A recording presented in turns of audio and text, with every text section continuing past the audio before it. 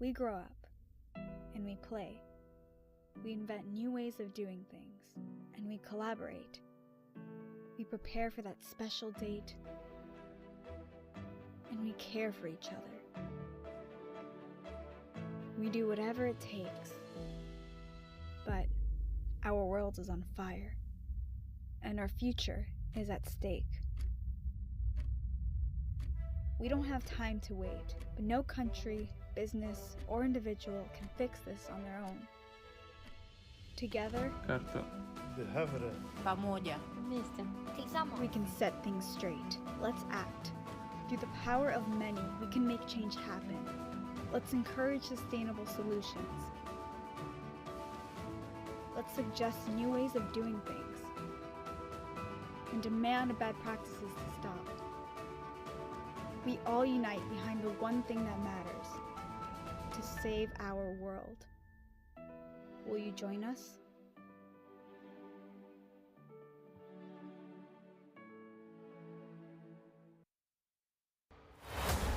We are in a climate emergency, and we are very far from where we need to be. Welcome to the second Exponential Climate Action Summit. This decade is crucial for the future of us all. The outcomes for humanity could actually spell disaster. There are no jobs on a dead planet. And that's why waiting is not an option. We're not recovering in a green way as we had.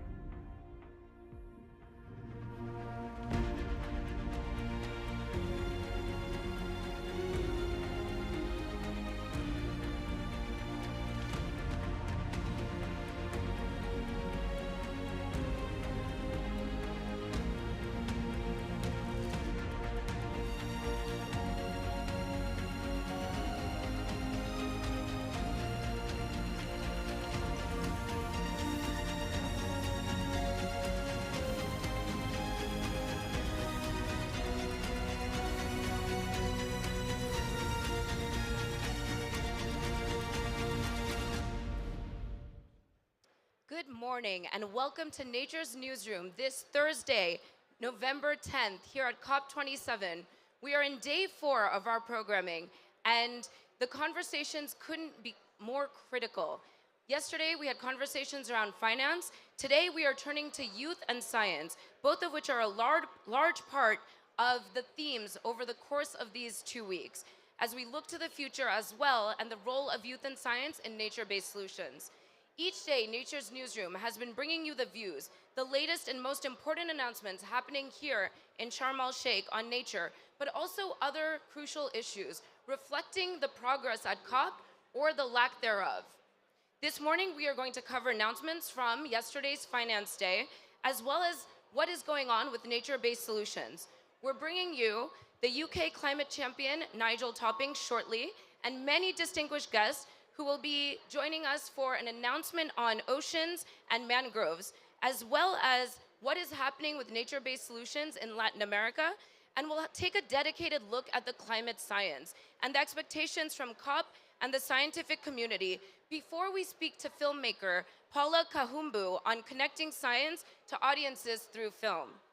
To start our day today, I'm delighted to announce 3 guests from leading nature-positive organizations to talk through what we are hearing so far on the debates and discussions here in Sharm El-Sheikh.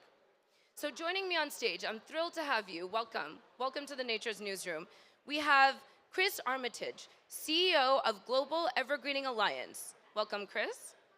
We have Irene Ujuk. She is the Ambassador Farmer of Managed Natural Regeneration Expert for Global Evergreening Alliance as well. Welcome, Irene. And finally, we have Slav Gatchev, Managing Director at Nature Conservancy. Thank you so much for joining us. So let's kick off this discussion first with you, Chris.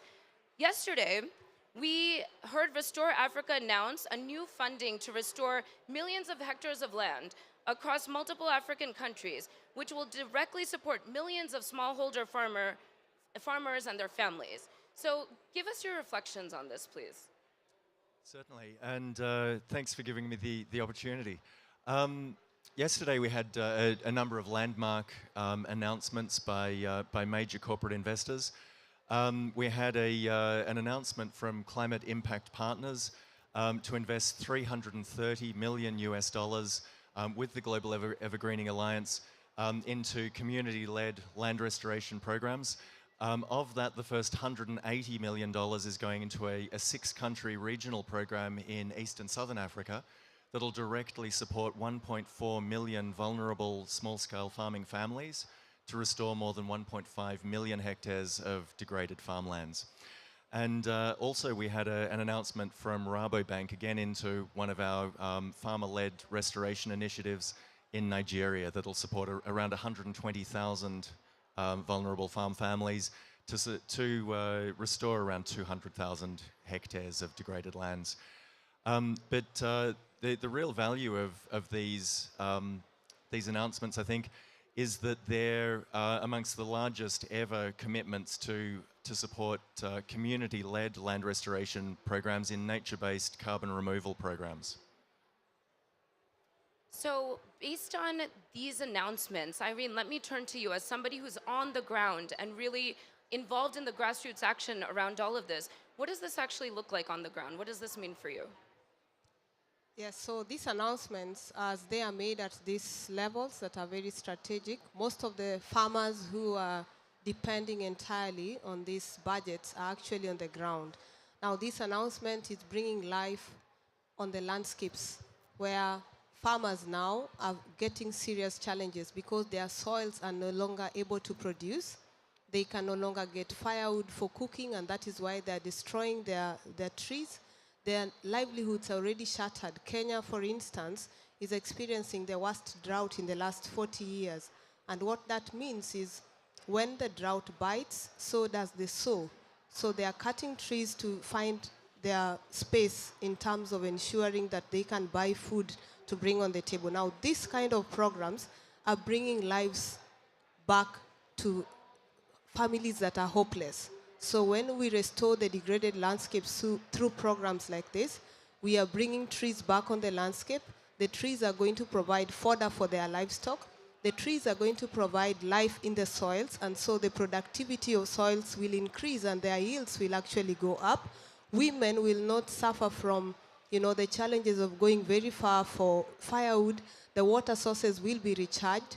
The young people who are actually sometimes exposed to sexual violence when they go into forests to look for firewood will no longer be exposed to some of these challenges.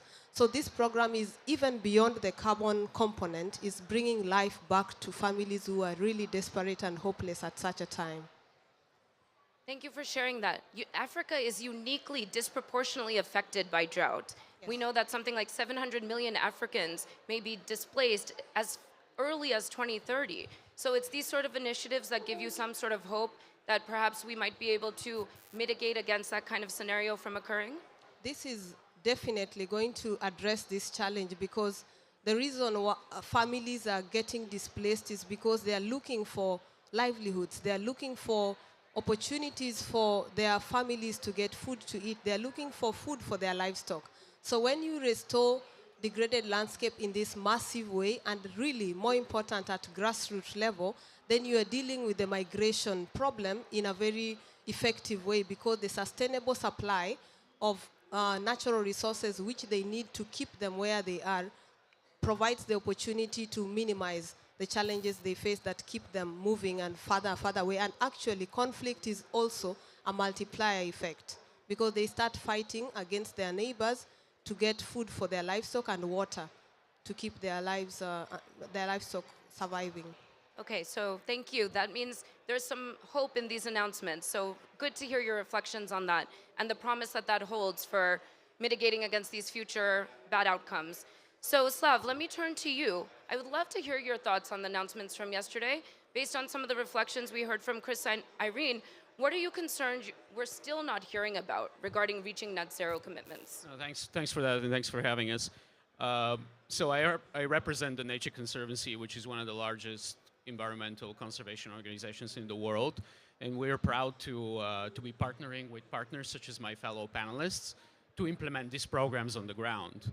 And I love the diversity of this panel, because what I'm going to talk about would be way, way upstream, if you will, or much more macro and global. But the macro global picture can only be meaningful if there is implementation on the ground. And after all, the hashtag here is implementation, or together for implementation. And so therefore, we have to be concerned about, real action and real programs on the ground. But those would be impossible unless there is funding, right? And yesterday was indeed Finance Day. And those who were waiting for big announcements, big headline announcements of new financial pledges, new money pledges, would have been sorely disappointed. I see the glass as half full, again, because empty pledges or unfulfilled pledges from years ago, we shouldn't dwell on them, but rather we should be thinking about what can be done going forward. We should reflect on the fact that in Copenhagen, the world pledged $100 billion per year, which is a pitiful number for those of us who follow this theme very closely, because trillions are needed. But we should reflect soberly on the fact that even $100 billion proved impossible, okay, in retrospect. And we should be aware of that as we look forward. And so what can be done from a very practical perspective to address what we see as a triple crisis between sovereign debt, in other words, countries being unable to roll forward their obligations, access capital markets, facing extremely high cost of financing, which basically is not allowing them to invest in their own nature and climate. So that's crisis number one. Biodiversity, right, which my fellow panelists are talking about, and the related climate issues. So we're facing a triple crisis, which is the bad news. The good news is that there is an instrument that TNC has pioneered, debt for nature, debt for climate swaps, or debt conversions, which we already implemented in Seychelles, then in Belize, and then in Barbados. And that instrument, in one fell swoop, can address the triple crisis by reducing indebtedness and allowing countries to channel the savings into conservation and climate outcomes. And we're seeing yesterday, throughout this COP, and hopefully in the days to come, a greater appreciation of that tool at the highest echelons of power. Both, finance ministers are talking about it, prime ministers are talking about it, Mia Mottley, first and foremost, and it resonates with the IMF, the US government, and others. So there is hope that the international community will lean in, will encourage the multilateral development banks, whose shareholders are all these governments, to be basically investing more of their resources, not so much in direct lending, but in stimulating capital market issuances, which will have a leveraging effect to bring in the entirety of the capital markets, Wall Street, towards conservation. Slav, thank you for sharing that. I was actually asked on Sky News Arabia this morning exactly what combination of financial instruments can see some of these hopes into reality. So that was a very thorough and comprehensive answer, and I really hope the audience that's tuned in around the world picked up on that.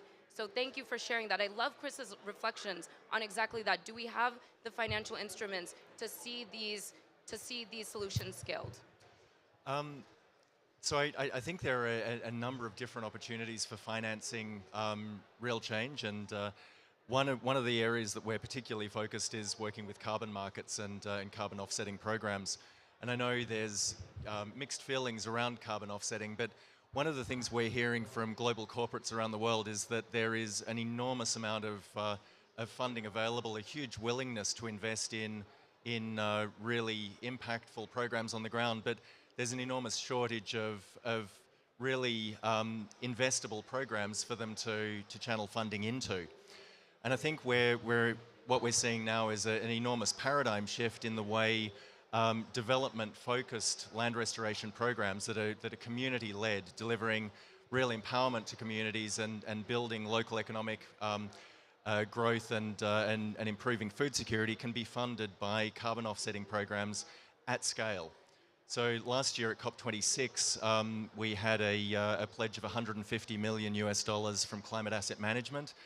At COP27, we're here to say that commitment has been delivered, that investment's now being applied, the program's being implemented across 6 countries in East and Southern Africa, which will support 1.5 million households to restore almost 2 million hectares of degraded land.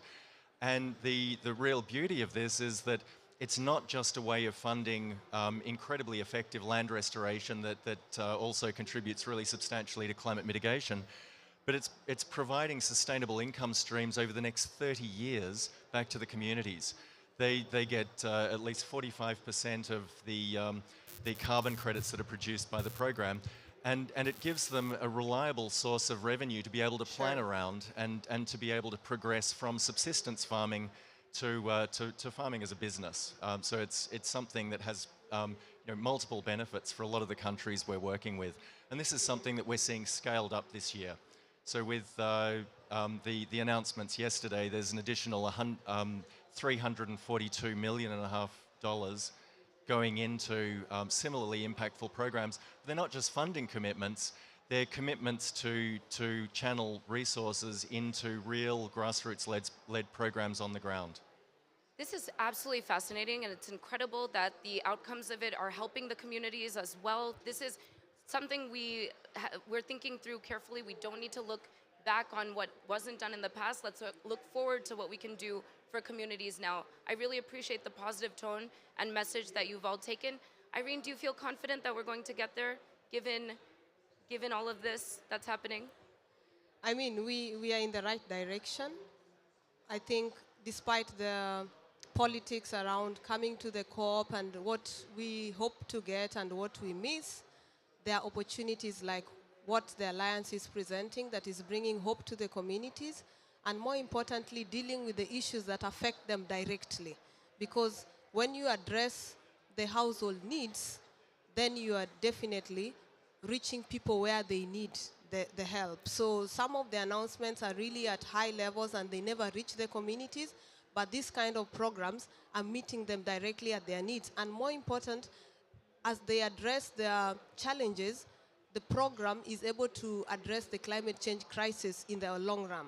So as farmers are now seeing trees back on their landscape, they are seeing their contribution to making the drought situation reversed in time. They are also trying to see if this can actually address the rainfall cycle that is already tampered with. They are seeing livelihoods, starting to, get resuscitated in a way. So this is more real to them than the meetings that are being held at these strategic levels. Thank you so much, Irene. I'm going to leave it there. What a fantastic panel. Thank you for sharing your thoughts and reflections from yesterday. Please continue to do everything you're doing to bring these climate solutions into reality on the ground. Thank you. And now, we will be going to our media partner, Eurovision. Please take a look at this incredible business video that they've produced.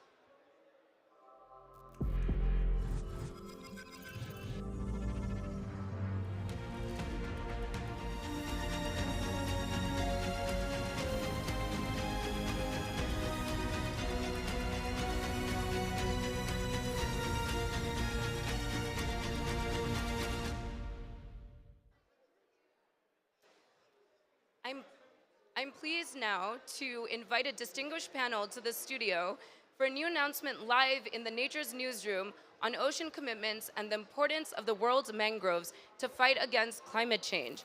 So, welcome panelists. We have Nigel Topping, who I like to call world champion, but he's high-level climate champion. We have Her Excellency Miriam Al-Hiri, Minister of Climate Change and Environment for the UAE. Welcome. We have Jen Morris, CEO of the Nature Conservancy, and Stuart McGuinness, Deputy General of the IUCN. Welcome to all of you. Thank you for joining us here today. So Nigel, let's please start with you. You are here this morning to talk about the mangrove breakthrough. Talk to our audience here in the studio and watching from all over the world why this is so relevant. Well, very excited to be here with some dear friends and partners. Let me first explain what we mean by a breakthrough. This is the implementation COP. So yes, we can talk about net zero, resilient future, but to do that, you've got to invest money in specific solutions in specific areas.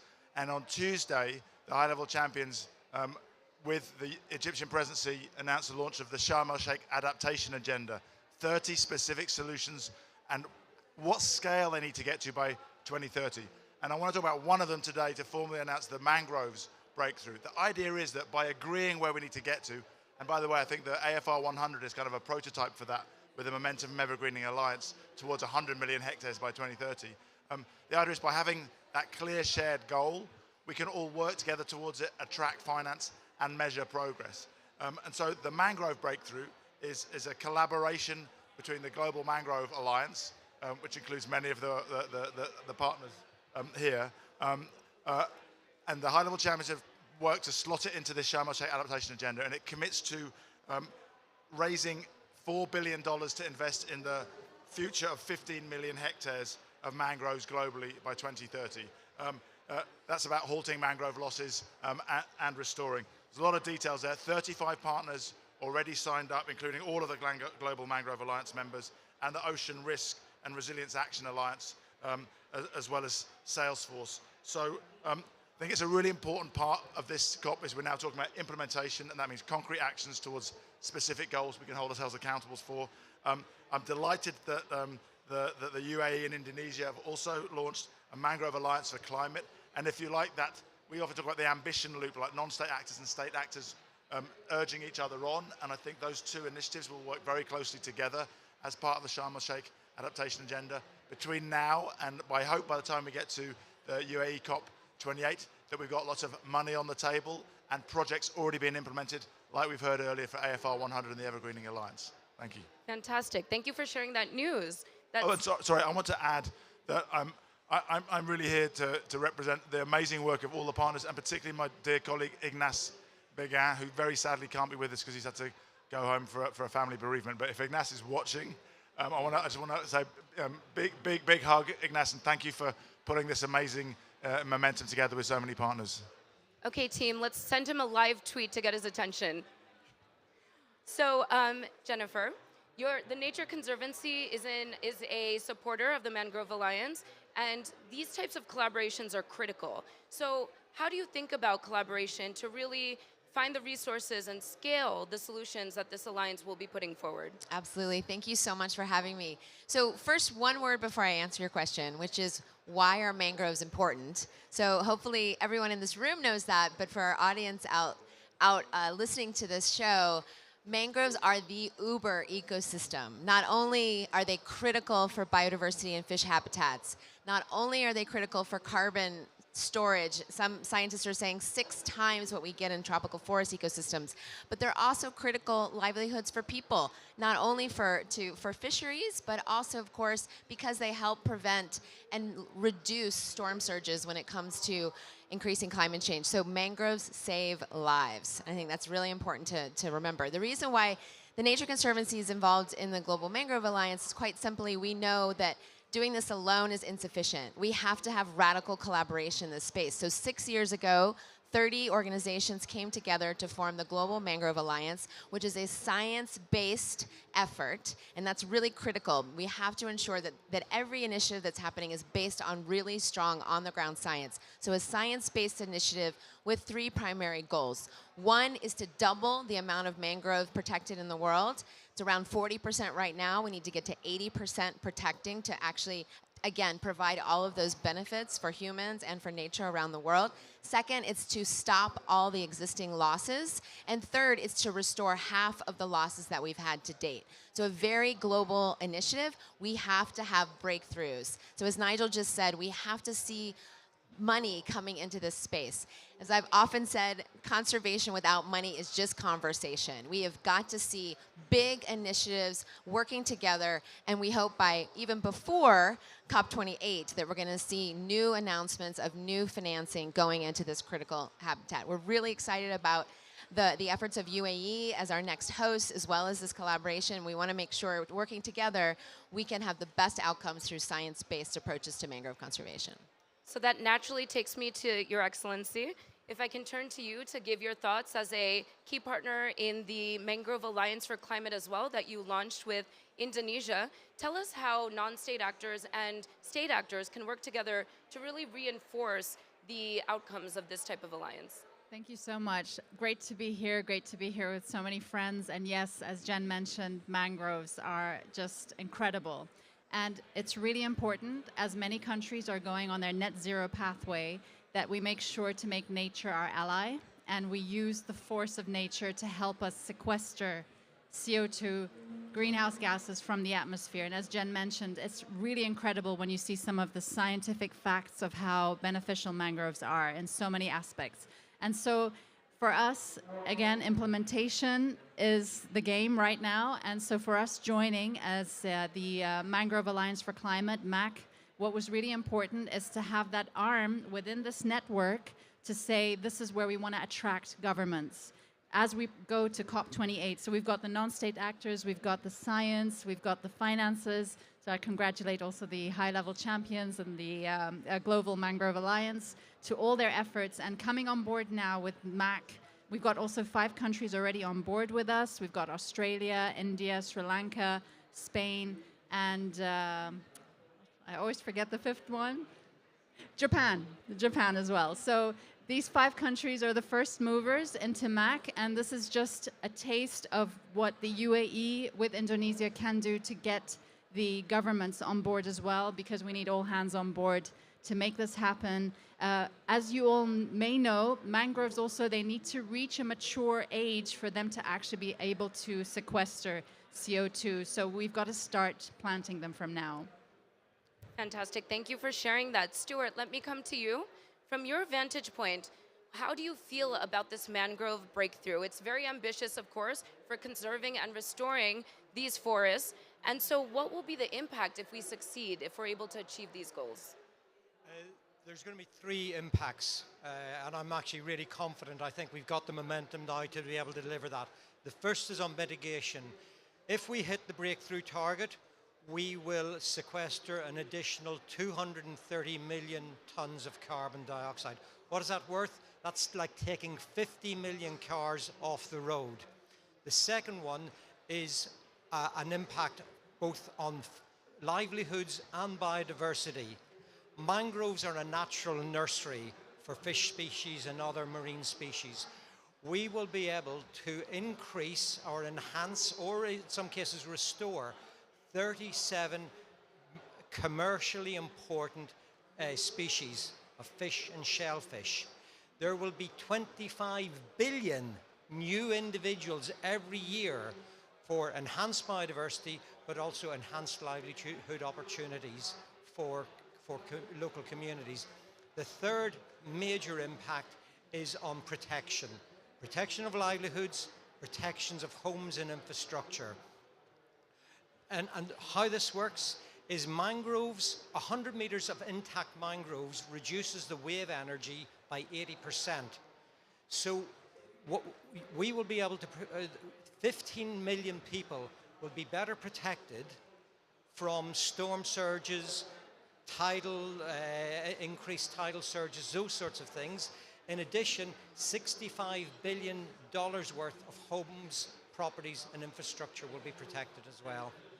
And this is just from mangroves, which is a solution in the nature-based solutions toolkit. So let's broaden this out a little bit. Jennifer, I'd love to hear from you.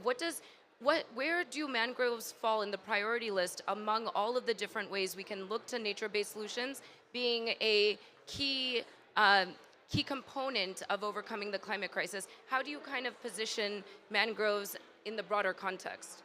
Yeah, well, as I said, they're the Uber ecosystem. They do everything, right? They protect people. They provide food for fish. They provide incredible carbon storage. So in terms of a nature-based solution, and specifically how we get more private finance into nature conservation, specifically mangrove conservation, it's very high. So there's a whole effort called blue carbon, right? So securitizing credits from preserving and restoring and protecting mangroves. And that's something that we're, at the Nature Conservancy, many other organizations working on. We have projects that are starting in 11 countries, some of the largest blue carbon initiatives in the world, because investors recognize that blue carbon is an incredibly important asset for that triple win: the nurseries, the storm surge protection, and of course, the carbon sequestration. So it's very high on our agenda. And so given that it was Finance Day yesterday, Nigel, let me come to you. Do you think the outcomes of yesterday will get behind these types of nature-based solutions? Will we get the financing to bring us there to see the outcomes that Stuart was expressing? Well, I think so. So I think one thing that's happening is we're maturing the conversation to go beyond the obsession with one front of pipe insufficient metric as we heard earlier, the 100 billion. Yesterday, Nick Stern and Vera Songway launched a paper which the champions and the presidencies commissioned to lay out the sort of more engineering approach for solving the problem with finance, which shows we need an extra $2.2 trillion a year for emerging and developing economies by 2030. And they lay out in that paper a big chunk of that needs to go to adaptation, resilience, and loss and damage, and a big chunk of that needs to go to nature-based solutions, land restoration, mangrove restoration, etc. So, and in addition to that, we have these 550 financial institutions in GFANZ all looking how they can start to invest in these type of solutions. So it's still early days. We shouldn't declare victory, but we are seeing a lot of signs that we're really ramping up. I think some of the announcements yesterday and today, and this kind of collaboration is what's going to be needed to really drive the progress at the pace that we need. Let me come to you, Your Excellency. So we know that the UAE is hosting COP28, and you are very involved in nature-based solutions. Where do you think your reflections will be? Let's say this was COP28. We sped ahead a year now. What will you be saying about how far we've come as it relates to nature-based solutions and this mangrove breakthrough that we've been talking about today? So first of all, the UAE is also on a mission to plant 100 million mangroves in our own country by 2030. So by COP28, hopefully you're going to see a lot more nursery grounds in the UAE, because we need to have those areas, and we have a roadmap of 2030. I also want to include one very important information. With Indonesia, we have conceptualized a research facility. So it's going to be the Mohammed bin Zayed International Research Center for Mangroves, which is going to be located in Indonesia. And this is going to be a research center for all of us to use and collaborate with, because we need to know the seeds that we can use, the technologies we can use. I mean, we talk from our own experience. We're now using drones to actually fly over remote areas and islands and shooting seedlings into the ground. And right now, the success rate is about 40%. This is knowledge sharing that we need to share with the world. And then having the breakthroughs where the finance comes in, we can help those countries that are really struggling with sea level rises. Look at the Maldives, for example. They're talking about creating a wall. Let's create a mangrove belt. So these are the kind of things I hope we see at COP28, where we see solutions that are that we can scale up. Thank you for speeding ahead in time with me. It's much appreciated. And let's go even further in time, Stuart, since you've been talking about the implications and the positive benefits of this type of restoration effort. What will we see for humanity? Are we going to solve some of those negative impacts that you described if we can scale solutions like mangroves and even more solutions in our nature-based solutions toolkit? Absolutely. I mean, I really do think, I think one thing we're actually seeing here, and if you've listened to the conversation today, is the old style approaches of a single sector, a very binary approach to problem solving. That's last century. We don't have time to try and solve problem by problem. And often when you try and solve one problem, you create another challenge as well. What really excites me about initiatives like the Mangrove Breakthrough is now we're taking a much more integrated approach. We're taking an approach of actually getting finance aligned, so getting political will aligned, so that you can now solve challenges around the crisis of biodiversity loss, climate crisis, both from an adaptation and a mitigation perspective, and enhance and contribute to livelihoods. So that's where I think this is the exciting thing with nature-based solutions. It's offering up a much more integrated, science-based, definitely, but a much more integrated approach that we start to work in real time by dealing with several problems at once. Thanks. Fantastic, thank you. And that was such a great final conclusion to leave our audience here in the studio on, and the millions that are tuning in from around the world. Thank you all for joining us. Thank you to my esteemed panelists for presenting your thoughts today, and all the best with the Mangrove Breakthrough. We're so excited to report on this. Thank you.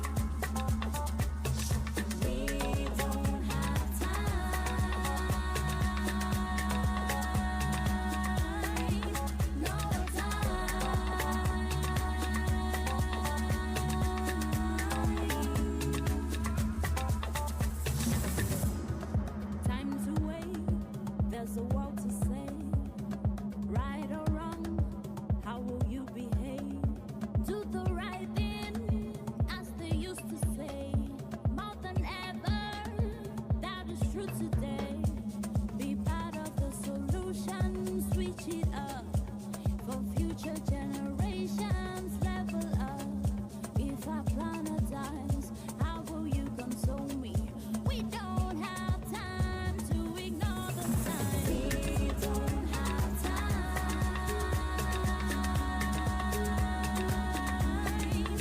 No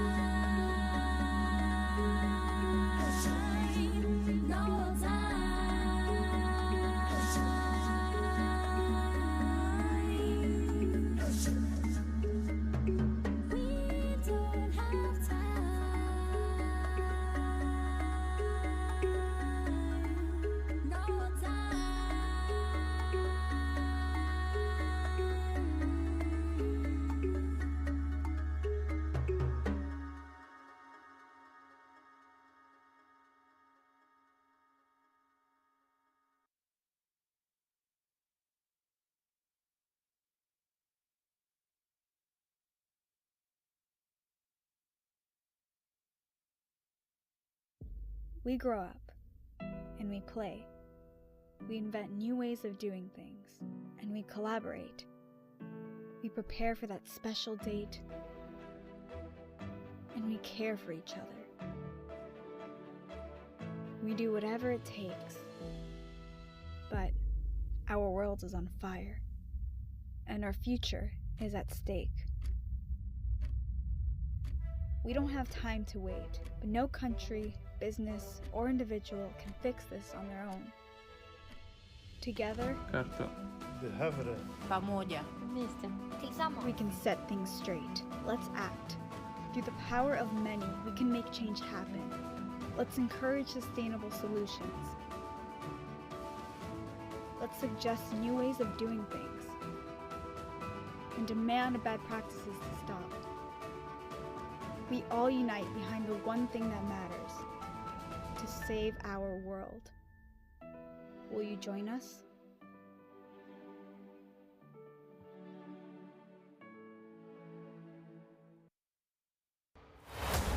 We are in a climate emergency, and we are very far from where we need to be. Welcome to the second Exponential Climate Action Summit. This decade is crucial for the future of us all. The outcomes for humanity could actually spell disaster. There are no jobs. Welcome back to all of you joining from around the world to Nature's Newsroom, Day 4 at COP27. Welcome to those who are in studio here at COP as well. We are now moving on to a panel that will be discussing nature-based solutions, and these are really prominent talking points that will be themed throughout the session today and throughout the course of these next 2 weeks. So here to join me for this discussion are 4 esteemed panelists. We have Jose Gregorio Diaz, General Coordinator for the Indigenous Organizations of the Amazon Basin. We have Ana Guzman, Communications Manager of Latin America at the Nature Conservancy. She will also be translating for Gregorio. We have Elena Gualinga, indigenous environmental and human rights activist, the Quechua de Sarayaku community, and Carlos Segura. Actually, Carlos, you will be translating for Gregorio. You are the executive director of Sachamama. Incredible to have the four of you. Thank you for joining us today. So, Carlos, let me please come to you first. Tell us what the initiative of 100 Latinos is all about. Yes, thank you. Well, the initiative is really a platform to elevate the Latino leadership in the climate movement and to make sure that we exert global pressure to fulfill the development goals and the Paris Agreement. That was how initially it was envisioned, but now we want to kind of take it a step further, really, and make sure that we work closely with some of the personalities of that platform to make sure that we elevate specific issues. And this year, we're really rallying behind the Amazon rainforest as an ecosystem that is vital for our planet and for all communities. And we are actually so lucky to be joined here with two that are involved in this initiative. We have voices from the Amazon, Gregorio and Elena. And so, Gregorio, I would like to ask you first, and Carlos, if you wouldn't mind translating for the audience, what are the main challenges that indigenous people in the Amazon are facing as it relates to climate change? Gregorio, ¿cuáles son los retos principales que las comunidades en la Amazonía están enfrentando ahora en la actualidad? Bueno, en primer lugar, un gran saludo a todo el planeta que nos ve en este momento, a todas las personas que nos acompañan, a Carlos, a Elena, a los hermanos de TNC, Sachamama. Nosotros estamos aquí como pueblos indígenas, en primer lugar, para decirle al planeta, al mundo, de que nos ayuden, de que la selva amazónica en este momento está en un punto de no retorno. First of all, he wants to acknowledge everyone in the space and welcome all that were here, Elena, Anna, myself. And first of all, he says that he is here to pledge a call for everyone to really help the Amazon communities and the Amazon rainforest. Si continúa el extractivismo, los combustibles fósiles, la minería, la contaminación de nuestros ríos y continúa de esta manera, si no se para eso, dicen que la selva amazónica es el pulmón, pero no realmente es el pulmón, es el corazón del planeta. Entonces, ese corazón puede dejar de funcionar para todos, no solamente para nosotros. Nosotros estamos en grave riesgo porque vivimos en nuestra casa, pero el planeta dejaría de vivir como está en este momento si la selva amazónica desaparece. Entonces, el llamado es un llamado de emergencia, de un apoyo moral, un apoyo político, un apoyo técnico, pero también un apoyo financiero para nuestra lucha, que es la lucha del planeta. Well, the Amazon is called as the lung of our planet, but it is really the heart of our planet. And right now, it is in a breaking point. So we need to understand that the protecting and preserving the Amazon rainforest, by doing that, we're not just protecting the Amazon, but we're protecting everyone. We're protecting the entire planet. So the call here from them is to make sure that we bring the resources, the technology, the financing, to make sure that they can be able to enable those communities to do the work that they already know how to do. Thank you, Carlos. Thank you, Gregorio. Protecting the Amazon really is protecting the world. And Elena, there is knowledge that the Amazon has provided over centuries that indigenous knowledge that can really be helpful as we think about protecting the planet. Tell us the role of this indigenous knowledge. Well, if we just look at, for example, some very powerful statistics of indigenous people make up 5% of the world's population and we protect 80% of the world's biodiversity. But if we also look locally, the protected areas in the Amazon, they're all under indigenous custodianship. So there is a direct link between indigenous stewardship and the protection of the Amazon rainforest. And it's something cultural. It's something that we've been doing for thousands and thousands of years. And by this experience of thousands of years, we've also learned how to coexist with this land and be able to nurture ourselves from nature without harming it. And that's a huge lesson that indigenous people can teach the world. But it's also very, very important that indigenous people are participating in decision making, not just because of the knowledge that we have, but also so that we can ensure climate action in a process that comes through a lens of climate justice. Because as we are moving forward with climate solutions, if it's not done through a lens of climate justice, our communities are the ones that are going to be affected by it. And that's why indigenous participation is so, so important in these spaces, and why we need to bring in both the knowledge and our, our direct participation. Thank you for sharing that. And Anna, let me come to you. The Nature Conservancy, which is, of course, a supporter of Nature's Newsroom, is also part of 100 Latinos. So what is the Nature Conservancy doing with the Amazon and with working with indigenous peoples of the Amazon? Sure, thank you for the space. And okay, just I want to highlight that the Amazon is the largest tropical rainforest on Earth, and its conservation or its loss is vital for everyone. You taking the words also of Gregorio. And we are working in close coordination with the communities, the indigenous communities that are strategic partners for TNC. And we are trying to create a collaborative movement also around the Amazon, but also other strategic ecosystem in Latin America. I think that one of the things that are super important is TNC is a science-based organization. We are bringing science to the Amazon, but also we are taking and elevating the ancestral knowledge of our indigenous people and local people in the Amazon to really create a synergy between these two kinds of knowledge, science and ancestral knowledge. Then is what TNC is trying to do. Also, as communicator, I'm the communication manager for TNC. I see in the last years the need of the communities to share their knowledge, to elevate their voices. And I think communication is very important in order to show the science that TNC is doing, but also to show the knowledge of the community that is as important as the science. That's fantastic, and you are an incredible communicator, you all are, and we obviously need to bring more indigenous voices to the table.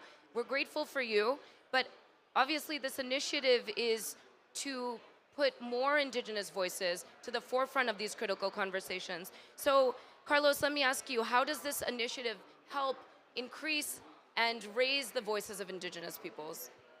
So I will say that it's not so much about raising their voices. I think their voice is high and loud, but I think it is a platform to just highlight that issue.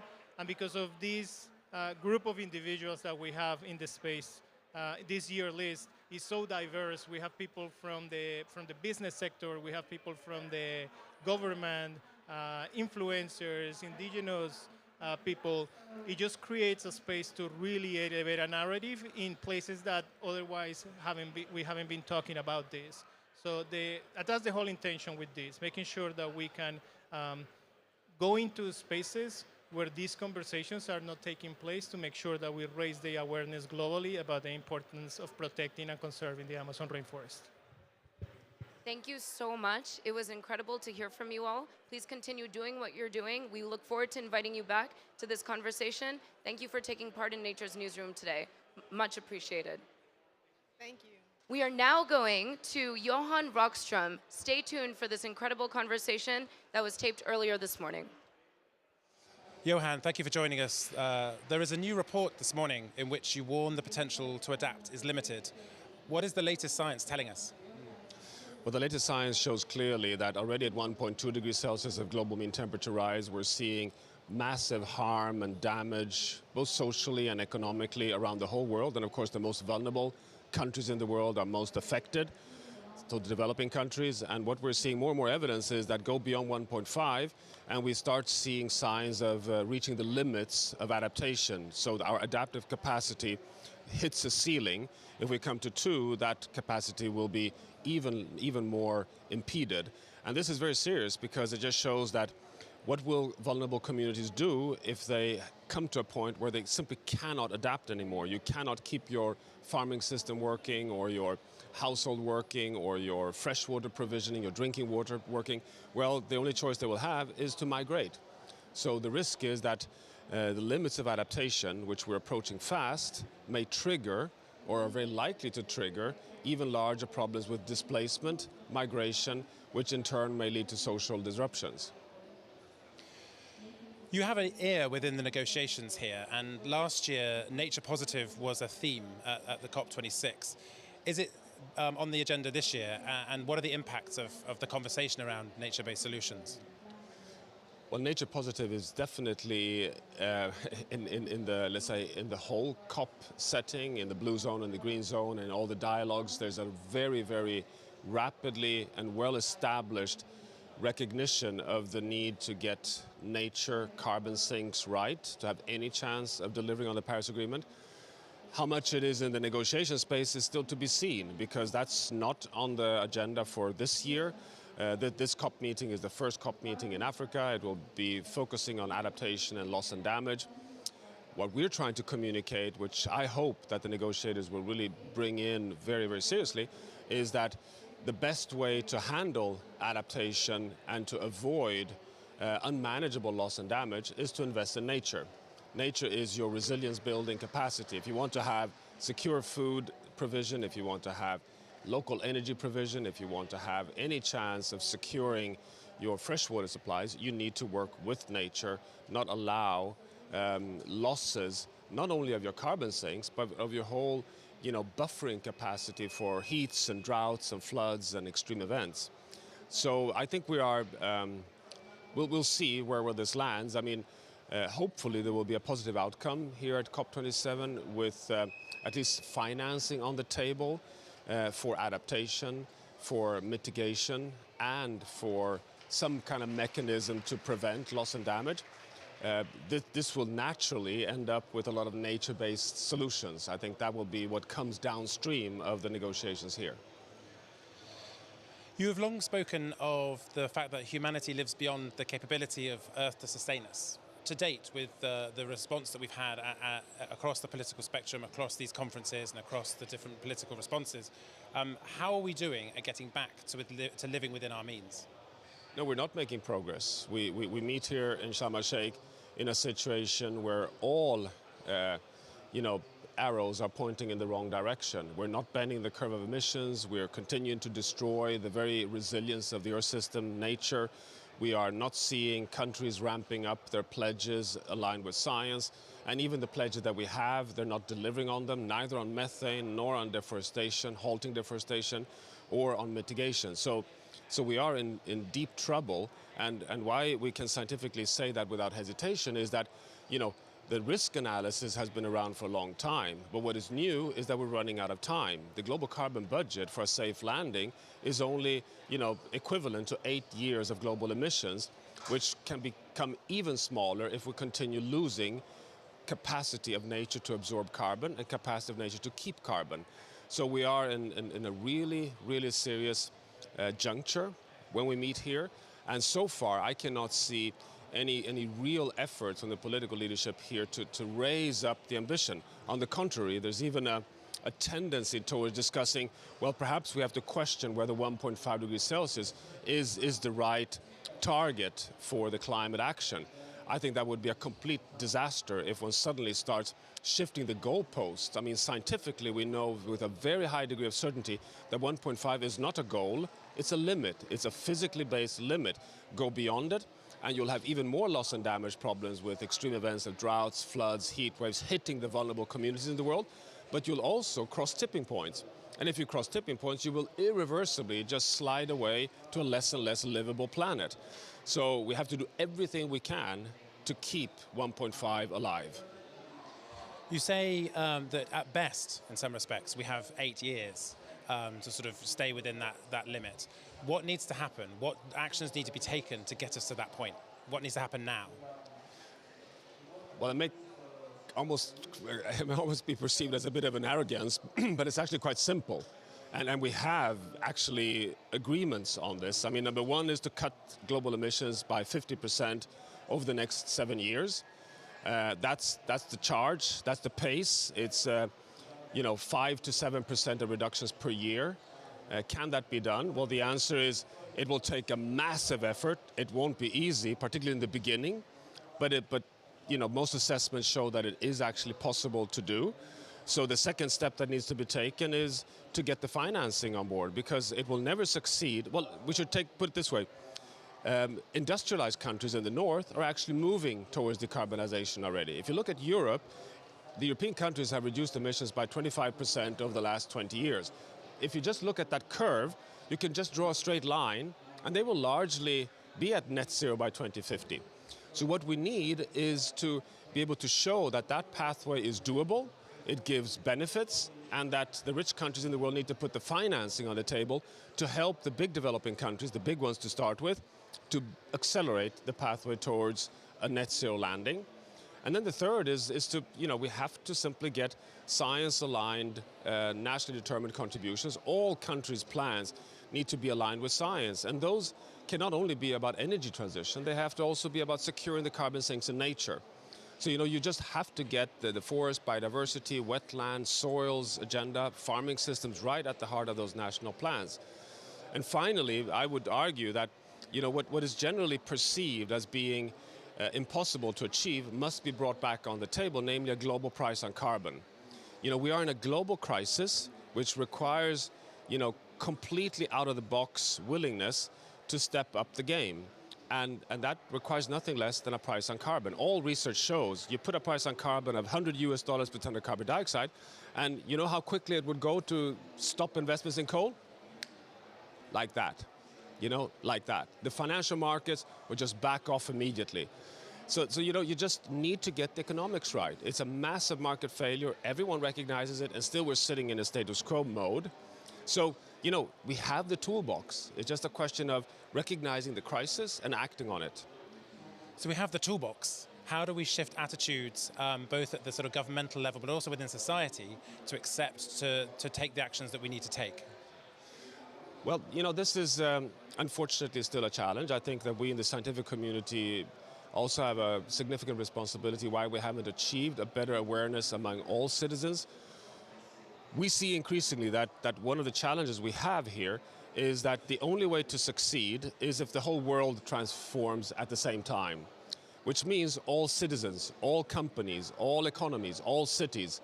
So you need to get also those big majorities across all economies in the world that are not denialists, but they're not climate activists, that they're not the people coming to the COP meetings. You have to get the indifferent masses to see that this is actually worth engaging in. And how do you do that? Well, that can only be done if you can see that this gives a benefit, if it's actually a journey worth joining. And we have the evidence for that, but we haven't really played that card in the narrative strongly enough, that a decarbonized, sustainable future is actually more modern, more attractive, giving more jobs, better economy, better energy security. I mean, just look at the Ukraine war right now, where a country like Germany is waking up saying, oh my God, we did the wrong bet. For 30 years, we thought we could rely on an autocratic pipeline of natural gas through the Baltic from Moscow, from Russia. But today, we see a very quick shift to say, no, if you want to have a modern, competitive Germany, you want to have energy independence and a much, much more diverse portfolio of energy sourcing from renewable energy.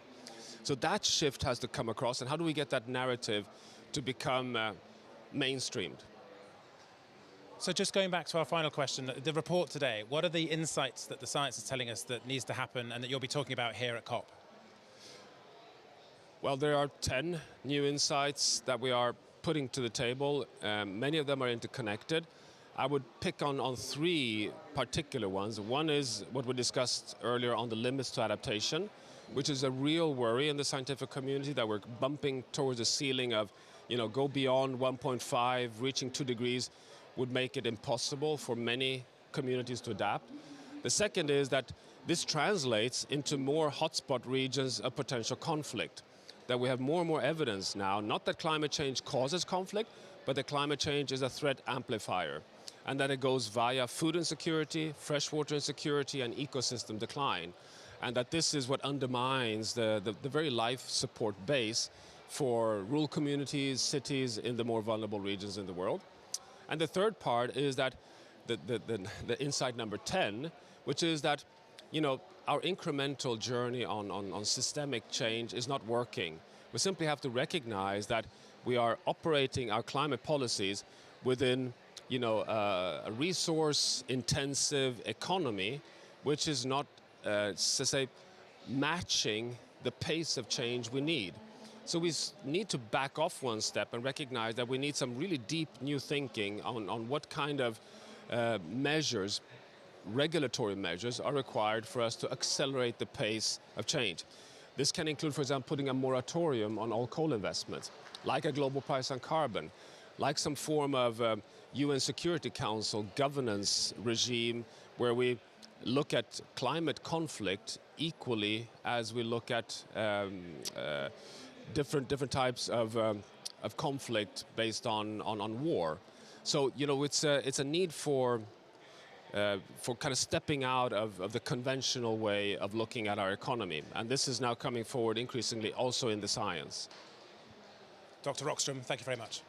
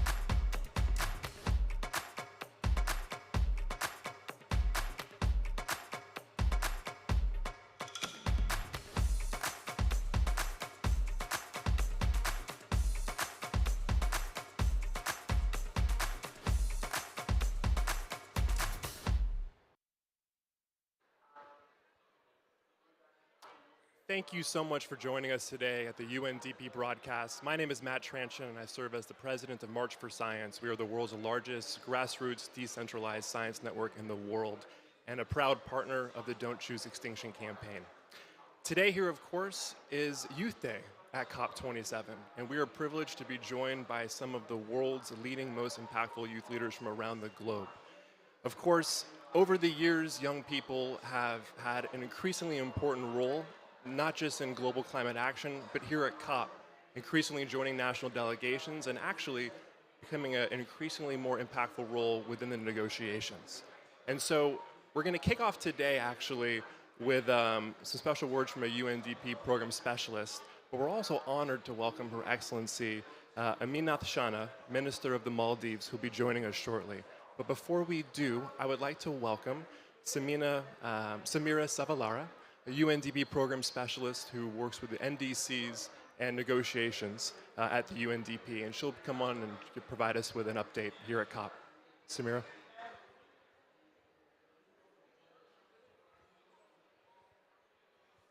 Thank you so much.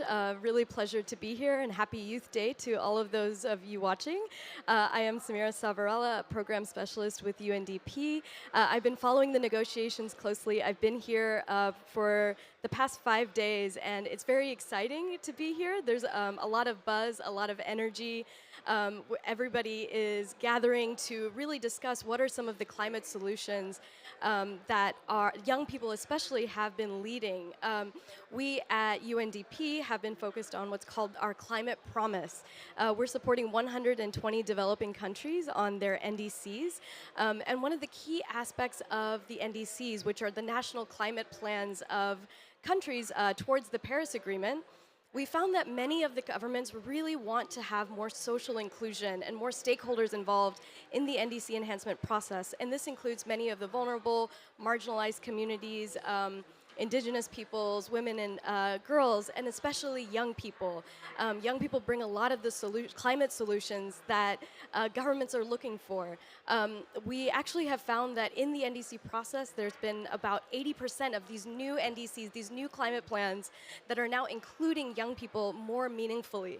Now what we hope to do is to start implementing these plans. How do you turn words on paper into action? And when you do that, how do you ensure that you are including young people, the voices of youth, the voices of marginalized communities and stakeholders in this process? It's really important. That's what really helps to drive ambition at the end of the day to reach the goals of the Paris Agreement.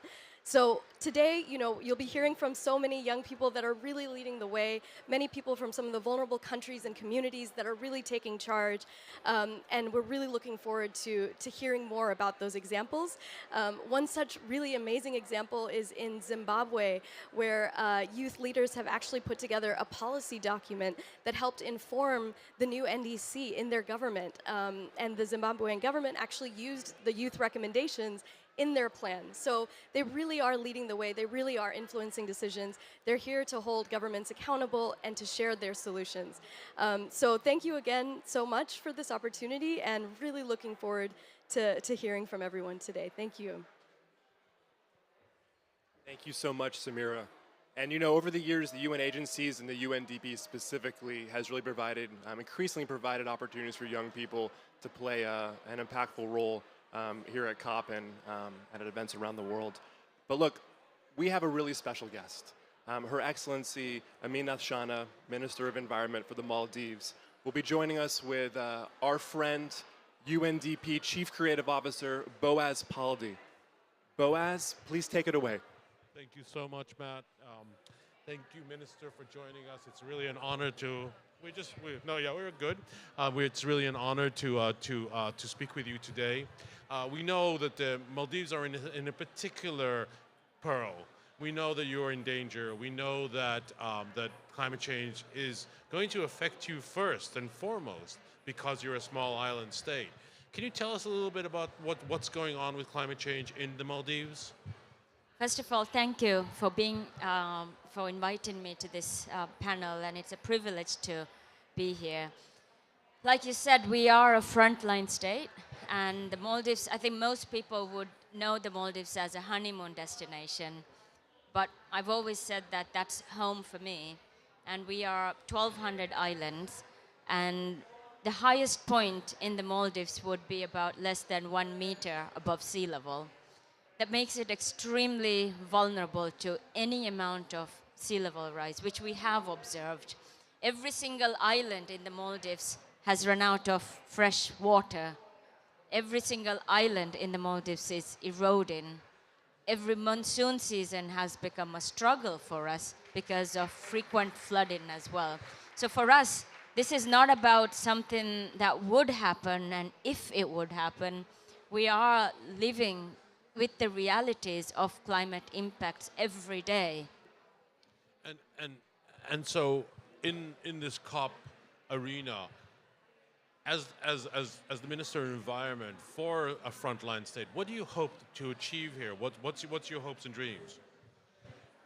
I mean, in COP, the pace of change, the pace of progress is extremely slow, and it is not enough for a country like the Maldives, which will need adaptation, which needs finance, which needs support for our loss and damage now, not tomorrow. So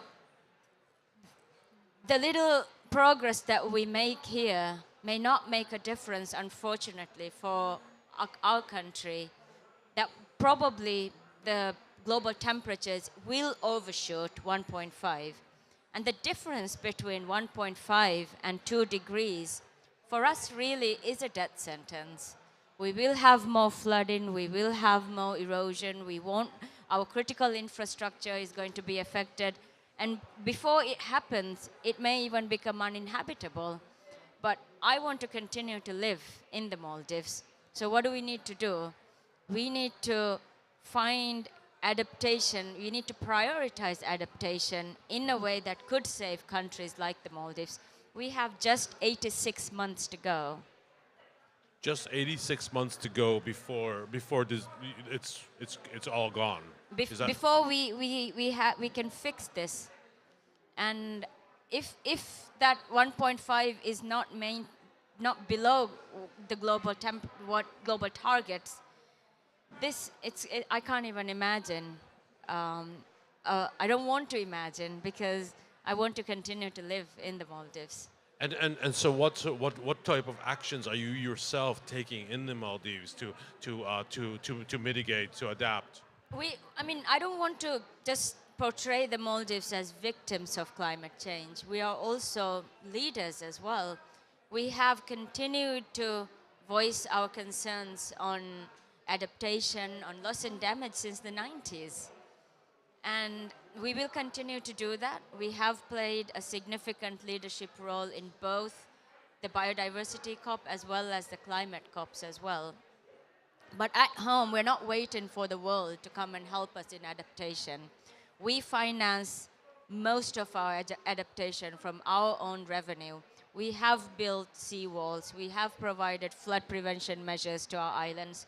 We are in the process of building desalination plants on every island to provide safe and clean drinking water to every single Maldivian.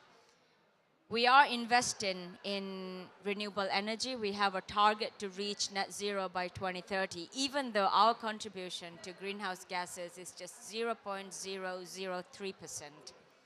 We will continue to do this. We are phasing out single-use plastics in the Maldives. We have protected 13% of our reef area.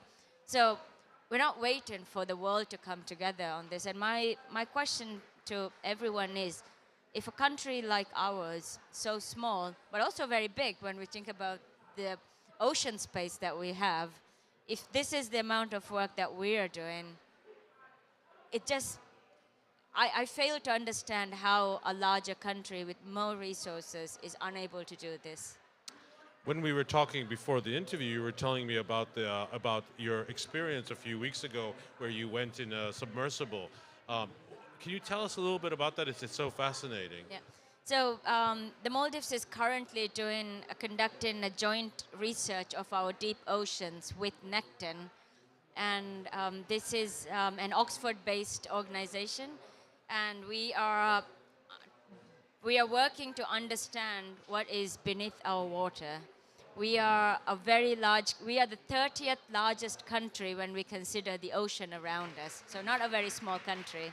I took a submersible to 270 meters below the ocean, and it was the most humbling and incredible experience in my life.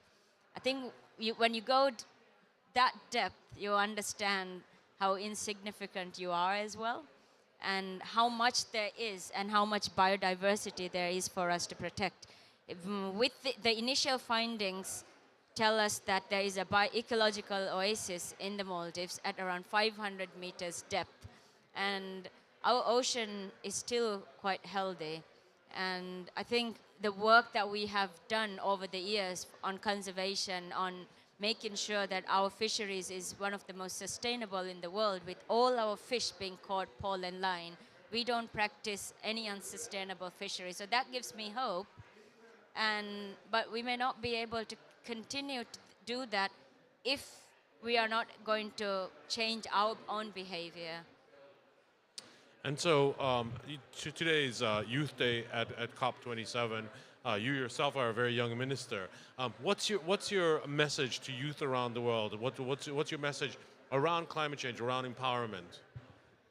This is the generation that will resolve this crisis, and this is the last generation. Our generation is the last that will be able to make a difference as well. And I think there is far more awareness, there's far more activism, there's far more leadership from young people now all around the world. In COP before, when I used to come here first, I was 24 at my first COP. and we didn't see as much youth engagement, but there's a lot more youth engagement at leadership level. My entire delegation is young people, and I think that makes a difference as well, because for us, we may not have another opportunity to make a difference. For us, we will see this, we are witnessing this, and I think that's the whole reason why there's more youth engagement, there's more anxiety. Young people are genuinely concerned about this, and they will make a difference. So you've obviously kind of been a very active person for a very, very long time. What should youth be doing to have their voice heard loudly and clearly? I think one of the most important things is to not be disillusioned by this process. Continue to press your governments, continue to be engaged, continue to practice activism, and voting is one of the most important things young people can do to make a difference, to change governments, to elect governments that believe in climate change. Thank you so much for joining us today, Minister. It's been an honor to talk to you, and I hope you have a very successful COP. Thank you. Thank you, Minister Shauna. Thank you, Boaz. We appreciate you joining us today.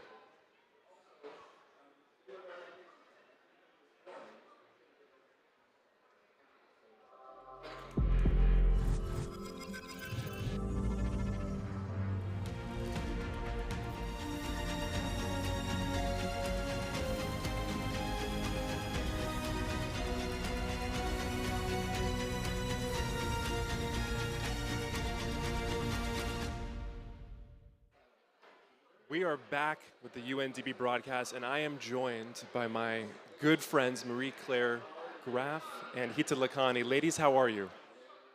We're doing absolutely fine. Lovely to see you, Matt. You too, you too. So, listen, we've known each other for several years, going back to your roles as the global focal points at YoungGo. Of course, you all helped co-found the Youth Negotiators Academy. But the idea behind that really was informed by your experiences at YoungGo. Hita, can you talk about that role and what you all learned over those years? Yeah, absolutely.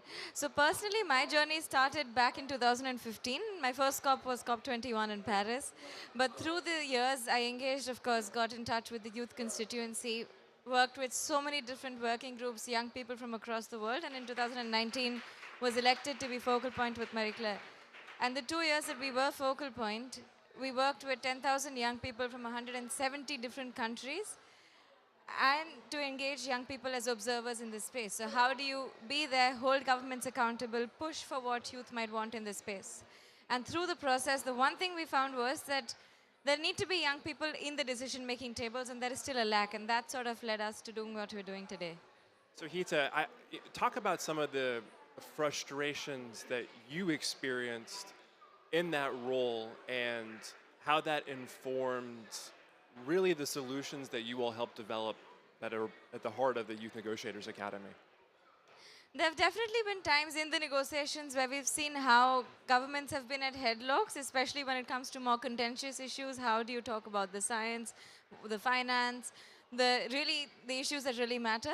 And through all of that, there have been, I've been part of the negotiations, witnessing it as an observer, seeing how you can work with governments, you can lobby for certain points, seeing how geopolitical issues affect and countries side or change sides through the course of the negotiations. And this has been one of the main reasons why we want to have youth in the delegations, where they can be part of this decision-making process. We don't need to be observers by the sidelines, but we need to be in these seats, working shoulder to shoulder with the same people who are making these decisions for us. All right, so MC, you're coming out of your role as a global focal point at YoungGo, having the experiences that you had. Talk about how the idea behind the Youth Negotiator Academy actually blossomed into the program that you all have launched. Yeah, thank you so much. I actually also started my journey as an observer, as an activist in this space. But actually 2 years down the line, the government of Switzerland asked me to be a negotiator in the official negotiation. And I was initially excited, but then actually first I rejected because I had imposter syndrome. And how old were you at the time? I was 23 years old. I was the youngest negotiator for the government. And it was a very intimidating space, right? And when I was here, I got support, but I saw how hard it actually is to be actually at the table. And this, together with the experience Hita shared, really triggered us to set something up like a framework, a support structure to bring young people into the negotiation, bring them to the table, but not only have them there and have like a checkbox, but actually equip them with the needed skills, with the needed network to be effective, to actually bring about the change you would like to see without mirroring what's going on, but actually bring our unique youthfulness to the table by understanding the dynamics, what is it actually here at the COP. Now, MC, of course, I can only imagine how intimidating it was coming into that role, feeling inexperienced relative to your negotiating peers. But there's also a power with being a young person at that table. I mean, I'm just thinking about how someone who's 23 negotiating with someone who's 73, talking about 2050 goals. At some point, you know, that moral authority, that power has to be truly felt. As you've launched this program and begun building a community of youth negotiators, can you talk about that sense of empowerment that comes with not just playing this role, but playing this role as part of a broader network of young people who are committed to the cause? Yeah, thank you so much. And you highlighted something very important, the community aspect of it, like working together, having young people coming from all around the globe. We work with 27 countries. We have 60 young people who we train to be here. And I think it's really important that we have this solidarity, that we have this support network, that we are not against each other, but see how we can work together. Because what you mentioned, 2050 for us is in the midst of our lifetime. Also what the minister mentioned before, they have only a couple of months left, and we have 7 countries or like youth representatives and youth negotiators from small island nations, from low-lying small island nations. And for us, it's very important to bring them together with all the others to be able to kind of build a community of support within the negotiations that we can work towards together, having very ambitious and, you know, adequate for young people decisions coming out of this COP. So MC, you kind of buried the lead there. The program launched when? The program launched on Earth Day, actually. Okay, and how many countries have formally joined the Youth Negotiators Academy in the last, 7 months? Yeah, we have 27 countries from all 5 regions of the world. We trained 60 youth negotiators, 55 of them are here at COP27. They're in the negotiations, they're part of their delegations and doing their thing.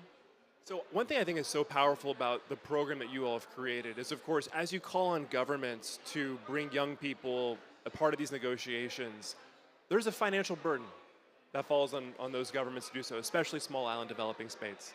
Part of what you all have developed, of course, is yes, you're providing tools and resources to the negotiators themselves, but you're also helping cover the costs for those governments that, if they are joining the program, they're confronted with a challenge. You know, especially if they have typically a small negotiating team.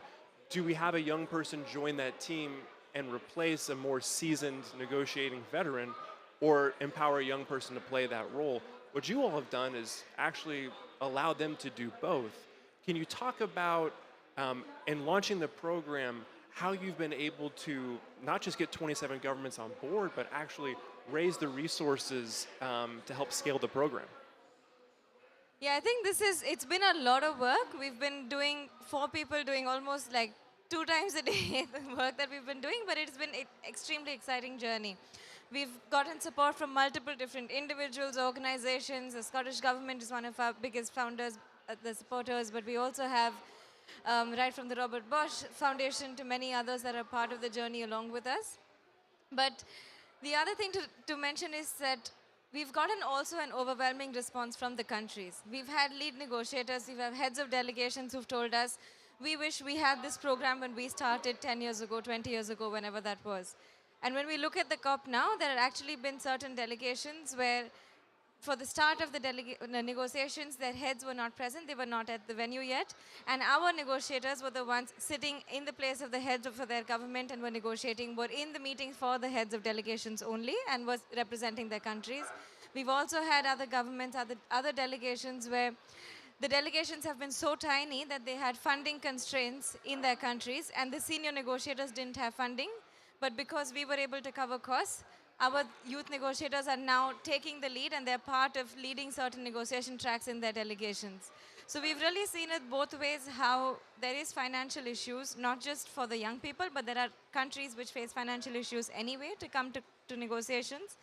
And youth have definitely, through the program, been able to get capacity, they've been able to get the training, and also the very basic skills of public speaking, of communications, networking. How do you not get overwhelmed in a very complicated space like a COP?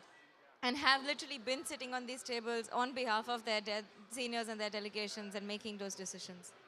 So I know it's been a roller coaster since you launched this. It's been it's been a sprint and a marathon at the same time. Biggest lesson learned through this whole process that you wish maybe that you had known when you started it that would have made this journey, I don't know, more sustainable? I think one of the biggest aims for us was to make this really holistic, to not only train them or financially support them, but give them everything they need to actually be effective here. And I think we succeeded in this, but yet there is still much more to do. And I think one of the points is that we have to even more work intergenerationally together. We have to do more advocacy on how young people are actually bringing in a very unique perspective and point of view, and how we can combine this with the more senior negotiators. And I think there are still a lot of prejudices, and we're working on it. But it would be really great if everyone is supporting, and it doesn't really matter what age you have, but working together across generations to solve the biggest crisis we are in. And I think the second biggest learning for us is as well that it's really, really important to take care of like the stress and the mental health, and really ensure that we are like healthy in this space, because the work we are doing is so, so important. And if people, young negotiators or also other negotiators are burning out in the space, no one is helped for. So I think it's also very important learning for us that we really have to take care of ourselves and the planet at the same time.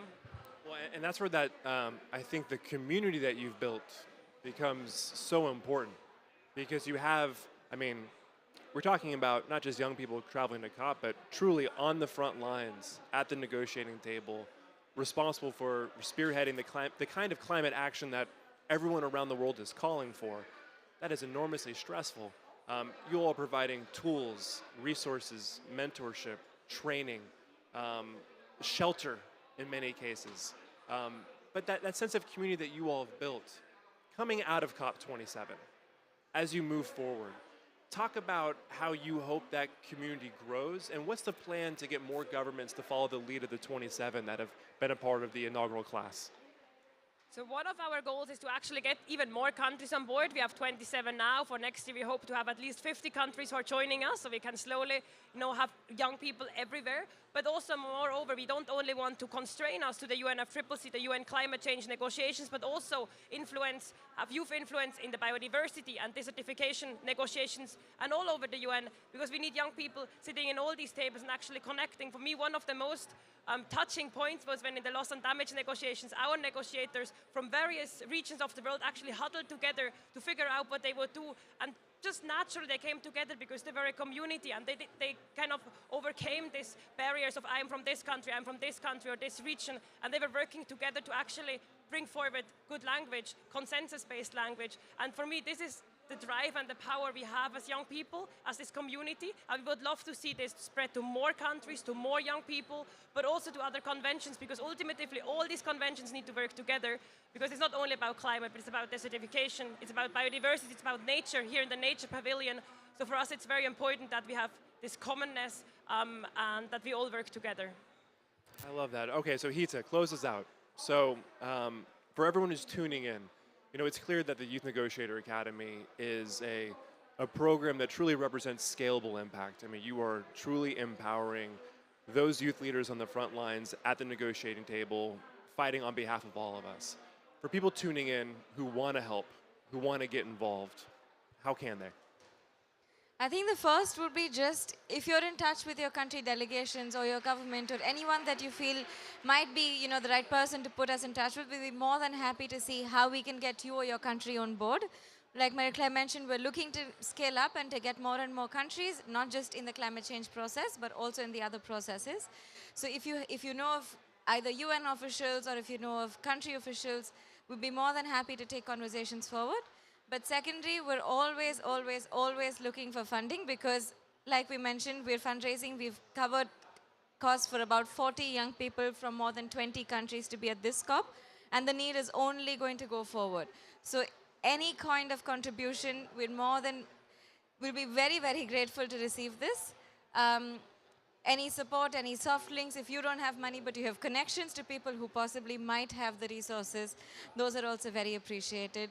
And at the end of the day, support us on social media, talk to the young people, be in touch with the youth who are actually the delegates, who are actually the negotiators, and bring your voices, bring your demands to them so that they can come to a platform together and can take it in the negotiations on behalf of you.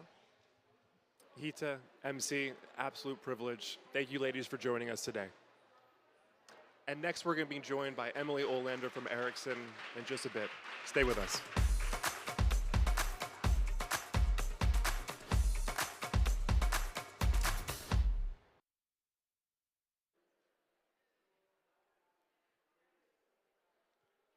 And we are back with Emily Olander, Climate Action Program Specialist for Ericsson. Emily, thank you for joining us. Thank you so much for having me. So Emily, let's kick off. Talk to us about the Ericsson Innovation Award. How did it start? How did it come to be? What's it trying to accomplish?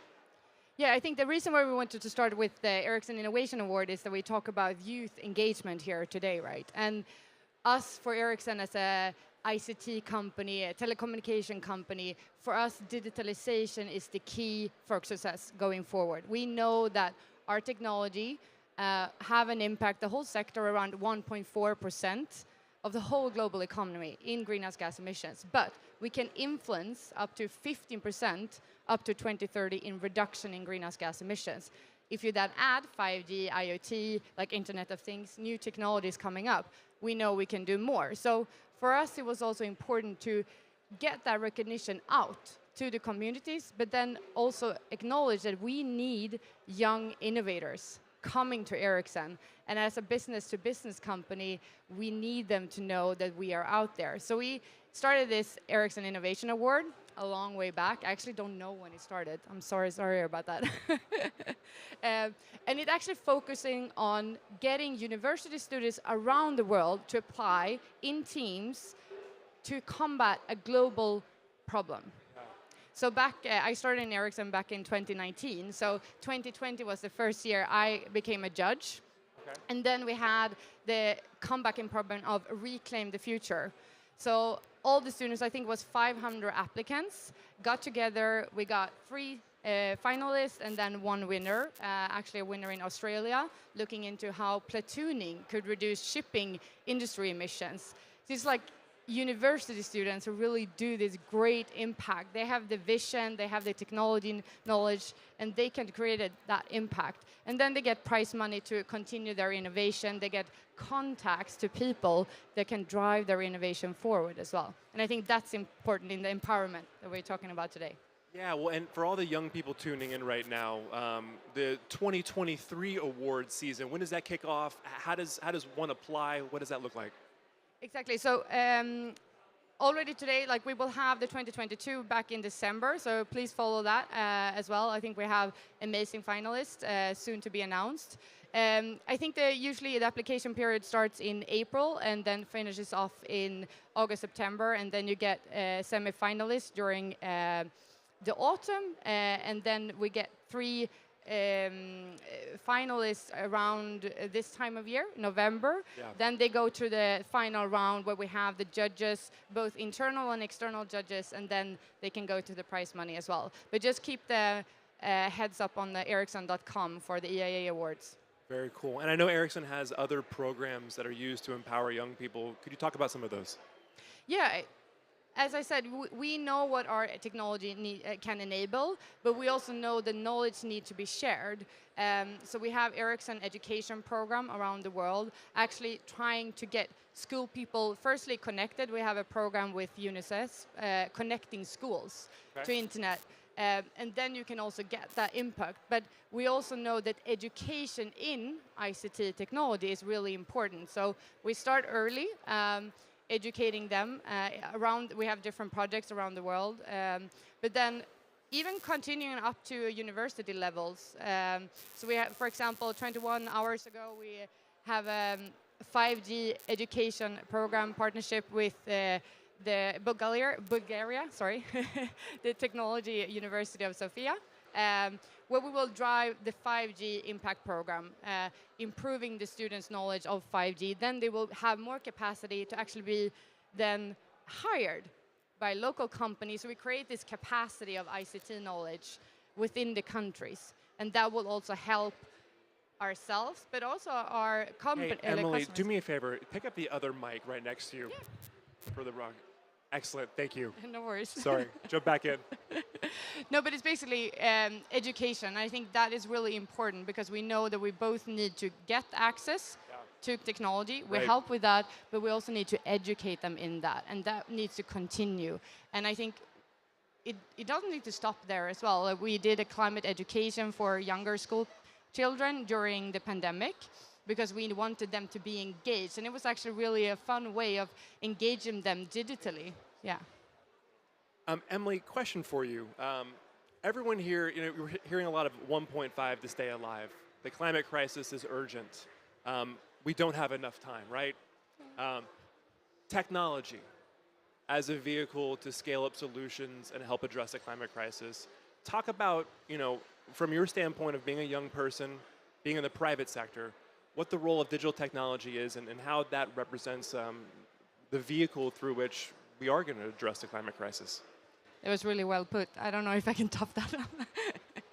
No, but I think we know that we can buy time. As I said at the beginning, our solutions are quite cheap. And because the 1.5 degrees, we need to halve our emissions by 2030. That's almost soon 7 years, right? We need to go fast. We don't have time to wait for the hard to abate sectors to do these amazing investments that they are doing today because we don't have the time. And then digital technologies can provide that time. By implementing them now, getting countries to realize that, we can create that time. And it's also quite cost effective. And that's across all sectors. And I think, we see in the most examples now, both in the transport sectors and then manufacturing industry, and especially also the energy systems. But all the other sectors can do more as well. And I think then you also need maybe access to finance, but we need to work together to get that movement going, because if we implement them, we know we can reduce the emissions by 2030. Well, Emily, thank you so much for joining us, and thank you to Ericsson for all they're doing to contribute. Thank you so much for having me. Bye. And with that, we're going to join our next guest, Miss Paloma Costa, Mr. Nathan Metenier. Hello, my friends. How are y'all? Great. Fine, and you? It's good. It's good to see you both. So, Paloma, Nathan, you two are two of the 7 youth advisor members of the Youth Advisory Group that the UN Secretary General launched, 2 years ago? Yes. And your terms come to a close soon? COP27? Well, who knows? Who knows? I think the end of the year. Yeah, so December. So for those who don't know, for the first time ever, the UN Secretary General appointed 7 youth leaders from 7 regions of the world to help advise him on climate action and policy. And having gotten to know all 7 of you over the years, you're all extremely complementary. You've all had your own focuses, initiatives, backgrounds, priorities. But of course, you've come together, and there have had to be rallying cries and calls to action. I'd love to hear what you all are spearheading here at COP27 now.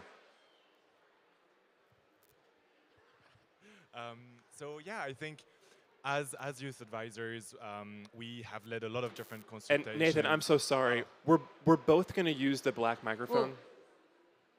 Does that is better? Oh, that's great. So as we were doing a lot of consultations with young people, making sure that our recommendations to the UN Secretary General, were based on what young people and youth movements in the climate movements were asking for, we realized that a lot of youth movements were asking for more funding, for more resources, for more capacity building. And so we really tried to also work on this. So we're here at COP also to launch this study, which is all about the impacts and needs of youth climate justice movements. And of course, different meetings with policymakers and, But this is the Youth Climate Justice Study, right? That was just rolled out? And I think like despite of that, like despite of trying to make and build the paths, co-creating with different young people for us to keep doing the good work that we've been doing, we are also like pushing decision makers into understanding how much they need to fund youth-led, especially youth-led on climate justice initiatives, how they need to go, for example, for social bioeconomy, and so on, and respect human rights. And if I might say, we are so happy on seeing like so many leaders starting to start moving. Well, Yeah. let's be honest. Every successful social movement in the world has been spearheaded by young people. Addressing the climate crisis is no different. In fact, the entire momentum around this space dramatically changed several years ago when young people leading marches, protests, put this on the radar, brought this into the media. But talk to me about, you mentioned funding and how it's been inadequate. Just how inadequate is it right now?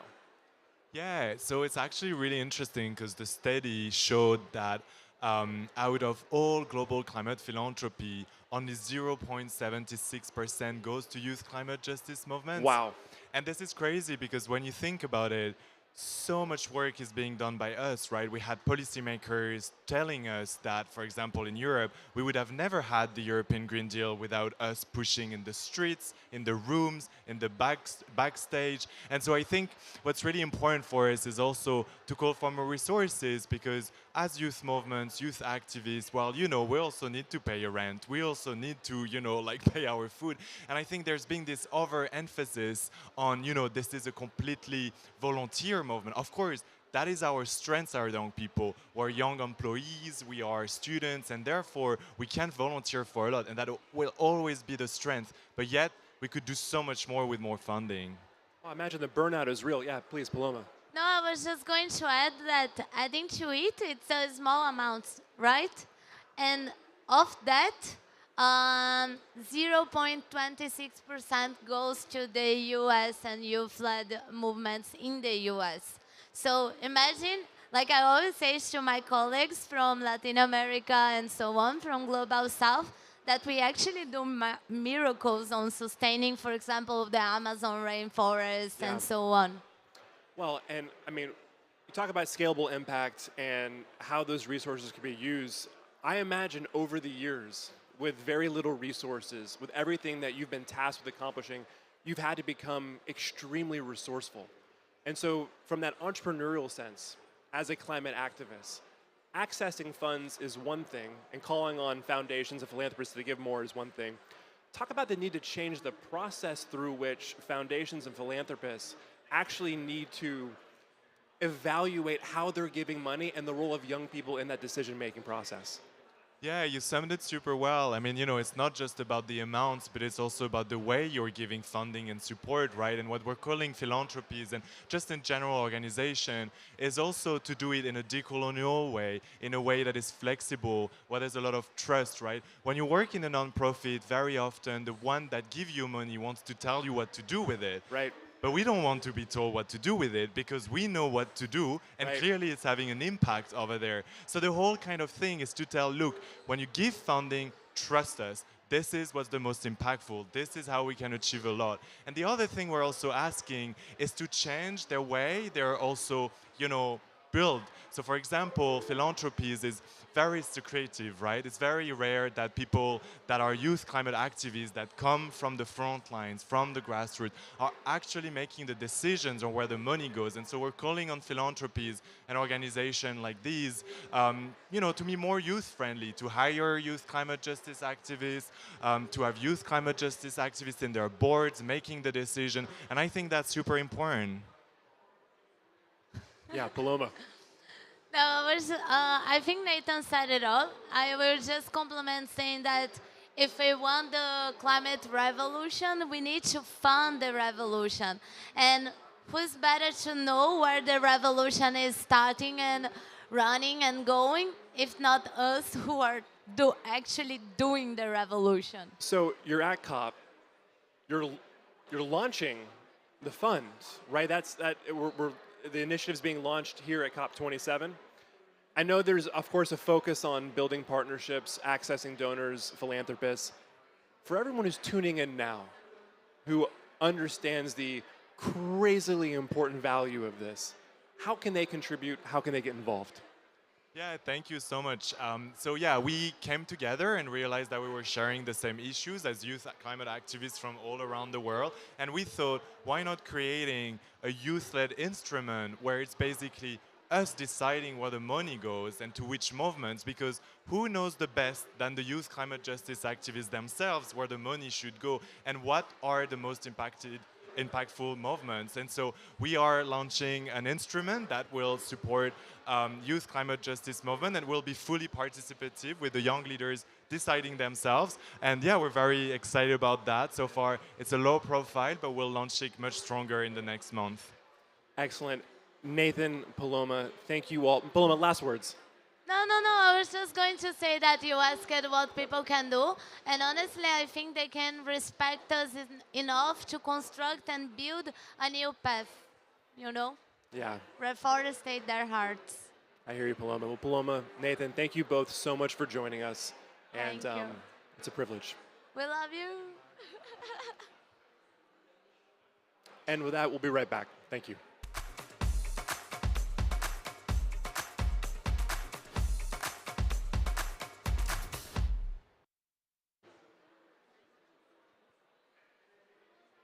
And we're back, and to lead this next important conversation, I'm joined by Julia Iacovella, Youth Climate Analyst from UNDP.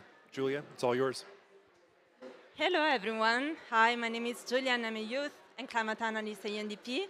UNDP is proud to be partnering with young people through more than 900 projects, programs, and initiatives in more than 100 countries.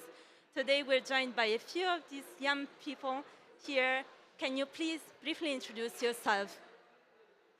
Hey, thank you for having me. I'm Daniel Calarco, Generation 17 young leader from Brazil, and I'm the head of the International Youth Watch. Awesome. Hey, I'm A.Y. Young, founder of the Battery Tour. So I'm so happy to be here and one of the Gen 17 young leaders. Hello, everyone. My name is Nadia Khalif. I'm a 19-year-old climate activist from Virginia. I'm a part of Earth Uprising's Global Youth Council. Hi, how are you? I'm Maximo from Argentina and Earth. I'm part of an organization called Eco House Global. I'm also part of the LAC Youth Network and of this amazing initiative, Generation 17. So, first question is for you, Daniel. Can you please tell us more about your work and the intersections between human rights and climate and the climate agenda in your community, in your country? That's the billion-dollar question. So I'm from the favelas of Rio de Janeiro, and for us, there is no climate justice without the consideration of social and racial justice. Youth from the Global South and youth in general, and for intersectional groups, are being disproportionately impacted by climate change. For the lack of infrastructure, government support, access to information and resources. The work I do in the favela labs at the International Youth Watch is to provide training to young people to engage in the conversations about sustainability and how to make their favela sustainable, to provide them small grants and funding so they can keep doing the work and is lowering the cost of engagement. And we do provide a reliable platform where young people can show globally what feels like to be from the Global South and to be from a favela. I always say, Julia, that we do not live in global agendas. We live in cities and favelas, and the SDG actions must be taken there. Thank you so much, Daniel. So that next question will be for AY. Can you tell us more about your projects and how these projects are inspiring communities? Oh, yes. Yeah, so I think I started Battery Tour, which I store solar energy in batteries and power all of my concerts. And I use these concerts as a way to empower people literally, like bring people together using music. And, I built a solar box. So every Battery Tour show, I raise money to build a solar box and send it to someone who doesn't have energy around the world. So, my life is spent getting the world plugged in.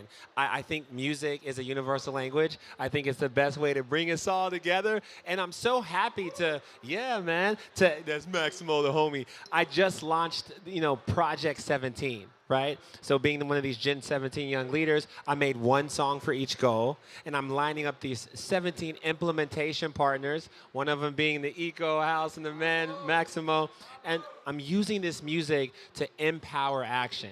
So I can't wait to be this Robin Hood, the music industry, continue to add another, 15 or so corporate sponsors. We've been blessed to bring on Samsung and General Motors to Project 17. So 17 sponsors, 17 songs, 17 major artists, 17 implementation partners to do the work. And that's what I'm here for, to power change. That's so inspiring. Thanks, Ewai. And then Nadia, can you please tell us how your job is advancing climate justice in your community? So as a Global Youth Leadership Council member, we consist of climate activists from different parts of the world. And being that I have this opportunity to attend COP as a Black Muslim female, I'm able to be in spaces that I normally wouldn't be in.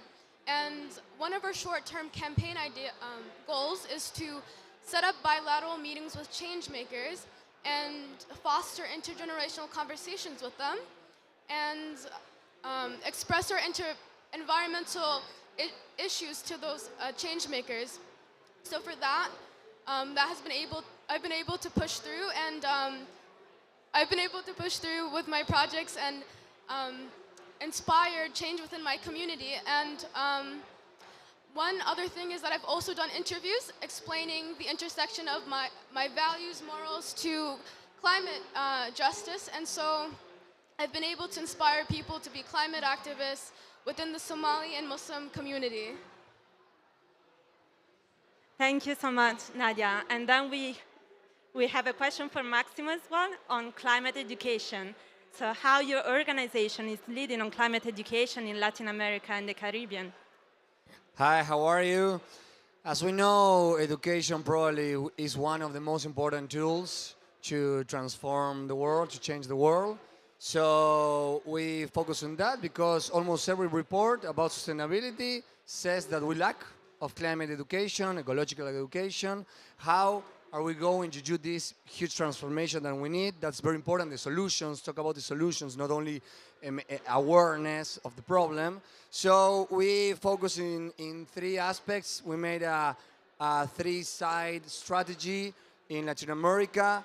One is work in territory with education, for example, with the Network for Sustainable Development. We have more than 100 youth, children, school, from all around Latin America. That's amazing. They connect. They know more than us when we talk with them. They understand very quickly, and they are so creative. Another aspect is the communication. As we know, youth, we have the tools, the social media. So in the last couple of years, we developed more than 10 tools as the environmental library, the social environmental university, among others. We have more than 20 million reach in social media, educating about this. And one of the most important things is to connect with the policy making. So important. So, for example, in Argentina, we managed to approve the national law about environmental education. This is going to be implemented in 2023. That's a huge thing, from 3 years old to university, transversal. Also, we have the mandatory environmental education for every people that works in the state. That's huge. It's been implemented already. We participate in many capacitations, even for the president of the nation, and we are doing this process also in many countries, not only in Latin America and the Caribbean, but also working a lot with Africa and other regions. So more or less, that's our strategy in education, policy, territory, social media. Thank you so much, Maximo. So inspiring, amazing work, everyone. So I have a last question for everyone. Can you please tell us about your hopes for this COP27? That's my first COP, so I hope we can build coalitions towards the creation of a better and more inclusive future in protecting the Amazon mainly. Thank you. Yeah, this is super hard for me. I guess I hope that I see, every facet of humanity, because that's what I see here at COP, right? All the different sectors. And I really want to continue to see all these silos between them broken down and bridges to connect us all, right? And I think if I can see more connection, I'll be happy.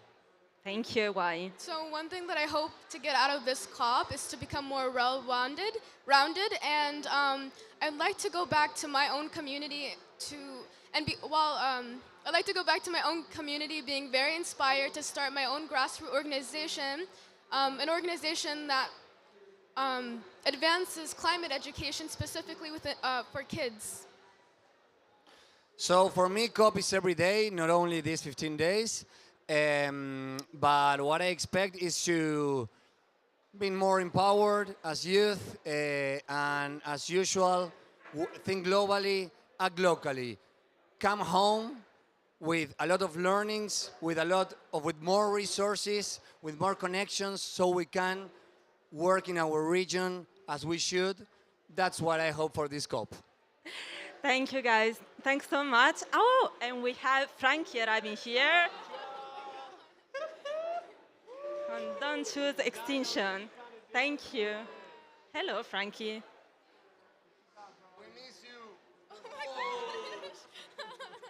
Thank you, Julia. And thank you, youth leaders. All right, Frankie. Frankie crashing a panel yet again.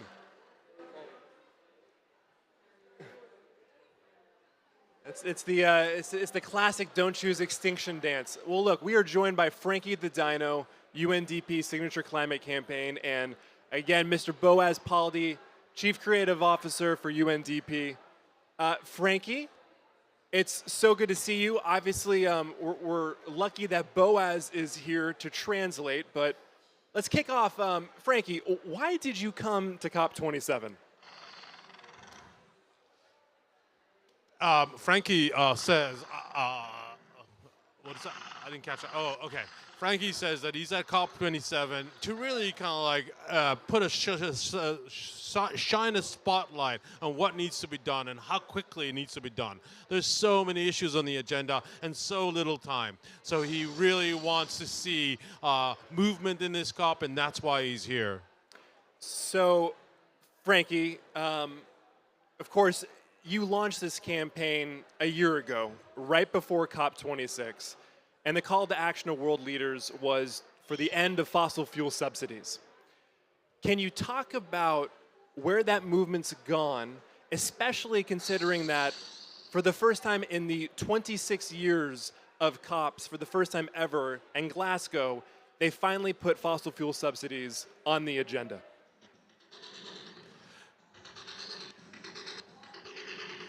Frankie says that last year there's $423 billion paid in fossil fuel subsidy reforms.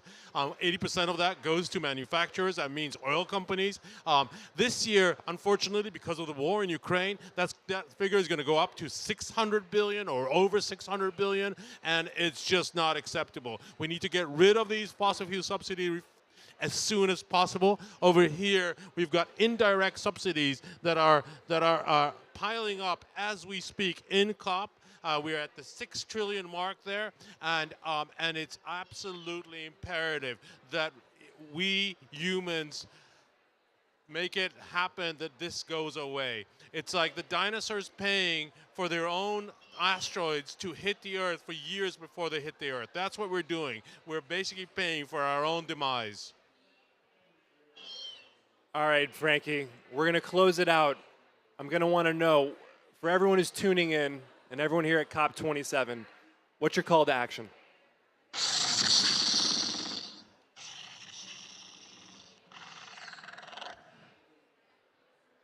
Frankie says, take urgent climate action now and don't choose extinction.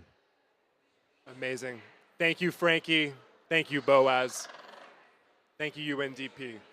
My name is Matt Tranchen, president of March for Science. It's been an absolute privilege to host this hour of the UNDP broadcast. Today, of course, is Youth Day. I want to thank all of our guests for joining us and really demonstrating the importance of young people providing the vehicle for transformative change here at COP and around the world. Thank you.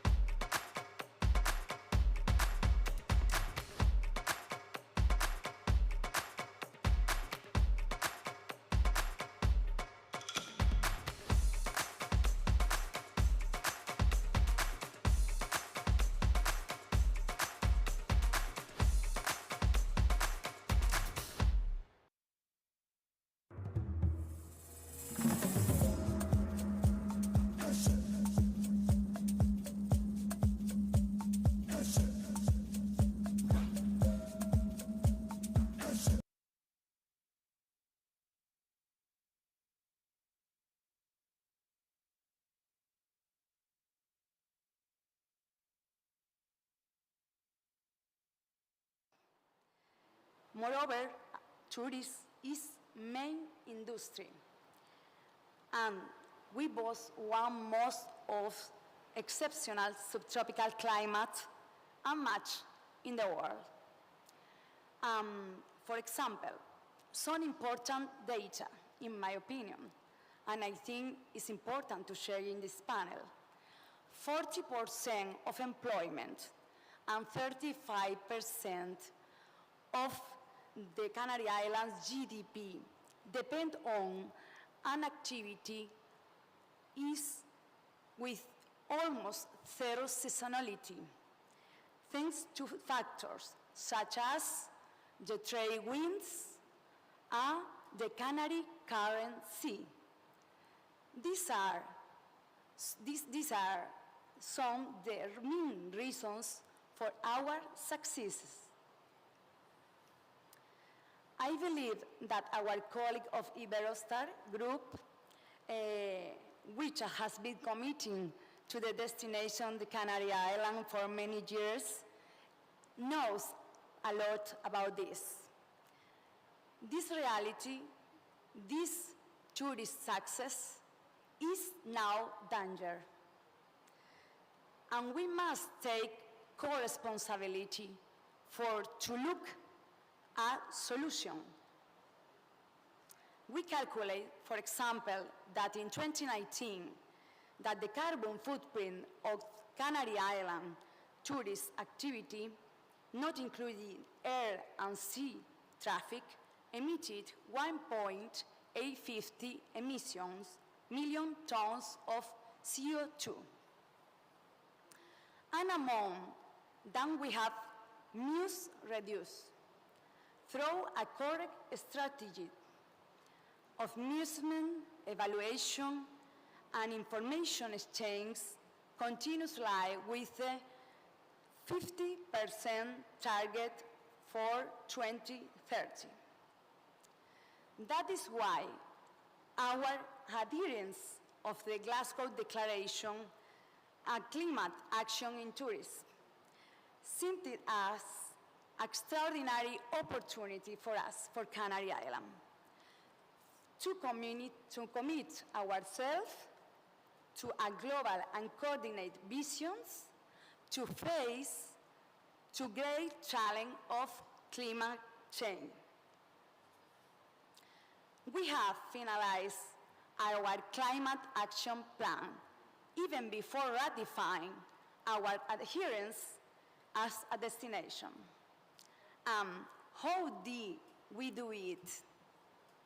A plan which approved and presented on 24 October together with the 7 Canarian insular government and the business organization of the entire sector, more than 30.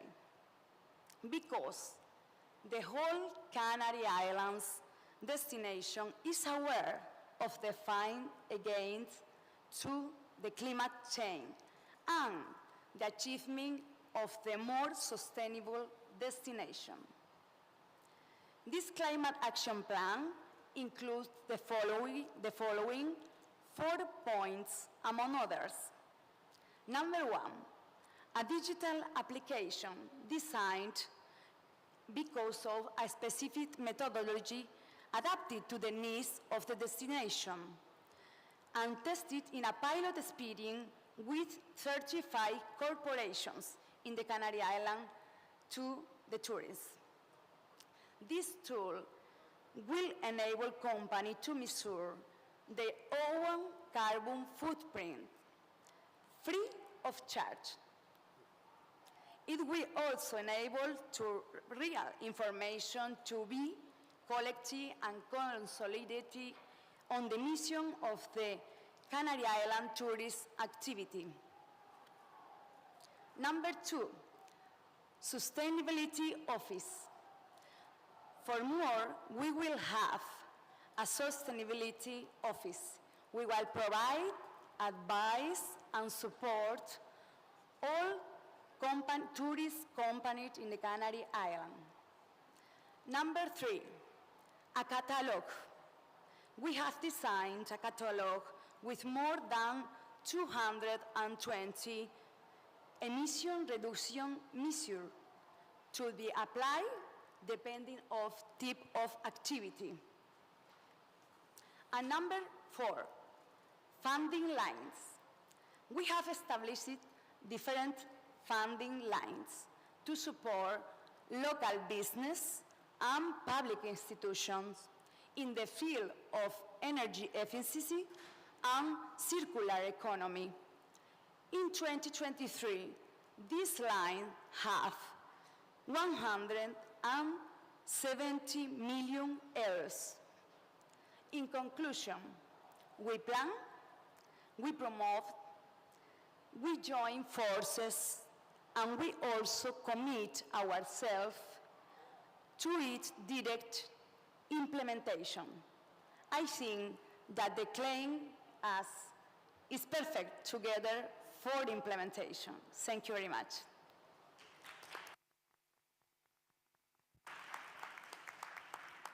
Jaitha, thank you very much for this diving into a plan with so much passion and demonstrating over here how you are transforming the tourism sector in partnership, which is one of the major challenges of making a plan actually relevant and executing beyond the instruments you have available for that plan and inspire the destination, inspire those who are working with you as a destination.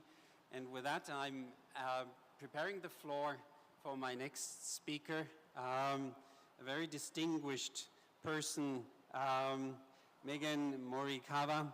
She is the Global Director of Sustainability of the Sustainability Office at the Iberostar Group. And Megan, we know that Iberostar is innovating in the area of sustainability, leading in many of the discussions, and you are very curious to engage in subject areas ahead of other industry players, but you are always open and cooperate. And I wonder right now, as you just released several days ago, 2 days ago, if I'm correctly, if I know that correctly, the decarbonization roadmap for Iberostar, and we are very curious right now to hear from such an important player like Iberostar, how that decarbonization roadmap sees you, sees the destinations which spoke before you,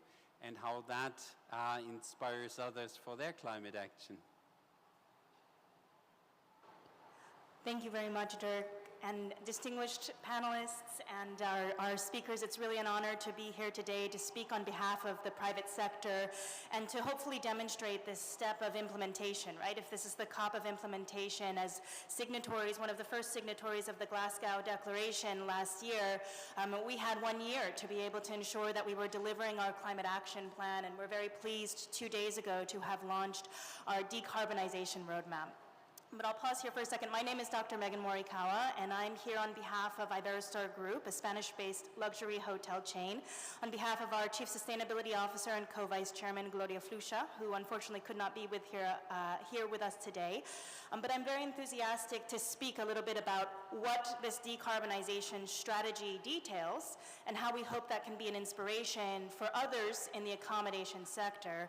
But I really want to demonstrate that just as our other panelists have showcased, this level of ambition is impossible to achieve without very, very effective partnerships with the public sector. And so to give us a sense of what it is that we had just launched, Iberostar estimated that in 2019, across our roughly 100 hotels in 14 countries around the world, we had a carbon footprint of about 1 million metric tons per year. That not only includes our direct emissions and the emissions from our electricity, our Scope 1 and Scope 2, but also our supply chain, our purchase of goods and services, our investments in construction. And actually we found that Scope 3, all of the things that are a part of our supply chain, was around 78% of our entire carbon footprint of that roughly 1 million metric tons.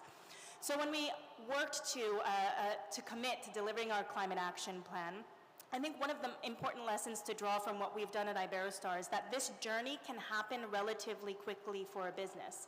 In 2018, our materiality assessment demonstrated that exposure to climate change was not as strong of a topic to our stakeholders or our organization. And now, only 4 years later, we're delivering what we see as the accommodation sector's most ambitious decarbonization strategy and plan, which details, and it was validated by SBTi this October, an 85% reduction of that scope 1 and 2 emissions and a 50% reduction of those scope 3 emissions by 2030.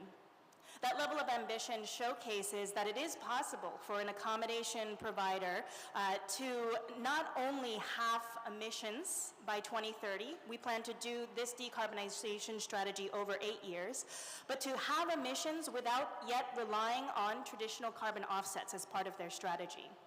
However, in 2020, we announced that Iberostar would also reach carbon neutrality by 2030, and by 2030, even with that level of ambition of decarbonization, we still expect to have around a 430,000 metric ton carbon footprint, 96% of that coming from our supply chain, the food that we're using, the materials that are a part of our service. And so we also committed to offset those emissions. We could have chosen to purchase offsets in the market that could have been focused on direct active capture, which we think is a really important technology. But given the importance of biodiversity and adaptation to tourism, we decided that we wanted to do this via nature-based solutions. And we've also announced that at the UN Ocean Conference, which was the last instance when we were very happy to be presenting our coastal health roadmap, that we would offset those emissions by protecting and restoring nature in our destinations. Not only working to build in the climate mitigation side of that work, but also boost adaptation by ensuring that there is secure financing for the protection of biodiversity in the places where we operate. However, given all of this ambition, we're focusing very heavily on looking inwards first, whether that be in our 11 pathways of decarbonization that we detail in this roadmap, focusing on massive electrification. We expect to have nearly 90%, or an average ratio of 90% of our hotels electrified by 2030. We also are massively reducing our energy consumption. We have an objective to reduce our kilowatt hour per stay by 35% only in those 8 years. But we find that 2/3 of our ambition to reduce our emissions from scope 1 and scope 2 depend on the renewable energy transition of our destinations. In fact, we're looking to add up to 220 megawatts of renewable energy in places that span from Cuba to the Dominican Republic, to Jamaica, to Morocco, to Spain, locations where we want to be the industry requests to say, let's find ways together to work on tourism being a driver for renewable energy transitions in our destinations. If we look at our scope 3 emissions, we find that the amount of emissions from the embodied carbon from the food and beverage that we use in our services actually equates to larger than all of the emissions from our consumption of electricity. And it will be impossible for us to decarbonize the emissions from our food systems without also engaging in our supply chain, engaging in agriculture, and having these industry-to-industry dialogues. And that really is the message that I want to demonstrate here. I suppose I can summarize this into 3 components. The first was that for a business of our size and scale to be able to achieve this level of ambition, we needed to have not only enlightened leadership, but we also needed capacity to be able to make this strategy a reality. It's a pleasure to have with us our 3 strategy directors who help us to realize this, our climate change manager, circular economy strategy director, who focuses on our scope 3, and coastal health strategy director, who focuses on the nature-based compensation. But our office now contains 27 individuals who are focused full-time on developing our sustainability strategy and implementing that throughout the hotel. So capacity for private sector was necessary for us to turn that enlightened leadership into direct action. But the second message is that it will be impossible, and we hope you hold us accountable at Iberostar to achieve our ambition if we can't get these public and private partnerships correct, if we can't engage industry to industry and with our destinations to ensure that this development can occur. And finally, I really want to demonstrate that action is possible very, very quickly within our organization. And we need to really ensure that our pursuit of perfection in measurement is not the enemy of progress, right? We want to avoid working working to know 5 years from now, from perfect measurement of our carbon footprint, that we should be reducing our energy consumption. We need to parallel track both of these things at the same time, and you can see some of that demonstrated in our roadmap. But it's a real pleasure to speak with these panelists today. I'm very much looking forward to finding ways that we can continue to build these partnerships, and hope that you also can dive into some of the details around how we plan to achieve that ambition of decarbonization and carbon neutrality by 2030. Thank you.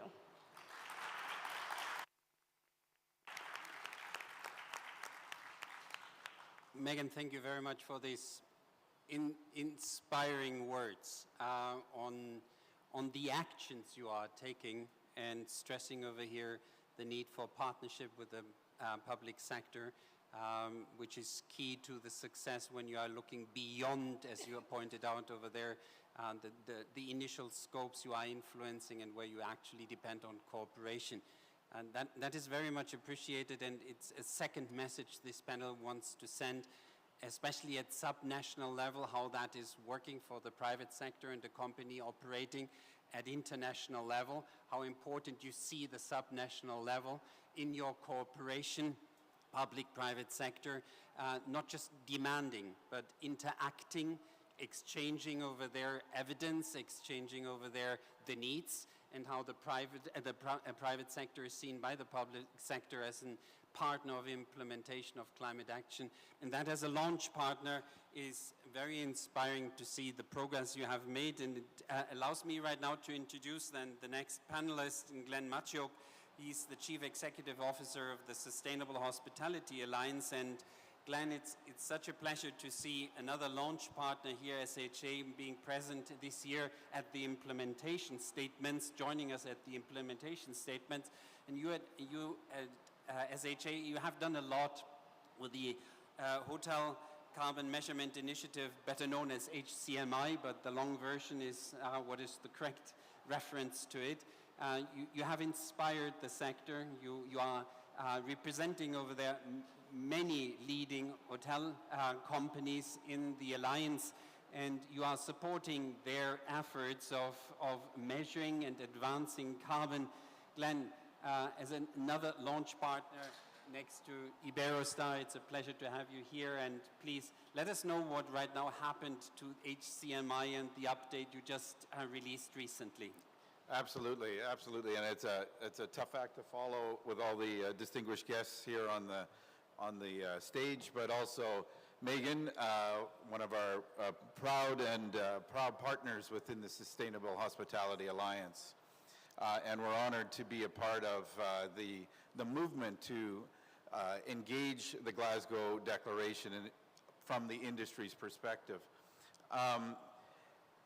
We convene all the leading hotel companies in the world to really talk about sustainability, and both from a people and a planet agenda, but we've also adopted this whole notion of place, and that's why it's so great to hear the destinations on the stage. We're committed to the Glasgow Declaration of having the carbon emissions by 2030, and we're providing a great deal of support to our hotel partners around their development of their climate action plans and how to effectively report those action plans, and to actually work in a very collaborative, pre-competitive way to come up with solutions to achieve the results we want to see.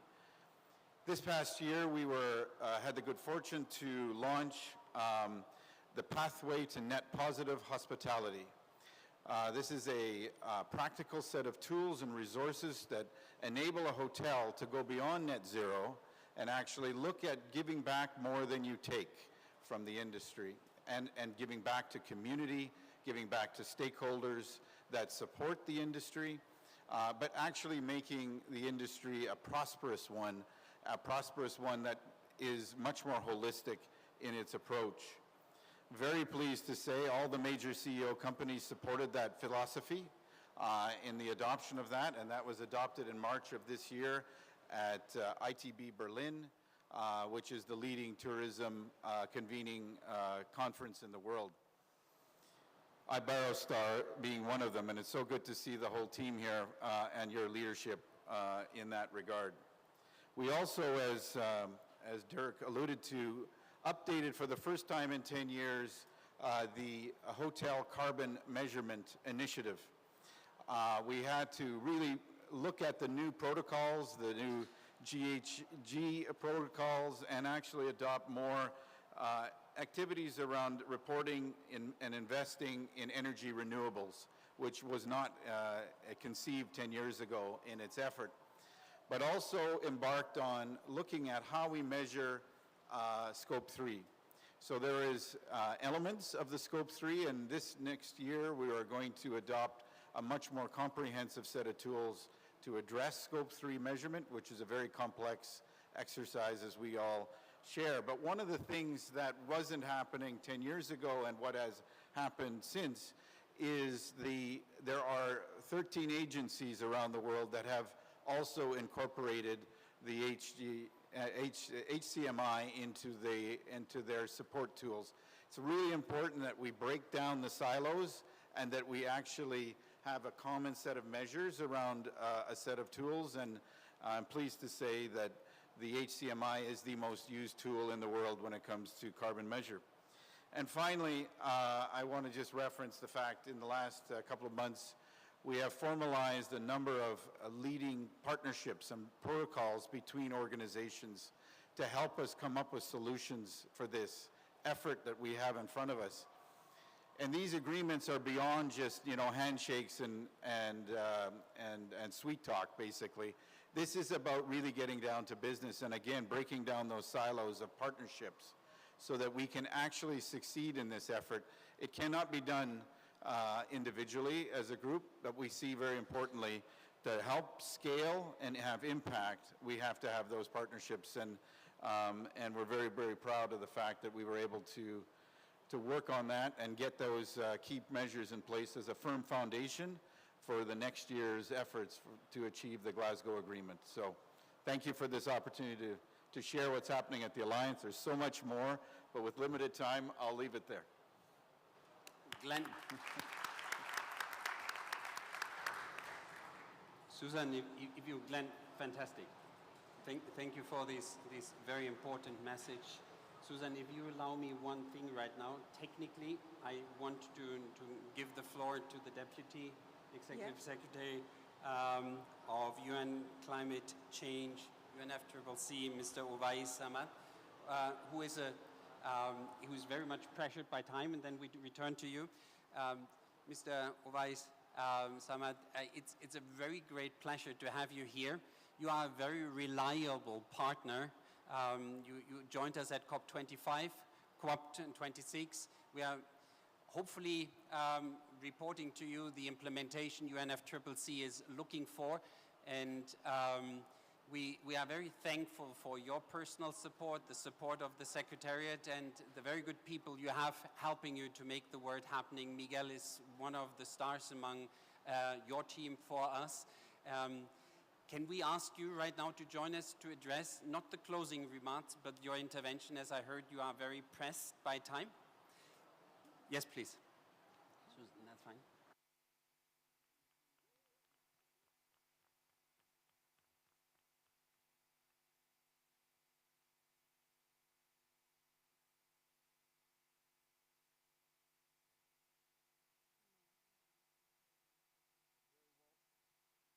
A very warm good afternoon, ladies and gentlemen, distinguished delegates and WTO, Dirk and others who are here, and other panelists. I don't want to name all of them, but great pleasure for me to be here on behalf of UNFCCC, and I really hope that you all are finding the COP27 here in Sharm El-Sheikh useful, productive, and very importantly, meaningful to push for the implementation that this COP is all about. But coming to our relationship with World Tourism Organization, as Dirk already said, it's extremely meaningful, extremely important. We are collaborating, but we absolutely need to do more. The Glasgow Declaration, which you already heard, has definitely increased the profile of the role of tourism industry as a climate action partner, as a climate action agency to deliver the impact that they can do, and they're already doing. which is extremely important. It provides the very needed forum for interactions among the many and diverse stakeholders that WTO provides support to and engages with.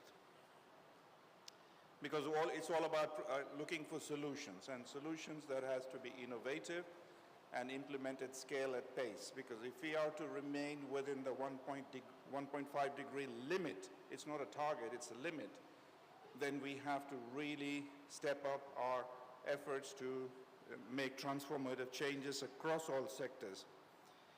And as governments look for options to enhance their ambition for the nationally determined contributions and look into additional opportunities to avoid or to reduce emissions, initiatives such as this, supported by the Glasgow Declaration of WTO, can help them do that. With the support of the experts involved in this initiative, including the private sector, and very importantly, the private sector, NGOs and others, and the subnational governments like the Canary Islands, may find additional ways to strengthen their commitments. We very much look forward to working very closely with you and supporting WTO along the way. And as you've already heard earlier, the tourism industry has demonstrated its resilience. It has survived the pandemic and is now on track to return to 70% of the 2019 levels by the end of this year. This is amazing news when 1 in 10 jobs globally are dependent on tourism sector.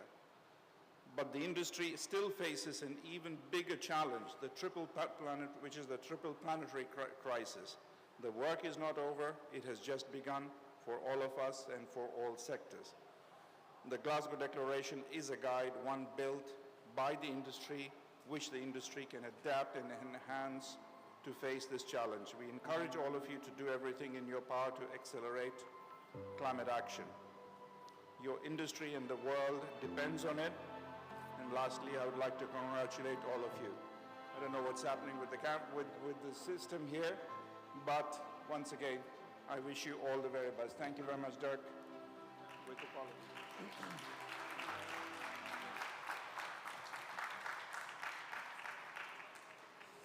Mr. Uwais Ahmad, thank you so much for your kind words and the recognition of the efforts of the tourism sector and being here with us. Susanetti, I owe you a big one. The next time you are at the beginning of any panel I moderate. Susan, thank you very much. You are representing another launch partner, Intrepid Travel, of the Glasgow Declaration, and you are doing, as a tour operator over there, fantastic things. Susan, please tell us what that means for you and the audience. Cool. Thank you very much. Great question, and I'm really pleased to tackle this and share a bit more today. So Intrepid is the world's largest adventure travel company, which operates actually 1,000 trips across all 7 continents. Intrepid is really recognized as a leader in sustainable travel, and we have been around since 1989. But regardless, Intrepid recognized that we really have an impact on the environment, and it's really committed to ongoing decarbonization across our operations, our offices, but most importantly, across our trips and the wider value chain. And the most significant way we are doing that is through our science-based targets and our commitment to Scope 3 emissions. So there are actually 2 main things that I wanted to share with you today. One is the importance of measurement to support action, and the second one is about addressing emissions, and that's within your tourism supply chain. So in October 2020, Intrepid Travel became the first and only tour operator with a verified emission reduction target by the Science Based Target Initiative. And how do we actually kind of measuring our emissions across our operations and our trips? So especially around our trips, we actually have invested this year in recalculating our emission factors so that we're understanding what the emissions are at a product level rather than having an average emission factor by micro-region, style, or comfort. So we are actually breaking it down now at a product level to really understand all the aspects of the accommodations, the transport the customer takes, but also In terms of our supply chain or Scope 3, our near-term science-based target is a clear roadmap. It's our North Star to show us how quickly and how much we have to reduce our emission. When you look at our emission profile, Scope 1 is only around 10% from the vehicles we own. Around 7% is about Scope 2, our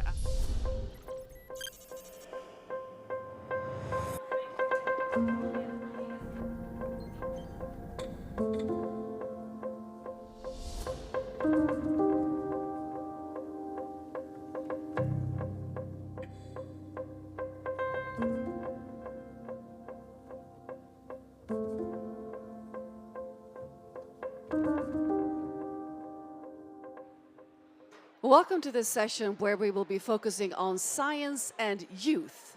And we have great panels and speakers here lined up for you as always. Waiting for me here already, two prominent guests. We have with us Peter Fikowski, who is founder and chairman of the Foundation for Climate Restoration.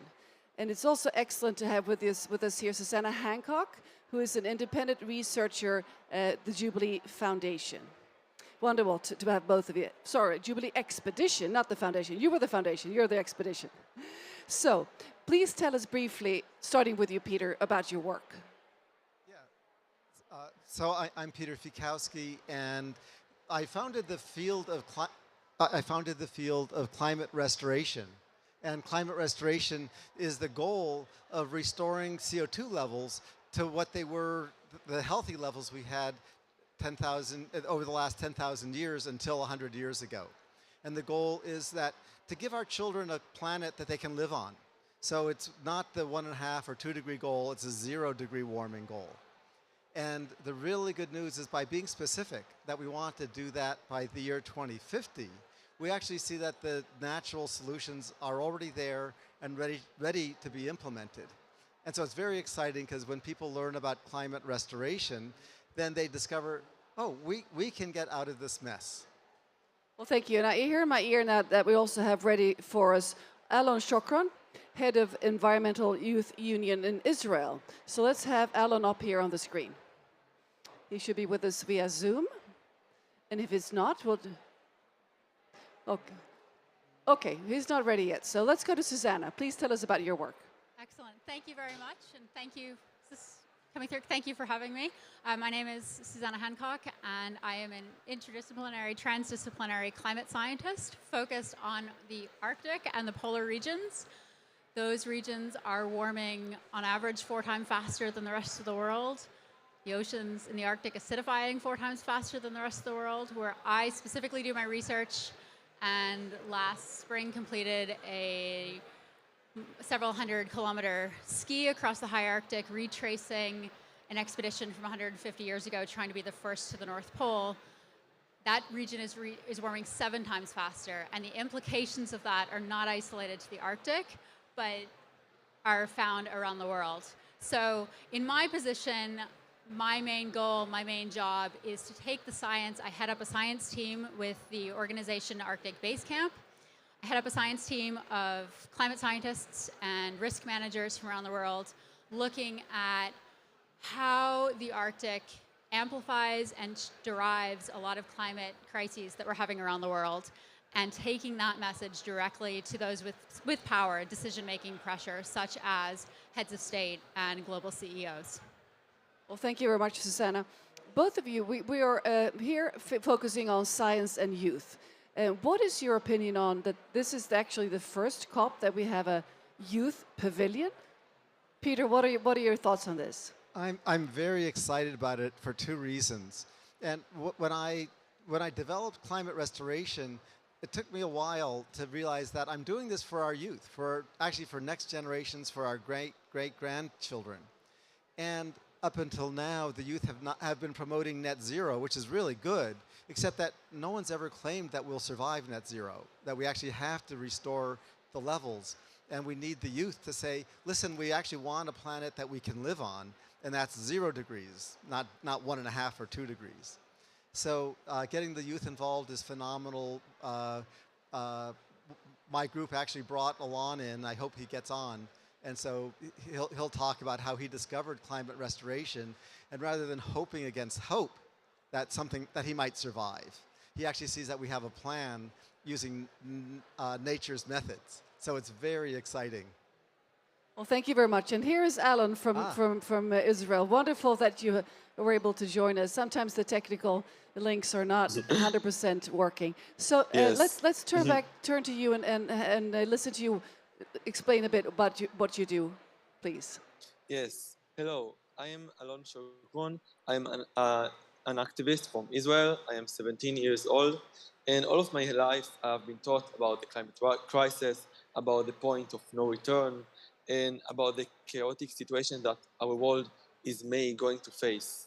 And so 2 years ago, I've decided to become an activist. And lately, I have established youth leadership in Israel to deal with climate and to give every young person in Israel an opportunity to take a part in helping to our world to be a better place. But I never was complete with the belief that we really can save our planet and our world. I had to force myself to believe. As an activist, it's sometimes so disappointing, and I have no any other choice but forcing myself that everything is going to be okay, that mitigation somehow will, in a miracle, save us. But when I heard about climate restoration, I started understanding that we will save our planet. We will save this world. I don't need to force myself to believe in anything, because now I truly have hope that our world is going to be completely fine. And I heard about the climate restoration only a month ago, which is very weird because it is really the solution to the problems that we are facing today. And everyone should have been aware to climate restoration already. And for that, I've decided to take a part in establishing in the beginning of next year, when we announced it 2 days ago from our villa here in the COP, the Climate Restoration Global Youth Leadership Summit. And that's it. Thank you very much. Well, excellent. It's wonderful to hear that you were able to turn around from despair to hope, because if we don't have hope and faith in that we will fix it, we'll never fix it. So very happy to hear this, even if it is a tough journey we have ahead of us. So Susanna, coming back to my question here about the youth pavilion, what does it mean to you as a researcher, as a scientist? Well, for me, what I'm really excited about is that I'm kind of bridging that gap between coming in as a scientist and coming in as a youth. You know, I mean, Gen X is the last generation currently expected to have a life expectancy longer than their parents. Millennials, Gen Z, we're not given that opportunity. And we're not given that opportunity because of how people before us have screwed up. And so I've been a member for, I don't know how many years, of a youth climate justice organization in the United States. And just having voices that are taking to the stage that are not the voices that we are traditionally listening to, and those making power. So I think both my interests is that speaking to power, and whether that's the science, whether that's the voices that are not currently in the room. Susanna, in front of you here, you placed a clock. So I'm sure all the viewers are extremely curious to what this is. So please explain. Yes, this clock is the climate clock. It is counting down our allotted carbon budget. I will say that this carbon budget, as an Arctic researcher, one of the really scary things for me is that we don't factor in the contribution that the warming polar regions make. So thawing permafrost, for example, may contribute up to 40% of our carbon budget, and we are not factoring that in. Yesterday, I was up in the main plenary session, and the World Meteorological Organization was giving their state of the climate, talking about our carbon budget, and permafrost was not factored in as one of their sources. And they're talking with a degree of certainty to how we factor this. And these are the metrics that states are using to decide their plans. And if we're not factoring in nearly half, that's setting us up for absolute disaster. So this is, that without that. The second half below this is loss and damage. And for me, again, coming in both as an Arctic person and as a citizen of the world, changes in the Arctic are causing chaos around the world. We're seeing cyclones, we're seeing flooding. I mean, whether it's the storms in Pakistan that everybody's probably familiar with, the monsoons in India, heat waves in Europe this summer, rapid intensification of hurricanes that has happened repeatedly. That is, in part, resulting of the Arctic, but it's causing damage in places that are not actively necessarily contributing to the breakdown in the climate. So looking at loss and damage is the funding that is needed, or the funding that we need to be able to repair these regions. And right now we're not getting there. The high-level champion for climate for COP27 2 days ago said that he had a little bit of a riddle, which was what is inefficient, insufficient, and unfulfilled. And that's our loss and damage funding. Thank you, Susanna. This is a very clear message, this clock. And we also will be having a fossil clock ticking down. I'm not sure we have it. Do we have it? Yes, we do. It's right up here. We put it in last night, and I didn't see it yet. So this is the fossil subsidies ticking up. How much has been dished out since we started the COP in Glasgow. And these numbers are from the International Monetary Fund, so that's valid. And of course, we need to put these money to work for the climate, not against it. So Peter, going back to the topic of the youth, how do we bring in more youth? Who can open more doors so we get more youth involved and their voices heard and connected to science? Well, it's mostly going to be the youth themselves that I remember when I was a youth, barely, that I didn't trust the adults. We said never trust anyone over 30, and I'm 67 now, so they shouldn't trust me. But they can trust themselves.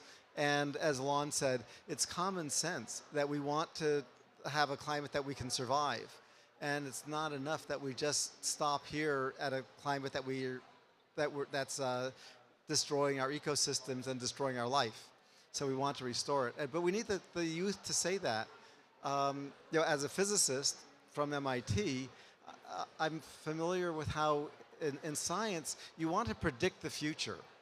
And so the display here is is based on a prediction of what will happen.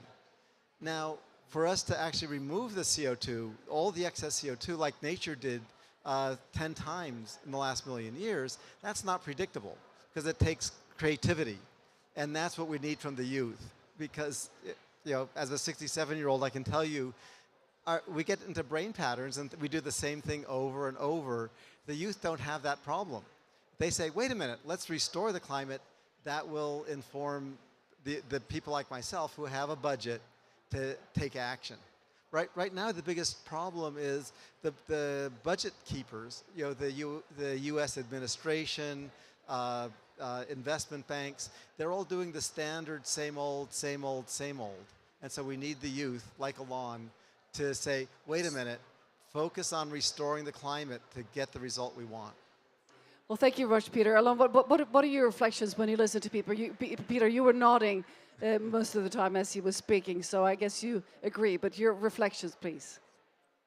Yes, of course. I think that the best way to make youth be involved in our struggle is to show them that they can make a difference, they can change, they can help to solve this problem, because now the young people are pretty much hopeless, even the ones who are activists. And this is something that we need to find how to change. In Israel, for example, we really give them a platform to create and do some changes, because Till now, most young people have just only protested against the governments, and for example, in Israel, it didn't really make the difference. And I think that the best way to show them that they can really change and help to solve the problem is to give them something proactive that they can do, and that they don't need to go against other people, but they can just see how they by themselves can help solving the climate problem. Well, thank you very much. I have a question to all of you, and any of you can answer. In my home country, Sweden, there is a big lack of competence when it comes to science, and not enough youth are studying science. Not enough youth are studying programming that we need to power all the electrification and the digitalization that we need to be able to get this done. So what are your reflections on competence and the lack of competence in education from your aspects? Who would like to answer that? Peter. I think the most important thing is really getting the heart involved.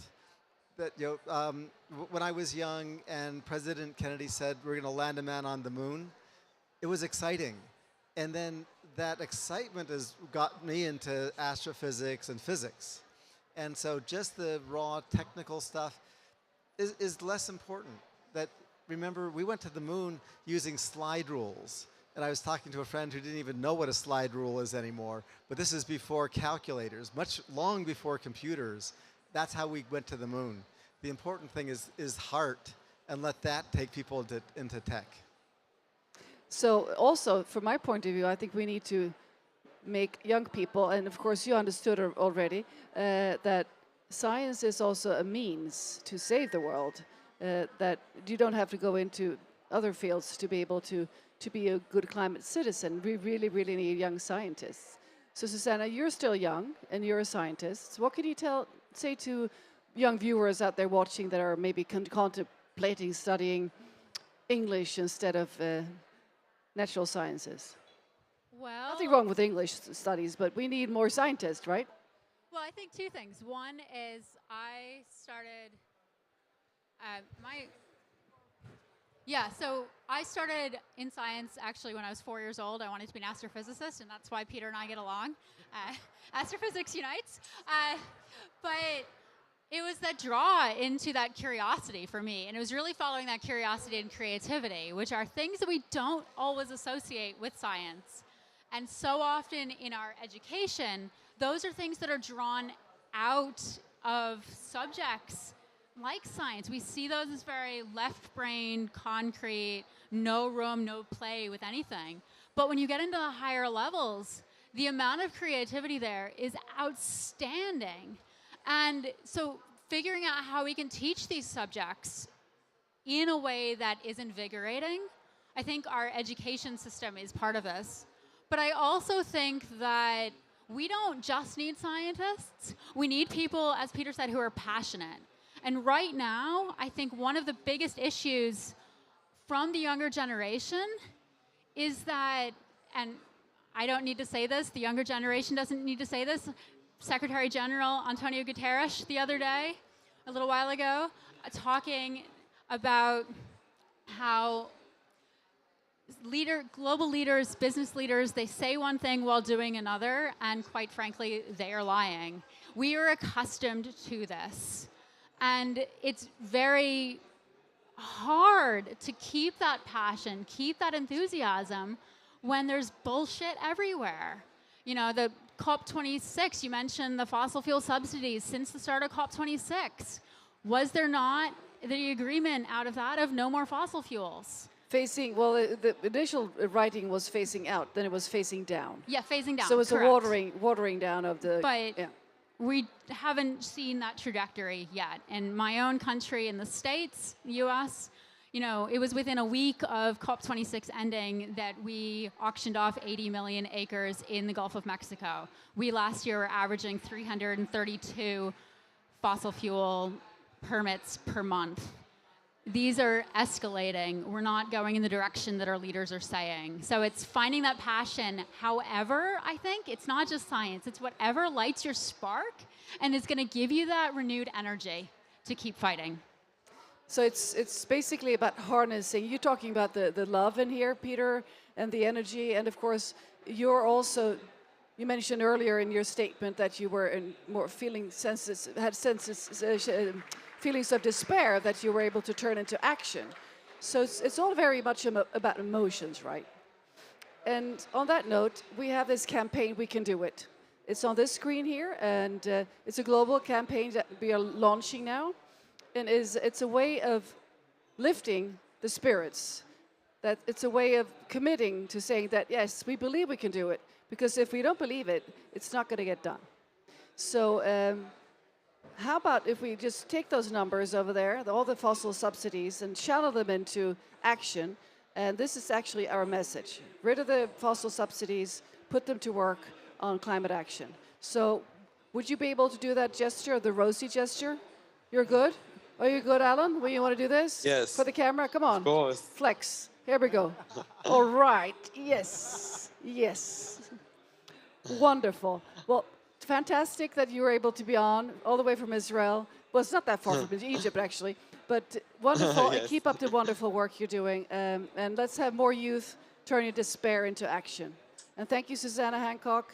Let's keep our fingers crossed and our fists really clenched to power this up. Yeah. So you don't have to go to the Arctic again and not be able to ski across as you intended the last time. I remember that. Indeed. Yeah. Yes. Thank you. And Peter, fantastic work you're doing.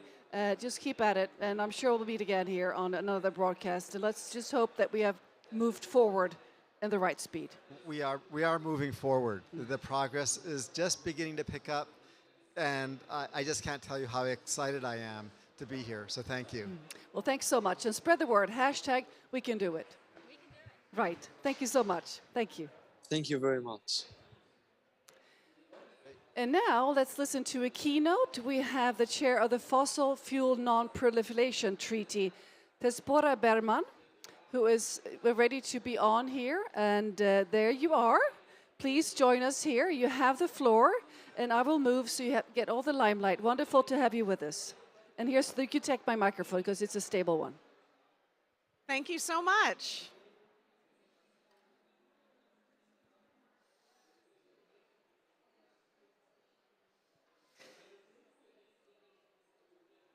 So just Tuesday, in his opening address at COP27, Tuvalu Prime Minister Kazi Natano called for a fossil fuel non-proliferation treaty. Despite being one of the nations that is most at risk from the impacts of climate change, Tuvalu is refusing to give up. President Natano bravely said in an open letter, "The warming seas are starting to swallow our lands, inch by inch. But the world's addiction to oil, gas, and coal can't sink our dreams under the waves." Tuvalu joins Vanuatu, another Pacific island nation, facing great climate threats, in formally calling for nation states to negotiate a fossil fuel non-proliferation treaty. The movement is growing with support from around the world. Support has also come from the President of Timor-Leste, the Climate Minister of New Zealand, and the European Parliament. The proposal has now been backed by 101 Nobel laureates, including the Dalai Lama. 3,000 scientists, 1,800 civil society organizations from around the world, and more than 500 elected officials, parliamentarians. 200 health groups have now endorsed the idea of a fossil fuel treaty, including the World Health Organization. 70 major cities and subnational governments globally, plus faith institutions representing more than 1.5 billion people, including the Vatican. So Tuvalu's announcement is critical, given that to date our governments have only regulated emissions from fossil fuels and not the production of fossil fuels. Yet we know that most of the emissions that are trapped in our atmosphere, blanketing the earth, creating the fires sweeping the planet, the floods and the major storms, most of the emissions, 86% in fact, come from three things: oil, gas, and coal. We also know that fossil fuels are, of course, driving so many other challenges that we face: the war in Ukraine, energy, and health crises. Today, 1 in 5 people globally lose their lives each year due to air pollution, mostly from fossil fuels. So the fossil fuel industry is getting rich off the energy crisis. Meanwhile, as we gather here in Egypt, a fossil-fueled energy system has failed to provide energy for 600 million people across Africa who still don't have access to electricity. New gas development in Africa that's being proposed here at COP27 would undermine development by saddling countries with debt to expand production for export, leaving countries at risk with their new infrastructure becoming stranded assets and dealing with the continued conflict, human rights abuses, and environmental destruction. That's why a coalition of African organizations have come together to say, "Don't gas Africa." And we're proud to be a supporter of that coalition. The bottom line is that for decades, we've been negotiating how countries set emissions to reduce pollution, but behind our backs, the fossil fuel industry have been growing in production and locking in more and more pollution. This week, the UN Secretary General himself received an expert report on net zero. They were clear in that report that net zero means no new fossil fuel projects, no new fossil fuel infrastructure. It means dismantling existing infrastructure, and it means no offsets to meet our targets, our mitigation targets. This report should be a wake-up call. Climate policies and agreements to date, they don't address this. I'll never forget the day that I searched the Paris Agreement for the words oil, gas, coal, fossil fuels, and I didn't find them in the world's climate agreement.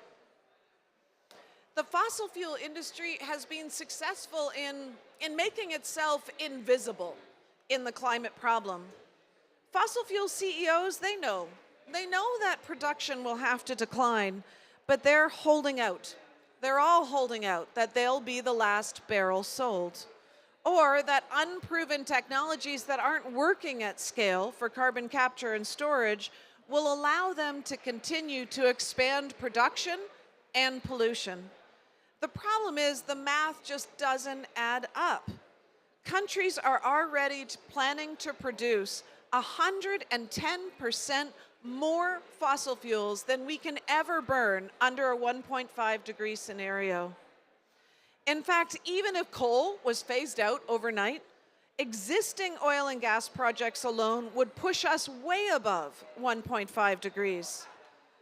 So for decades, climate policy has been designed on this theory that we can reduce the demand for fossil fuels, increase the price of carbon, and the market, turbocharged by how renewables are now cheaper than fossil fuels, well, the market will respond by constraining supply.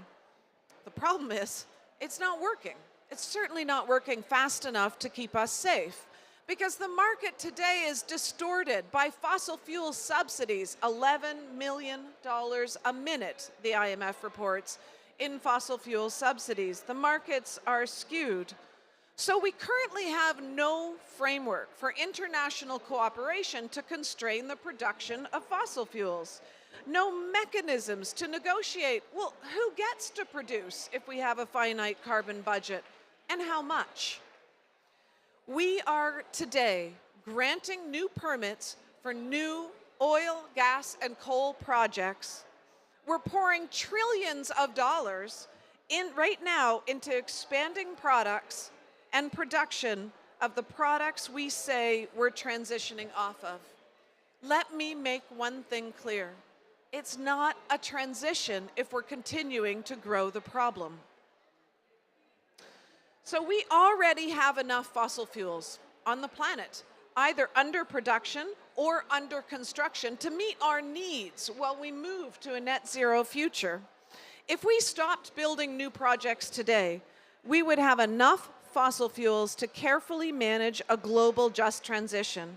And there's already enough renewable energy capacity in every region of the world to deliver energy security in a way that doesn't blow up and in a way that doesn't kill people. And so today, the world is spending our intellectual, our financial, and our political capital to dig up stuff that we know we can't burn. And if we do, it will burn us. And that's why a fossil fuel non-proliferation treaty is needed to provide the missing framework for constraining the supply side of fossil fuels. First, by ending the expansion of oil, gas, and coal. Then, phasing out existing production and scaling up the adoption of renewable energy in a fast and fair way. Then that leaves no worker, no country, no community behind. Shockingly, prior to launching this effort, there wasn't even public accounting on transparency, on how much fossil fuels are being produced and by whom, until recently when the Global Registry of Fossil Fuels was launched. This is the first publicly available database, fully transparent, that says who's producing what and where, and looks at the related emissions embedded in that carbon. So this tool can now be used to underpin negotiations for a fair and equitable phase-out in the energy transition.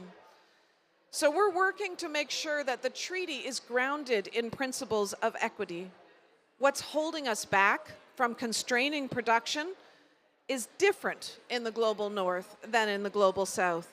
Some countries, such as Ecuador, are just drilling for more oil in the heart of the Amazon just to feed their debt. These countries need support. We can't assume that a just transition can happen within our national borders. We need international cooperation for a global just transition. If we simply leave what fossil fuels get produced to the markets, then equity and justice will not be taken into account. It will not be a global fair energy transition. It will be an unmanaged decline instead of a managed decline. There will be even more loss and damage for the countries most at risk from climate impacts, and more people will suffer. We can't let our governments off the hook. The wind down of oil, gas, and coal must happen around the globe with wealthy countries acting first. That means the US, Norway, Canada, the UK, and others cannot go ahead with new drilling, new pipelines or fracking, and then call themselves climate leaders. Tuvalu and Vanuatu were among the first nations to call for climate action decades ago, and are once again leading the world when it comes to calling for the type of bold action that's needed. At COP27, world leaders, they need to pick a side. By ending the expansion of coal, oil, and gas, in keeping with the science, and joining Tuvalu and Vanuatu in developing a fossil fuel non-proliferation treaty to manage a global fair energy transition. We need wealthy, polluting nations to commit to pay for the wreckage they've caused, while also avoiding further loss and damage and deaths caused by fossil fuel or air pollution. Any deals and lobbying to extract African gas destined for European corporations must cease. A fossil fuel treaty will help us to wind down fossil fuels. It's one of the key missing pieces in our fight against climate change, and it will both complement and help us achieve the goals of the Paris Agreement. So some say that a fossil fuel treaty is unfeasible, that it's too big, that it will take too long to negotiate something like this. The same was erroneously said about weapons treaties. For me, the answer is we don't have time for more of the same. Thank you.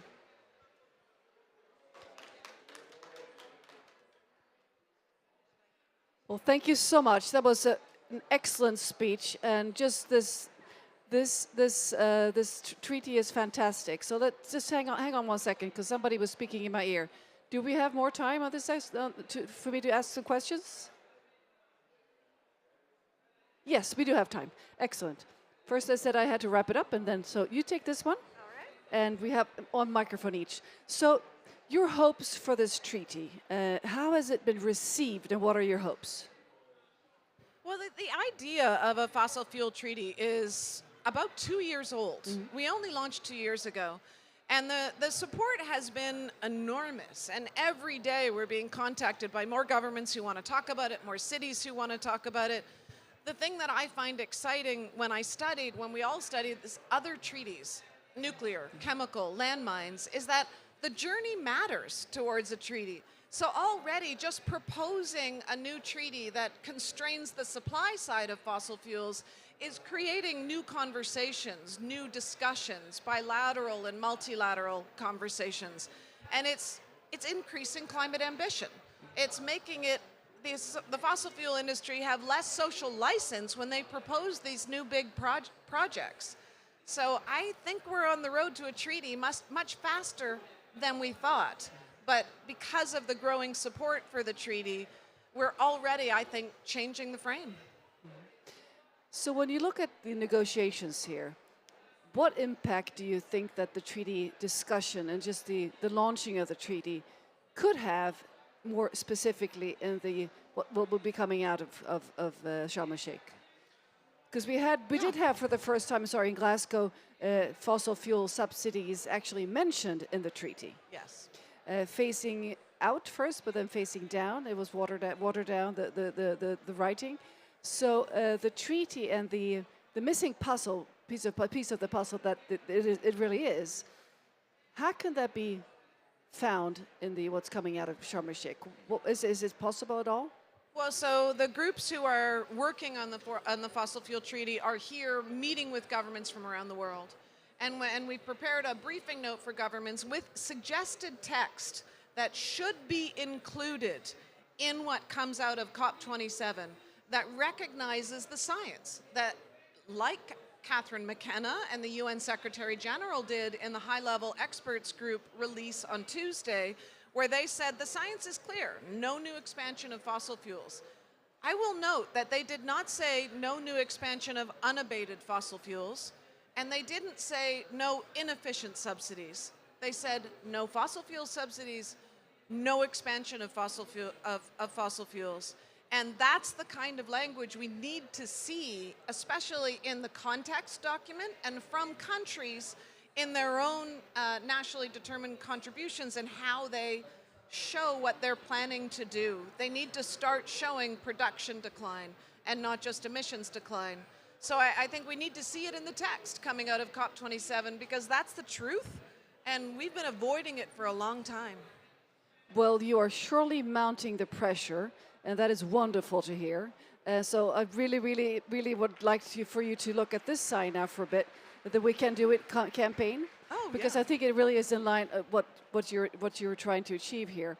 If we don't have time's perspective, we put this counter up at Glasgow, and we had it on a stage every day when we broadcast it. And on this COP, our perspective is that if we would put all this money into fixing the climate instead. Absolutely. We ask all the speakers, do you think we can do it? Do you think we can actually solve the climate crisis if we just get the money flowing in the right direction, stopping the fossil fuel subsidies? Absolutely. And in fact, if Mia Motley has proposed a global windfall tax on the profits of companies as well as eliminating fossil fuel subsidies. And we did the math. And if we taxed the big companies just 10% of their profits, that would be $37 billion a year that could immediately go into a global just transition. So yes, we need to move fossil fuel subsidies into the support that countries need in order to build the infrastructure that's going to be clean and safe. And we also need to start taxing these companies who are making record profits. Wonderful. So would you mind doing the Rosie gesture for the camera here? We can do it gesture? Not at all. How about your bicep? It looks good. So here we go. We can do it. And thank you so much for your fantastic work with the treaty. This is truly impressive. Thanks a lot. Thank you. And now,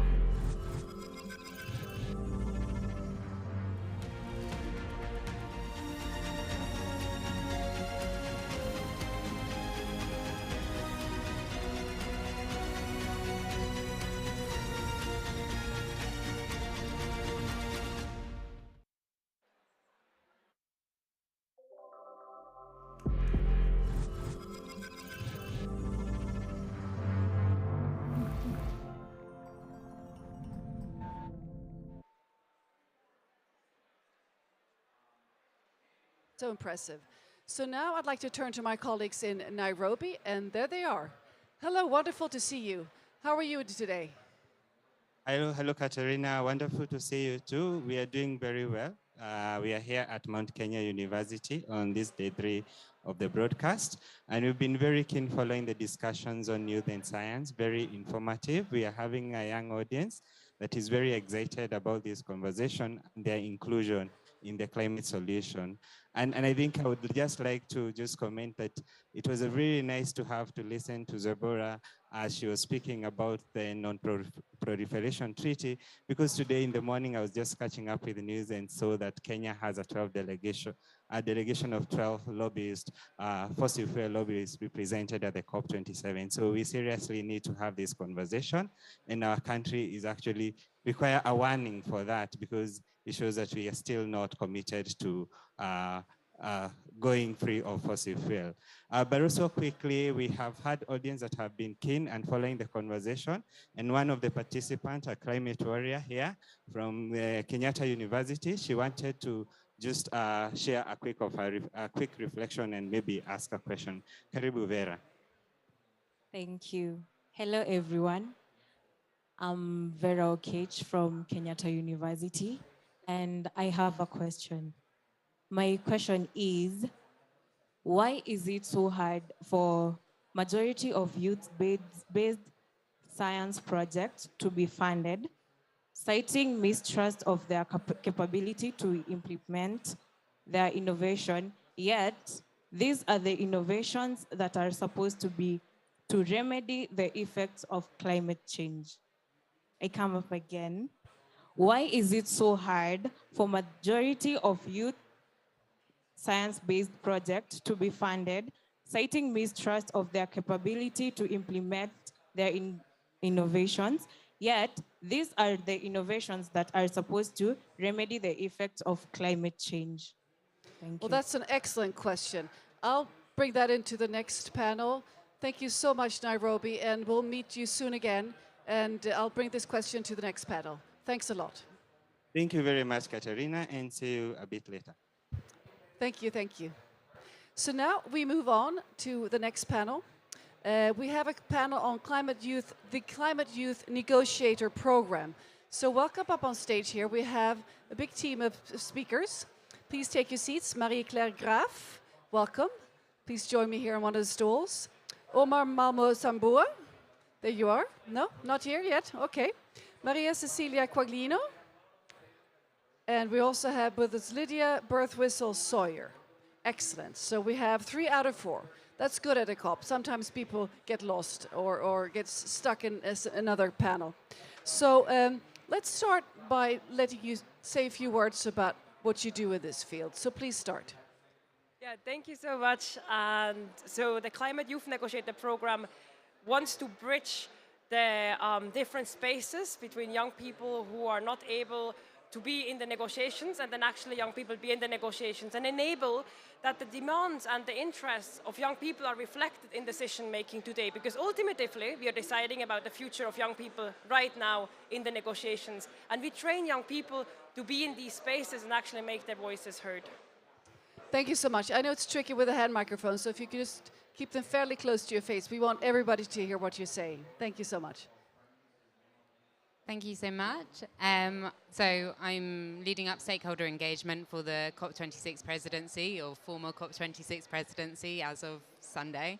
So I work very closely with youth organizations, young people, and with a view to make sure that their voices, expertise, and knowledge had been embedded in COP processes at COP26, throughout the COP26 presidency year, and to COP27. So I work very closely with a number of different organizations, including Marie Claire and the Climate Youth Negotiators Program.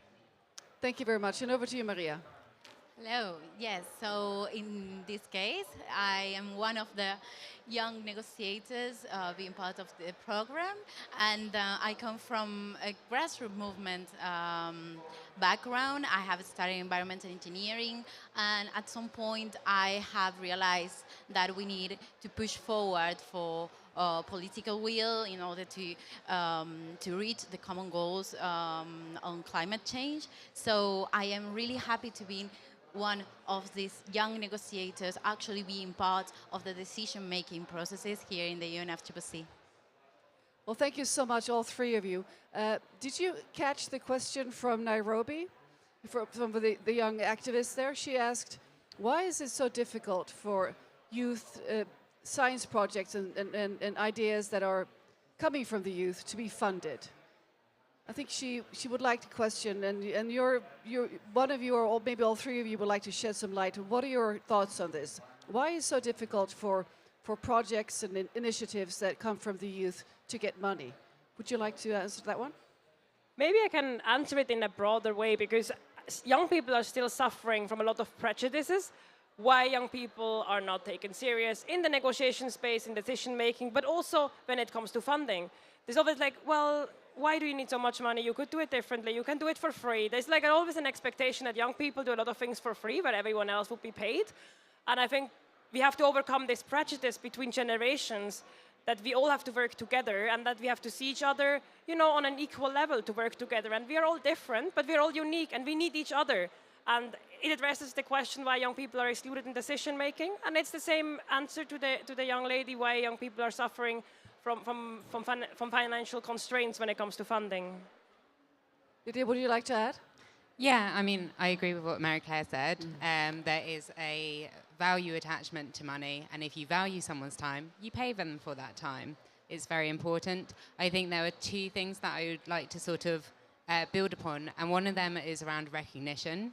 Young people do a very broad range of work that is not really recognized as climate work, but for example, if you're doing training in something that is green, that is making a climate decision, and that is not really reflected or taken account to. Young people lead the way in locally led adaptation, and again, that is not really recognized. And they do a lot of work that I guess we all take for granted. And then there's one around about credit, and there's no doubt in my mind that young people did set those conditions for COP26 to be quite a success. So they lobbied governments, they made their voices heard, they spoke truth to power. And I think we would have not had the Glasgow Climate Pact had young people not worked so hard in lobbying governments and the decision makers and politicians. So we need to give credit where credit is due and say that the Glasgow Climate Pact is owed to young people. And when we do that, politicians, decision makers, will start to say, okay, well, those are the barriers we need to make those sort of successes continue. So I think that's very important. Thank you very much. Maria. Yes, I think we are at a point that we are shaping economy and understanding that we have to change the business as usual, and that young people are transforming the economy in a way that is more sustainable and respectful with nature and local communities. And for that, we need to work in an intergenerational way, and we need to get people involved into projects and make proposals, and youth-led initiatives are pushing for that. And I think that we are very capable. We have our capacities. We are students. We are professional. We are everywhere. So this is a great time to work together and to understand how we can solve this crisis. And it's also much more of your future than my future, obviously. So we just need to move to the side and let you in, right? So Marie-Claire, the Youth Pavilion. This is the first time there is a youth pavilion. and I'm listening to you here, I understand that it's because of what you pushed for at COP26. I'm sure that, because the representation there was not so easy for the youth to get heard. You did get heard, and now we have a youth pavilion. So Marie-Claire, how important is it that we actually have this in place now? I think it's really about creating a momentum, and the momentum is happening here at the COP with a pavilion, with young people in the negotiation space. And it's really remarkable to hear from senior negotiators that they actually like the new drive and the new fresh wind coming into the space. But also we need the momentum outside, because ultimately the COP is only as strong as also the local and national action. So it's really kind of building up momentum everywhere, and that's why the Youth Pavilion is important. That's why young people in the negotiations are important. That's why it's so important that everyone, no matter where we are, is supporting intergenerational leadership and solidarity, especially also in decision making, because there's so much we can do also on a local level, and we need the young people everywhere, and they need to be heard and they need to be taken serious. And yeah, I'm very grateful that we could, support this movement in the negotiations, and the Youth Pavilion is doing it in the civil society space. But also, I'm so happy to see young people in all the other pavilions, because we don't want to have this Youth Pavilion where all the young people talk amongst themselves and then they're excluded. And I think this is what really warms my heart to see that we have them everywhere and that they're, on stage with other leaders together. Well, we don't have time as supported 3 youth activists from different regions of the world to come in, and we have them on our daily wrap-up, and they bring in such a great perspective that we middle-aged or above middle-aged people probably wouldn't have been able to grasp or understand or just get that information. So it's we need your eyes on the world and your drive and your involvement, of course.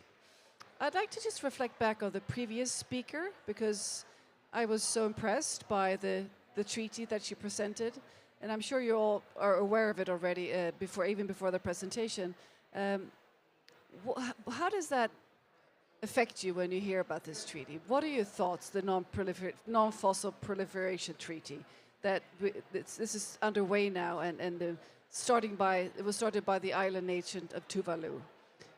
Because from your perspective, there is just not enough being done, of course. But this is something that really calls the shots. That's how I see it. So I'd like to hear what you think.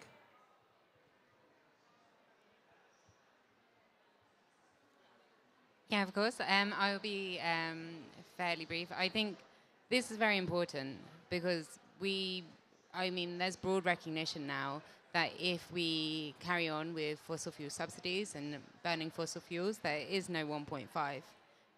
There's no future within 1.5. It's very difficult to see it.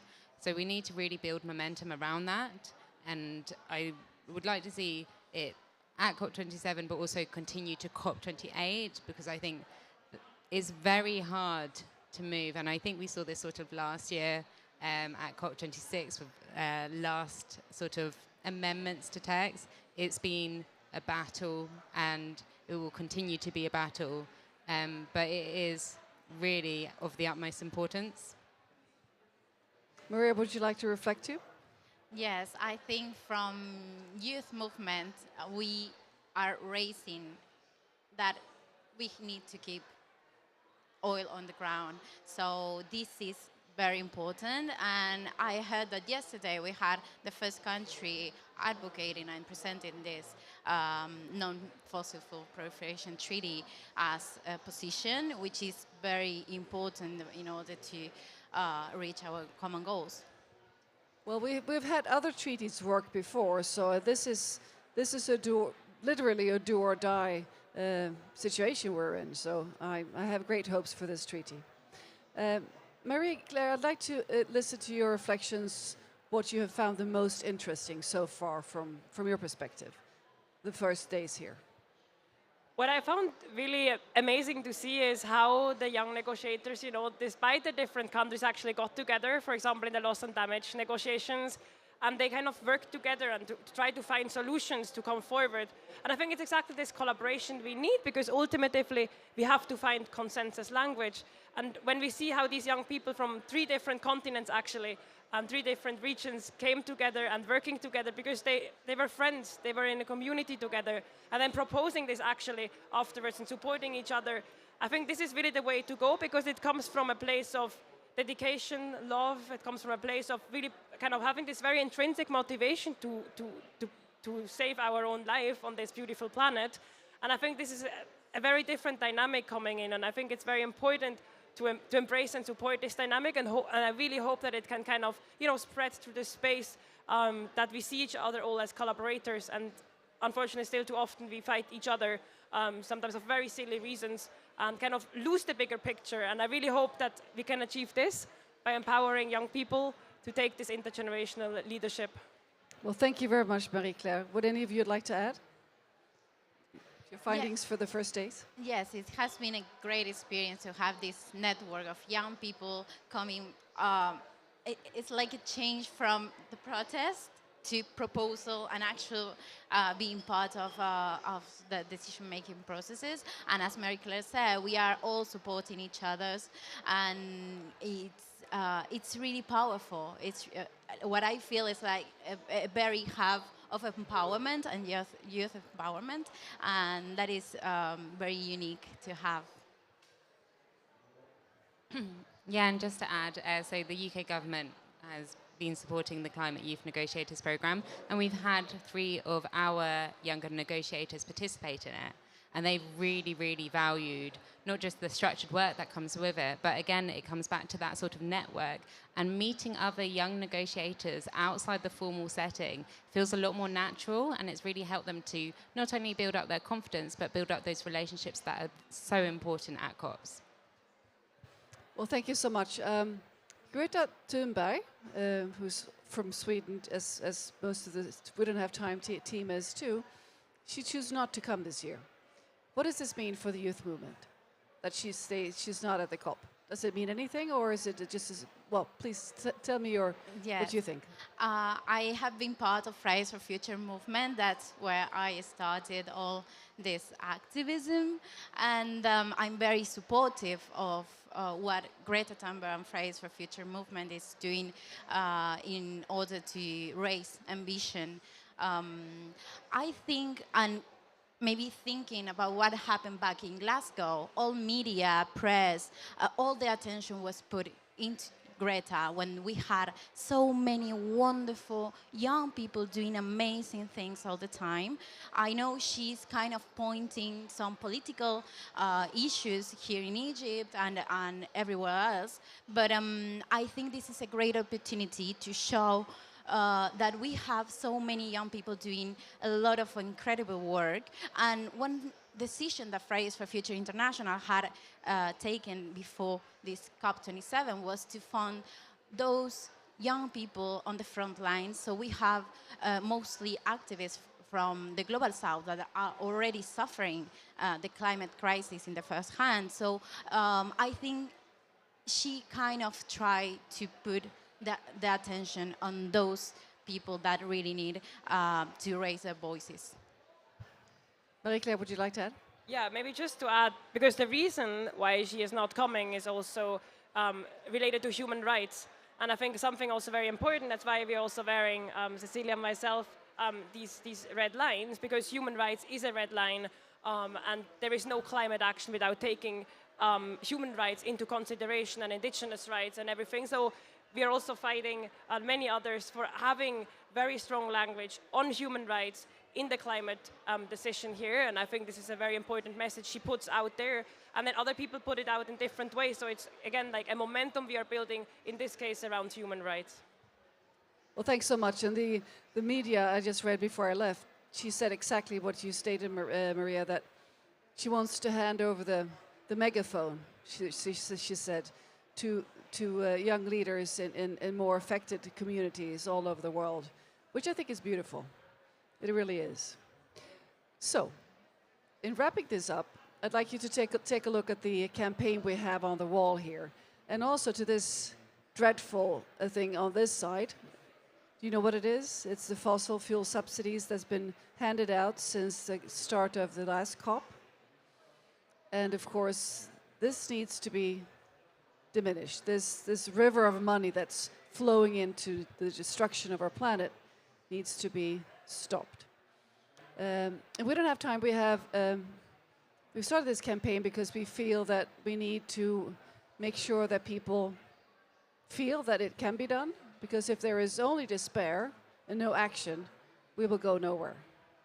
So this campaign is now global. We have 21 million people reached already, and it's probably more than since we posted this morning. And 36 countries are represented. So after this broadcast, I'd like to encourage you to, well, after this session, to go out and pose in front of our Ruth poster here, if you'd like to. It's a way of spreading the word in an easy way that we have the power to fix this, right? So, do you think we can? Would you like to do the gesture here, the Rosie gesture? Are you good with this? All right, let's see those biceps. Yeah, great. So we can do it. It's a hashtag. We can do it, and hashtag COP27. And big thanks.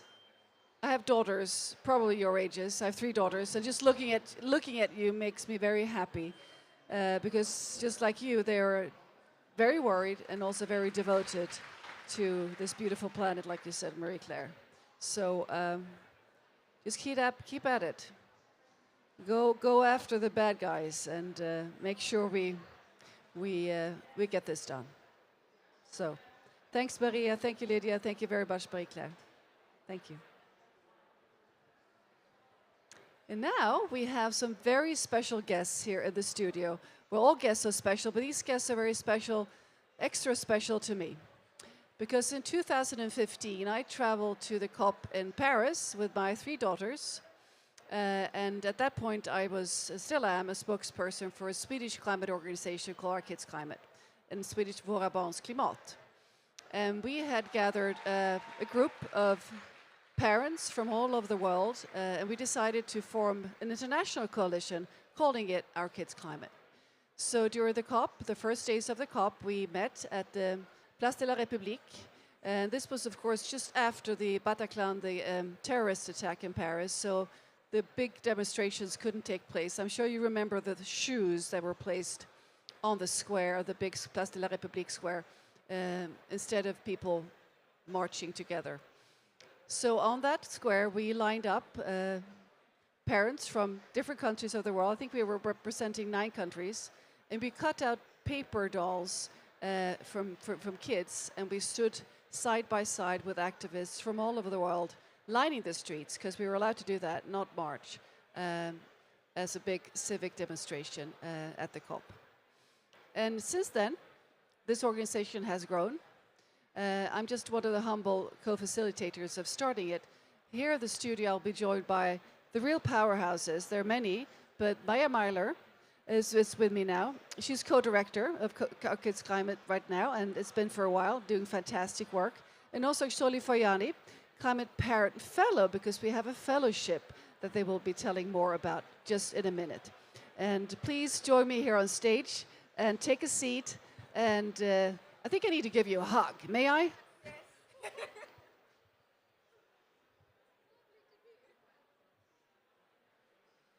Since, well, you're active, much more active than I am in this organization, but we're basically colleagues. So, Maya, I just gave a short background. Give me now, please, the update. How many countries are we active in, and how many organizations are part of Our Kids Climate? Hi, Katerina. It's so lovely to meet you in person after different Zoom conversations and emails. So Our Kids Climate now has over 20 groups from, sorry, I'm getting my numbers wrong. So well over 60 groups from 20 different countries. And we also collaborate very closely with our sister network, Parents for Future Global. And the parent-led intergenerational movement is just growing. There is incredible growth across Africa and around the world. And we're really seeing the power in the voice of mothers, caregivers, and intergenerational family-led action. So it's a brilliant moment for our movement. Thank you, Maya. I told you, you're a climate fellow. You're in the fellowship program. So please tell us about the fellowship program and about your work. Well, I was. I've graduated now, but it's really a great network of parents coming together who want to be in the forefront and fight climate change for the future of their generation and kids. It's a space also where you get to meet like-minded parents who share the same vision. And it's a space where you're also capacitated and given resources and skills because, like, as mothers, we do a lot of this work voluntary. And so the organization really tries to bridge the gap where there's some compensation so that we are able to give more without burning out. Yeah. Thank you very much. And the fellowship is being on, is that 2 years? It started last year, so we're now on our second cohort. Yeah. So if you want to apply, you could look at the Our Kids Climate website, right? Look at the Our Kids Climate or Parents for Future Global website and you can apply, and it's a beautiful community for parents and for youth activists. We have one right here in the audience who are collaborating globally on fighting for justice for our children and all children. So please tell us what is happening from your side here at COP27. We brought a delegation of mothers, so myself from the UK and Oli from South Africa and from Botswana, Ghana, India and Brazil. And we're here with a very simple but vital message: put kids first in the climate negotiations. We know that children are bearing the brunt of a climate crisis that they did nothing to cause. Future generations are also going to bear the brunt. And I think for us, it is such an injustice. And yet children and children's rights and children's perspectives aren't being heard at the COP. They're not entering the negotiation space. So we are here as mothers and as parents standing in solidarity with children. We have a beautiful film that we will be screening at 3 p.m. that captures the voices of children from around the world. And we're putting pressure on world leaders to do right by our children and make that just transition that is so vitally needed. Well, thank you very much. And do you have a special moment here during the COP where you'll be launching the film? Is that today at 3 o'clock? Yes, so as Maya said, that we are launching today at 3 at the Luxor Media Center. So if anybody wants to join, please feel free. You're welcome. Let's continue to amplify this message for the future of our children. So all of you watching, hashtag kids first, correct. And if you're in a country where you think you might have an organization that is similar or that you would like to start an organization like Our Kids Climate, what do, Maya? If you like to start an organization, okay. Yes. Get in touch with us, write to us. All of the detail is on the website, and the same with Parents for Future Global. And actually, Oli, maybe you can talk about your role there. Yes, so we have monthly calls because, sometimes being in your country and being an activist could become very lonely. So we really try to create a space where we can build our community, but also share resources, share knowledge, share our challenges, and know that we are not alone and we can fight this battle together. And those happen once a month. And if you join the network, you're welcome to join those calls. Yeah. And it's fantastic when we have these Zoom meetings. It's been a while since I was in them, but just to see the faces from all over the world. And we all want the same thing. We want a safe future for our children. And that's the strongest force there is, isn't it? I think it's exactly that. There's nothing, I think, more unifying and that can really cross some of the political divides and the ideological divides than care for the next generation, protecting our kids, giving them a healthy planet where they can enjoy nature. So we're using that parent voice to get on the inside. Last year, at the COP, we met with the COP president, Alok Sharma. We're getting into those boardrooms where we're projecting the parent voice, and we're also out on the streets putting pressure that way. So I think as parents, we can be very effective in different spaces to get the message out there. And really, we focus on that identity, because most people do want to do what's right by their kids, But at the moment, we risk handing them a broken world because the carbon emissions are still going up. We know how many fossil fuel lobbyists are here. We just heard that today. There's 600 fossil fuel lobbyists in this building. So we as parents, we've got to be brave and we've got to stand up for our kids and fight for that just transition to renewable energy and help those kids that are being impacted right now. Yeah, I mean, exactly. I mean, coming from a global south, we are seeing that there are a lot of communities who are currently experiencing the brunt of climate change. And so we really have no time. And the time is now to change and transition and really put forward the future of our children. Because, I mean, one day we're all going to die, and what kind of a future are we going to leave for them? And I wouldn't want to be the one that just sat and did nothing. I want to be remembered as somebody that fought, you know, so because I'm very optimistic also. I believe that if we can keep pushing and fighting, the leaders will listen to us. But it's that we all need to collectively work together. And this is not just being a biological mom. I mean, if you're an adult, you are a carer, you know. And I come from a culture where it says it takes a village to raise a child. And so we call on all adults to come together and really stand united and call for the just transition, but the just transition that really puts forward or centers the rights of the children, yeah, so they can have a better future. Thank you so much. And Maya, you could be a father too, just to point out, because we very often talk very much about mothers, but there are plenty of fathers in the organization too, right? Absolutely. There are dads, there are uncles, there Granddads. are aunties, there are grandparents. You know, as Oli said, it's not about like the biological mother. It's about this concept of caring and protecting our children, the collective children.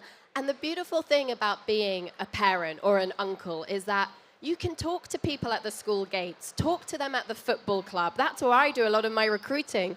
My kids are all football mad. And so when I'm there watching them play football, I'm talking to the other parents about climate. And that's how you seed change, through those conversations in spaces that are relevant to people.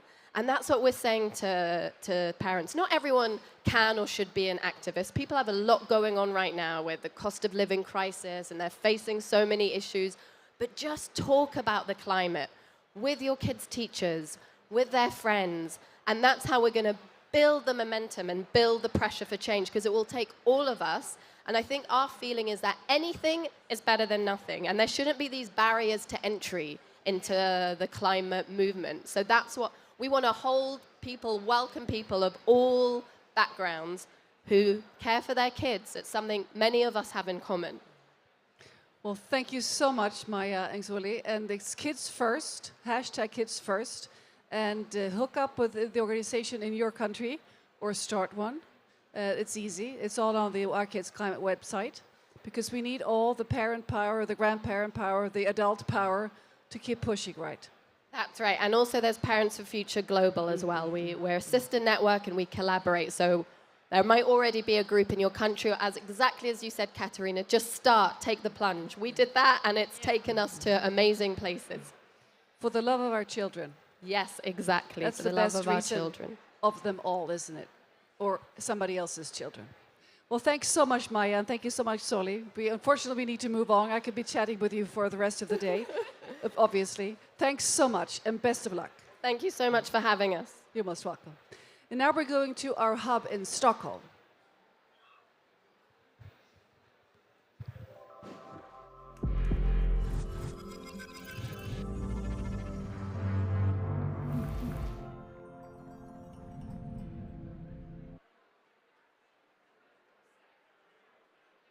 Hello, Åsa. How are you in Stockholm today? Hello, Katarina. We are very well here in Stockholm. Can you hear me? Let's try again. There's a little bit of a distortion. Hi, Katarina. Can you hear me from Stockholm? Let's see if we can get some technical assistance in my ear here to fix the distortion.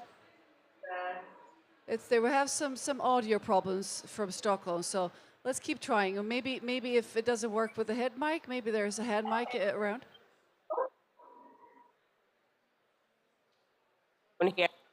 right up. This is better. We'll keep Or this is better, maybe? Yes, now I can hear better. Thank you, Åsa. Perfect. Thank you so much, and sorry for that. But hi from Stockholm, Sweden. We have a packed room here today, and it's been very, very interesting to following the dialogues around youth and science today. Also, we had a little bit of a dialogue around what Peter actually mentioned, Fikowski, he mentioned that the youth has the power and really that they are the one that can gather, and I think that's great. We can see that today because we have had a lot of students gathering here at KTH where we are based. But actually, we also want to send that message across that even if the youth are gathering power, we also need to give them the mandate they deserve to actually get that power out there and to create that change that the youth actually really want to make by gathering. So that's really the message here from Stockholm. But I also have two interesting guests that I managed to gather here today. I want to introduce and also invite up together with me here, come up, is Krzysztof Jurczynski. He's the co-leader from Third Task. And we have Hanna Lange, who's a board member from Klimatstudenterna. Hi guys. Hi. Hey. So you have been creating a workshop out here today, and there's been a lot of engagement and a lot of students. Can you tell us a little bit about that workshop? What has happened here today? Yes, so sorry, the workshop has been about our project that is called Third Task, and it's basically about spreading already existing knowledge to the wider public and out to society. So today we have watched some episodes of our project and discussed what's discussed in the videos of. So we discussed on the topics why involvement of the youth is important for implementing science-based climate solutions. We had just short extracts, and we had wonderful input from all the students here on their own ideas. So it followed our idea that the material we produce is there to stimulate conversations and stimulate further thought about the problems. And yes, and it's not about just spreading the knowledge about the physicochemical process of global warming. It's how the solutions and the underlying socio-economical problems work, which is what failed in outreach throughout all the years when climate catastrophe have been intensifying, and outreach is called in Swedish Third Task. So I understand it also that it's not just students at the KTH. You actually mixed students as well from other universities today. So what's the background to this collaboration? You mean Third Task? Yes. Exactly. Yes. Third Task is a project, as I said, to reach out to the wider public. So universities has 3 tasks. The first is to educate, the second is to make research, and the third is to communicate the research that they make.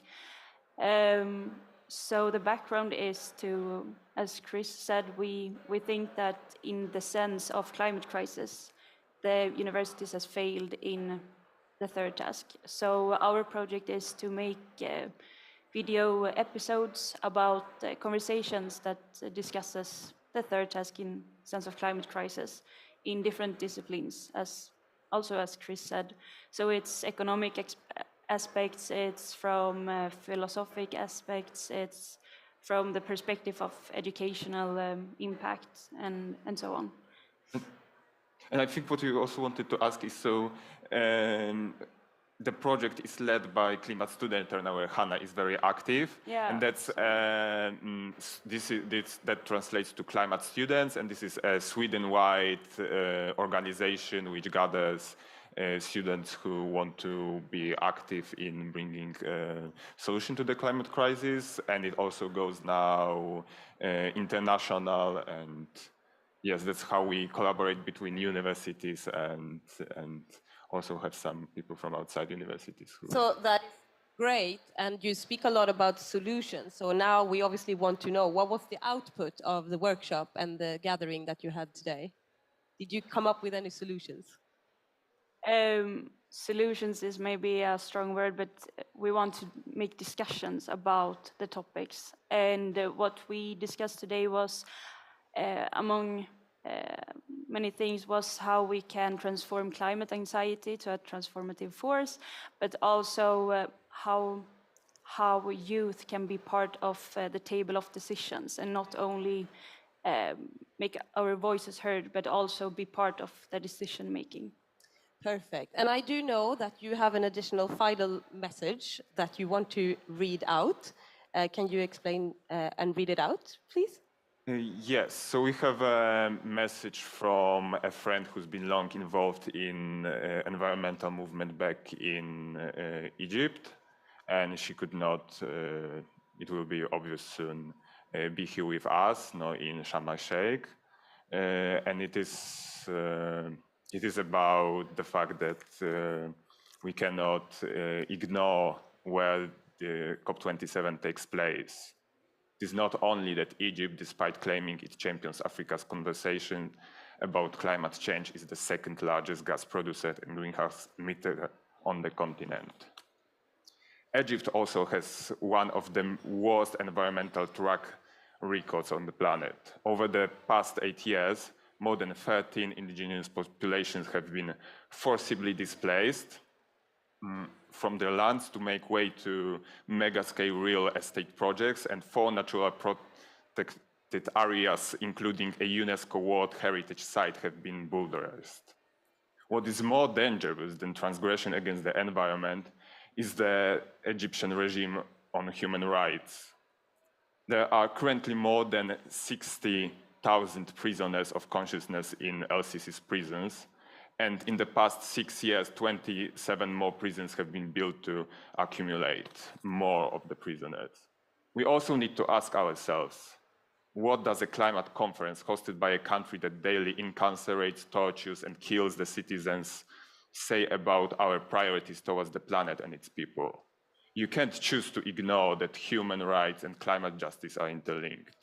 You can't choose to ignore that human rights and climate justice are interlinked. You can't choose to ignore that our only allies in Egypt are now languishing in prisons. You can't choose to ignore Allah Abdel Fattah, a British Egyptian thinker, author, and human rights defender, who, after being imprisoned for more than 10 years now, for speaking the truth, is currently dying in prison after going from a 230 days long hunger strike to a water strike in a desperate attempt to raise attention amidst COP27.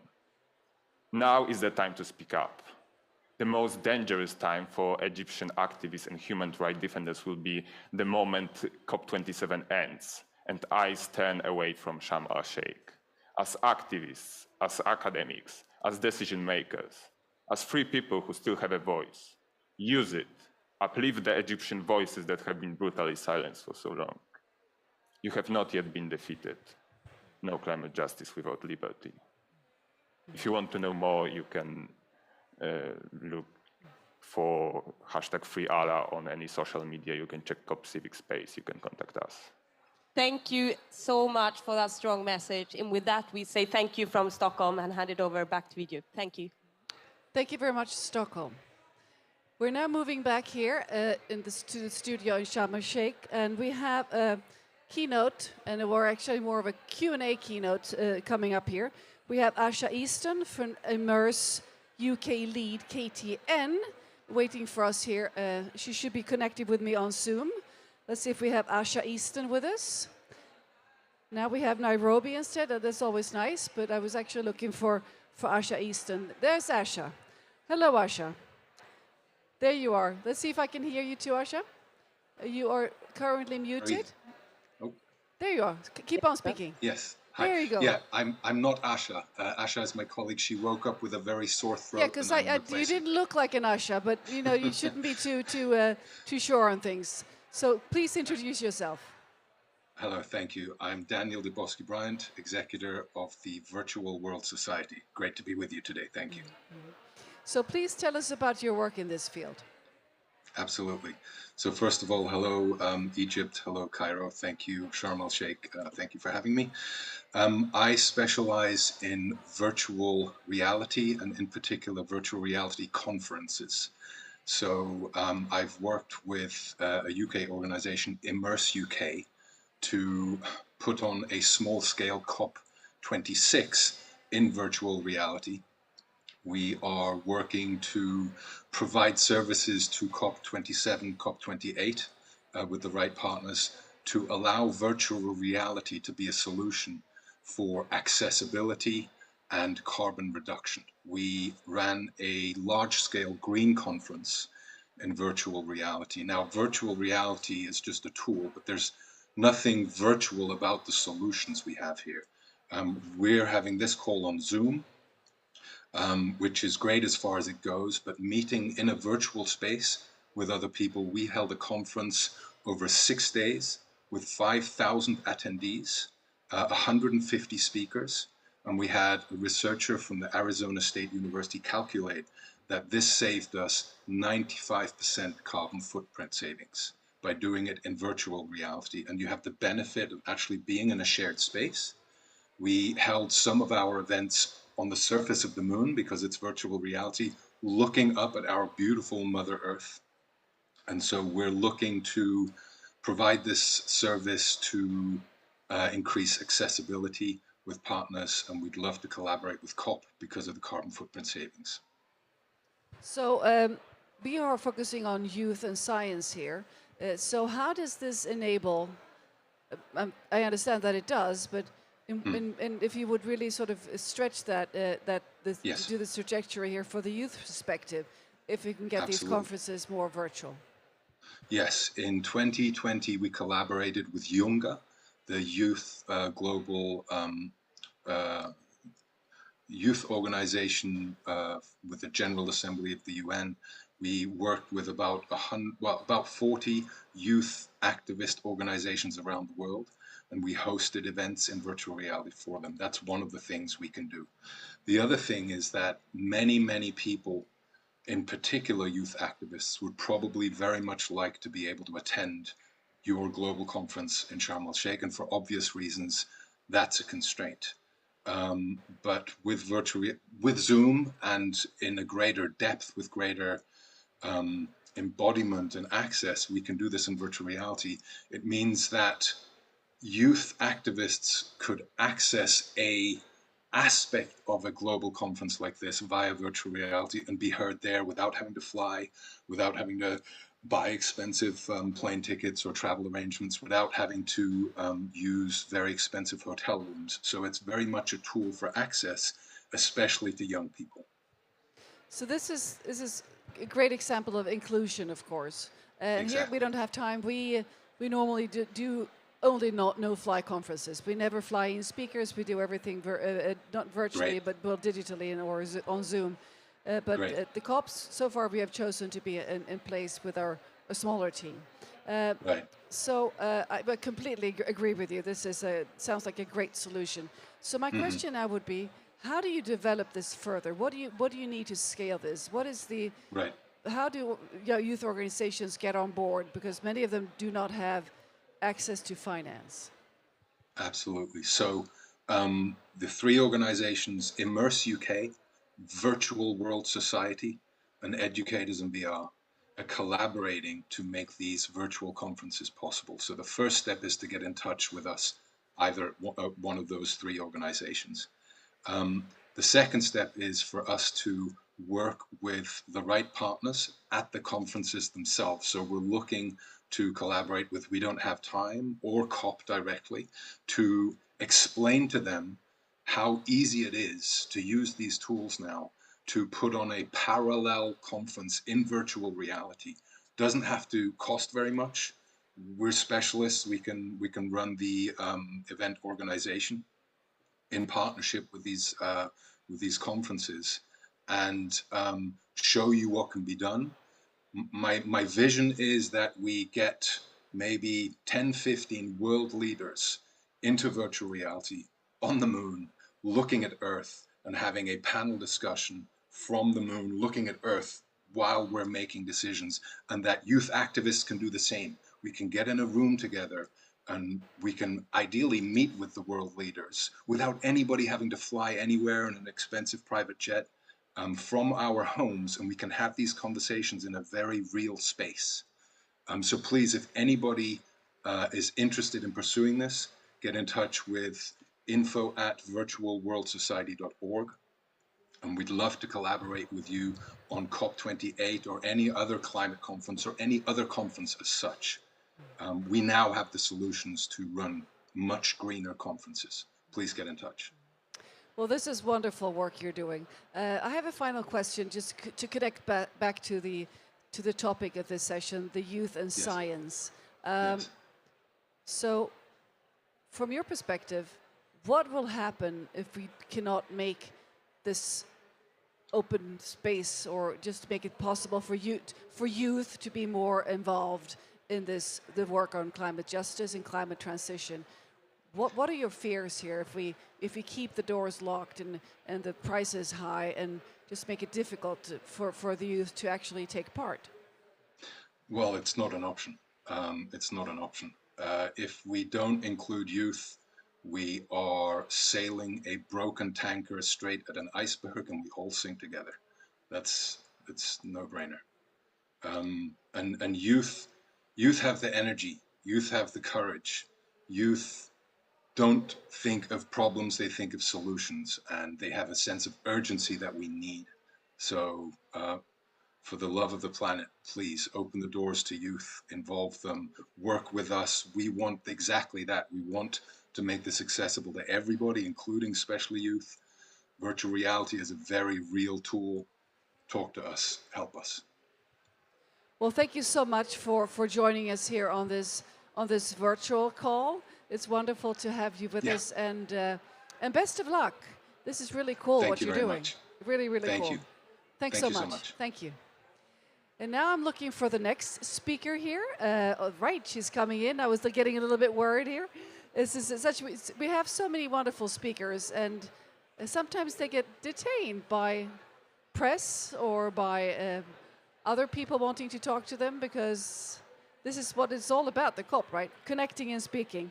So it's my pleasure now to introduce Devika Agge, Chief Development and Marketing Officer, Health in Harmony. And with us also we have Dr. Wayne Walker, Senior Scientist and Carbon Program Director, Woodwell Climate Research Center. And we have also with us on Zoom, we have Latanya Belai-Jandam, Associate Board Chair, also Health in Harmony.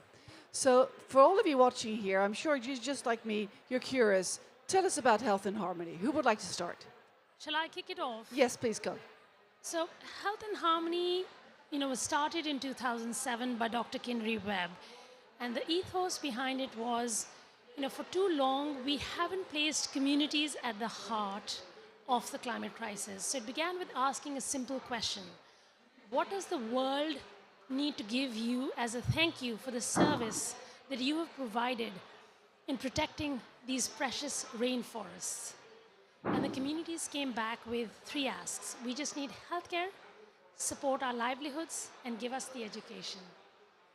And that is what we call radical listening. So it's radical for us, the listeners, because the communities have the solutions. And Health in Harmony replicated the model to Madagascar and to Brazil at the height of COVID. And we want to then replicate it because today in the world we're in, loss and damage is real, and we need to get the financing to the communities faster with better mechanisms so that communities don't just survive, they thrive.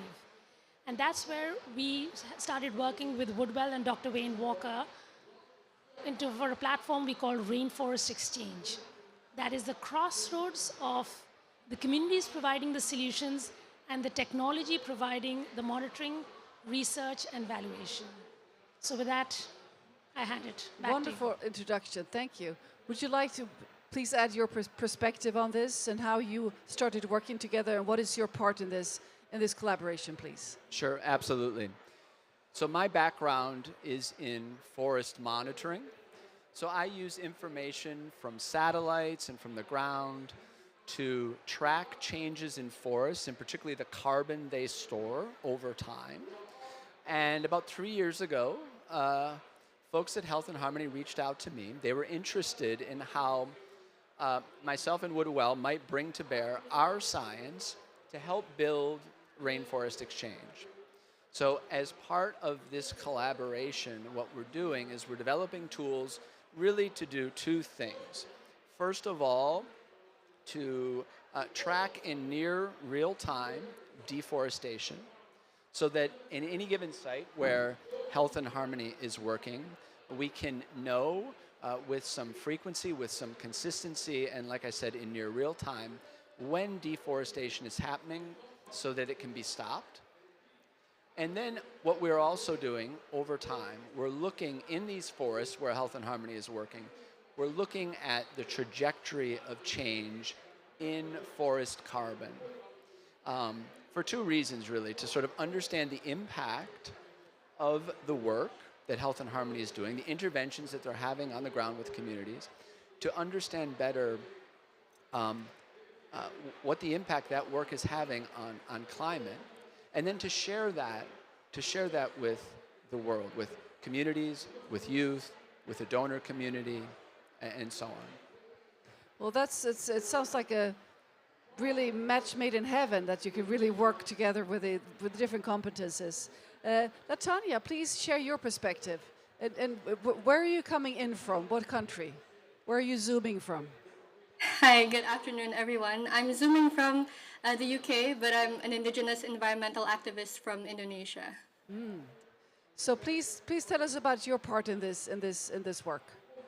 Yeah, so in Health and Harmony, I work as the Associate Board Chair. And really what we do with the Associate Board is ensuring that all of the locally designed solutions that Health and Harmony is amplifying with the rainforest communities in Brazil, Madagascar, and Indonesia. We are making sure that these solutions are being seen, are being heard, and are being supported by as many people as possible, but especially by young people all across the globe.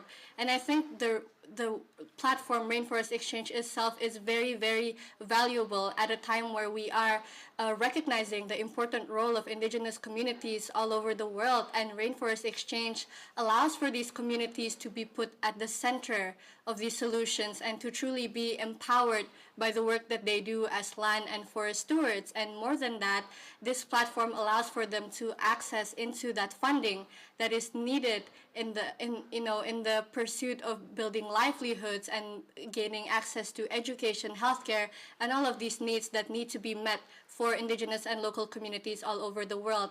And of course, as a digital platform, I think this is incredibly a powerful tool for young people all over the world to connect with rainforest communities in Brazil and Madagascar and Indonesia, and hopefully many more from across the globe, and making sure that we have the access and ability to directly support these communities and the work that they do as rainforest stewards. Wonderful. Latanya, are you also working with schools and universities? Are they aware of this fantastic platform, and are they active on it? So I am currently a university student, but again, with the associate board, we are trying to make sure that universities, schools, young people everywhere are aware that this is a platform that they can use to support climate solutions from underground communities. Terrific. So Wayne and Devika, what are your main takeaways for the first days here at the COP? I mean, you have a cause coming here, and how is this working out for you? What input are you getting, Devika? So loss and damage, I'm very pleased to see it being talked about. It is real. Climate change, and the most vulnerable people are the indigenous peoples who are at the forefront of climate change. Last year, we were saying center them in the climate talks. I would say this year for us, personally for us, it is, the time just to talk has passed. The time to really directly finance their solutions is here. So the finance, some of the commitments that are coming out give me hope. They're far short of what we need it to be, but at least it's a step in the right direction. The other thing, my hope is to bring in, science out of the closet, because for too long, every stakeholder has a lane, and together we are just going along on our lanes. And I think those lanes need to intersect now. Science needs to work with nonprofit, needs to work with government, needs to work with, youth. All these stakeholders need to have a common platform we can work together with, because that's the only way we can bring change. Transparency and scaling is essentially what you're doing, isn't it? Absolutely. So Wayne, from your perspective, how was the first few days here at the COP been? Well, I think the first few days for me has been just recognizing the energy. I think there's, I mean, it's a tremendous event. There's tremendous energy. One of the main reasons why we at Woodwell are here is to emphasize the importance of forest protection, and particularly tropical forest protection as a natural climate solution. And really, the partnership with Health and Harmony and the work that they're trying to do, and the data that we're trying to bring to bear on this platform, Rainforest Exchange, is really so central to trying to achieve that in the ways that Devika has described.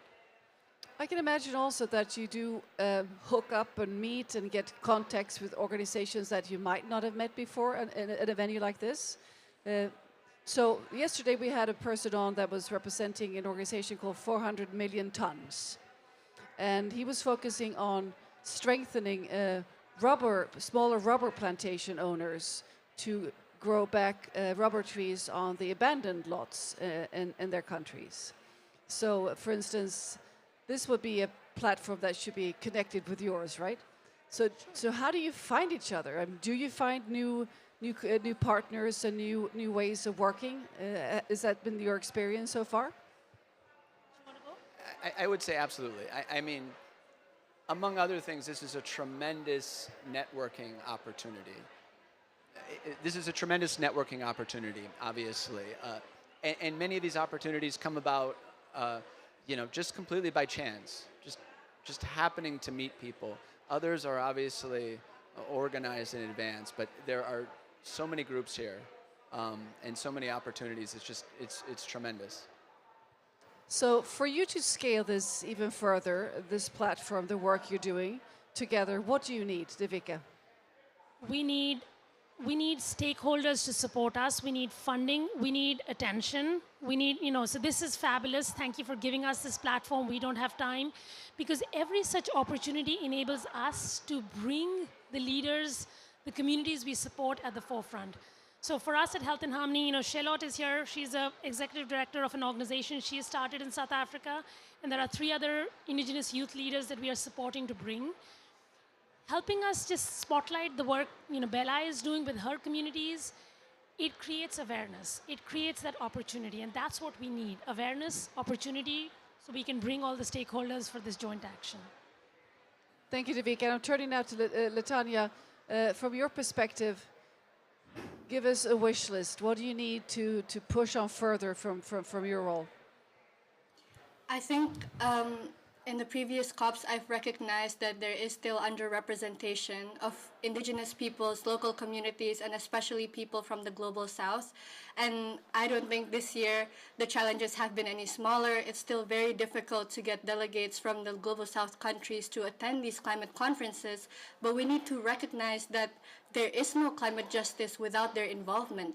There is no climate justice if we are not listening to the voices of rainforest communities, to the voices of indigenous and local communities from the global south and from all over the world. So I hope that this momentum of COP and all of the following climate conferences, we will be prioritizing that. And again, representation is not enough. We need action on the ground. Like Devika mentioned, we need to be financing these solutions. We need real policy changes. We need systemic changes to ensure that these indigenous communities and local peoples, they have a space in the decision-making table, and they have a voice that is heard and are listened to and are guiding the solutions that we are implementing in the critical next few years. So Latanya, there is a youth pavilion here at the COP for the first time. We never had a youth pavilion at any COPs before. So What does this mean from your side?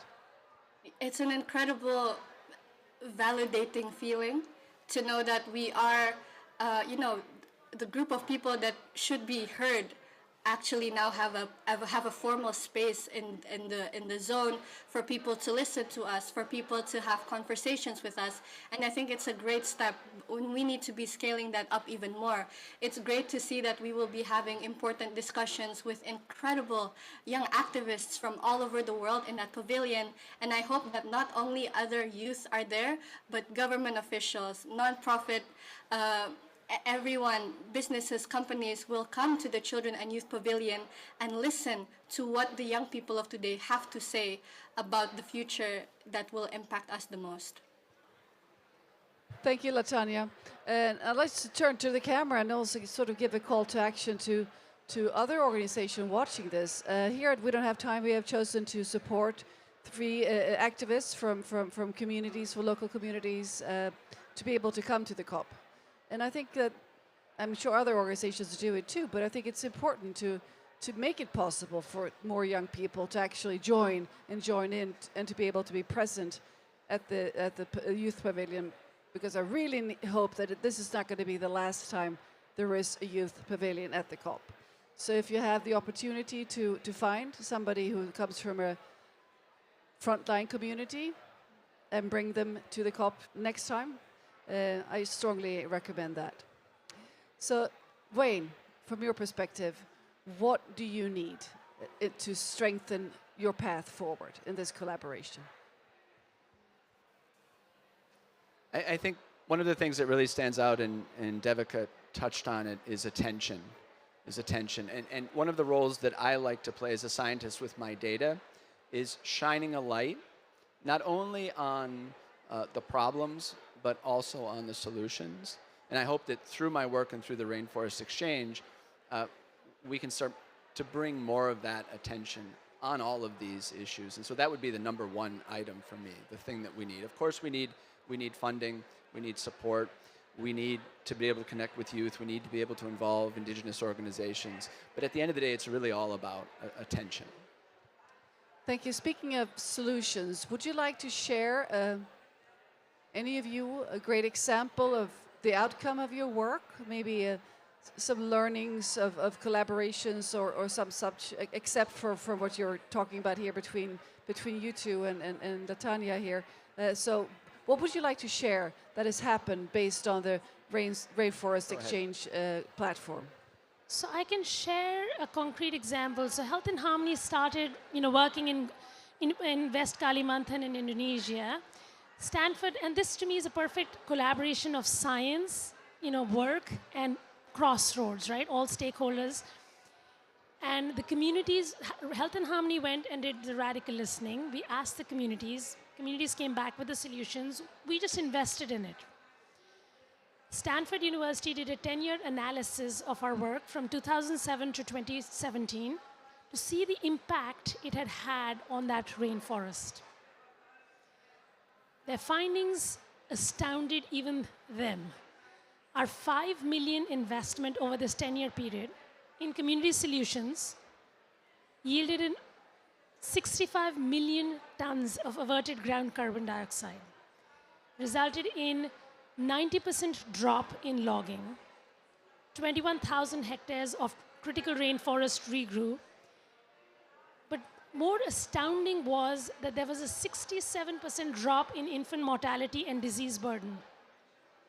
So it was the most direct link between health of the people and the health of the forest. It was a validation of what we now call planetary health. So the term came in 2015, but we've been practicing planetary health. And it's the we is the communities. The communities naturally design solutions which benefit the people, the forests, and the planet. And the faster we realize and invest in them, the better that collaboration. So, it was a perfect collaboration of science, helping us monitor and manage that data, of the people designing the solution, and the world just investing in those solutions. That's a great example. Very, very impressive, I'd say. So a lot of companies, businesses globally are looking for projects to invest in to to help them reduce their own carbon footprint. So how do you connect with major corporations or financial institutions that are actually looking for solutions to draw down their emission record? How does that work for you? So that's what we are hoping. Now that we have this proof of concept and we've replicated, so that was the first thing. We always naturally doubt ourselves. We're like, did this only work in this country, in this context? And that was the rationale behind replicating it. And now that we've replicated in 3 different geographies, with 3 different communities, in the height of COVID,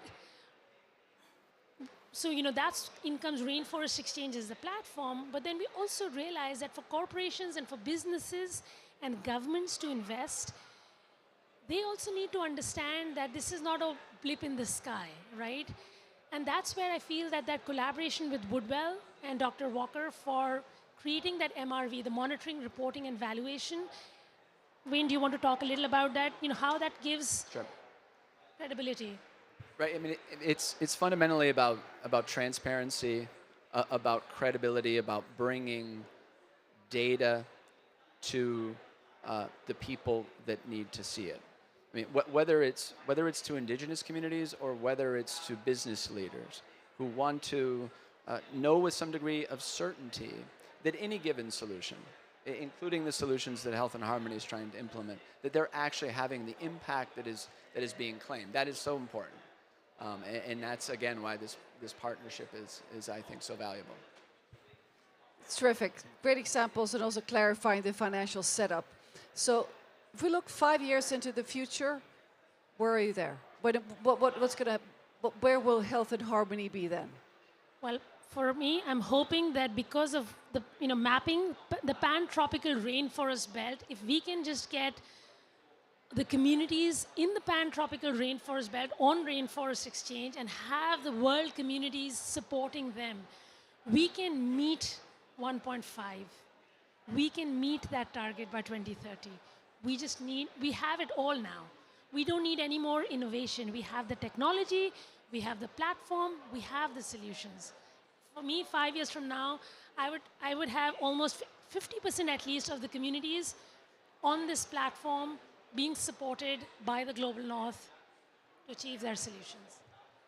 Well, that's a wonderful forecast. Latalia, would you like to add anything to that forecast? Does it look good to you? Yeah, absolutely. And I hope that in the next 5 years, we are seeing more spaces open up for young people, for indigenous young people and indigenous communities all over the world to tap into networks such as Rainforest Exchange and the funding mechanisms that are there, because truly this is a time to recognize that indigenous communities are at the front line of change, and they are at the front line of rainforest protection and nature conservation. And what Devika was saying with the radical listening approach, there is already a proof of concept that this works. So I hope that we use the momentum at COP and the next 5 COPs to come to realize that we already have the solution at hand. We just need people to take it into action. We need the finance we need to finance these solutions, and we need the platforms like Rainforest Exchange to be distributed to as many people as possible, so that we have everybody on deck contributing to solutions such as what the rainforest communities with Health and Harmony is doing. Well, excellent. I can't wait to see what's going to happen for you in the future, in the near future, and also in the 5-year perspective. Best of luck with your fantastic work, and let's just keep pushing, right? Thank you, Latanya. Thank you very much, Devika, and thank you very much, Wayne, for joining us here today. And well, thanks again. Bye-bye. Thank you so much. Bye-bye.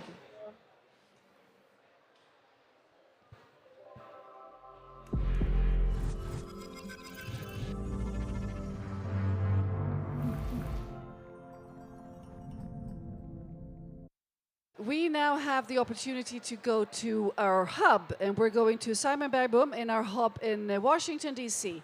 So how are you today, Simon? And Simon, you have a guest next to you. Please tell us who you are standing next to. Good morning. I'm here in our DC studio with Sadikia Krondorfer, who's a graduate student at the Norwegian University of Life Science and Environmental Studies, and she's currently doing her thesis in focusing on environmental studies. So I thought it'd be great to invite her here to the studio, given that today is Science Day. So I'm gonna just ask Kia a few questions here, and I think we're gonna have a really good conversation. So what I'm kind of curious to hear more about is, since today is focusing on science, especially, what is kind of your take on environmental science? Yeah, so I guess I should say that I'm doing a lot of research on the intersection between climate science and politics mostly. So I'm not sure I can speak too broadly about climate science or too specific about it.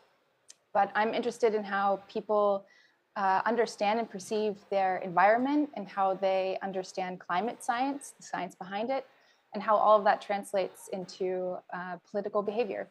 And I think when it comes to youth, there's a really great book that was recently released by a political scientist named Pippa Norris. And she talks about how each new generation brings with them a new set of political values that then sort of drives institutional change. And I think that the younger generation that we're still a part of really does care about not only environmental values, but understands that the climate crisis is very real, and we want to do something about it. So that's kind of exciting that youth are involved politically and are trying to understand the science that's behind it and to do something about this. Yeah, that's really interesting to listen to, and especially given the midterms just happened here in the US, and we saw that young people were really the people kind of stopping this red wave that we've been hearing a lot about. Yeah. So what do you think what do you think the Democratic Party and just political organizations in general did well to really be able to mobilize these young voters? What's a key thing to do to get people to really take action? Yeah, I mean, that's sort of the great big question. But as you said, the midterms just happened, and we did have a large amount of younger people come out to vote.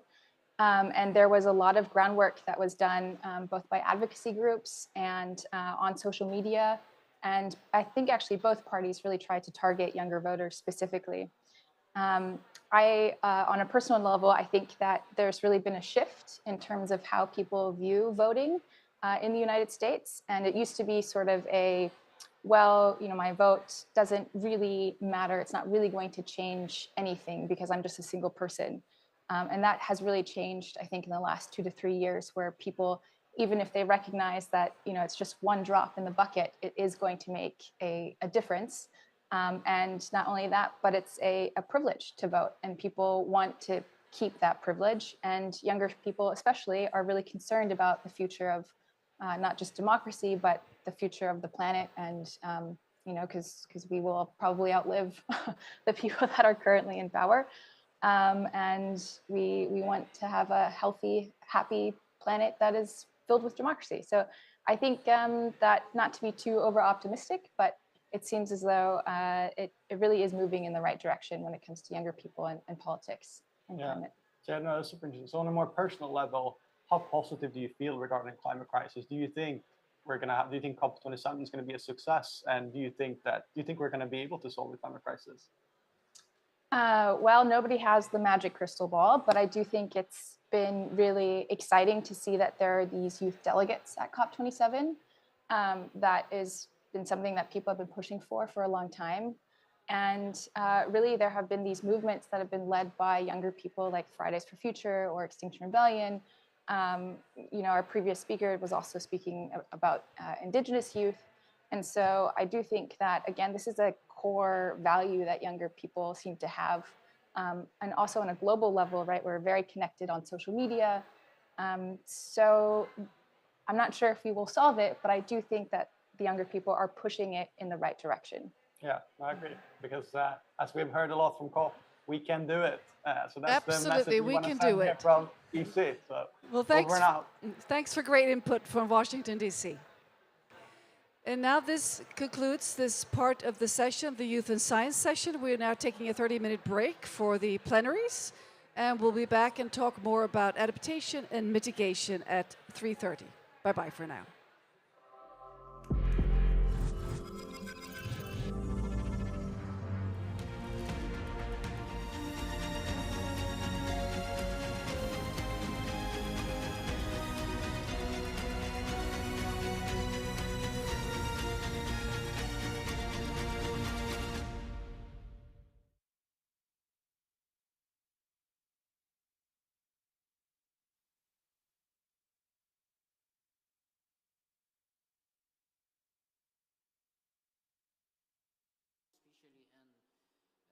for the Arab region, as Arab region is heavily impacted with the climate change, and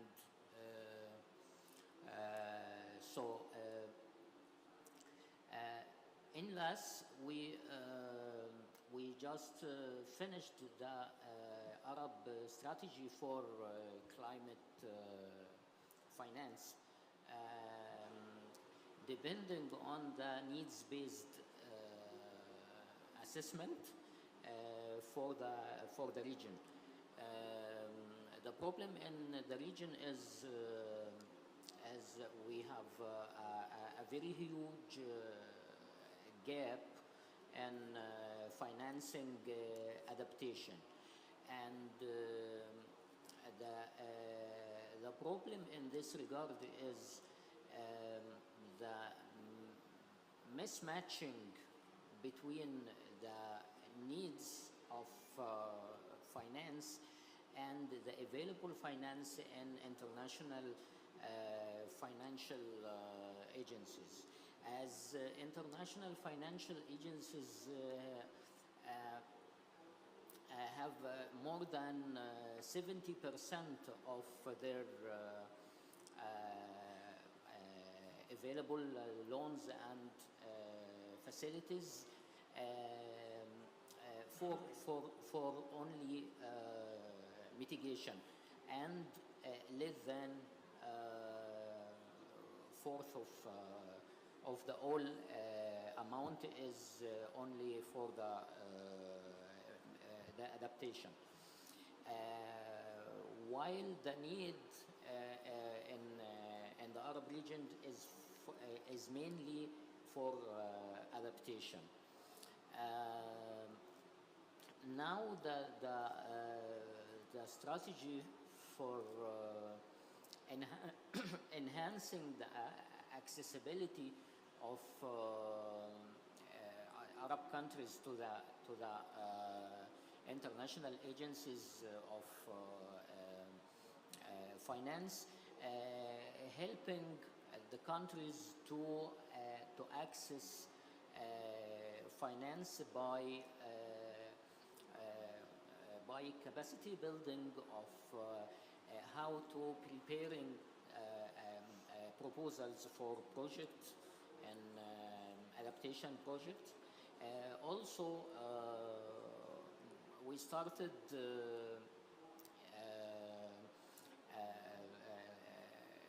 coordination among Arab states and the GEF and the GCF to help the eligible Arab countries to have their amount of finance to their project. Now the needs-based, nature-based solutions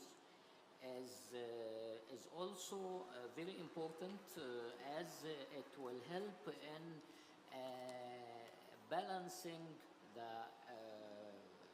the need for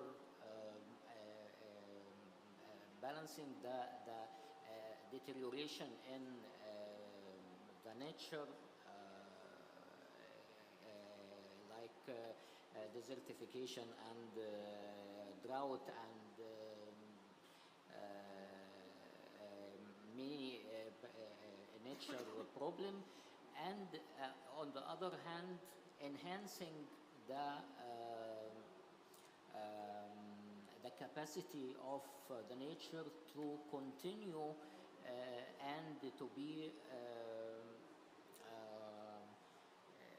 sustainable for the next generation of people in the world. So we hope that finalizing the climate finance strategy for Arab regions, helping the region to better access the finance in this in their project, especially the LDCs countries in countries, as we have about 6 countries, LDCs, and the Arab region. So this is just a brief overview about our effort in dealing with the problem of financial issue in this regard. So thank you.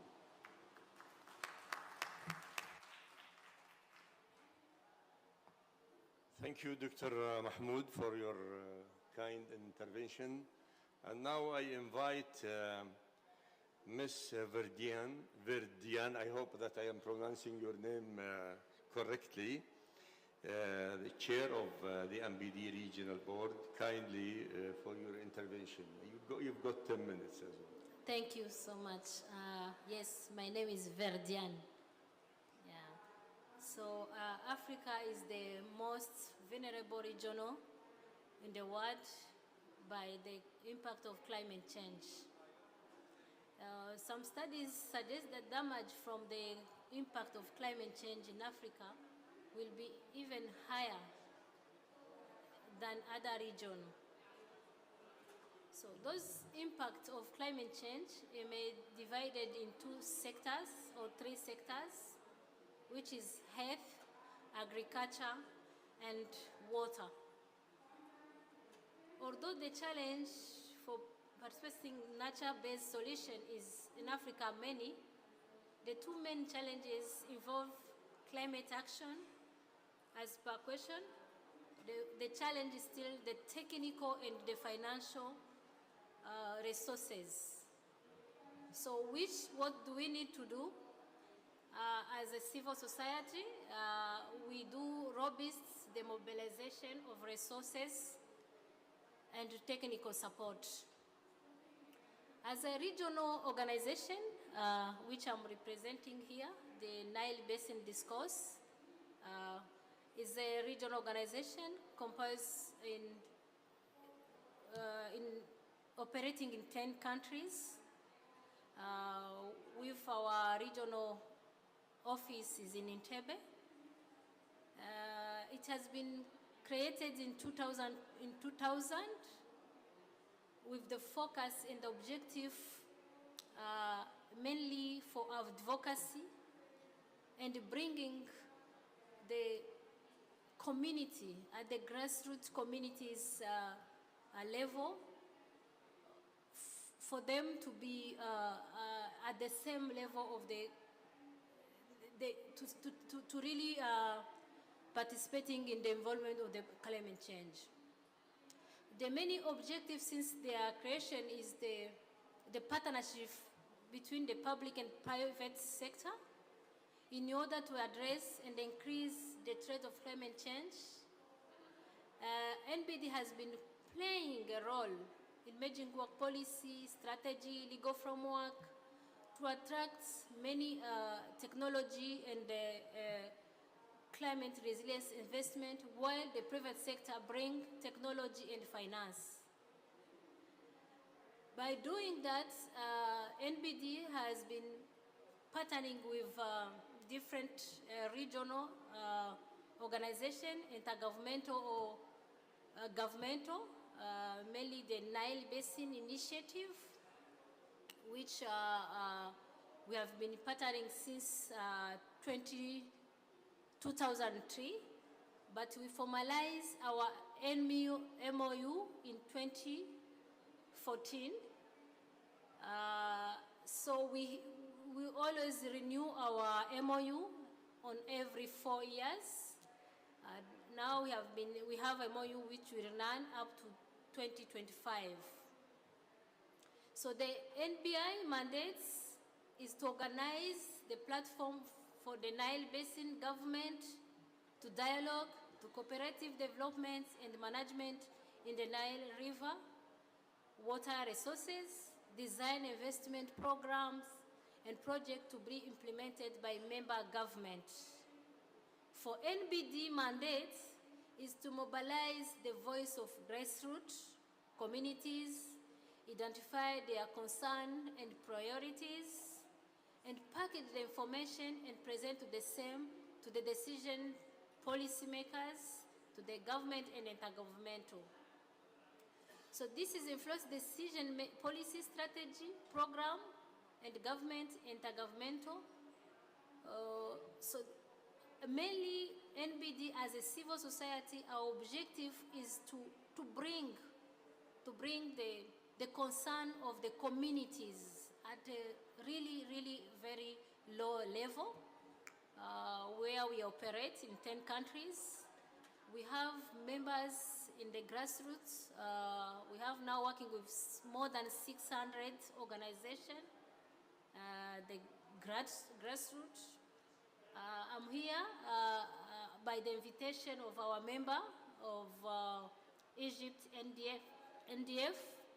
So in every 10 countries, we have NDFs where we implement our activities. And after organizing all those 10 countries at the grassroots, we bring their concern to the government and to the policymakers. Actually, mainly that is our work as NBD. Thank you so much.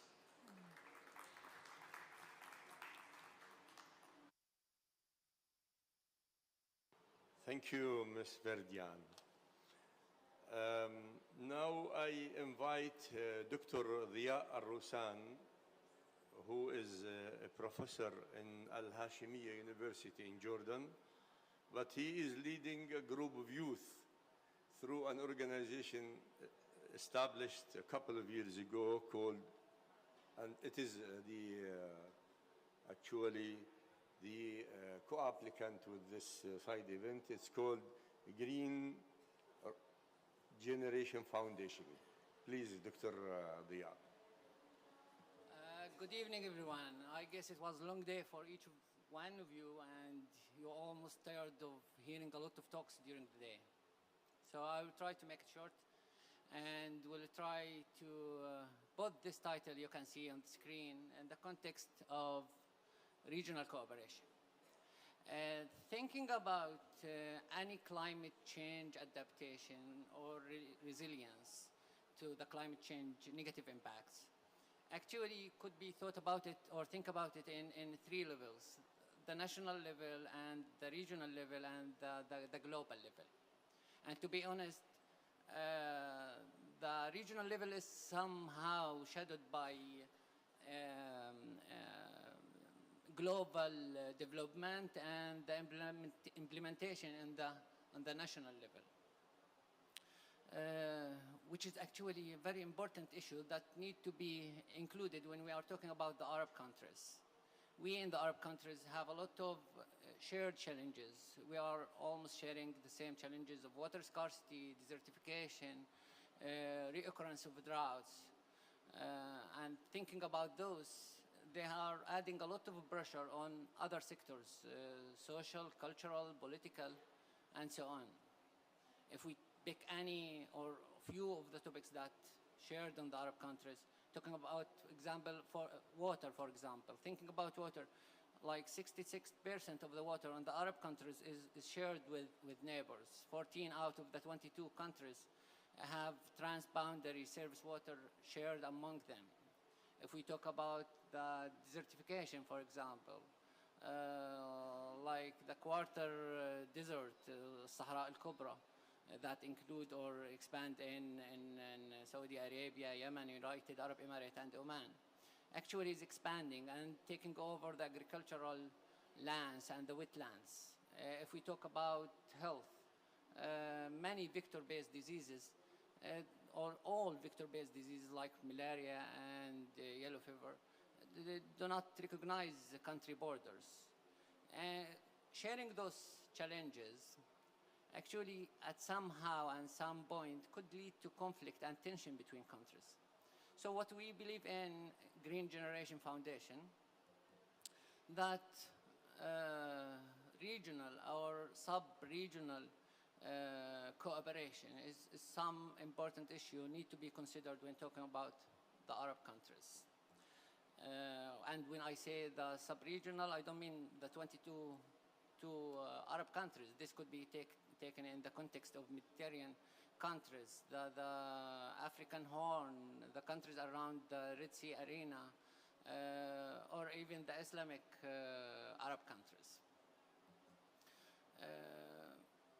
This regional cooperation in most of situations doesn't consider the non-state actors.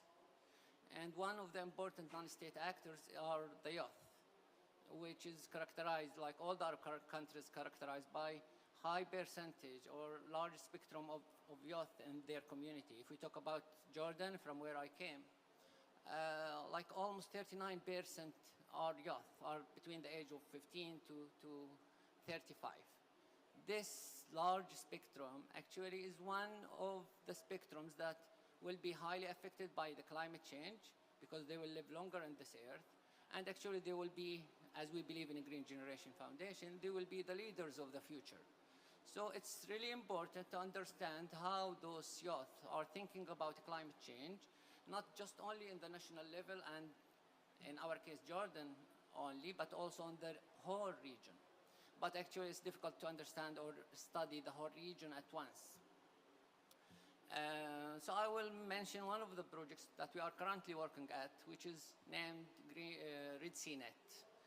It's a project trying to understand how youth think about climate change in the countries around the Red Sea. This includes Jordan, Saudi Arabia, Oman, Yemen, Somaliland, Djibouti, Egypt, where we are now, and some other countries. And to understand how they think about it, they can take different dimensions. How they think about it from a point of risk perception. And also, it's important to understand how they are thinking about it in terms of willingness to act. And this is important in capacity building. If I take the dimensions included in this study, it measures, for example, the knowledge. The knowledge in the Arab countries or the countries that we studied, actually we have low level of knowledge about climate change in those countries. I just, like a couple of minutes ago, I told Dr. Ghaida like a story with a taxi driver here. It's not related to the study, but because just I remembered that we have low level of knowledge. A taxi driver asked me why you are here. I told him we came like for a conference. He told me, what is it? I told him it's a climate change, and he told me why they want to change the climate. Like he's thinking we are here because we're gonna change the climate. Actually, we are here because to keep it from changing. Anyway, there is a low level of knowledge, and when I say there is a low level of knowledge, there is a low level of knowledge about the causes of the climate change. There is a low level of knowledge about the impacts of the climate change, and there is also a low level of knowledge about the response to climate change, how this will lead the future. In terms of willingness also, willingness to act. Willingness to act, if we consider it in many dimensions, there is willingness, personal willingness to act. And this is important if we are leading, for example, campaigns and we want to apply a policy. And this is very important for policymakers. And there's societal willingness. There's some stuff that we are not willing to change, but we want the community to change it or the society around us to change it. And there's some stuff we are willing to advocate for, but without doing or paying anything. This includes the capacity and also include the finance, because when we talk about the willingness to act, there's a big difference between countries in this regard. They were like the countries included in the study, it has some let me say, wealthy countries, would not name those, and also have very poor countries. And without really understand how those people or those youth in those countries want to act regarding climate change, it will not be possible to build capacity or share information and knowledge or exchange research between those countries. This is one of the issues regarding the challenges to climate change we are addressing on the Green Generation Foundation. I told you I will try to make it short. not to get you bored. And if you have any question, I will be happy to answer it later on.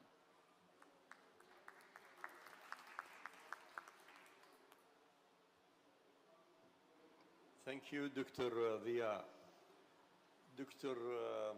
Wujdan has chosen to be the last because she wants to show us a video, and which is a nature-based solution, and then she would make a comment. And therefore, I will take the liberty to make a short presentation about a project that we are currently implementing in Jordan and in the south part of Jordan, and in specific, for those who know Jordan, it's called Madaba, in specific Diban, and the South Jordan Valley. The project is titled Engaging Local Communities, especially women and young people, in disaster risk reduction by training and education. And the project would conclude at the end building the capacity of young people so that they would be able to help their communities once there are disasters induced in the majority by climate change. So in the two areas of the Jordan Valley and in Diban, we will have 15 young Jordanians, gender balanced, who will be trained, enabled, so that they would help their families until the civil defense come and help them. Because these areas have witnessed in the past disasters during which we have lost lives. So to conclude, to reach this, we've done a desktop study.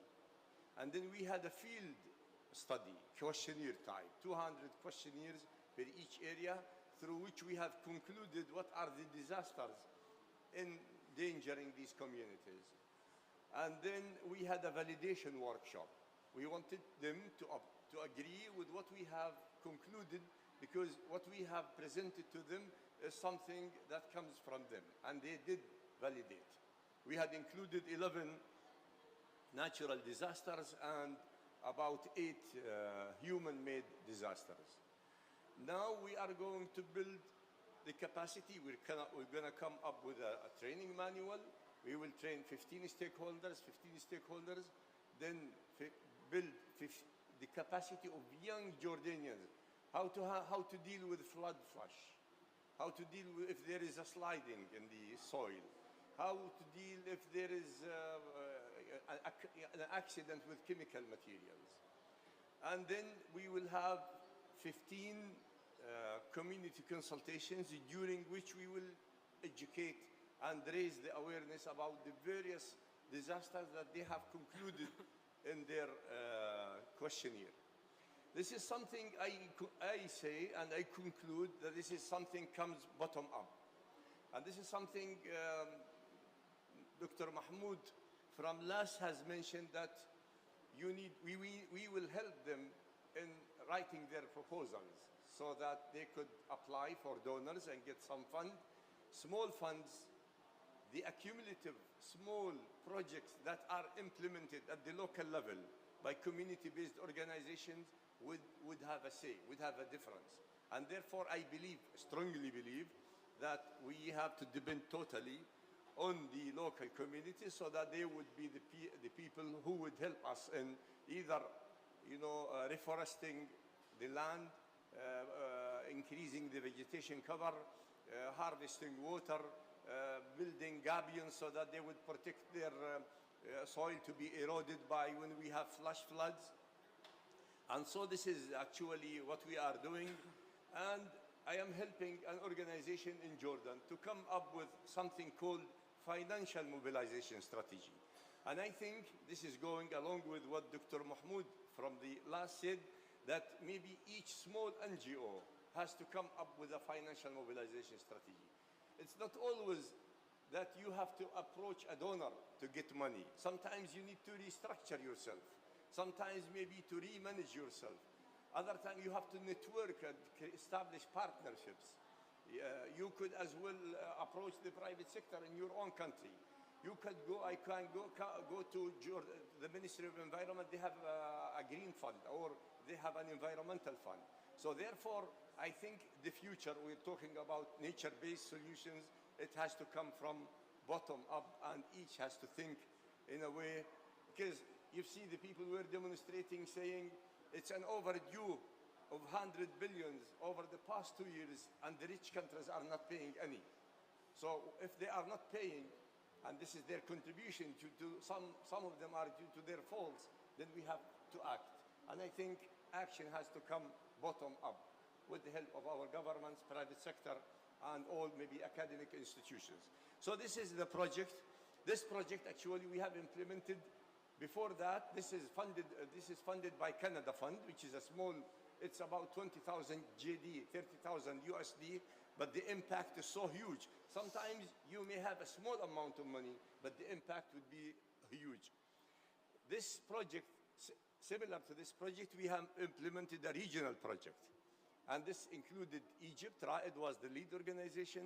We had Morocco, Mohammed with us. We had Salim from Lebanon. We had Yasser from Yemen, and us from Jordan, 5 countries. And this was funded by UNDRR, United Nations for Disaster Risk Reduction. Small amount of money makes a difference. And I think maybe we could, in the future, focus on this. And if we wait the big amount of money, I don't know if you agree with me, maybe they will not come and we will wait for long, but I think we have to act at our local communities. I will end here, and if you have any further questions on what I have presented, but I will invite now Dr. Wijdan to present her video first, make a comment, and then we will open the floor for discussion.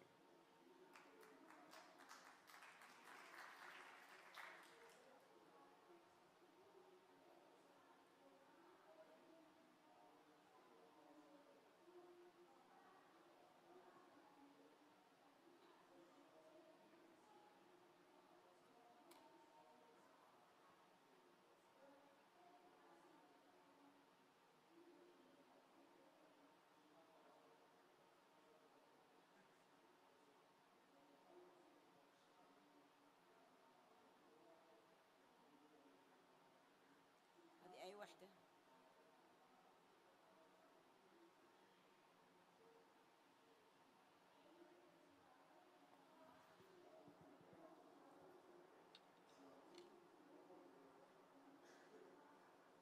الصوت هنا مو موجود شغال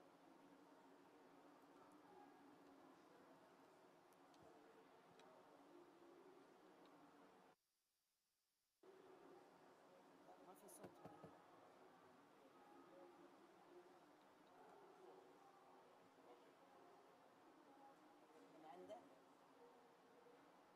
القطائف نباتي في هالمنطقة عجيب لقينا النباتات. I'll talk as soon as they fix it. لقيت الخزامة والبسباس والعرقي.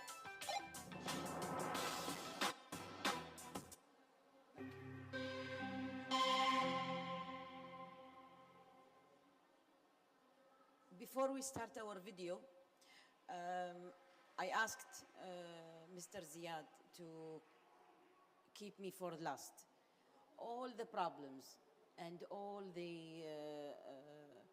study cases that my colleagues has been representing, I think if we don't have a proper education and we don't have a proper environmental awareness, it's gonna be really hard to do anything about it, okay?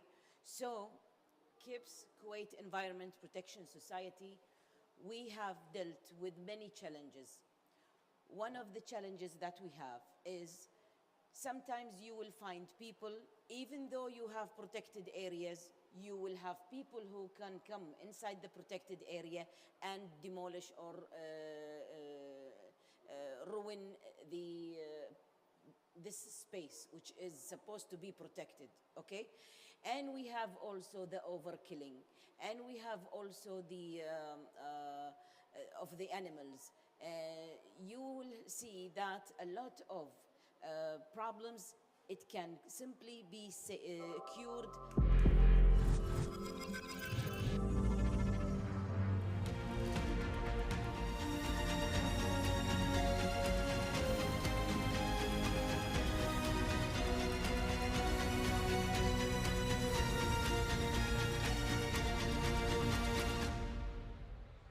Welcome back.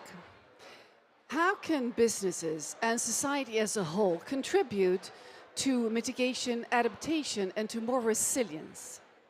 In this session, we will explore nature-based solutions and how finance and digitalization and also the transition of industries in their decarbonization can contribute to this net zero journey.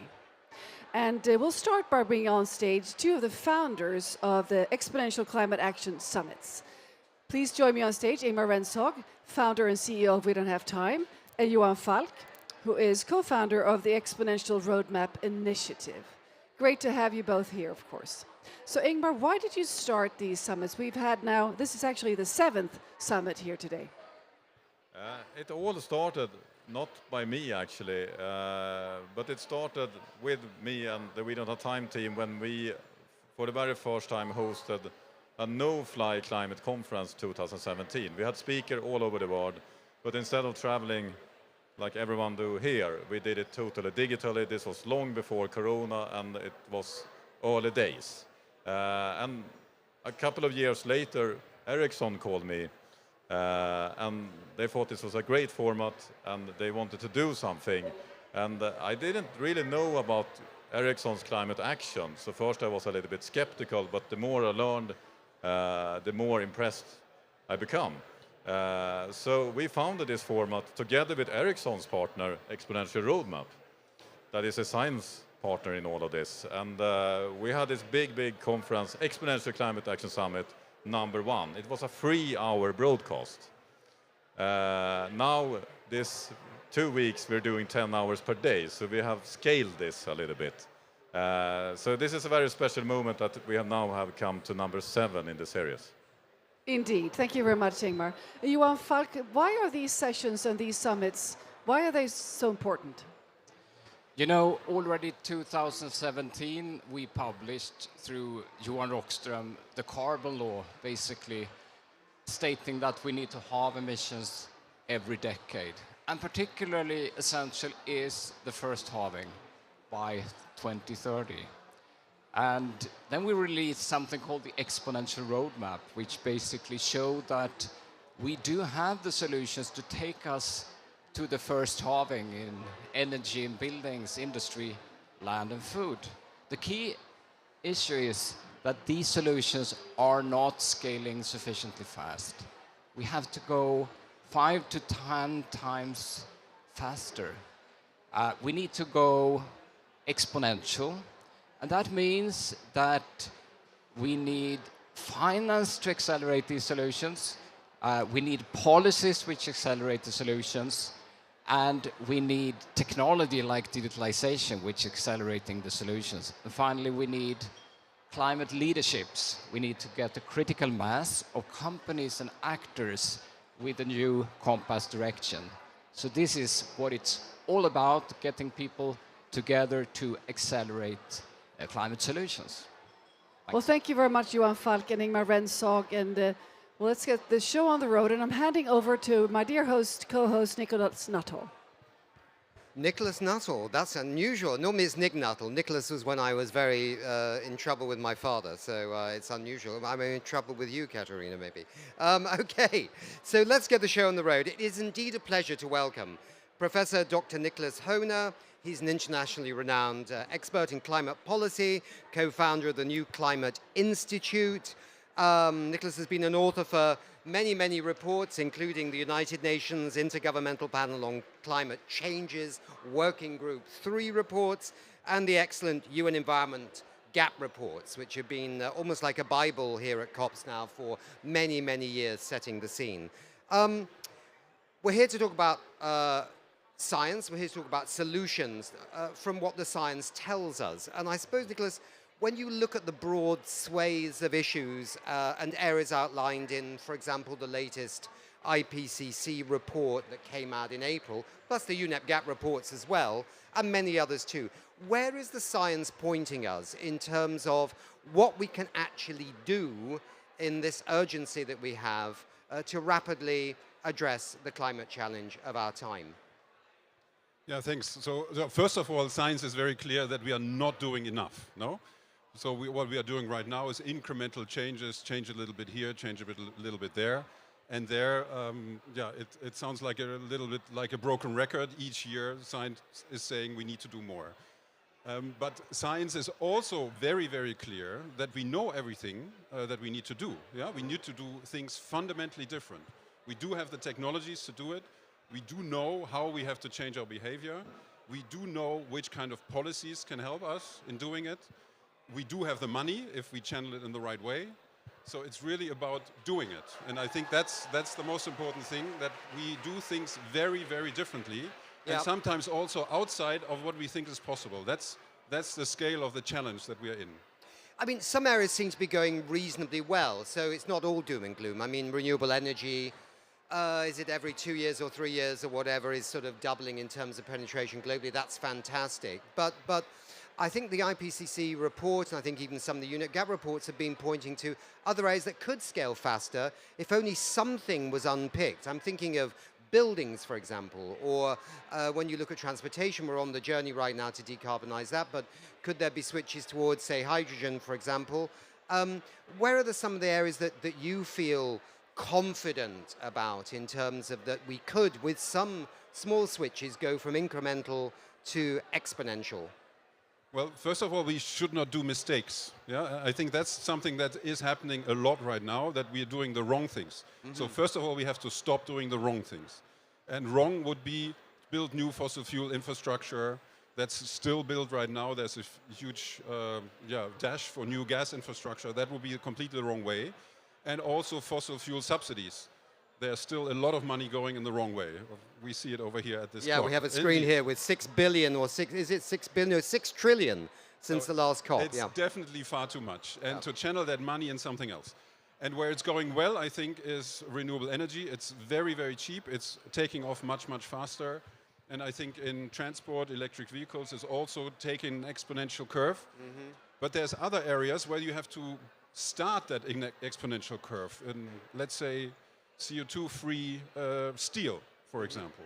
That's something that people really think about now. It's very small in scale, but you have to start it to then be on a trajectory towards exponential. So seeding this exponential change in steel, for example, is very, very important. And of course, we need to seed it and move so unbelievably much faster than we ever did renewable energy. I mean, I was a journalist in London in the 1990s, and it was basically $50 a unit of electricity. And now, of course, it's cheaper than, fossil fuels. So, but we can't wait that long. Exactly. We can't wait. We don't have that time. I mean, we need to halve global emissions by 2030. So that means we have 8 years' time, and that is, significant. So as I said, you have to do something that is unthinkable, and you have to be outside of your comfort zone. That's what needs to happen. We're in the Nature Positive Pavilion, and there's a lot of talk about nature here at the COP, and that's great. What's your feeling about this in terms of whether we can scale some kind of response through the lens of nature? I think it's very important. No, we need to reduce emissions from fossil fuels, and we need to enhance the nature that is taking up CO2 from the atmosphere. That is very important. And the very first thing is to stop the wrong things. And the wrong things here are deforestation. So that would be the most important thing, to stop the still ongoing vast deforestation around the world. That's the very first thing. How do we fund it? I mean, because now we've got all these voluntary carbon markets which seem to be growing. I know you're a little bit concerned in some ways that this may be not the best route. Well, I think definitely you need money for conservation of forests. That's very clear. And you can also get companies to do that. I'm personally not such a fan of doing it through carbon credits, because you can also do something wrong with them. You can pretend that you're good without being good. But if you take it as a contribution of a company or government to the conservation, and basically say, okay, it's a donation towards that country to keep the forests, and not counted against your emission reductions or something, then I think it's a very good thing. So when, I suppose, we first got to know each other a long, long time ago, the idea of negative emissions seemed like a failure, No, it's never going to happen. We don't need to do that because we're going to sort the whole problem out. With 7 years to go to 2030 to halve global greenhouse gas emissions, and even some governments that we love, like some of the Nordic governments, maybe backtracking on their, incredible leadership. What's your assessment of whether we have the technologies, the solutions to actually take carbon out of the atmosphere? Is it there? And if it's not there, what do we need to do? And I don't maybe want you to pick winners, but if you wanted to, that's okay. Well, I don't know. We are so late with climate change. We have emitted so much that all of the scenarios that go to low temperature increase have some kind of removal of CO2 from the atmosphere. So if we like it or not, that's something that we probably have to do to keep climate at safe levels. And then what do you do? One thing is, again, the biosphere. That is something we need to support significantly. But it's a little bit of dangerous to hope that the CO2 stays in the biosphere forever. You don't know whether the climate is changing, the forest will still stay a forest or not. So that's a risk. And then there are technological options to do that.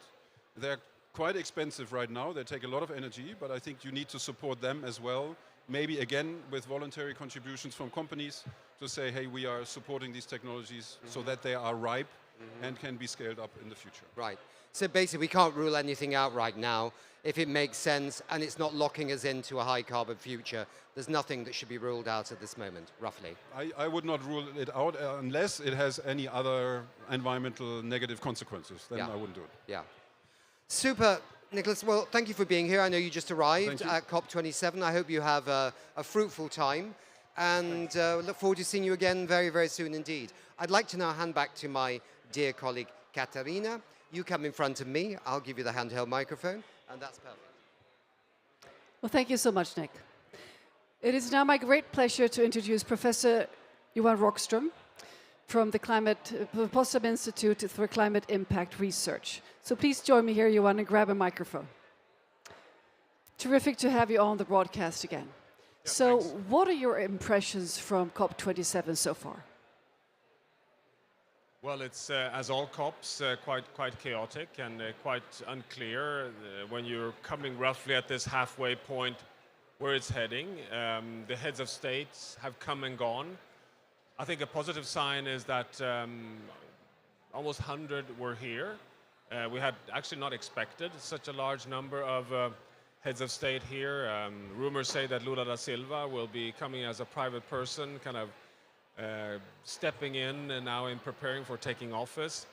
I think that is really positive. It shows that, despite our difficulty in keeping momentum, I mean, we come to Sharm El-Sheikh in an all-time low when it comes to, this inability to deliver on the pledges from Glasgow, the economic challenges making it actually that we're going backwards rather than forwards in many of the developed countries, and then the loss and damage agenda, which is a really valid agenda for the vulnerable communities or countries in the world, but at the same time a very, very complex and incredibly, negotiation-wise, challenging and difficult agenda. It's not a coincidence that it's been on the table for 30 years, or not been on the table, it's been in the corridors for 30 years, and now it comes up on the table. So with low expectations, I think so far it's at least showing quite a genuine and broad momentum from all the groups that are here. Any specific surprises, pleasant ones or disappointments that you can single out? Well, there is one potentially disappointing one, which I hope we get fixed very quickly, which is that there is a rumor in the corridors that a group of countries will question whether it's really worth maintaining 1.5 degrees Celsius as a part of the Paris Accord. And we are actually, as we speak, preparing a very powerful communication from all business leaders here at COP, civil society leaders, and also science, to say that 1.5 is not a goal, is not something you negotiate with. It's a limit, it's a physical limit. So therefore, you cannot negotiate with planet Earth. So you simply have to stay put and keep your pathway to 1.5. So that's one of those threats that might be arising. I mean, on the positive side, at least so far, we haven't seen anything blow up on the loss and damage. And I think that's should be seen as a constructive entry point. At this point, we need to talk about disruption and systemic change. So from your point of view, what needs to be more in focus when it comes to disruption and systemic changes? Well, there are two big entry points to that, in my mind, to that question. The first disruptive entry point is that we have to recognize that there is no safe landing for climate unless we take care of the entire planet. And this is not rhetorics, it is scientific evidence.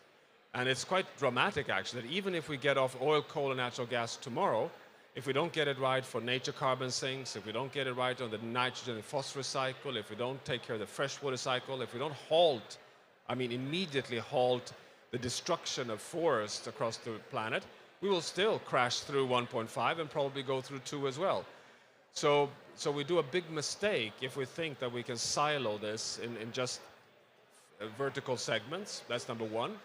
But the second one, which is more delicate, is that, you know, we're not making progress, despite the fact that the willingness to act is quite significant. Why is this?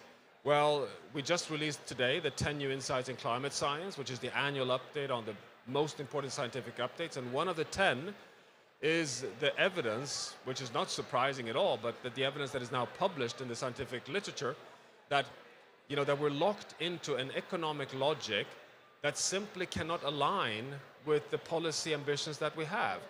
That the GDP-based growth model and the short-sighted profit and loss accounting that we run simply is in such a mismatch with a systems transition that you know, we simply have to accept that this is not only a climate crisis, it's a systems crisis.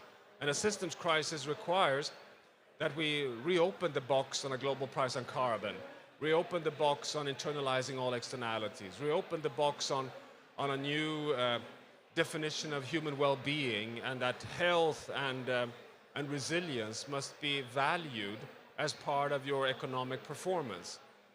Because we have even evidence now that even the private financing, you remember the over $100 trillion that were kind of on the table with Mark Carney's efforts in Glasgow, fantastic. But the sustainable financing from private banks is a significant number. It's $2-3 trillion US in a global economy of 100 trillion, very significant. But it's still not changing the direction of travel at all. You know, it's doing some interesting work, but it's not shifting the logic in the global economy. We're still expanding coal, expanding oil, allowing new expropriations.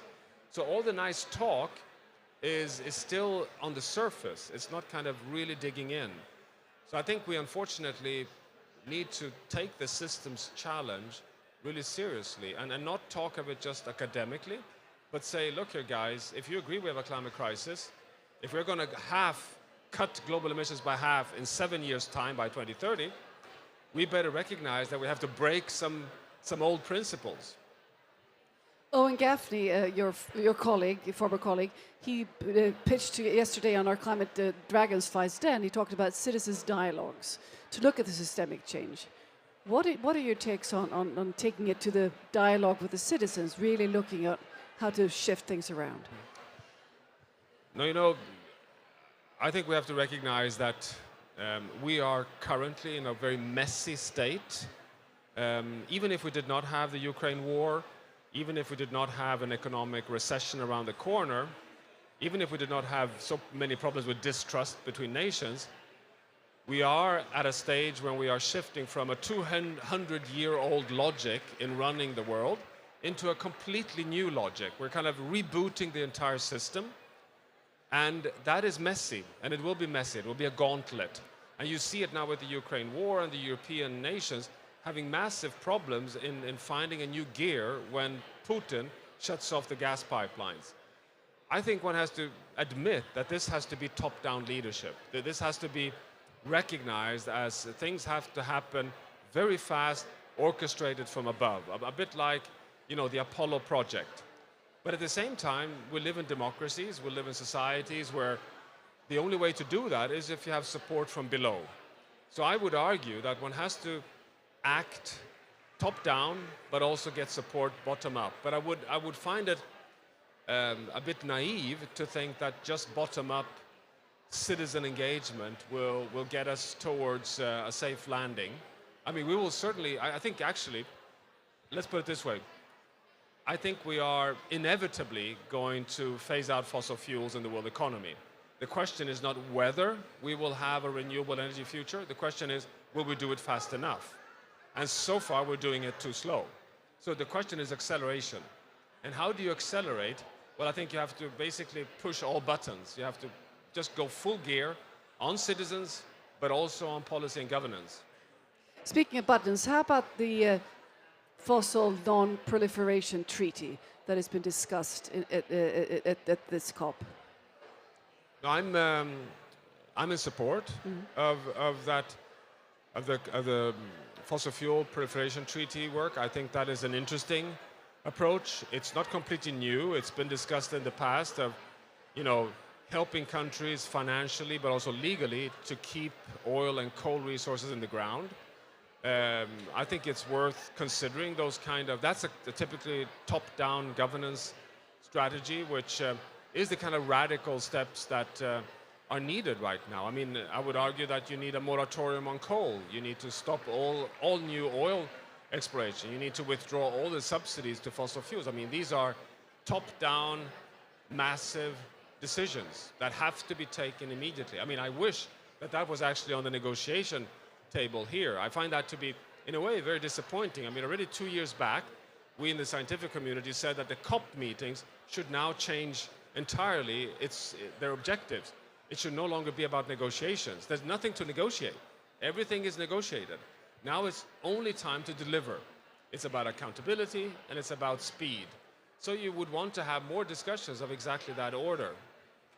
Well, thank you. We just heard from Professor Dr. Nicholas Horner here from the New Climate Institute. And he is one of the lead authors of the UNEP GAP report and also the IPCC working group number 3. Comments on the latest findings from the IPCC report and also the UNEP report, the GAP report. Well, the IPCC AR6 is one more verification that we're deep in a climate crisis. It's the clearest and most razor-sharp IPCC report so far. It has as its headlines that we are unequivocally threatening human well-being, but also the health of the entire planet. So it's the first time that the IPCC puts forward all the scientific evidence that we are risking to destabilize the planet.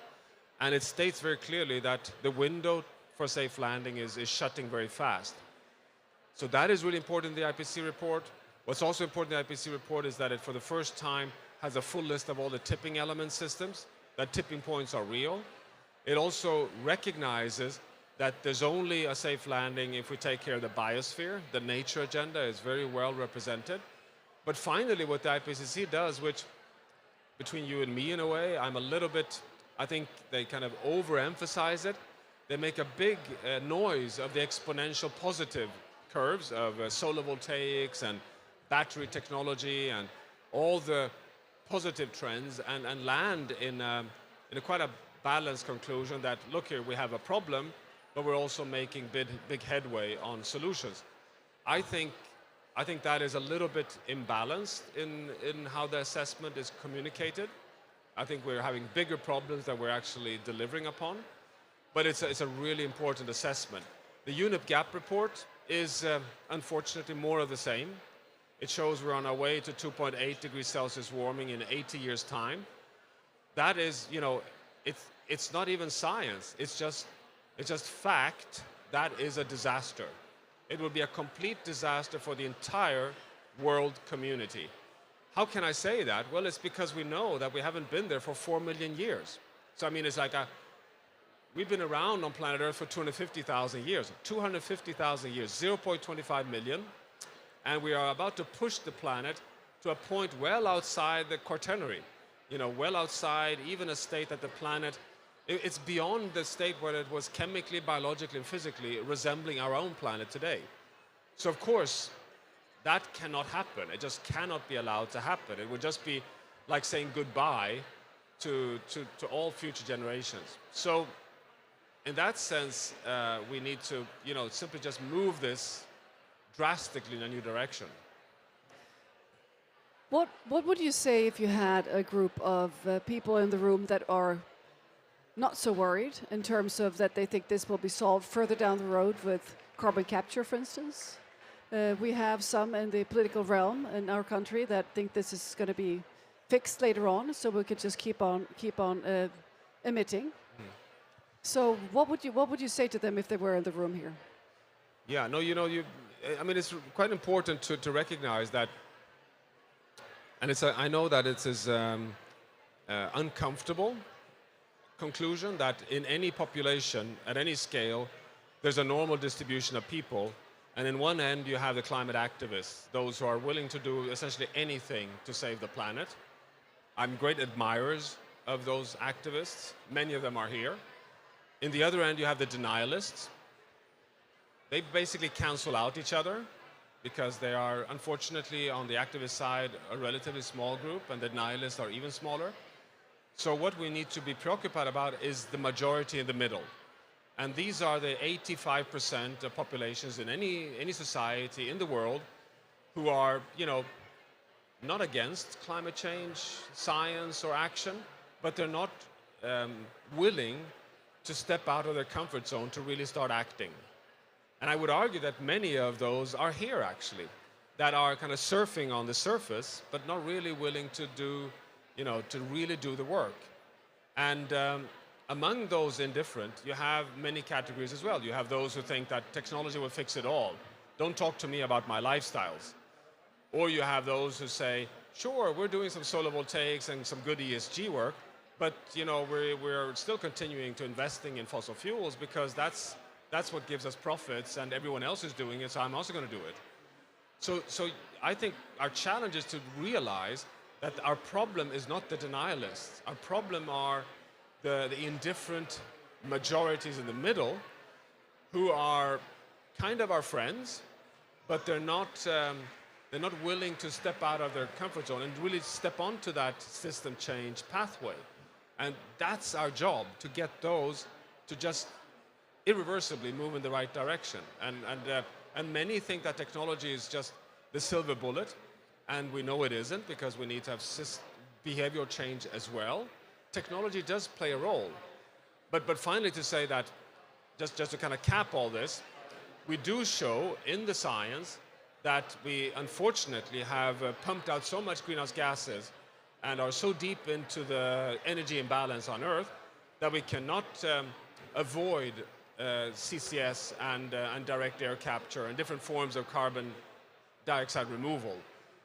There's no such future anymore. I mean, 20 years back we had one, but today we don't. So whether we like it or not, some forms of geoengineering is necessary. But that doesn't mean we do solar radiative management. It doesn't mean we have iron fertilization in the ocean. It doesn't mean we have stratospheric aerosols which are very risky because they can have unintended side effects.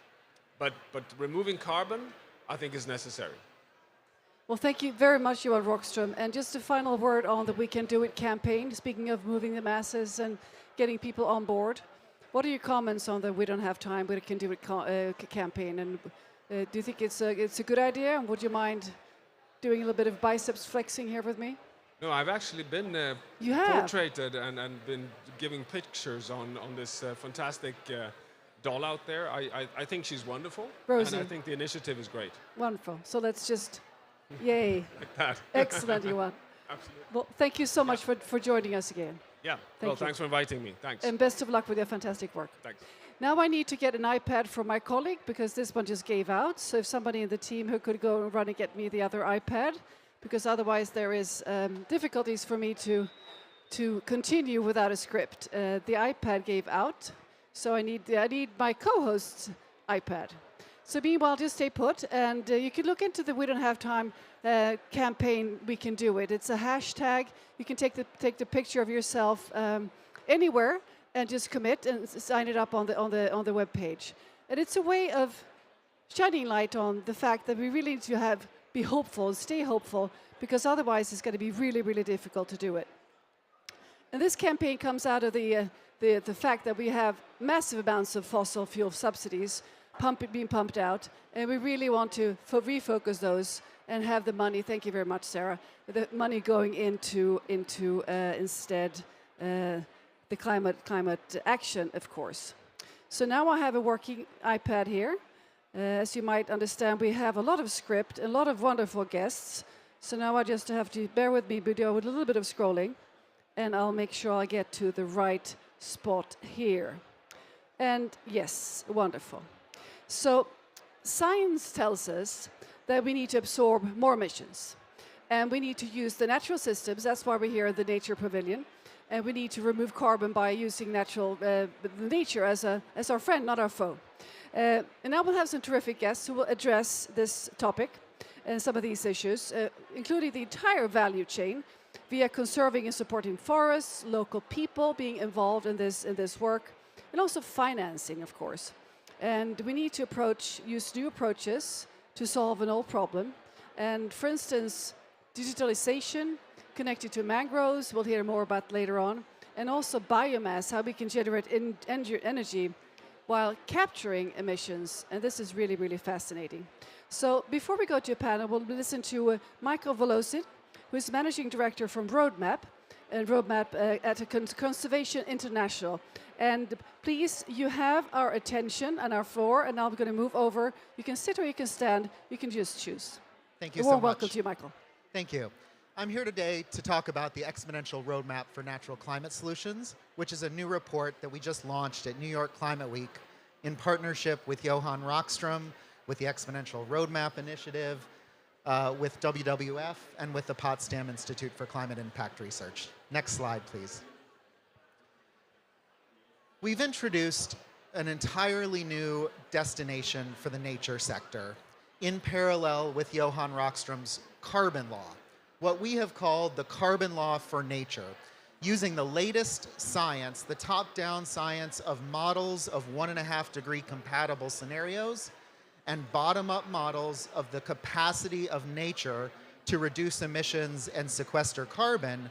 We've come up with a generic and very general heuristic that can apply to every country, to every company, to any bank in the world to help us achieve a 1.5 degree future.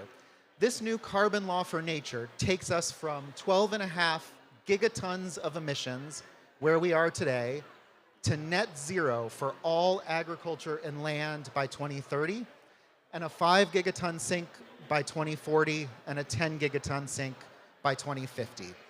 Next slide, please. This roadmap seems nearly impossible, 12.5 gigatons to zero. But when we break it down into sources and sinks separately, when we look at how much emissions is already coming from land, what we see is 23 gigatons of emissions of carbon dioxide coming from deforestation, from wetlands destruction, from other ecosystems and agricultural uses that are emitting greenhouse gases into the atmosphere. At the same time, we're already reforesting and restoring parts of the planet and sequestering 10.5 gigatons on the other side of the equation. So that 12.5 gigaton of current source actually breaks down, and we only need to get from 23 gigatons to 17 gigatons of emissions by 2030, while we increase the sinks from 10.5 to 17 gigatons. If we get to 17 gigatons of source and 17 gigatons of sink, that is net zero. It is imminently doable. So let's look at how we can achieve this carbon law for nature. Next slide, please. The carbon law for nature is the first innovation of the report we just released. The second innovation is to break the problem down and to refocus on people. A lot of the science on natural climate solutions has been focused on ecosystems. Is this land a forest? Is it a wetland? Could it hold more carbon?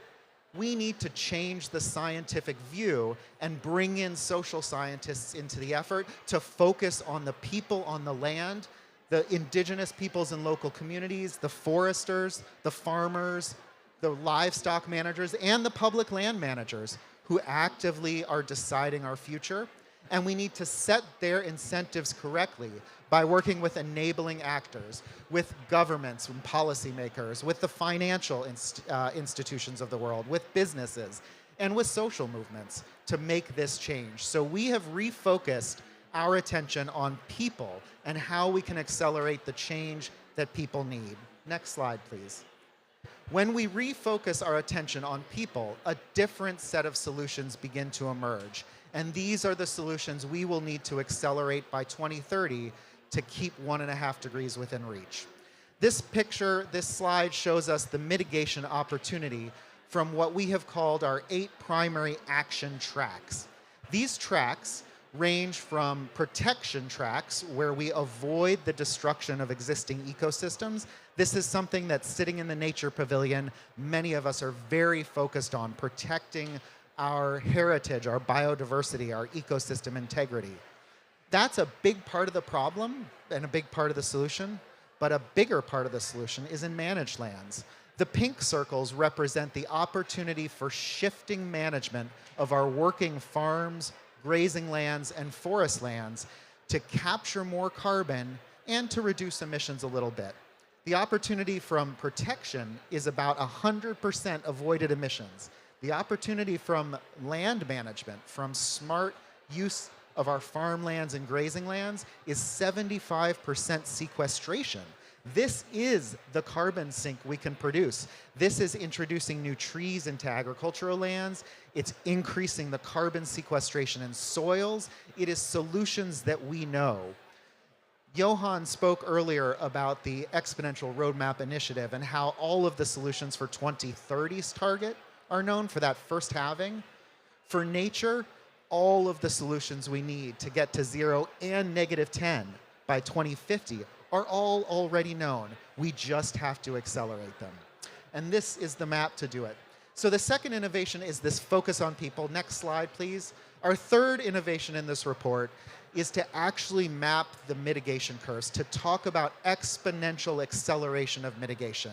We've broken these curves down into protection, management, and restoration of ecosystems. If we look on the left here, protection needs to increase. We need to cut destruction of ecosystems in half every 5 years for the next decade to achieve 4 gigatons of mitigation by 2030 and 5 gigatons by 2050. The acceleration curves for climate-smart management of working lands are rather daunting. We need to double mitigation on our working lands every year between now and 2026 and reach 8 gigatons of mitigation on working lands by 2030 to keep the carbon law for nature within reach. And we need to restore our working lands as rapidly as we can. The restoration curve is a bit slower. That's because when you plant a tree, it takes a few years to grow. It takes 10, 20, 30 years. So we can't wait to get started, but the mitigation does come later. One quick note before I close. The restoration curve only includes conversion from working lands back into natural ecosystems. A lot of the management that we want to do on working lands is also restoration. It's restoring the functioning of our working lands as well. So I will stop there. Thank you so much, and I look forward to the panel. Well, thank you very much, Michael. That was really interesting. Thanks a lot. All right. We now have a panel coming up here with 6 panelists. It's going to be great listening to these people. Some of them are in the studio and some are with us on Zoom. So I'd like to start by introducing Aaron Bloomgarden, CEO of Emergent Studio. Please take a seat. You can choose any of the stools here. Wonderful to have you with us here. And also we have Dr. Shobra Maharai, Science Director at Terraformation, who was with us, should be here in the studio too. Do we have Dr. Maharai? Yes, well, please take a seat. Wonderful to have you with us here. And we have with us from Stockholm and the Stockholm hub, we have Erik Rylander. He's head of carbon dioxide removal at Stockholm Exergy. Hello there. Welcome to the broadcast. And hello, thank you. We have with us also Pedro Barata, who's Associate Vice President, Carbon Markets and Private Sector Decarbonization, Environmental Defense Fund. You are joining us here from the studio. And last but not least, Emily Elander from Ericsson, Climate Action Program Manager at Ericsson. And we have 2 microphones for you, so I hope it's okay sharing. I'd like to start by asking you to frame this a bit, Emily. There's been a lot of talk here during the COP about nature-based solutions and the carbon removals. So give us your perspective on this, Emily. Why are we talking about this now? Why is it so important? Thank you so much. And I think the previous key point was really amazing. You know, we need to protect manage and restore nature, right? Because as Johan Rockström said, we can't live without nature. And I think the idea with this panel was to talk about nature-based solution, what we can do from that, from different perspective, how we can work with that, but also looking into carbon removal. We need to decarbonize, but we need to do it.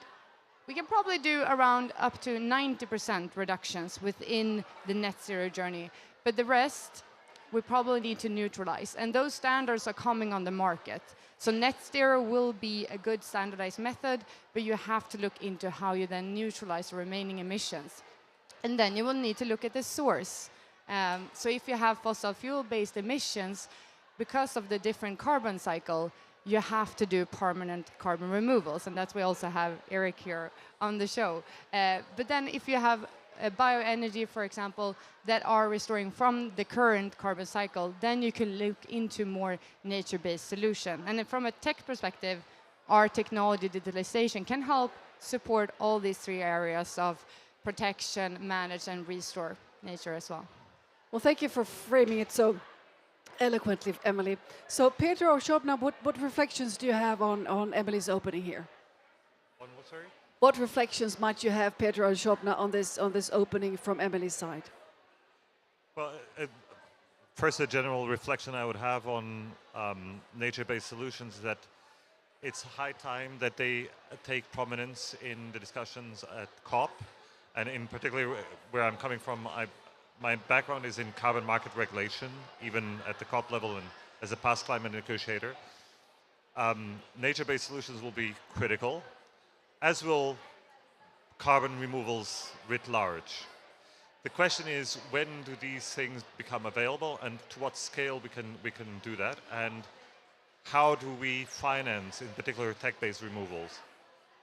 The carbon market will play an increasing role, we hope, and I'm actually at this COP quite pleased with some of the pronouncements that we've seen from, in particular, the high-level expert group on net zero commitments, which is actually putting the right stress on where removals and nature-based solutions should be prioritized right now.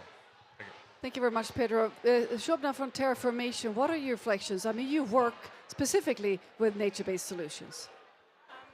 Yes, so I think nature-based solutions are definitely important, but as it comes into the fore,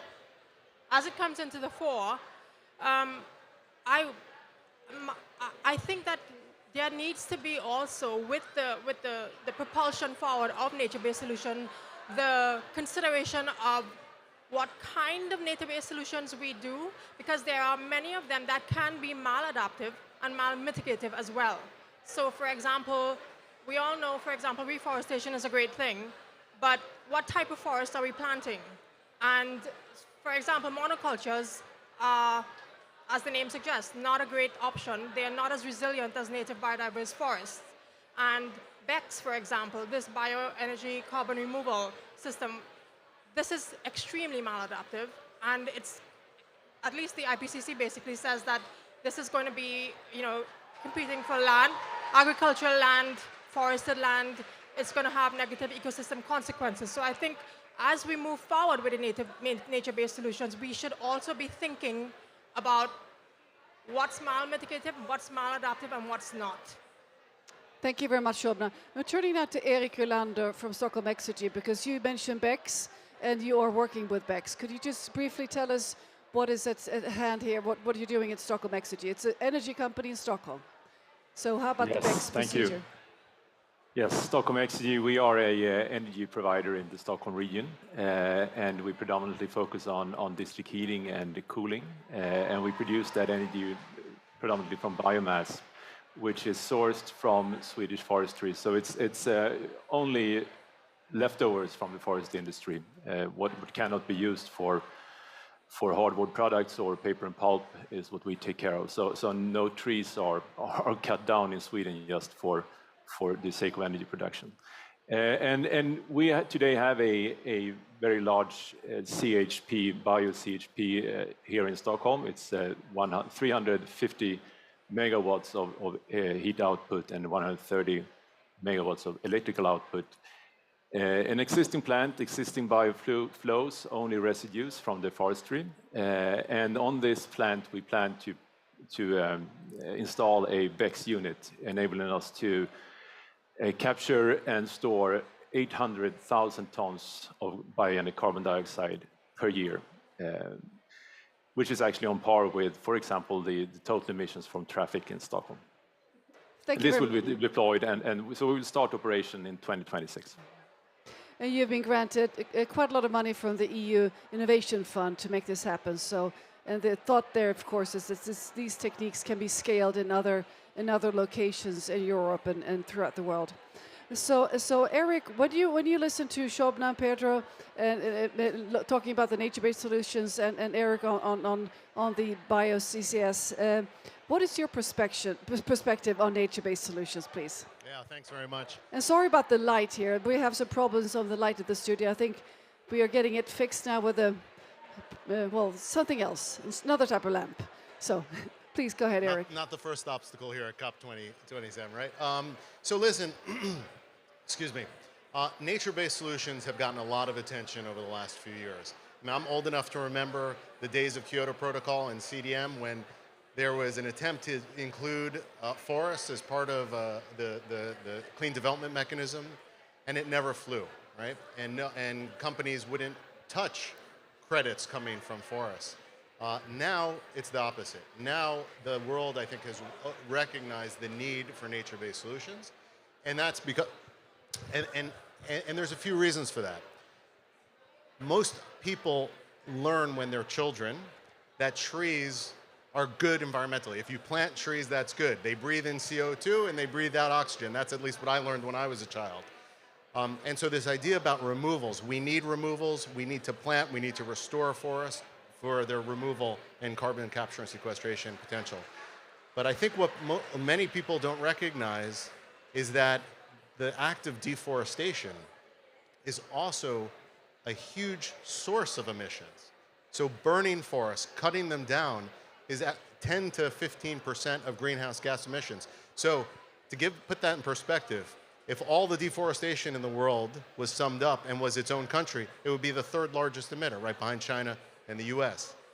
So we can't have a serious climate strategy and a path to 1.5 or even 2 degrees without eliminating deforestation.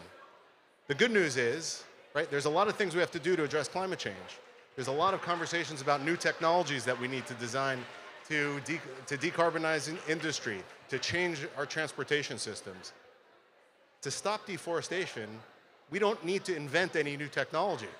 We already have the technology. This is really a problem of political will and finance and funding to change the incentives on the ground to make living forests and living ecosystems, I like to say worth more alive than dead.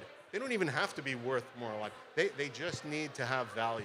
So that's what we're working on with the LEAF Coalition, which is a public-private partnership, 25 companies, now 4 donor countries that are committing to pay forest countries who reduce their deforestation. Well, it's fantastic work you're doing. I'd like to turn now to Emily. You've been at the COP here a few days now. What are your findings? What is the most exciting things that has happened so far from your perspective and looking at nature-based solutions? Actually, I think for me, I haven't seen that much about nature-based solutions, you know, basically because we talk a lot about digitalization and other type of things. So I think what is really coming out now, I think it was a lot of focus today on adaptation fund, like we see a bit more protected areas. So I think the announcement that will come out from COP today, that I unfortunately can't mention in my head, will really make a difference, because adaptation, that is a part of nature-based solution, and also the resilience of the whole ecosystem of the earth is really depending on it. And I think I really hope for us as private companies is that we can support that, but we don't support that in terms of doing carbon credits. It's more about our commitment to save biodiversity and support restoration of nature as well, so it don't become that struggle between you want to claim you be carbon neutral, we really need to think sustainable here, and as you said, and that's why we're looking into those type of solutions. So for us, who emits fossil fuel emissions and will have that as a residual fuel, we need to think more permanent, as Eric talked about, and we need to store it for thousands of years. So thank you, Emily. Pedro, how about your field, the carbon markets? How has it been enough or any talk about this so far? So in carbon markets, I would say what has happened is that last year we had quite a large advance in terms of the negotiations, and we basically finalized the rules and procedures for the Article 6, which is the linchpin of the compliance carbon market under the Paris Agreement. So to a certain extent, we're in the reflux of that. I would say from an Article 6 perspective, the negotiations that are happening are, as they should be, low-key, rather technical, and not, I happen to think that it's actually good that they are boring in a way. Having said that, there's a lot happening in the carbon market, and I mentioned before the Secretary General's high-level expert group report, which was, I must say, surprisingly positive and I think setting the good tone for how carbon markets and net zero commitments can work together, and how private sector action can actually assist the Paris Agreement in a meaningful way. So that itself is already a really positive development. Apart from that, there's a lot that's happening, let's say, in the background on commitments, on ideas on how to improve integrity in the carbon market, both in the compliance market, i.e. the Article 6, and in the voluntary carbon markets. So a lot is happening, and thankfully, to a certain extent, we're going away from a certain controversial period where the main message was negative in terms of, keep away from offsetting, keep away from carbon markets, and we're going to a space where carbon markets do have and present challenges, but they can be an important tool in the toolkit. Not the sole tool, but an important one. Well, we need to access all solutions at hand, right? So Shobna, Terraformation, you work with seeds. Could you say a little bit about the seed process that you do at Terraformation and how this enables a drawdown, carbon drawdown on a larger scale? Right. So at Terraformation, we're involved in native biodiverse reforestation. And one of the major bottlenecks would be native seed scarcity. The fact is that with changing climate, as more and more climatic events happen, like wildfires and extreme events, for example, there are more and more destructive events being faced by forests, and as a result, there's an increasing and little-known scarcity of seeds. And because of this, what we find when we talk to our partners in many countries, especially within the most biodiverse regions of the world, the tropics and the subtropics, is that the ones that do, the projects that are trying to do native biodiverse reforestation, they simply don't have access to native seeds or as much. They find that they have to usually buy seeds or saplings, and on average, we're talking about the tropics where you have huge biodiversity of tree species. They only have access to between 3 to 8 species that they're planting. That is nothing compared to what the real representation should be. So there's a huge problem, a silent problem, that's been going on for years now. So what Terraformation is trying to do is that we're trying to sort of like develop the seed technology, provide training, etc., for partners within this new seed to carbon accelerator phase that we're in. So we're trying to basically enable forest creators to develop projects potentially for carbon and one of the things that we're helping them to do would be to develop partnerships and develop regional seed networks and seed banking, because the other part of, apart from not being able to have access to it, is that they're not most of the people we talk to, they're not banking their seeds. And so especially if you take increasing wildfires and other climatic events, the fact is a tree, a forest that might be degraded, and if you have recovering trees, they may not be able to reach maturity and bear seed before another destructive event happens. So it's super important to bank your seeds, and that's not happening. So we're trying to really like establish regional, support the establishment of regional seed hubs and seed networks, basically.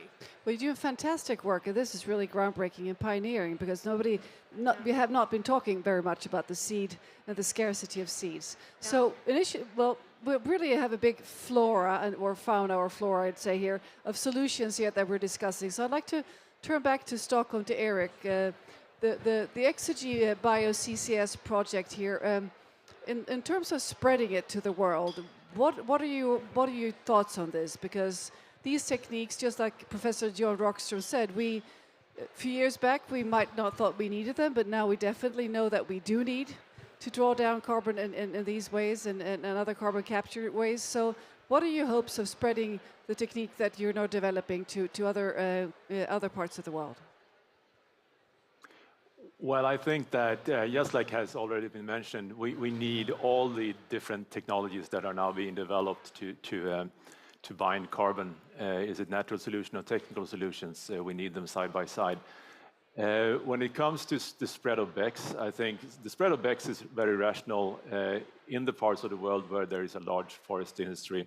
There is also done in a sustainable way. I mean, BECCS is not a good thing if you cannot secure that the sources of biofuel are sustainable, so meaning that the carbon bank of the forests where the biomass is taken out is sustained or growing at the same time, and also that biodiversity aspects are taken care of. So the sustainability of the biomass is key to BECCS and also key to where it can be deployed in a good way. Then there are other technologies like DACs that can be deployed in other areas where maybe BECCS is not the best choice.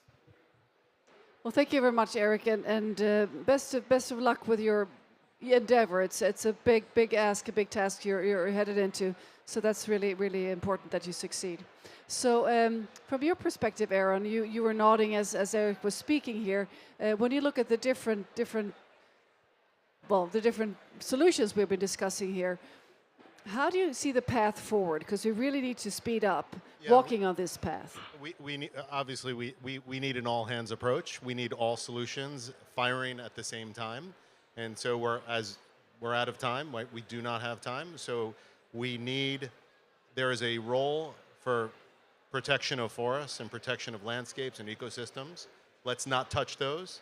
They provide homes for species. They provide, in many areas, especially the tropics, homes for people and communities. But there's also a need for working forests and or working lands, not just forests, working lands, agriculture. We need to transition those to be more sustainable, more resilient. We need to intensify agricultural production. So I think there's a role for all of this, right? For working lands, for protection, conservation, restoration, and so we need to find a path and a shared vision on how we do that. You did ask earlier, and just come back to the point, what has happened here at the COP around nature-based solutions? And I did want to highlight the announcement on Monday of something called the Forest and Climate Leaders Partnership. And so this was actually sort of kicked off last year in Glasgow, where we had all these announcements around nature and nature initiatives. And there were lots of commitments. And so on Monday here in Egypt, we had 26 countries get together, a very high-level event. We had the heads of states from lots of heads of states, lots of ministers, basically reaffirming the commitment and dedication to, especially to forests, and also saying we're moving from commitments to action and implementation. And this FCLP is the sort of ongoing mechanism to hold those commitments to account. And to me, it's sort of unprecedented, at least from a forest or nature-based solutions, to have this level. I mean, with the head of state from France and from Germany and from Finland, on and on, John Kerry, so really raising this to that level, to the leaders level, heads of state level, raising this agenda is so critically important. Well, thank you. This is a great summary of this discussion that we just had, I think. And thank you very much, Eric from Stockholm, and again, Aaron and Shobna, and Pedro and Emily. And before we sign off this wonderful session, Emily, I'd like to ask you to introduce the video that we're going to watch. It's a video that is connected with the BBC. So tell us a little bit about it, please.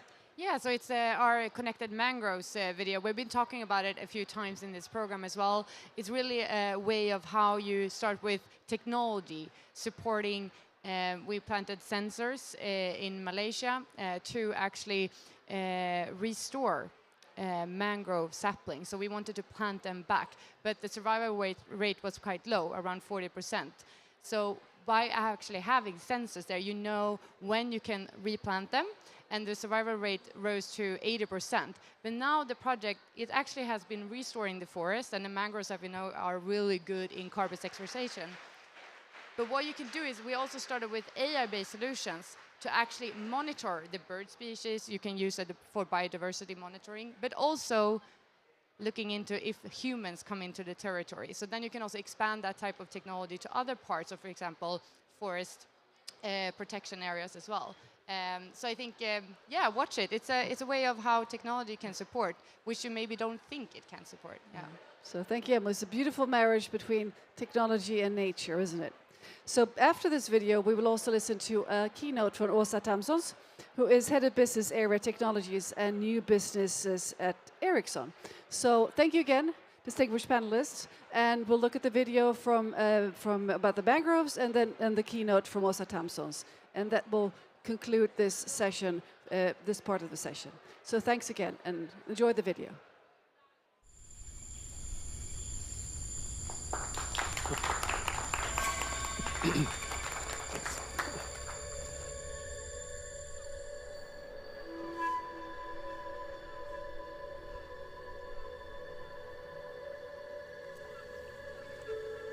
Kita pagi tu bangun pasal ban tu pecah, lepas tu dengan hujan, jadi dia masuk ke kampung-kampung lah.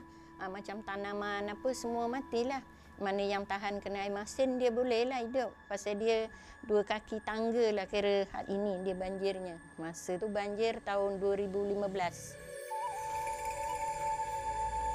Banjir yang besar tu berlaku, perasaan saya merasa sedih lah.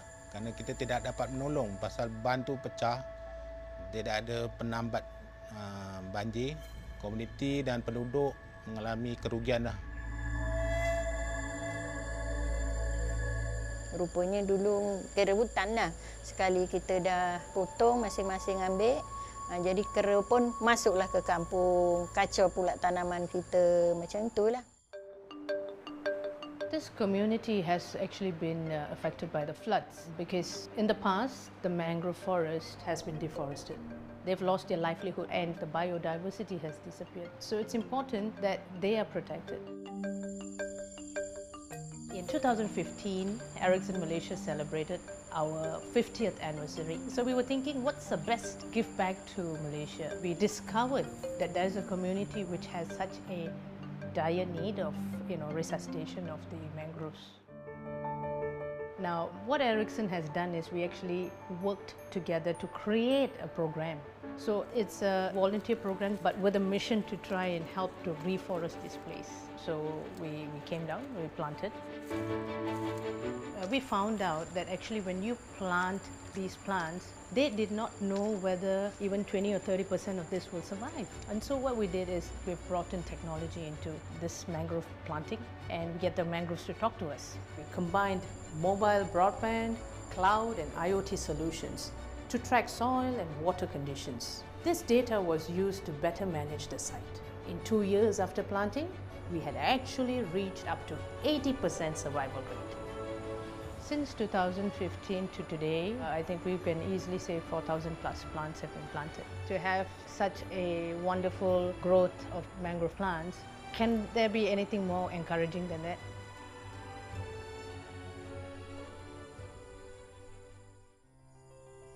I am very passionate for this whole mangroves project. The mangroves are able to store up to 5 times more carbon than forests on land. If we can put this many mangroves back, the amount of carbon they take out will help to resuscitate the environment. Peluang pekerjaan untuk penanaman anak bakau ialah tentang pencarian benih, pemeriksaan kawasan tanaman, penyediaan kawasan penanam benih dan penanaman anak bakau sendiri. Segala itu menambahkan pendapatan kepada komuniti kampung. Hidupan laut bergantung kepada bakau, udang, ketam, ikan dan siput sedut akan bertambah dengan penanaman anak bakau itu. Itu penyebab utama hasil pendapatan nelayan bertambah. The Connected Mangrove Project is a good example of how technology, partnership and community involvement can create a positive impact and mitigate climate change.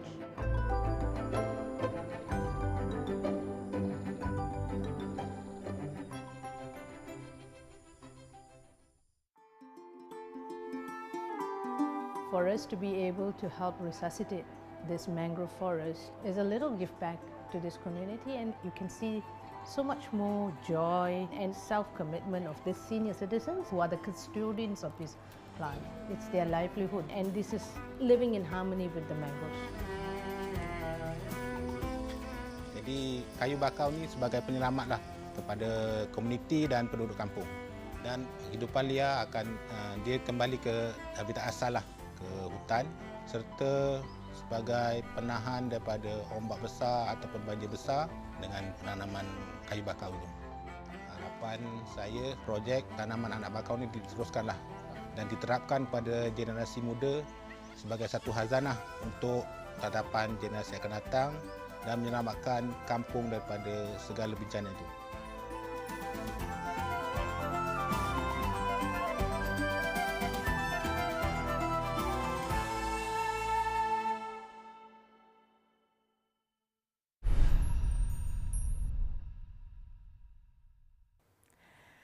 Thank you for having me here today. I joined this broadcast early this year at Stockholm Plus 50, reflecting on how far we've come with technology in 50 years since 1972, when we had the first United Nations conference on the environment. Now, I want to look to the future ahead. 50 years from now, we'd be in 2072. Sounds like an eternity from now, doesn't it? But let's think about that date a bit. Let's think maybe about the date much more closer. Let's take 2030. It's 8 years out from now. What if by 2030 we don't manage to cap emissions in line with the Paris Agreement's target? Then we're facing up to 1.5 degrees Celsius in global warming. This would mean far more erratic weather conditions and global temperature records being reached. This creates a knockdown effect on almost everything. For example, last month, the WWF published a report showing that the world's wildlife populations plummeted by an average of 69% between 1970 and 2018. This is a dangerous decline resulting from climate change and other human activity. And we all seen the catastrophic effect that the 1.1 degree warming has already caused this year, with, for example, the devastating flooding in Pakistan. In fact, according to research done by Ericsson Industry Lab, 42% of business decision makers says natural disasters caused by climate change, such as floodings and storms, are key challenges for the company already today. Let's look back almost 8 years to 2015. At that point, we started a small volunteering project in Malaysia, where we understood that mangroves were absolutely critical to the ecosystem. And we looked at our tech solutions to be able to support a reforestation in a local community. With these early IoT solutions, we managed to improve survival rate of the saplings from 40 to 75%. Now we have progressed to using our AI technology, moving from reforestation to protection of these crucial trees. We will continue looking into how exponential technology like IoT, cellular connectivity, and AI can be used in biodiversity protection and conservation efforts. This is just one example of how digitalization can create exponential effects when it comes to climate action. And I think we can achieve a lot in just 8 years. According to peer-reviewed industry-leading Ericsson research, digitization can enable up to 15% of global emission reductions in the next 8 years. This includes industries such as energy, manufacturing, and transportation. So now imagine walking through the doors of a typical business in 8 years, in 2030. You will quickly see that most white-collar employee tasks are automated using artificial intelligence and data mining with data collected from sensors connected everywhere. People are working mostly from home or from locations closer to their home, so company premises are smaller and optimized with reduced footprint and more efficient energy usage. Businesses have transformed into agile enterprises and with global customers and with global workforces. Many enterprises will be showing significant emission reductions driven by increased renewable energy usage, reduced commuting, reduced traveling, and through progressive dematerialization efforts, such as moving data and applications to the cloud or switching from producing and selling physical goods to digital products and services. These predictions are based on insights from Ericsson's Industry Lab research, which examines the future of enterprises, white-collar work, and the role of ICT in the next 10 years. And we see these predictions already in practice today. For example, at Ericsson's 5G Smart Factory in Texas, recognized by the World Economic Forum as one of the world's lighthouses factories, both when it comes to Industry 4.0 and sustainability. In this factory, Ericsson is using augmented reality to solve operational challenges such as onboarding new employees and factory maintenance. By connecting the workforce in real time across many facilities worldwide, the teams have found a simple yet effective way to onboard its personnel faster and with fewer transport emissions, as well as being able to conduct remote virtual maintenance support so you get the expertise when and where it's needed. In Louisville, our factory in Texas, operators are using vast amounts of real-time data collected through a network of hundreds of sensors connected through the factory's private cellular network, which improves efficiency gains and reduces the factory's energy consumptions by as much as 5%.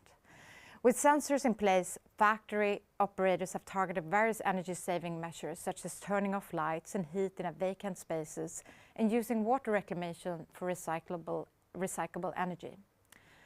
But also many other exciting use cases, making them more efficient and more sustainable. As more factory assets connect, more energy is saved, making the system much sustainable for the future. When we continue looking to the future, the property sector is one of those that face serious challenges in relation to energy usage and energy management.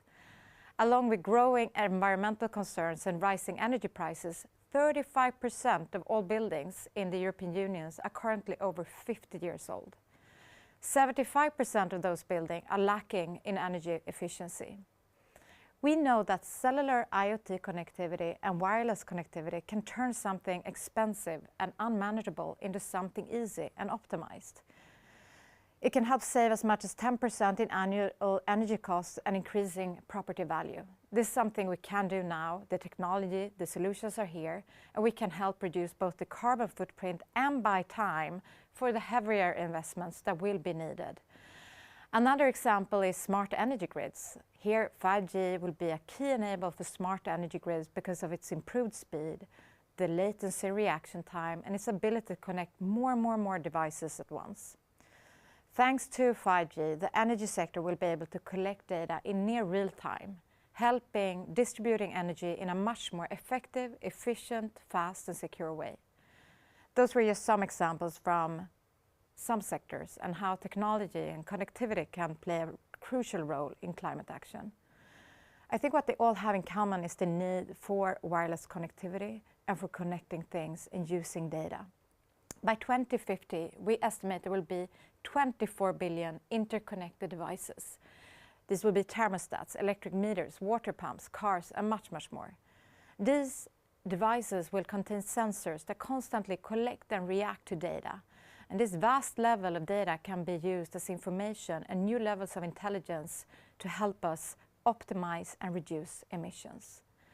IoT solutions can and do help bridge the gap between reality of today and the possibility of climate action that we will need in the next 8 years. I think jointly, companies, governments, innovators, we all have the opportunity to implement the solutions now and create a much more sustainable future.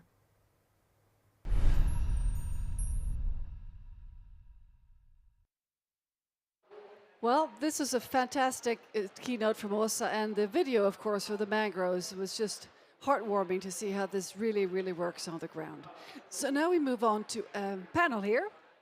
We have with us 3 people here in the studio and 1 via Zoom. So warm welcome to Kate Brandt, Chief Sustainability Officer at Google, Johan Falk, who we met just recently, CEO and co-founder of Exponential Roadmap Initiative, and Patrick Blankers, who's Sustainability Manager at Ericsson. And with us here via the magic of Zoom, we have Patrick Flidd, Senior Vice President, Global Head of Sustainability, Salesforce. So good to have you. And where are you coming in from, Patrick?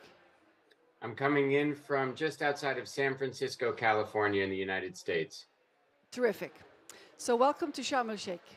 So Thank you. I'd like to start by framing the question here to you, Juan. What role can digitalization have to halve emissions by 2030 and to reach net zero? How important is this tool that we have at hand? It is absolutely crucial, in my view. So important because digitalization works as an accelerator of the economy and enabling growth or hypergrowth. So if we talked before about that we need to cut emissions by 50% in all sectors. So just thinking about energy efficiency, I would state that with digitalization in many areas, we can cut 50% in buildings, in factories, machines, and so on, and in industries. And we can do that pretty fast if we can apply AI, Internet of Things, big data, and all capabilities we have in digitalizations. So it's an incredible opportunity, but also a shift to a complete renewable energy system also require that we balance the system over time. We move to 24/7, that's the second example. But it also go for the shift to regenerative agriculture, sustainable forestry. We need to apply digitalization in all these areas. And I think there is a huge potential which we haven't truly explored, in my opinion.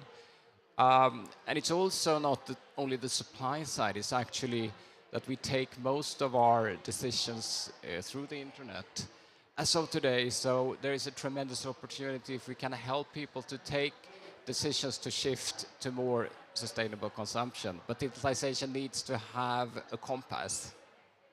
Well, thank you very much, Johan. This is a great segue to Kate, because I know Google is doing just this, nudging people on your platform. So from your perspective, what can your part of the industry do the best, in the best way to facilitate this journey down to net zero? Yes, so I think to build on Johan's great comments, I think we see a huge opportunity for digital in terms of decarbonization. And we recently sponsored some research from Implement Consulting that builds on a body of work that I know Ericsson has done a lot of great work in this space as well, of really trying to quantify what are those opportunities. And so what this study showed is it was looking particularly at Europe, and in terms of Europe's 2050 net zero target, what was going to be the contribution of digital technology. And it showed it was going to be 20 to 25% economy-wide, and even much higher in certain sectors like transportation, up to 70%, buildings up to 35%. So absolutely a huge opportunity. And when we think about this at Google, we look at it through a few lenses. The first is this whole COP is about what we've been saying, ambitions to action. How do we enable all of the companies, cities, nations that have set bold climate action targets to actually achieve them? So in the business space at Google Cloud, we've been looking at this a lot, as I know have other colleagues here on the panel. And so we're doing work, for example, with UPS, helping them to optimize their routing through our digital cloud technologies, helping them to save money and also 10,000 gallons of fuel per year. Or we also have been partnering with Unilever. They have a net zero target and a zero deforestation target. And they came to us and they said, we're having a really hard time getting insights upstream into our supply chain. How can you help? And we said, yes, we have a tool called Earth Engine. It's available in Google Cloud, and it can show you at a very granular level what's happening in forests on the ground, and it's enabling them to hit their targets. And we also think about it for cities. Cities represent about 70% of global emissions. We've heard from a lot of mayors here at COP this week. And so we also heard from them they need more tools through data to help them set goals and achieve them. So we have a platform called the Environmental Insights Explorer. It has transportation emissions, building emissions, solar potential of rooftops. And we're seeing cities like San Jose, which is right down the road from where our headquarters are in California. They wanted to set a bold solar target, but they weren't quite sure what was kind of a reach goal but achievable. They used this tool and set a gigawatt solar target. Well, thank you so much, Kate, for that input. It's really doing a lot. From the Ericsson perspective, what is your greatest contribution, and what are the stakes for you? How could you work with this? Yes. Well, to further elaborate on what Johan said, the ICT sector plays an essential role in decarbonization. And the footprint of the ICT sector, carbon footprint globally, is 1.4% of global emissions, but the enabling effect can be more than 50% by 2030. And we have investigated that the most potential is in the sectors of energy, transport, logistics, automotive, as well as Industry 4.0. And we are initiating initiatives and projects in all these sectors. For example, in Industry 4.0, we have equipped factory premises of car manufacturers with 5G, which makes the production process much more efficient. The green digitalization is enabled by connectivity, and 5G plays a very important role in connectivity. Well, you're a huge player, and you really have the opportunity and the possibility to make a big effort, of course, and make a big difference in all types of activities that you undertake. So this is really important. So over to our wonderful Zoom contestant, I almost said, but we had contestants coming up later on in the Dragonfly's Den. So what is your perspective from your part of the world here, from how you can do the best and have the most impact? Yeah, well, first, I'm sorry I can't be there in person, but what an honor to be alongside these amazing leaders. Like Johan said, having emissions is critically important. Winning slowly is the same as losing with climate change, and 2030 is this next mile marker to make sure we know that we're on track. We think the technology sector, first of all, we can innovate and move fast. So Salesforce has accelerated our net zero journey. We've reached net zero residual emissions today. We have 100% renewable energy across our whole operations today. And we think every organization can, of course, think about emission reductions first, but then clean energy and then carbon credits as a useful tool to reach net zero now. The other important thing about the tech sector, and any organization for that matter, is that everyone has a superpower, and things are so urgent that we need everyone to think about their superpower, their unique skills in this moment, from 5G to organizing the world's information to, for Salesforce, putting digital tools in the hands of our customers like Net Zero Cloud to help them navigate successfully into the future through climate change. We built Net Zero Cloud to help organizations like AT&T, JetBlue, TELUS, Deloitte Germany, MasterCard, on and on, to organize their sustainability data, to turn that information into action, like Kate said, what-if analysis, target setting, all of the tools that every organization needs to transform their business to net zero now. Well, thank you very much indeed, Patrick. Turning back to Kate here again, which would be your carbon hotspots in your value chain, and how can you address them? Yes, so we have a net zero by 2030 goal at Google, and we look at this in kind of two components. First, it's following the carbon law, so it's reducing our emissions by at least 50% before 2030, and we're very proud to be a member of the Exponential Pledge and have gotten the chance to work really closely with Johan on this work. And then, similar to what Patrick described, we're looking at taking care of the rest by 2030 with high quality carbon credits and with carbon removal, both nature-based and technology-based. And so for us, we've been deeply focused on how do we decarbonize the electricity we use in our operations, Scope 2. And Johan mentioned 24/7. We think that 24/7 is critical, not only for us to achieve our goals, but also for grid decarbonization worldwide. There was a study that was released just yesterday from the IEA that looked at why is 24/7 so important for grid decarbonization. And what it showed is that it's because it's not only electricity use, but it's all the other systems that are going to rely on electricity: manufacturing, transportation, even agriculture. So we've been deeply committed to getting to 24/7 for our operations, but also in really building the 24/7 movement. And in fact, just this week we were here talking with C40, and we recently announced some 24/7 pilots for cities in Europe, for Paris and London and Copenhagen. And then here we announced with C40 Africa, we're going to do the same thing in a C40 city here in Africa. So that's going to be very critical to our strategy. But of course, Scope 3 is a big challenge for us, for many companies.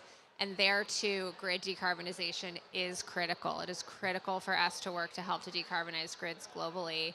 And we had the chance to join Secretary Pyatt from the State Department yesterday in an announcement that's the next phase of an initiative called the Clean Energy Development Initiative that the State Department launched last year. And now the Clean Energy Buyers Alliance, which has been a group really focused on corporate clean energy procurement in the US, is going to come and be their secretariat to drive deep decarbonization in many markets, including in APAC.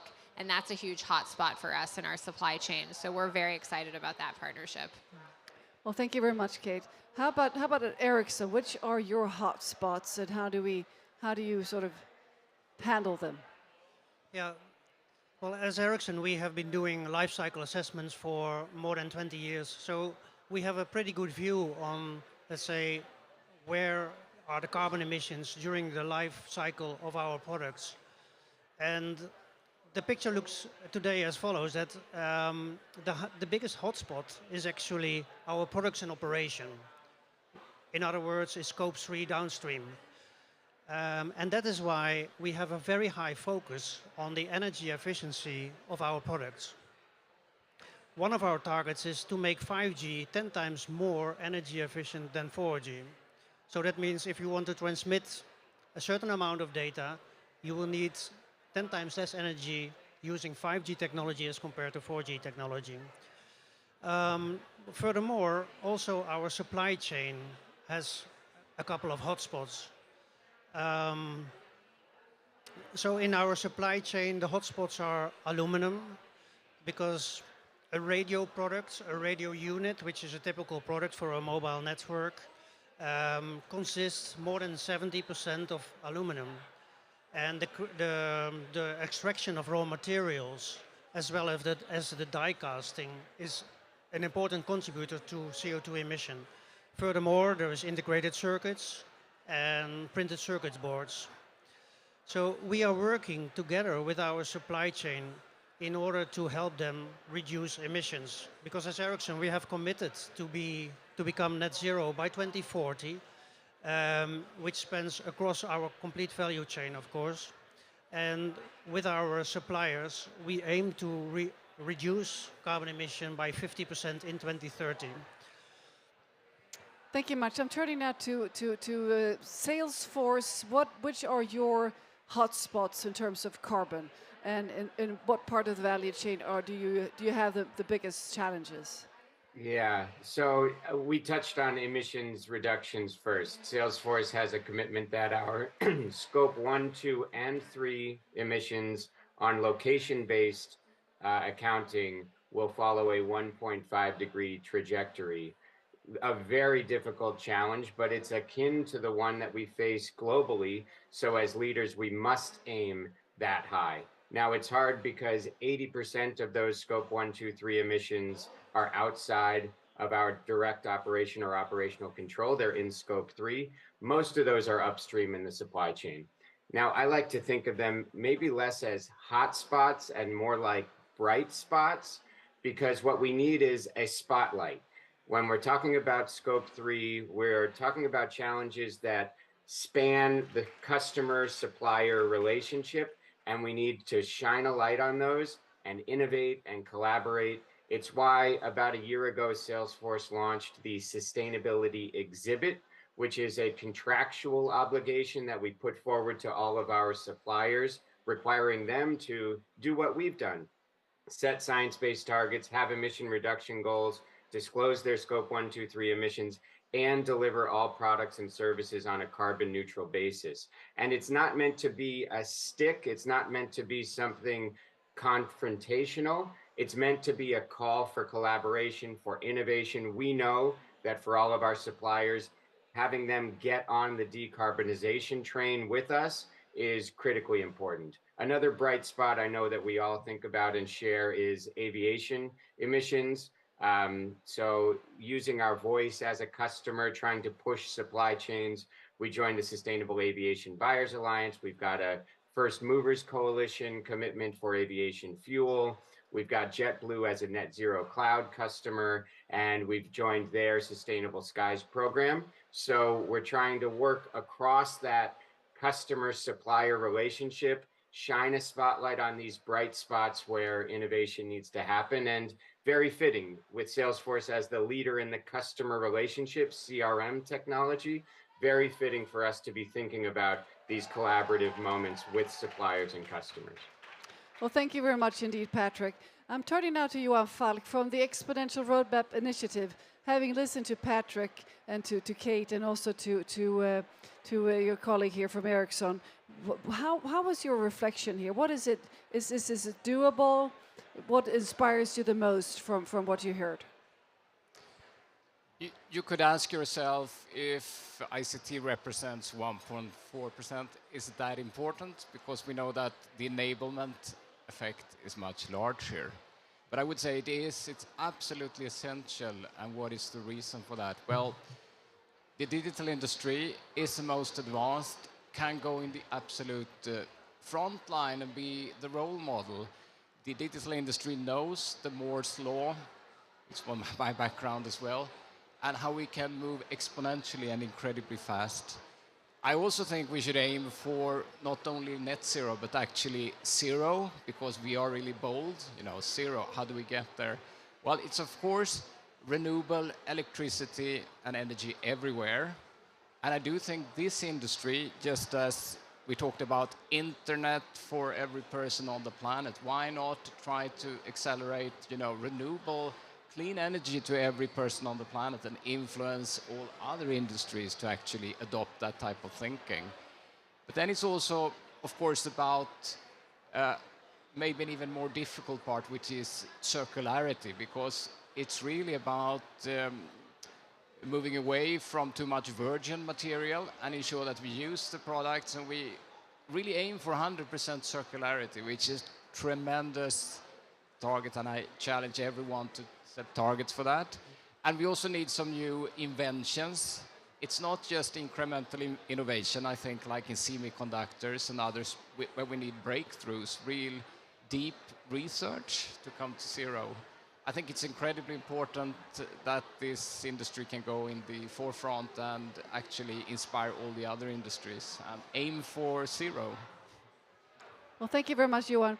You might have noticed that we have Rosie with her biceps flexed here on the wall. Patrick, you probably cannot see her very well, but a little bit you can see her. This is a campaign we could call We Can Do It. And on the other side of the studio, we have the horrific counter of fossil subsidies that's been dished out since the COP in Glasgow. So our question to as many speakers as we can master here is, if we would take all the direct fossil subsidies and turn them around, shift them, and refocus them into solutions, well, many of them, as like you spoke of now, do you think we can do it? Do you think we can get down to net zero in time? And if you do, would you mind showing some of your arm power here for the camera, because this is a global campaign. We have so far 21 million people that have signed. So our take is that if we don't think that we can do it, it's going to be very difficult. So Patrick and Kate and Yuan, what do you say? Can we do it? Yeah. Yay. We can do it. We can do it. So all for the camera here. Terrific. Well, thank you so much. Fantastic work you're doing, all of you. And we'll keep tabs on what you're up to. And of course, it's going to be wonderful to see the further development of digitalization and the transition to net zero. So we have a lot of faith in you, all of you. Thanks so much. Thank you.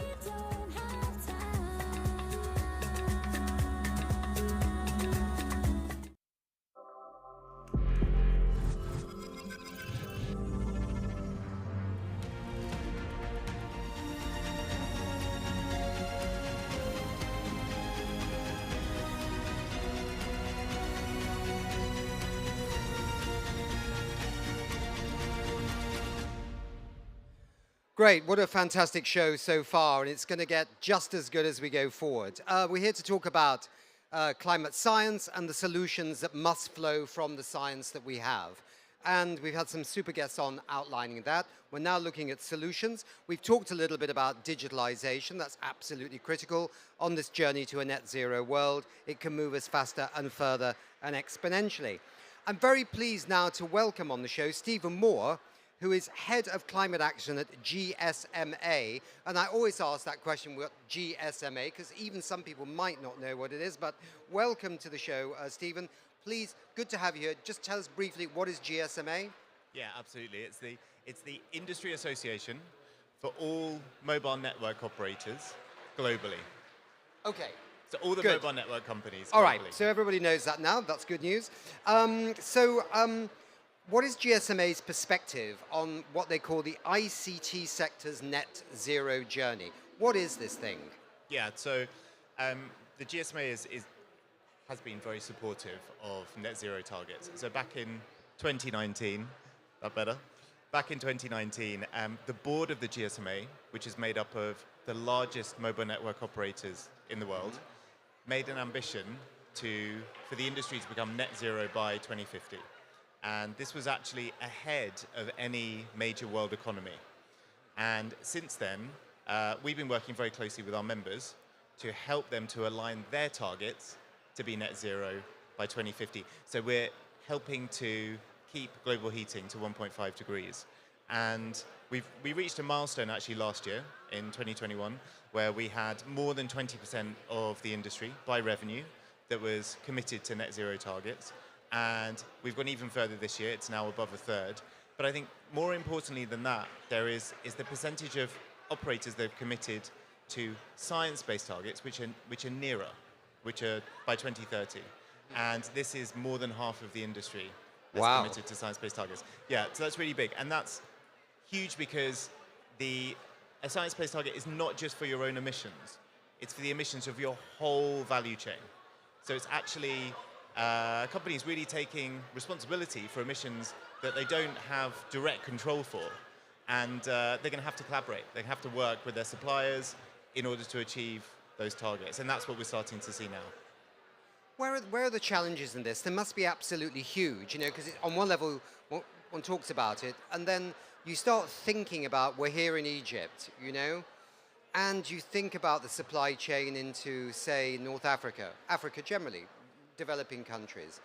Are these some of the areas where globally there is a challenge? I mean, how do you decarbonize the supply chains in some of these younger continents where climate action is only, in a sense, not just beginning, but is a little bit later than perhaps, say, in Europe or North America? Yeah, absolutely. I think one of the biggest things we need to do is switch to renewable electricity. So this is something that actually we've done very successfully so far in Europe. We're not there by any means, but we're actually publishing some data, some analysis that we've carried out. We're publishing it tomorrow. So an early heads up is that mobile networks in Europe are on average using about 71% renewable electricity, which is a really, really large amount. So we know what can be done when the market is in the right place and the policy frameworks exist and the incentives, but we need to spread that into other parts of the world. So, for example, the North Africa, Middle East region, and in particular into Asia Pacific, because that's also where a lot of the supply chain sits. So we need to help the suppliers, particularly in China, but also in other countries as well. We need to help and support them and work with them so that they can access more renewable electricity. And that's one of the things that we're kind of turning our attention to. There will be an announcement actually tomorrow around an Asia Clean Energy Coalition that our previous speaker, Google, is part of, Meta, Samsung as well. So obviously big companies that are part of mobile network operators' supply chain. And I think that's going to really help drive the clean energy transition in those parts of the world where they could do with going a bit further.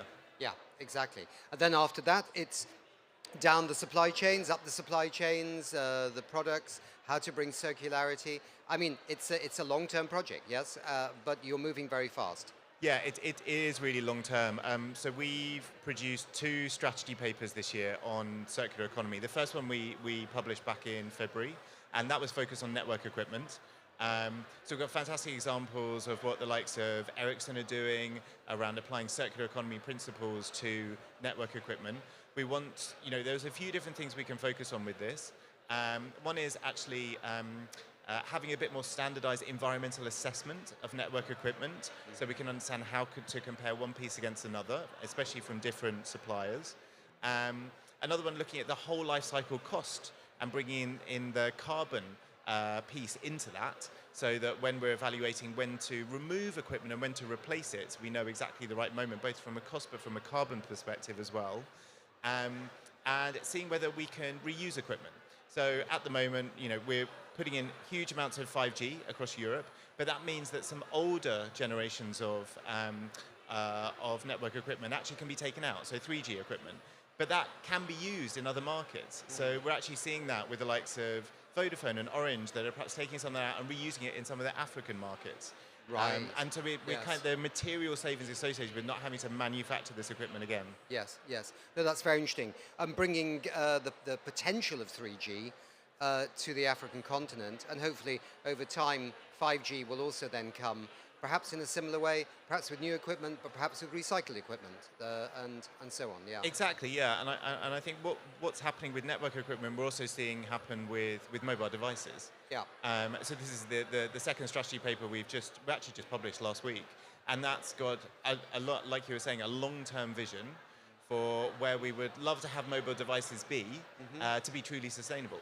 And this is out to 2050. I mean, a lot of targets are out to 2050, but it's just a mile in the sort of place in the sand.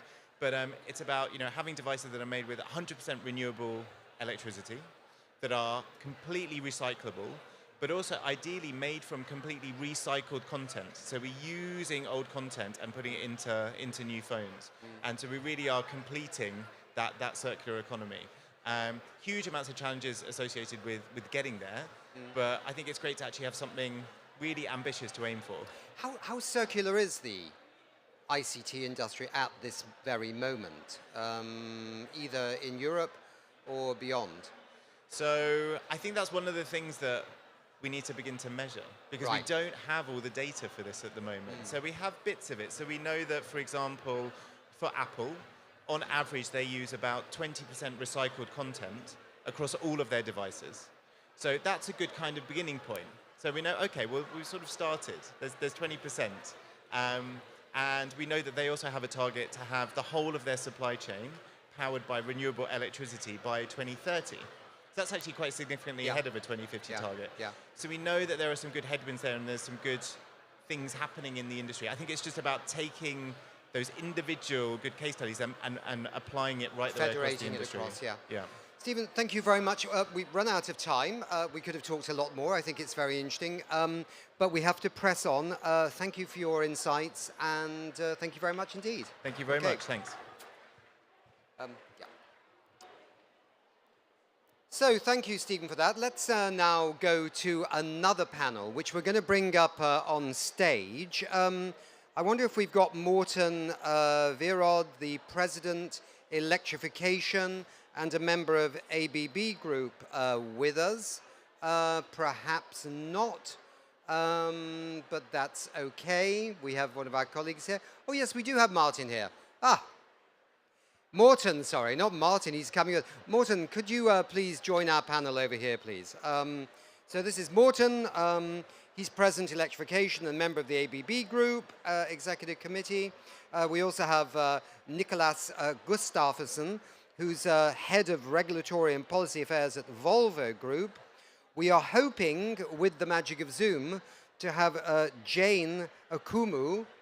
Yes, we do. Amazing, Jane. Lovely to see you. Jane is a Program Management Officer at the United Nations Environment Programme in Nairobi, and she's had a long career working on sustainable mobility in Africa. And do we have anybody else? Yes, we do. We have Mats Pelbeck-Sharp from Ericsson, because Ayub Osman, Head of Sustainable Corporate Responsibility, etc., in the Ericsson Middle East and Africa region, unfortunately couldn't make it. Okay, so let's go ahead with our panel. We're talking now about mobility in a sense. We're talking about digitalization. We're talking about all kinds of solutions, Jane, to the climate crisis. And what are we going to do with this in terms of mobility? So a warm-up question, really, for each members of the panel, and you can start in any order, but I'll look at the first person instead. What are the solutions that your industry or your organization is supporting to capitalize and help society in the transition towards global net zero, through perhaps a mobility lens as well? Thank you, and happy to be here. And coming from ABB, we are in the field of electrification and automation, and how we can support the green transition is about helping the world going electric, because that is part of the whole sustainability journey, and that's electrification of everything we do, everything how we work, how we live, and how we travel. So if that would be EV charging for your new electric vehicle, if it's into your buildings by whole building automation and heating and ventilation to save more energy there, or if it's an industry, for instance, now what we do around the new batteries and also so battery energy systems, and also in hydrogen, so one of our new areas. So that's a bit how what we in ABB do to help on this journey. Okay, this is a warm-up question. We'll dig a little deeper. So, yeah, Morten, Mats, and our other wonderful guest, Nicholas, tell us from your perspective. Thank you very much. Thank you for inviting me. I'm Niklas Gustafsson from Volvo Group then, and so we are the truck and bus and machine manufacturer in the world. It's not passenger cars, as we might be confused with sometimes with the same brand Yes, we always name. have to clear that one up, don't we? Yeah, it's a shame we have to do that, but we always every have to. session Yeah. like that, so spending 10 seconds on that. Okay, but still. No, are we in a green revolution? Yeah, yes, we are. Are we in a green and digital transition? Yes, for sure we are. What are we doing in Volvo Group? By 2040, we will be carbon neutral, not only with our products in scope 3, but actually throughout our whole value chain. So if I just take 10 seconds on what we do on our products, it's shifting from 100 years of diesel, fossil fuel, to battery electric, fuel cell electric, and still a little bit of the internal combustion engine, but running on biofuels such as green hydrogen, for instance.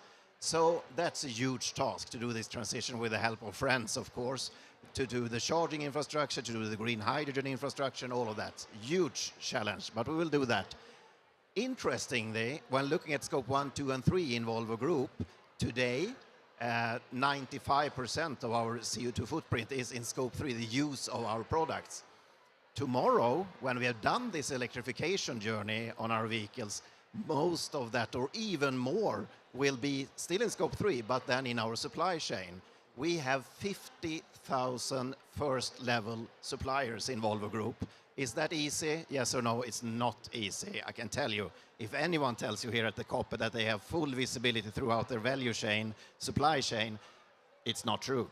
So here's a huge thing, and here's come digitalization as one example. So we are now discussing with all our suppliers, securing that everyone is, reporting on their CO2 footprint from the tiniest bit of component to the biggest engines in the world and so on. So it's a huge journey. Okay. Yeah. All right. We'll get a little bit more into this. I'm going to come to you in a second, Jane, because we're hearing about all this high-tech stuff. We might come to you with a bit of low-tech stuff as well. So, Mats from Ericsson, how does your work actually contribute in a sense to what they're doing? I think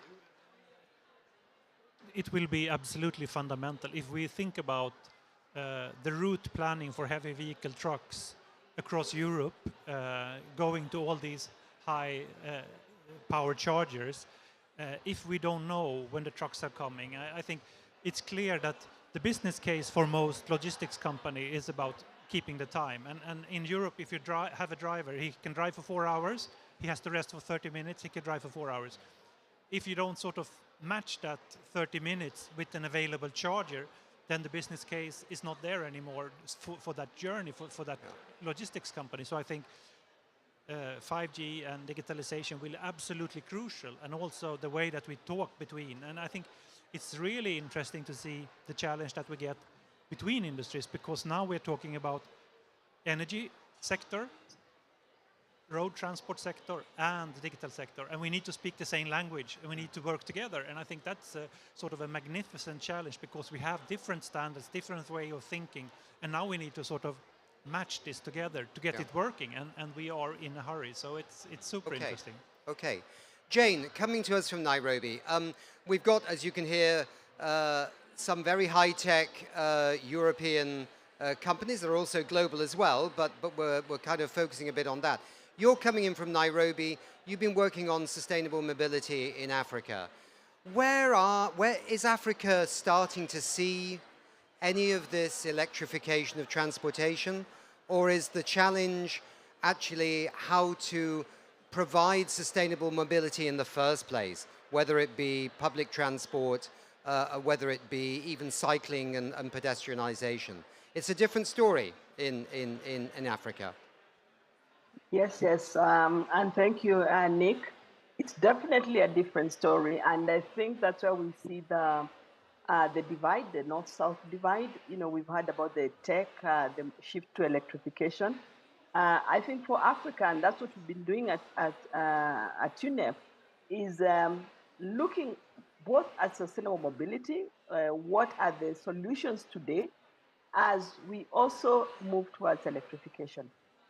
Just to give you an example, we've had the North, you know, we've heard about what the North is doing, having targets towards shifting to electric mobility. Where will all those diesel vehicles be going, you know, the replacement? They will definitely be coming into Africa. So I think it's important as we look at electrification also for Africa, that we also have standards in place to be able to promote sustainable mobility. And this includes maybe two things or three things. How do we move to cleaner, low emission vehicles through cleaner fuels and vehicles? Standards, how do we implement good public transport so that we're able to move people, more people through public transport? And also, how do we invest in safe walking and cycling facilities? A lot of a big chunk of the population in Africa, they walk, a few also cycle, but it's not safe to do that. And this is really an important segment of the population we would like to keep, you know, and even have more joining the walking and cycling. However, I would say we still also have good opportunities in Africa when it comes to electrification. For example, in Kenya, where UNEP is headquartered, about 92% of the electricity is actually renewable. We are seeing this opportunity of shifting towards electric mobility instead of importing fossil fuels. In some of the other countries, Ethiopia, 100% of their electricity is renewable. So these are opportunities for Africa. We'll just pause it there, Jane, and we will come back to you on that. Okay. I think we all know that there's some good stories happening with climate change. Renewable energy is doubling every 3 years or 3.5 years. I never can remember which is the number because it changes, which is good news for many sectors in society, including in Africa. But there clearly are barriers to going faster. We know we have to halve emissions by 2030, right? It's no longer step by step. It has to be exponential. How do we deal with that? And where would you see the barriers? Is it policy? Is it technology? Is it other companies in other sectors that don't want you to move forward on this journey? What is ABB's position on this? Where are the barriers coming? For me, it's really not the technology. I think the technology is there already, especially in the field of electrification. So for me, the ones about being braver in setting standards and regulation, for me would be the key point, because I think we can do better, and technology is there, but we need to start using it and scaling it faster than what we do today. Right. So it's policy. It's a policy push that we need. I think that is a key part. The key part for it. We will do innovations on the road, but I think here it needs to be a race between innovations and policies, that we're racing the guidelines and the regulations, and the technology again will follow. So this kind of that need to be a positive race that is there. And but already today a lot of technology is available, but we need to scale it faster, and that policies is a big part of it. Technologies. What are they, or what are the ones that need to scale? Where's the policy going to push the technology? Absolutely. No, let me start by saying Volvo Group is a European-based company. That is true, but we are a truly global company. We are in 190 countries all over the world. In Africa, we are in 50 out of the 54 countries. We are present more or less everywhere. And coming to technology, that is part of the reason why there is not one silver bullet, because there will not be green hydrogen everywhere in the world at for sure not at the same pace all over the world. There will not be green electricity all over the world either. But there might be biofuels here, there might be green electricity there and green hydrogen there. So we believe that it needs to be a mix. Some regions of the world will actually need to go much, much faster than other regions of the world, because 2040 is the final date to stop selling diesel-driven trucks worldwide, because it takes some 10 years to get them out of the streets after that, right? And then we're up to 2050. So we don't have time. Yeah, yeah. Mats, is it policy for you? I mean, you're all from the Nordic region, I think, and you may be wondering what the heck the policy is right now in some of these countries, which would be leaders. Yeah, it's not very encouraging to sort of be a Swedish panel right now, and on if we sort of fight for climate or biofuels for that matter. So I think no, but I think for it is really the policy that is lacking, and also I think the leadership in putting these requirements on the industry. As we said, we have most of the technologies. There is, of course, some scaling that needs to happen from an industrial perspective. That takes time. Scaling of battery manufacturing, scaling of green steel, scaling of a lot of things that go into the products. But from a ICT perspective, we are ready. Here there is a gap on sort of the investments to build the digital infrastructure, because I think we have a lot of the roads. We need to build the energy infrastructure to be able to charge the vehicles. We need to build the digital infrastructure to connect them.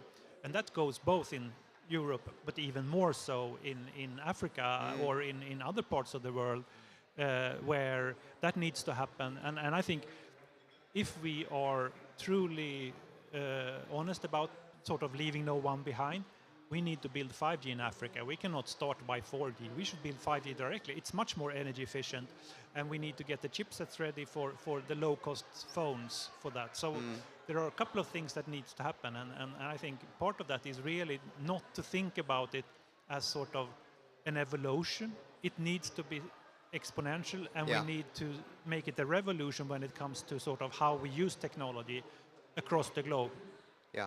Jane, we've had on the previous shows a company out of America, but also in Europe, called Via Ride, and they're bringing digitalization into public transport networks, where you get almost on-demand buses. You know, you don't have to wait at the bus stop, waiting for the bus to turn up. You can use an app, and we know you're in Kenya. I mean, mobile phones are just like, I don't know, they're probably even more dense than they are in some parts of Europe, yeah? So you have digitalization in large parts of Africa. Is it coming into the mobility story?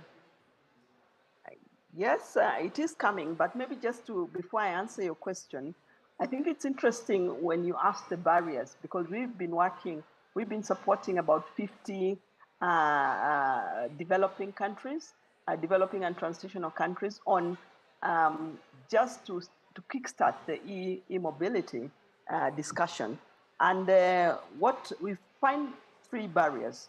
I would say the first is the product. It depends on what we're talking about. I would say the first is the product. For example, if you look at East Africa and West Africa, the fastest growing mobility is the 2 3-wheelers, because the public transport has failed. So the 2 3-wheelers are being used for delivery, for public transport, and they're the fastest growing vehicle within the 2 sub-regions.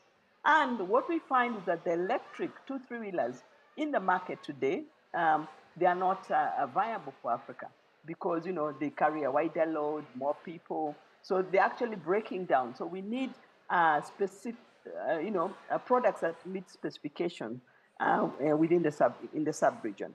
The second, I would say, for example, for e-buses, is the high upfront cost, because we are working with some of the cities in Seychelles, Mahe, in in Abidjan, in Dakar, and the high upfront cost of the buses is a challenge. So the need for fiscal incentives, policies to incentivize that. And then the third is infrastructure. A lot of people are talking about, where do I charge my car? So, we still are lacking a good network of infrastructure. To your question on digitalization, definitely, we already do have companies already that you book your travel through your phone, so they are already getting starting to operate within the region, and I see a lot of this coming up, being used as a technology to promote, especially public transport within Africa. Mm-hmm. Interesting, very interesting. I mean, things are certainly moving, which is the good news. From ABB's point of view, I mean, yes, we've been talking about Europe a bit, but you are in developing countries. What is happening with renewable energy infrastructure in the developing world? Who is coming to help with the financing of this? Who's de-risking the investments? Do you see a wave of improvement happening in this? How does it go faster? Is it the World Bank? I don't know. Who's got to take the heavy lifting to make sure that electrification that's so critical to this story, not just mobility, but buildings and everything we can think of, digitalization itself, how is it going there from your viewpoint? No, it doesn't go fast enough, that's true, but we also see where we have funding in microgrids. One of the areas where we are working, for instance, with what we call solar pumps, where we do simple for farmers where we don't have an electricity grid today, but you set up a solar panel that is also taking your watering system, the irrigation system for farming. This is a simple and very cost-efficient solution we have developed at ABB that we have installed more than 100,000 units across continent of Africa. This started out of India with some of the challenges, grid stability we have in India, but now it's also a solution that we are deploying across in Africa in many countries where you don't have access to the grid. And it just saves a lot of, instead of bringing out diesel to a diesel generator in the field, you're using a solar pump instead. Yeah. So, but the deployment here needs to go faster. So again, it's down to financing and having capital, and this is not large investment for farmers, but so we have also success with some of these micro loans that you are able to give to farmers, so we are able to get more, because then it's really help for self-help. Right. Both from the climate. So many countries, nearly every country in Africa. I can't remember now. Is it 52 in Africa or is it 51? I think it's 52, isn't it? It's 54. There we go. Jane got it right, and so did the gentleman from Volvo. So that's a split there between the other gentlemen. We'll move on that one. But do you have a long-term vision of where this may be in 2050? Would Africa be fully electrified in 2050? Or is it still going to be... Yeah, Jane's laughing over there, so she thinks that's probably unlikely, but I don't know. Yeah. No, I mean... It could be. It could be if we had the... It can be, and if we wanted to. We wanted to. It is easy to sit here at COP27 and just say it has to, right? Yeah. but let's be... we need to find the pragmatic way of dealing with it. And coming back a little bit to that, different regions, different countries, even different cities will need to go in different pace with different solutions to do it. So I'm not sitting here saying that I have the silver bullet for every city, every country, every part of the world. Absolutely not. But it's very important to be innovative in each separate environment and find what is possible to do there. Is it biofuels in this region? Is it green electricity? Is it green hydrogen? Is it something else? That is, we need to be on the ground to actually make that happen. And I just want to take this up again, that public transport might sound, as a given.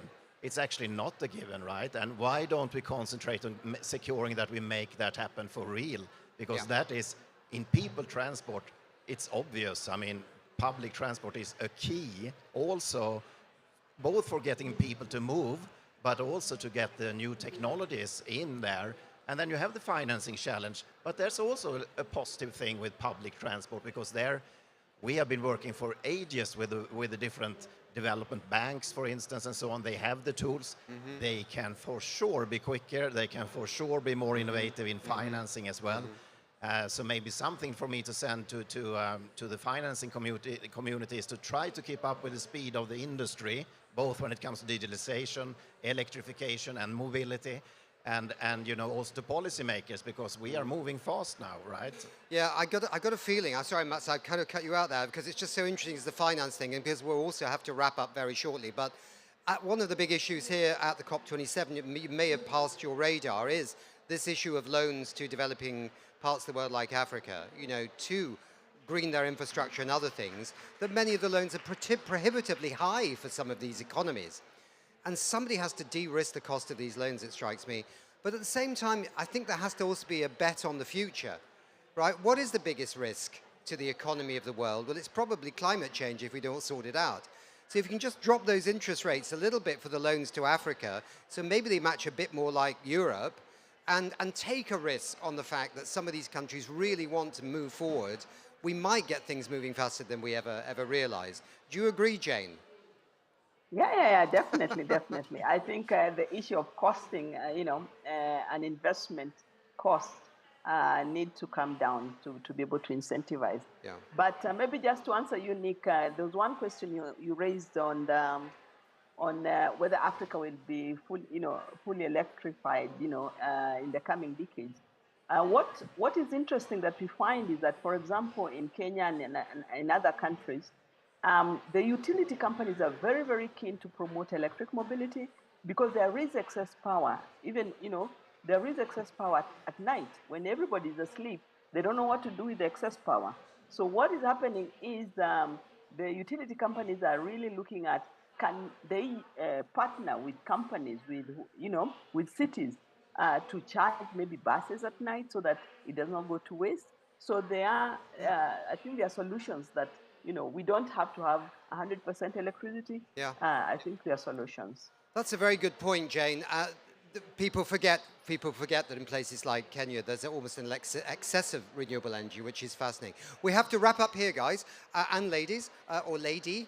Thank you, Jane, for coming in from Nairobi. Thank you to our great panel here, ABB, Volvo, and Ericsson.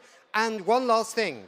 We have a nice campaign running right now called We Can Do It.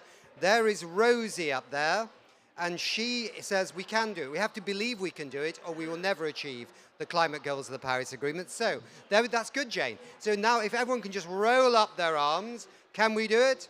We can do it. Thank you very much indeed. Thanks, Jane. Thank you, everybody. That was great. Enjoyed it very much. Bye-bye. Okay, Bye. thanks. Thank you. So thanks to our amazing panel on mobility. That was really excellent. And we're going to go now to another panel, can you believe, where we will also be bringing back the evergreen. A little bit of chatting here before these people come on stage. No, have we got a bumper? No, we don't have a bumper. We are going to go straight into this panel session. Can I get Mats Pelbeck-Sharp, Head of Sustainability at Ericsson? Joining us on the stage as well is Karen Vestman, who's head of sustainability somewhere else. It's unbelievable if you put your finger on this iPad and you actually get overexcited with it, you find that it moves rather quickly. But we have this lady on stage who's fantastic, and I've got another wonderful lady here. If only I can get my iPad to move down. Come, naughty iPad. We have Marina Medal. Medal or Medali? Thank you. GM Sustainability and Shared Value at MTN, which I looked up today, is Africa's biggest mobile phone network, which is absolutely brilliant. We've got 20 minutes of a panel discussion.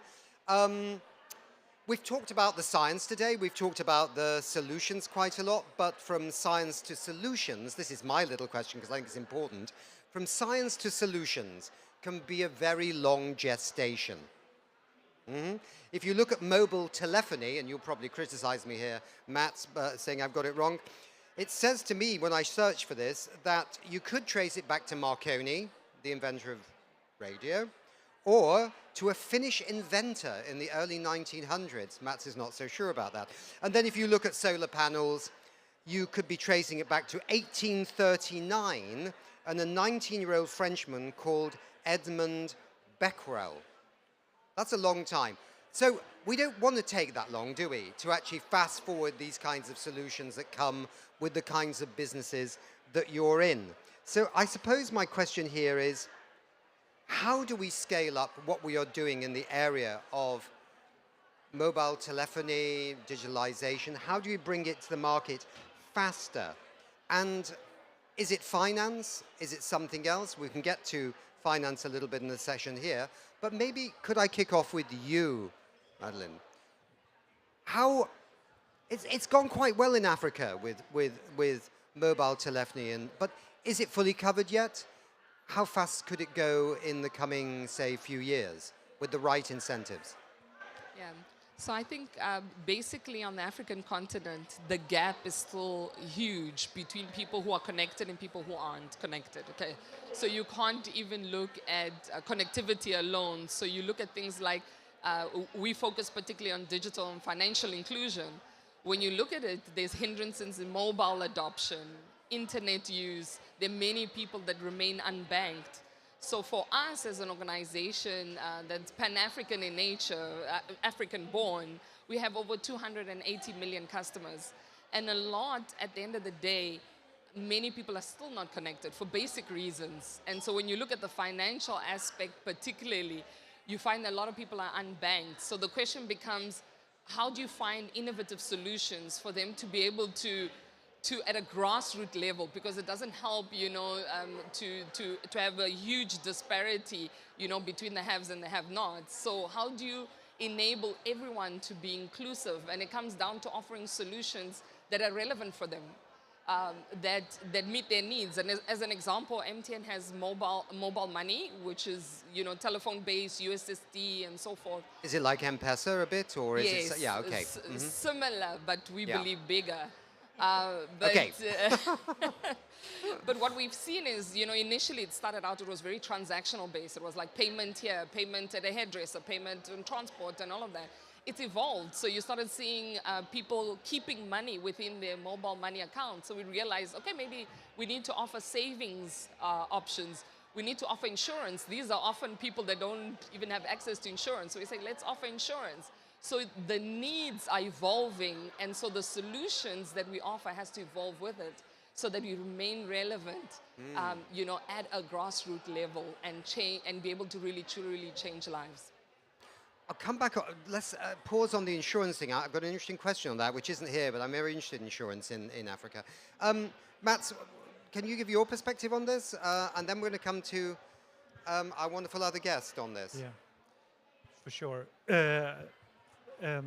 I think, as MTN said, I mean, of course they have the best platform because it's based on the Ericsson solution. Aha, okay. Okay, this is now a marketing show. We'll be getting back with our sponsor later. No, jokes aside, I think there are so many opportunities and innovation. And I think it's also interesting to see now that what we see is that these solutions are going south to north. So, I mean, mobile money was invented in Africa, and then several big companies have sort of evolved it and developed it. And what we see now is a lot of the solutions that we are finding here are then banking or giving people access to accounts and save money, also in US and other places where they cannot get a bank account. So the model from south is copied to the north, and I think that's a super interesting sort of innovation approach, and looking at what we are doing at Ericsson is really a super modern platform for mobile financial services. And as it is sort of based on apps or APIs, it's relatively easy to open up and have innovations on top of that. And those innovations could be microgrid payments, or it could be microinsurances, it could be a lot of other financial tech solutions that needs to go. But still, I mean, the latest numbers we have seen is that still 57% of Africa's population don't have a bank account, even if they more have mobile money, and it's growing very, very fast. So moving from just a mobile wallet into mobile financial solutions that you were talking about, I think is really a way of getting people banked. And that is sort of, you talked about World Bank earlier in the previous panel, and World Bank has calculated that the number of unbanked people, thanks to mobile money and mobile solutions, has halved in a 10-year period, which is, I mean, pretty amazing, I think, because that the first part was really, really slow, and now it's accelerating. So that's an exponential change that we see. Interesting. I mean, export credit agencies have a really important role. Finance has a really important role. Finance of all kinds, private banks and asset managers and pension funds and blah, blah, blah, blah. There's so many different players in this space, but export credit agencies have a very particular role because it's really, in a sense, from north to south, if I get this right. You clear that up for me if I've got it wrong. But you have a way of helping to fast forward some of these stories, but also to bring technologies perhaps from other parts of the world to other parts of the world, if I can put it that way.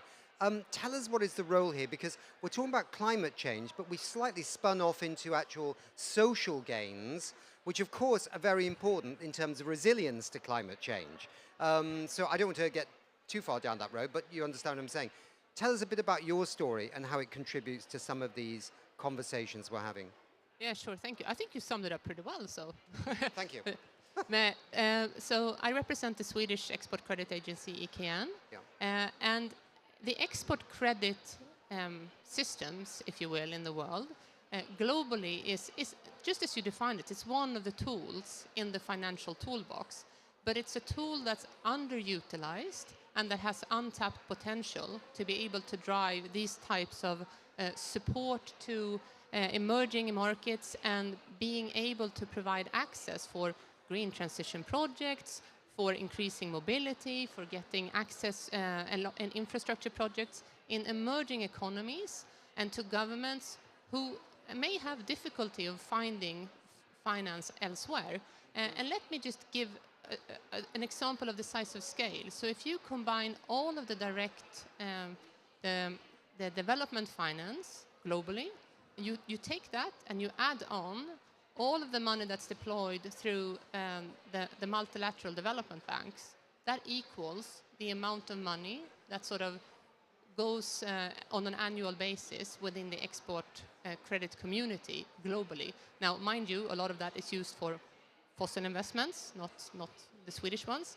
But to give you an example of how you can use the different tools in the toolbox, where export credit is one, so if we stay on the African continent, but we move to Angola, so a country with 30 plus million inhabitants, we were able to provide a financial guarantee to a commercial bank, ING Bank, who lent 560 million euros to the Angolan government for the largest so far sub-Saharan Africa solar project. Now, a commercial bank doesn't lend 560 million euros to, I wish they did, but normally they don't, to a government in sub-Saharan Africa with a repayment term of 18 years. That just doesn't happen in a normal banking environment. But when we are able to come in as the Swedish Export Credit Agency and back that up with guarantees that ensures that they are going to get paid, and we also collaborated with the South African Development Financial Institution that enable us to provide a financial package to make these projects happen, that is going to provide 2.2 million people with electricity. And electricity, we need that, and we need to do everything we can, large, small, grassroots, everything at the same time. I think that's where we are with the climate and also just getting it out to people. Just coming upon that, just to clear it up for the viewers. So how can you offer such advantageous deals for fast forwarding, in your case, renewable energy products? Is it because it's underwritten by the government? Yes. Yeah. Yes. So when the Swedish Export Credit Agency, in this case, provides a financial guarantee to the bank that's lending the money, they are secure. They know that if for some reason the borrower, the Angolan government, will not pay them, we will make sure that they get paid. I've got you. Yes. Yeah, okay.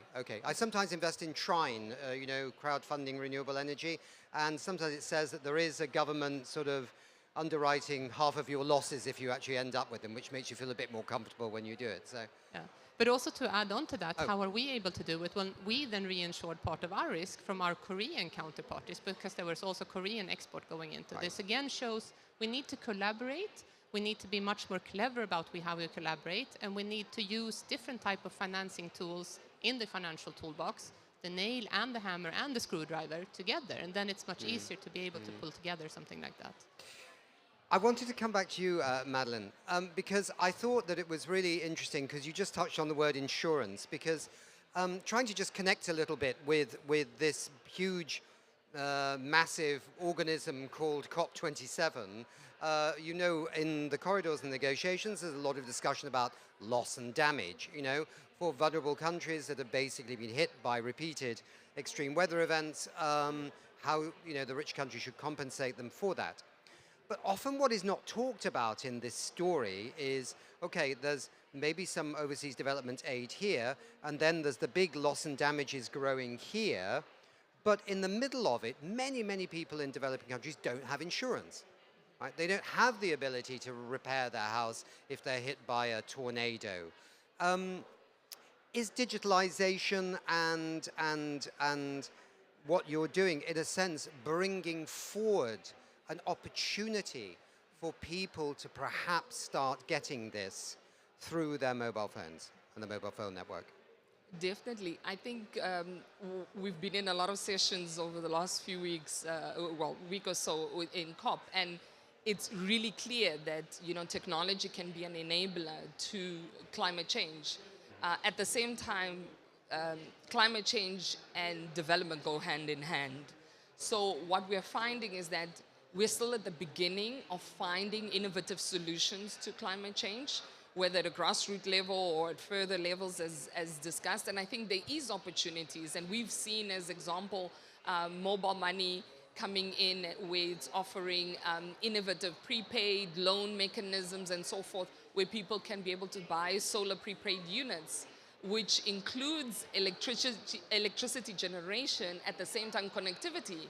And we all know that electricity and connectivity combined and even standalone transforms lives, you know? So that's an example of one innovative solution that can change people's lives. And can you imagine that if we take the power of collaboration and we put ideas forward, you know, we can really start to replicate, gain scale, and really make a meaningful impact and difference, you know? And these are simple, practical examples that can be realized, you know, today, step by step, and every life change day by day. Okay. And of course, we're talking resilience building as well here, because if you have connectivity, you have an opportunity to at least let people know that you're a bit stuck somewhere after a typhoon. Or presumably there might be the possibility that the mobile phone connected to renewable energy could somehow help manage the consumption of electricity or something like that, and you could be more efficient with your use.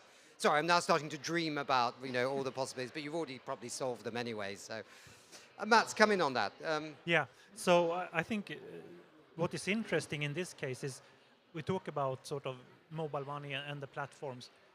To think about when we look at this is that the mobile industry has been, I mean, from very early on, been able to handle micro transactions in a very efficient way. I mean, you could buy sort of prepaid cards with very, very low values. And if you're going to make money out of sort of managing that, you have to have an effective system across the board. So the cost of transaction has to be super low.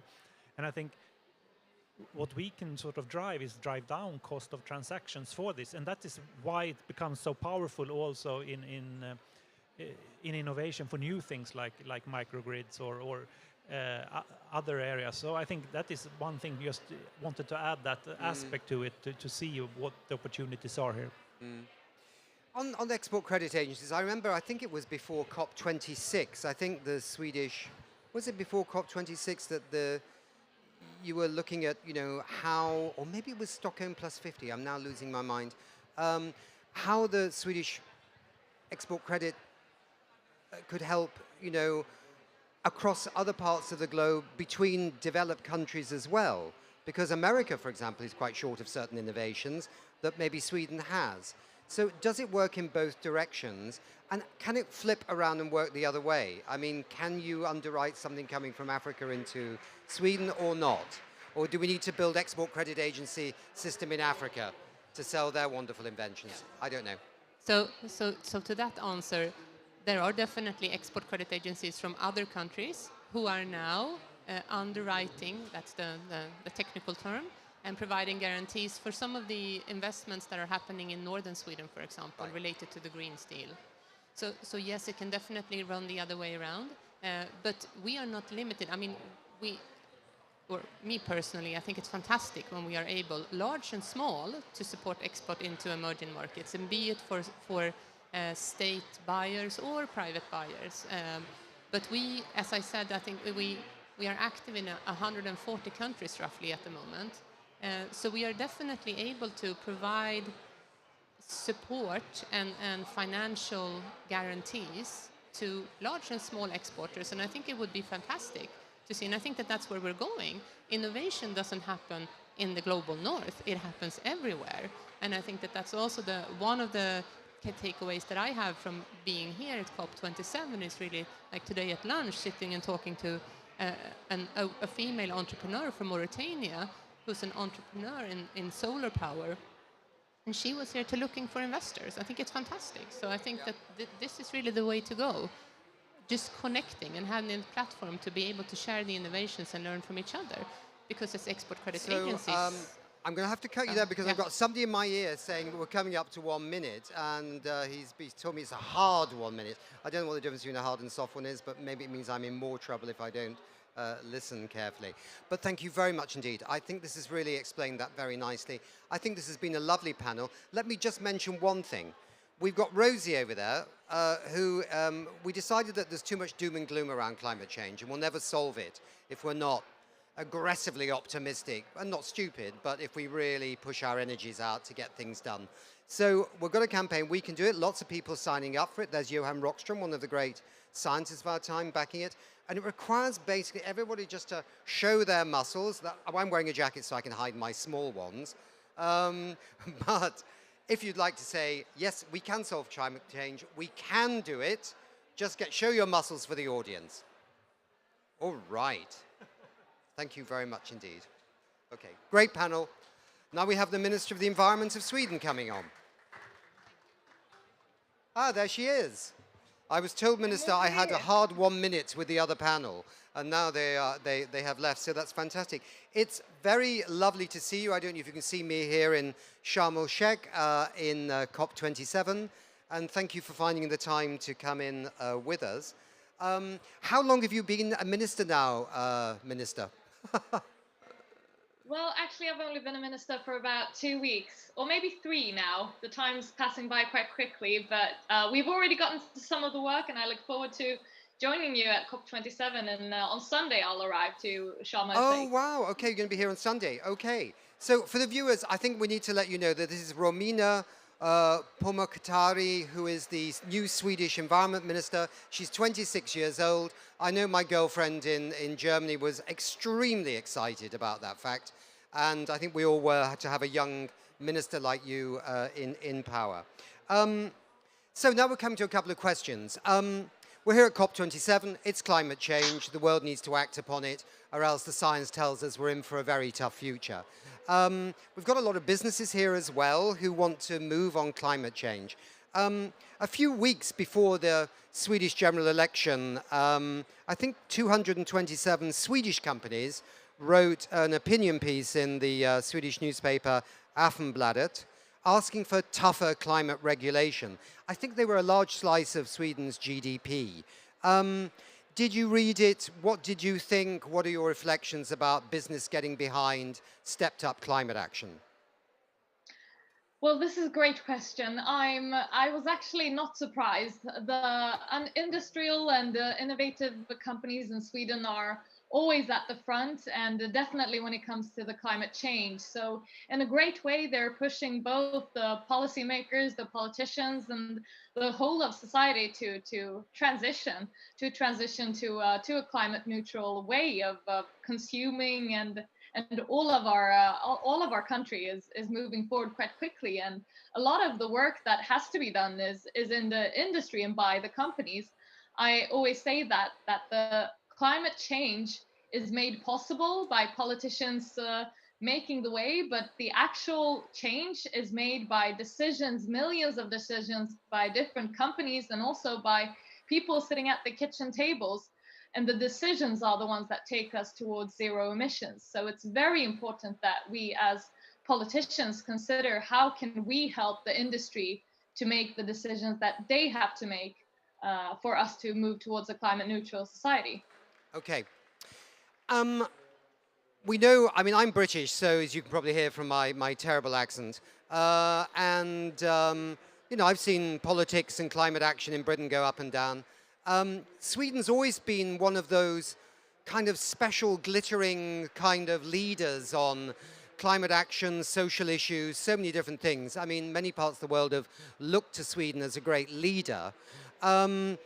Do you believe that the budget that's in the making in Sweden, some of the announcements that have been made recently about, for example, mobility and sustainable transportation in Sweden, do you think that you will achieve your targets under the Paris Agreement by 2030, a very important year when the world is supposed to be halving global emissions? Are you confident you'll meet your targets? Yes, I am confident, but I do think that we need to make our way there in a different way. So this is a new government. It's not the same as the Swedish government that has been ruling for the past 8 years. And the new government would like to change some of the policies. And when it comes to the transport sector specifically, we want to take a lot of the money that goes into subventions for electric cars and put them on the charging infrastructure, which we see is quite lacking and a big aspect of people not wanting to transition to an electric car or to a hybrid car. So we want to have a different focus, but I'm super proud of Sweden for being a country that has a big unity when it comes to climate issues. In Sweden, the policies are very strong when it comes to climate, disregarding of what government is ruling. And also we have quite harsh climate laws and also environmental laws that restrict how any government would be able to act. So we do have laws that make sure that we reach our goals. And we also have a specific council that's called the Climate Political Council, which consists of scientists and economists who actually count and make sure that our policies are in line with our goals. So that is a great way, as well as the industry pushing us forward, for me to be able to do the work that makes it possible for Sweden to reach our goals. And when it comes to the EU, we have the goal of Fit for 55, but then there is also the Swedish national goal that it's actually zero emissions by 2045, and then net zero minus zero emissions. Minus emissions, yeah. Mm-hmm. Exactly, yeah. After minus that, emissions yes. After 2045. So I'm actually very excited about big, consistent investments that we are making for carbon capture development and also the biocarbon capture development. So we're looking forward to working very hard with the industries in Sweden to make sure that we can lower our emissions as much as possible, but also lay a stable foundation for the future so that it is not something that would fluctuate too much between governments. The climate issue is just too important to handle it in any other way. Right, right. I wanted to ask you about one other topic, because there was this great event in Sweden in June, which was Stockholm Plus 50, and 50 years after the birth of the UN Environment Programme, the beginning, in a sense, of global international environmental policy. And there was a moment there where I think the Swedish government, but also the Danish and the Norwegian governments decided they were going to reduce overseas development aid. How are you going to deal with that when you come to Africa at the weekend? If people say, how can you do this? You know, just simply, it's a political issue, but how would you respond to Africans on this question? No, but I do think it's a very legitimate question to ask. It is easy to make the commitment. It is less easy to follow up on it. And that's where you actually have to do the work. So global policy change and effective multilateral cooperation is absolutely necessary, together with digitalization and also finance. these are all important tools to act together against the climate change. So it is definitely important with the financial aspects of it all. And I'm very pleased to be part of a government that is overlooking all of these issues. And we have actually, on the first day of the president's speech he made in Parliament, his declaration of the government, he actually mentioned specifically making an further commitment when it comes to climate funding. So we have a lot of different systems when it comes to climate funding. There are a lot of different climate funds, to put it shortly, in the world. There is a potential to see how can we make these work as well as they can. How can we make sure that the countries that need the funds can reach them in a good way, and how can we make sure that each country has the foundations to actually build upon the funds that they get. So I think that these are also key issues to not be to be considered in this matter. But of course, Sweden will continue to make a big commitment when it comes to the financial aspects of the climate funds. Minister, we won't keep you for much longer. There's just a couple of small questions. There was we don't have time. We'd love to have you on our show, by the way, live in Sweden when we're next broadcasting from there. But we have been running a campaign with the UN Development Programme on something called fossil fuel subsidies. You may be aware that there's probably been about $580 billion of direct subsidies with fossil fuels by governments around the world. And then if you factor in the actual damage they cause, it could be $6 trillion of money. So you were mentioning money.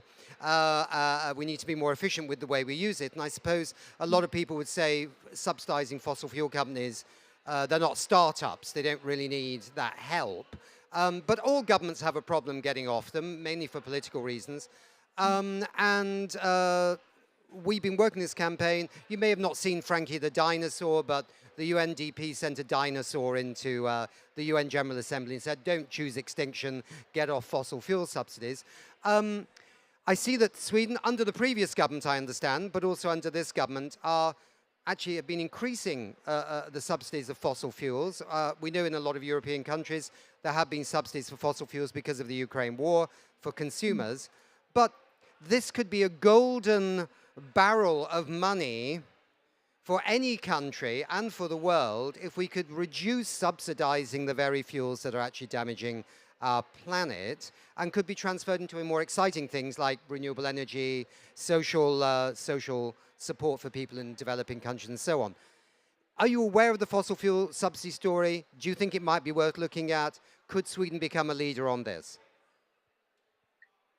It can definitely be worth looking at. It is, I think it's honestly, a lot of people would probably be surprised at the amount of money that goes into actually subsidizing fossil fuels, as well as we're discussing Paris agreements and mitigation programs and ways of lessening our fossil fuels. So it's quite contradictory. And I think that just that discussion puts a good ground, but you have to keep it with you when you go into the negotiations when it actually reaches up to the fossil fuel subsidies. Yeah. So it is a tough nut to crack, but you would win a lot of friends. You would win a lot of friends. You would win a lot of friends, including the governments of New Zealand and Costa Rica and Switzerland, who are all rather keen on doing something about this. Yes, of course. It is something that we have to take care of, and but it has to be a change that is long term. It shouldn't be a situation where we do it harshly and then maybe we'll get a backlash. We have to think hard and do it in a proper way where we find a solution that would also be good for the climate and also be a long-term solution. So okay. I think it's good that the discussions have started, but I do think that you can absolutely expect more from Europe in this front and definitely also from Sweden. Right, Minister, I think we can probably wrap it up there. Thank you very much for your time. I know that all my friends and colleagues who are very passionate about climate change are obviously watching what you're up to and doing very, very carefully, and I'm sure you're aware of that. We wish you well, and we hope you can carry a green flag into the future as much as you can carry any other flag. You can't see this, but I have a little green car with me here, which was given to me by my 3-year-old grandson, who asked his granddad to make sure that the governments did the right thing at COP27 so that he has a future. So thank you very much. Lovely. I hope that the green car is electric. I hope so too. Actually, no, it's even better than that. I push it around, so yeah. Okay, thank you, Minister. Best of luck. Thank you for having me. Bye. All right, where are we now in this wonderful... The next panel is getting queued up. I thought it was a hard stop. No, it wasn't a hard stop. Okay. The audience doesn't realize that we have wonderful technicians behind us who whisper things in our ears, don't they, Katerina? Right, are we ready? Yes, we are. I was told the gentleman was going to be late, and then he is here right now. It's my pleasure, ladies and gentlemen, of the 160 countries watching us. Yes, thank you. Thank you very much. Yes, I'm now introducing Matthias Frumery, who is head of the Swedish delegation to the UN Framework Convention on Climate Change, joining us here on the stage live, as it were. And via the magic of Zoom, I have Sherry Goodman, a climate and energy leader who is joining us from our hub in Washington, D.C. And last but not least, we have Judith Goff, who is the UK ambassador to Sweden and director of the Nordic-Baltic Network. Is that correct, Ambassador? That is. Oh, good. Okay. We're going to ask you, Matthias, whether you can move to another chair. They all look identical, so there's no change in the feel of the whole thing, because then we can see the ladies on Zoom. So thank you very much. We've had a super day here at COP27 Broadcasting, just saying to all the guests, looking a lot at science, looking a lot at solutions to the climate change challenge. I just wanted to ask Sherry, I think, in a sense, as we think about COP27, because you're coming all the way from America. Have you been reading much about COP27? Have you been hearing much about COP27? Or has it all been Joe Biden and the mid-term elections in the USA? If you don't want to comment on COP27, are you pleased at the outcome in the mid-term elections, Sherry? For climate action.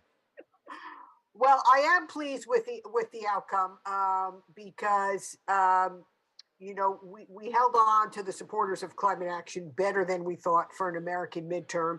And I have lived through many American midterms. I've worked for 8 years as the first Deputy Undersecretary of Defense for Environmental Security in the 1990s.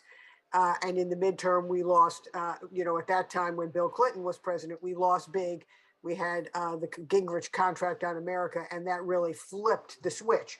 So here, I think we're going to have much more continuity. And I think that's very important for our allies and partners around the world to know that the investments that the U.S. has made through the recent Inflation Reduction Act, the bipartisan infrastructure bill, and other types of climate action will be sustained for the next few years. That's my first important message. I will say also, I had the privilege of listening earlier this morning to Speaker Nancy Pelosi, who was with you on the ground there at COP, and Kathy Castor, the head of the Climate Committee in the U.S. House of Representatives.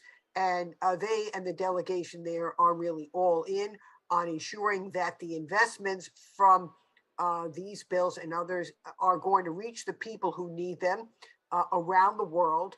That is an important part of climate action and climate solutions. So yeah. I come to you in a very hopeful manner. I, of course, have been watching the elections this week, and also in the hat I wear as the Secretary General of the International Military Council on Climate and Security, where we mobilize military leaders around the world to advance a decarbonized defense, because that is both going to ensure better effectiveness, but also because it is our commitment, and militaries can be technology leaders in certain sectors I know we'll get into, such as electrification, better batteries, and the whole suite of technology solutions that we need to save. I'll come back to you, Sherry, on that. Thanks very much indeed. Judith, let me go over to you.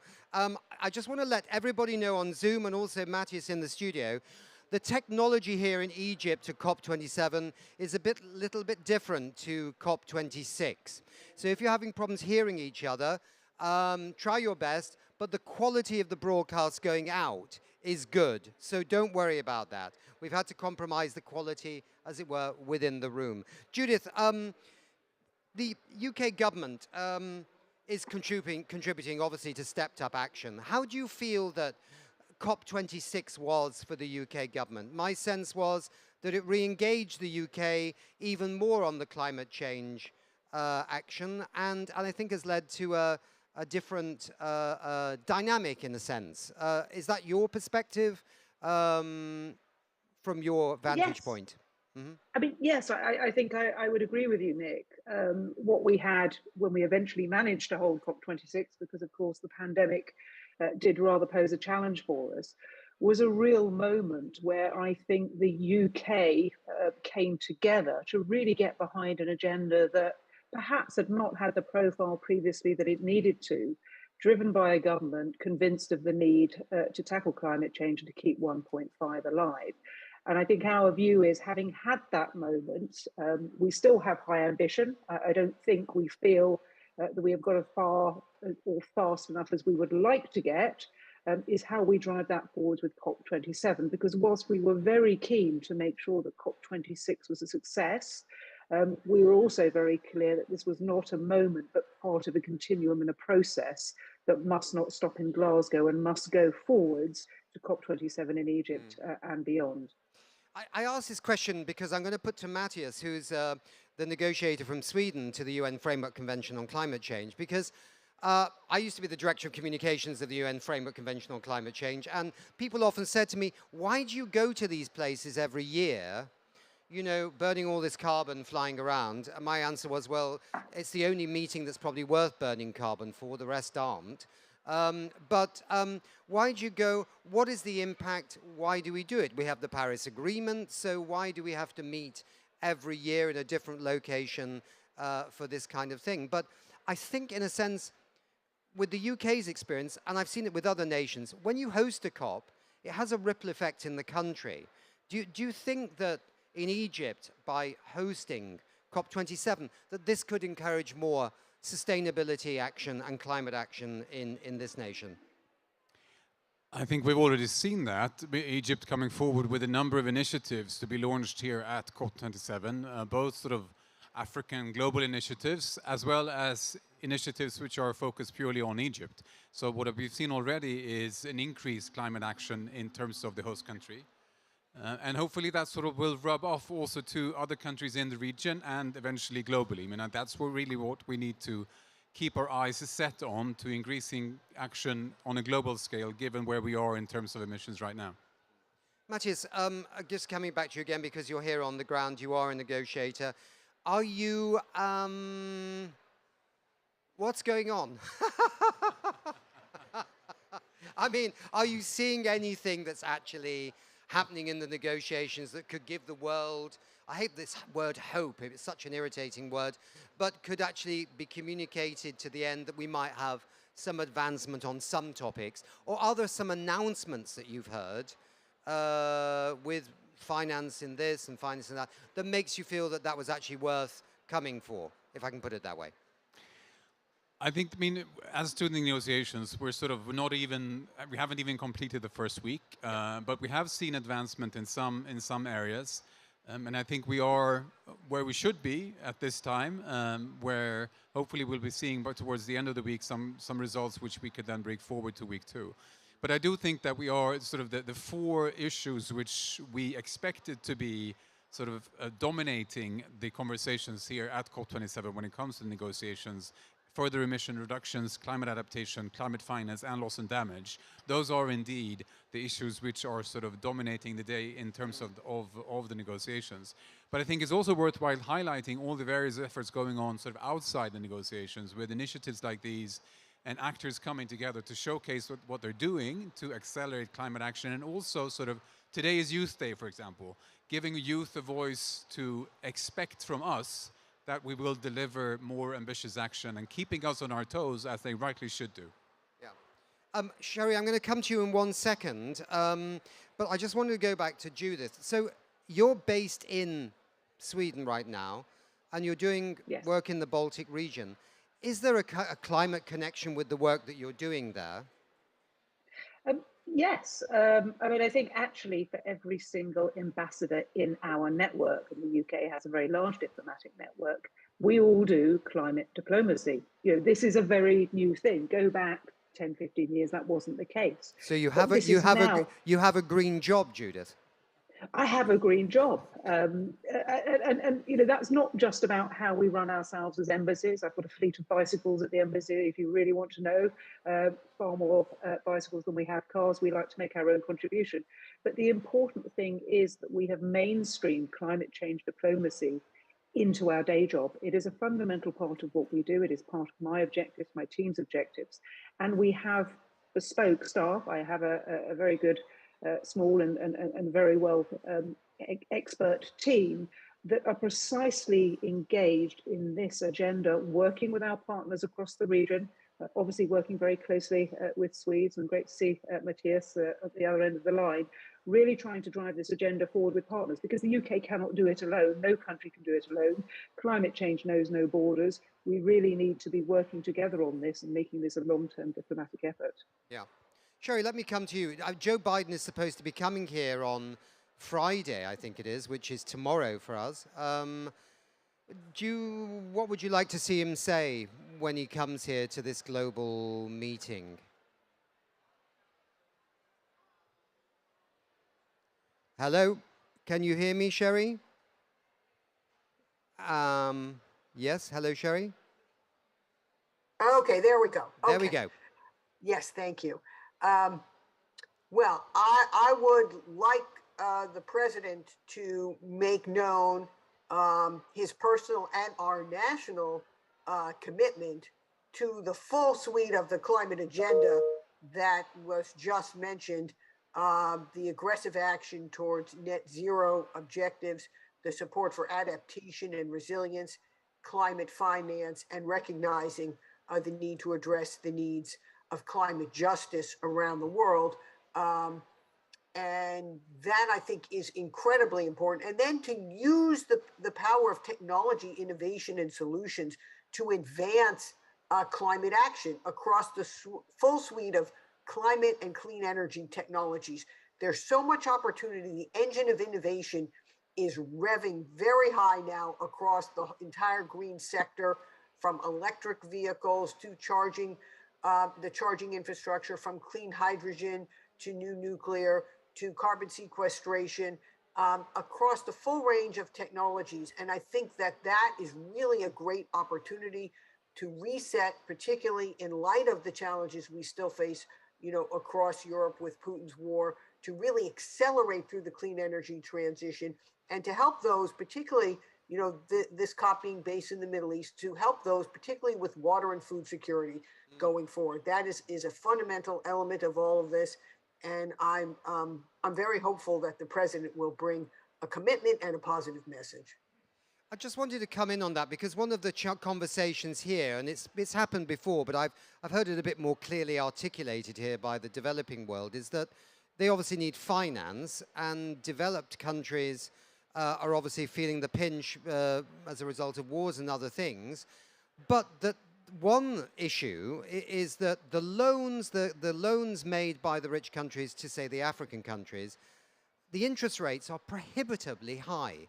So that they could be moving much faster if the money was being loaned at something similar to what a similar loan would be, say, in Europe. And this is about de-risking, isn't it? I mean, this is about de-risking. We had a lady here from the credit agency of Sweden about how they de-risk these kinds of transactions. How can we de-risk the loans? How can we bring the loans down so that Africa can power ahead with renewable energy? Otherwise, we're going to get more loss and damage claims as the world goes on not dealing with climate change properly. And the bill for that's going to get even higher, and the arguments are going to get even more fractious. So I suppose my question is, what pressure should go on to see more advantageous loans into these countries? Sherry, do you think this is a reasonable argument? I think this is an important element of how we address climate action and the climate needs of developing countries. As you well know, and as all of the listeners know, foreign policy always begins at home. So in any given country, the key is to find the right set of incentives to enable this. So in this case, we're talking about how do you de-risk loans to developing countries. I think we are poised through some of these investments that have been made and through mobilizing some of American, institutions like the Exim Bank and the Development Finance Corporation, Millennium Challenge Corporation, and others, and then there are international institutions to enable a rethink about how we make that investment attractive, both to help those in need that we need to do, but also to make it attractive in an American domestic political context. I think that's been part of the work that's been done in the last 2 years within this administration, and now I think it's ready to move forward. It's a tough challenge. I don't know that we have all of the solutions, but I think we are on a path for a better level of investment. And as we see the growth and innovation coming out of particularly Africa and the Middle East, and through various programs that we see there, I think there are greater opportunities, certainly in particular regions. Good, Sherry. We're getting very close to the end now of the session. Judith, you're the ambassador, so I'm not going to ask you to say, yes, absolutely, the UK government should make all loans to developing countries very, very, nice. But the issue of finance remains always endlessly a challenge. And Matthias sitting here knows this for sure. We promised 100 billion. It was come up by Hillary Clinton, actually, in 2009 in Copenhagen. Just plucked 100 billion out of the pot. We still haven't quite delivered on this as developed countries. It just creates bad blood. How do we scale the game on finance to the developing world without the political consequences in our own countries of people saying, why are we giving them money when we're poor here? But I think luckily, Nick, as a humble ambassador, that is very much left to my lords and masters and mistresses who are ministers in the government. But what I would say is that I think the key thing here is we're going to have to be innovative in our approaches to finance. We're going to have to look at this and really work out a way to do it that is sustainable and, as you say, brings countries with us, but indeed brings our own populations with us as well, and ensures that we have a sustainable solution. And that's about innovation. I think from the UK's part, we continue to put funding in. We've just tripled our funding for climate adaptation for £1.5 billion. And we've been looking at more innovative approaches, such as the Just Energy Transition Partnership, JETPs, where we have just launched $8.5 billion worth transition support to South Africa. Now, the details on that still need to be worked through and will be presented at COP27. But I think it's these types of approaches that we really need to look at and develop going forwards. Thank you. Matthias, you have the last word. Normally I'd give it to a woman, but I haven't asked you a question, so it has to be you, Matthias. Just on the finance point, I would agree with my fellow panelists but also maybe add just another element. I think all countries, I would hope, all countries would aspire to have an investment climate which attracts the kind of investment needed for the transition to go forward. And so to me, this is also not only a matter of climate action, but also development more generally. And how can we support each other in achieving that kind of investment climate and seeing in that sense, de-risking finance and investments as a transitory measure, as long as we don't have the investment climate which invites all investors to be safe and sound, making the kind of investments which all countries will need to do. I realize that's a longer-term objective, but I think that's where we need to set our eyes on as well. Yeah. No, it's a good point, but it has to happen quickly because, as you know, we don't have time. Last thing. I don't know if you can see this in Washington or even in Stockholm, but we have a campaign called We Can Do It, because we've decided that if you get doom and gloom about climate change, then we're never going to solve it. We have to get really positive. We're going to sort this problem out. Somebody mentioned the Second World War. We didn't say if we can win the Second World War. We said we will win the Second World War. How do we do it?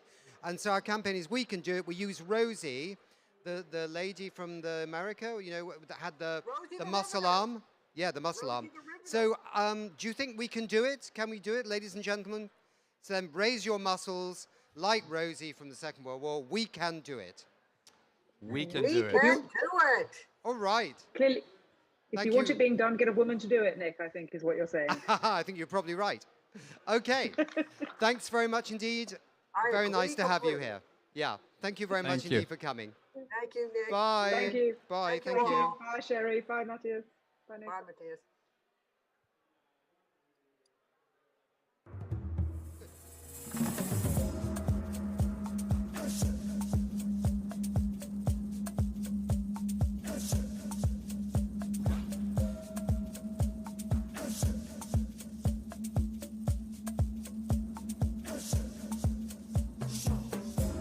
Listen, there's a distant sound closer, soon it's all around. Hear me, time is running out. Come on, tell them what it's all about. We're running out of time, we're running out of air. We gotta keep it clean, show me that you care. Wherever you are, you got to wake up. United as a nation. We don't have time.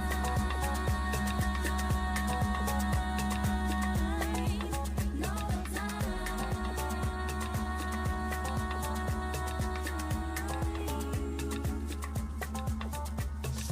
We don't have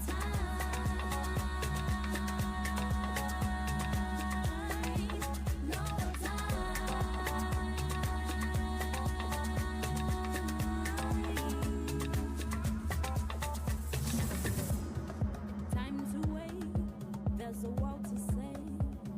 Right or wrong, how will you behave? Do the right thing, as they used to say. More than ever, that is true today. Be part of the solution, switch it up. For future generations, level up. If our planet dies, how will you console me? We don't have time to ignore the signs. We don't have time. No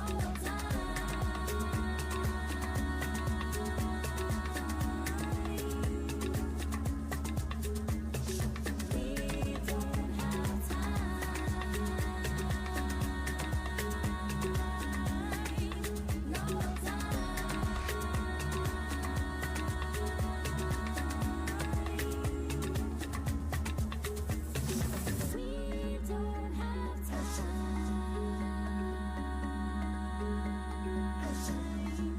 don't have time.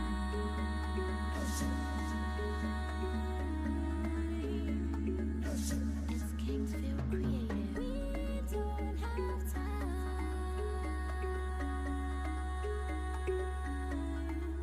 No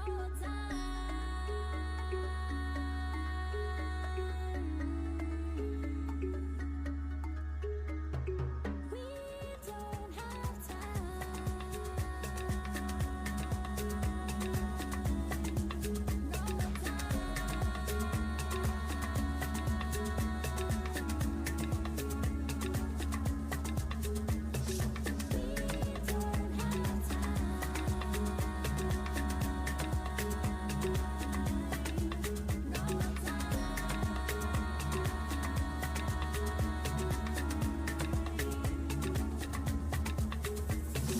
We don't have time.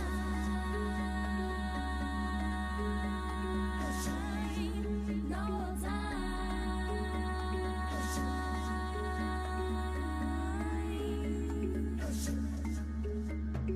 We don't have time. No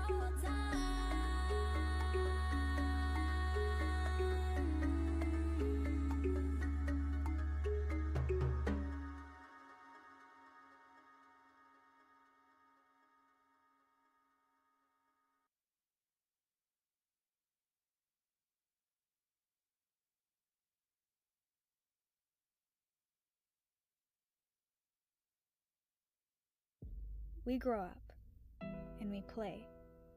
We invent new ways of doing things, and we collaborate. We prepare for that special date, and we care for each other. We do whatever it takes Our world is on fire, and our future is at stake. We don't have time to wait, but no country, business, or individual can fix this on their own. Together, we can set things straight. Let's act. Through the power of many, we can make change happen. Let's encourage sustainable solutions. Let's suggest new ways of doing things and demand bad practices to stop. We all unite behind the one thing that matters, to save our world. Will you join us?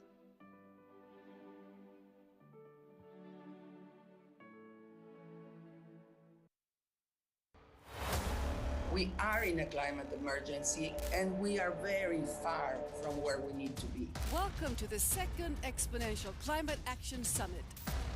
This decade is crucial for the future of us all. The outcomes for humanity could actually spell disaster. There are no jobs on a dead planet. And that's why waiting is not an option. We're not recovering in a green way as we had hoped last Earth Day. Poor communities are the one really facing the biggest burden of climate effects. World Bank estimates that every year we need $4 trillion of capital in emerging and developing economies to pay for the mitigation and adaptation needs. Personally, I don't believe the fossil fuel industry should continue to be allowed to operate the way it's been operating for the last several decades. The vast majority of green products on the market today create new profits for investment firms but do absolutely nothing to fight climate change. We have to transform the 55% greenhouse gas reduction target that we now have at the European level, the declaration that we're getting from other countries, including Biden today, to halve their emissions, into actions. So we need strong climate action from business, we need strong climate action from finance. I will encourage every company, every financial institution to join the race to zero immediately. Investing in a low carbon, a resilient economy is actually an enormous opportunity right now. The winners will be the ones creating positive impact. And what we do at Prime is we offer investment options in solar energy projects in emerging markets. So fintech is helping resolve access issues for the financially excluded while addressing climate change issues at the same time. The key here is to put at least the same amount of determination behind actions to achieving this target as we do for major financial or business targets that the companies typically steered on. So we don't have time, but we do have solutions. When you scale this solution, in fact, we will save money. We will increase our productivity. It's a $100 trillion plus economy, the greatest opportunities ever. That is how we change things together. Your opinions will also be a rating on our platform, where those business and organizations that are doing good climate action will get a better climate score compared to the ones not doing enough. This is going to change how corporations compete. This top line is 200 to 300 green growth companies that are delivering much better results while taking down our footprints. Young people have demonstrated that campaigns on the ground can actively shape where the money goes. We want to be the provider that shows to the company, its employees, that you can make a change with your savings. We now got 87 asset managers with $37 trillion of assets. That's more than a third of global assets committed to net zero by 2050, and 43 banks with $29 trillion. The drive to net zero is the growth story of the 21st century. And the time to act is now.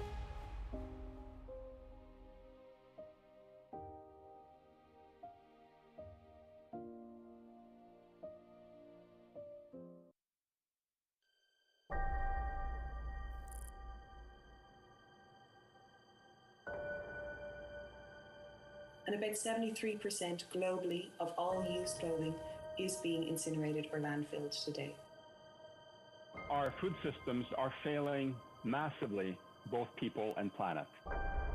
In 40, 50 years, the glass age will sort of be over because we don't have any sand left to produce glass. So ultimately, over 90% of all that hard-won stuff we use slips through our fingers and ends up as waste. Welcome to the third Exponential Climate Action Summit broadcast. All together, we have an amazing opportunity to create a sustainable future by transitioning to a society based on circular principles. We use 95% less water than traditional farming. Reusing products has given us a revenue growth of, on average, 20% per year. So we decided to design for circularity and eliminate the concept of waste. We want to create a climate neutral car by 2030. It's removing 1.54 kilos of carbon per bottle. You have to understand the life cycle impact to know if it's better to use and reuse or if it's better to recycle and use the material another time. The problem, though, is that the nitrogen that we produce are we not allowed to use today, because today's legislation, if you're going to use something, it depends on origin and not the quality. And if it has been waste, it is banned. What governments should do is to ban like landfill possibilities. Today, reused materials very often are more expensive than virgin materials. Cars have now absorbed almost all the space in cities, all the rights of way, all the parking space. We can't wait for 2025, 2030. We need to change now. Digitalization is one of the great opportunities to actually transform the world as we know it right now. We need to have a behavioral change and mindset, not only in the companies, but also in the consumers and in the governments.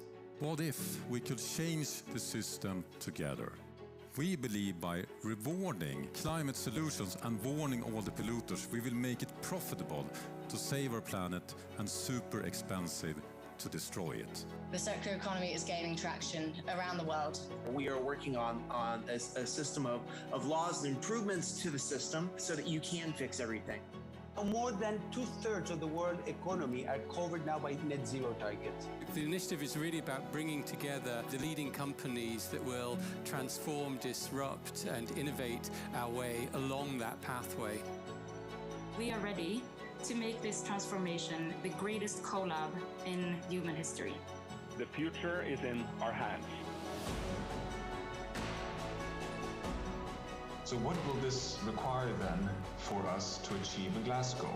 That this must be the moment when we say goodbye to yesterday's provision of energy. We are going to be there by train, of course, and we're going to do daily broadcast in 2 weeks. We are, of course, really happy to team up with We Don't Have Time during COP26. We're there really to drive up numbers. COP26, of course, is critical. I think the most important thing will be for all member states to understand that the material use should be a priority in their climate policies. And we will be there and shine a light on what's happening.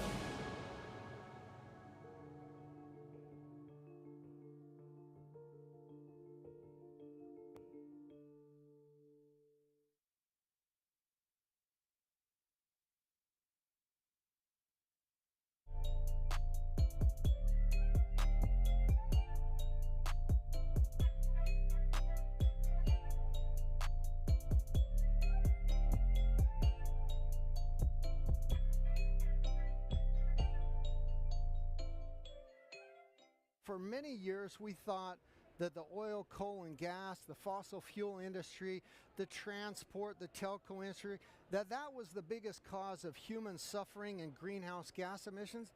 Absolutely not. The biggest industry that touches every human being on Earth, human suffering, human health, and greenhouse gas emissions is the agriculture, seafood, and beverage industries and how we produce and consume food. And so it's the biggest pivotal moonshot moment in history that we have.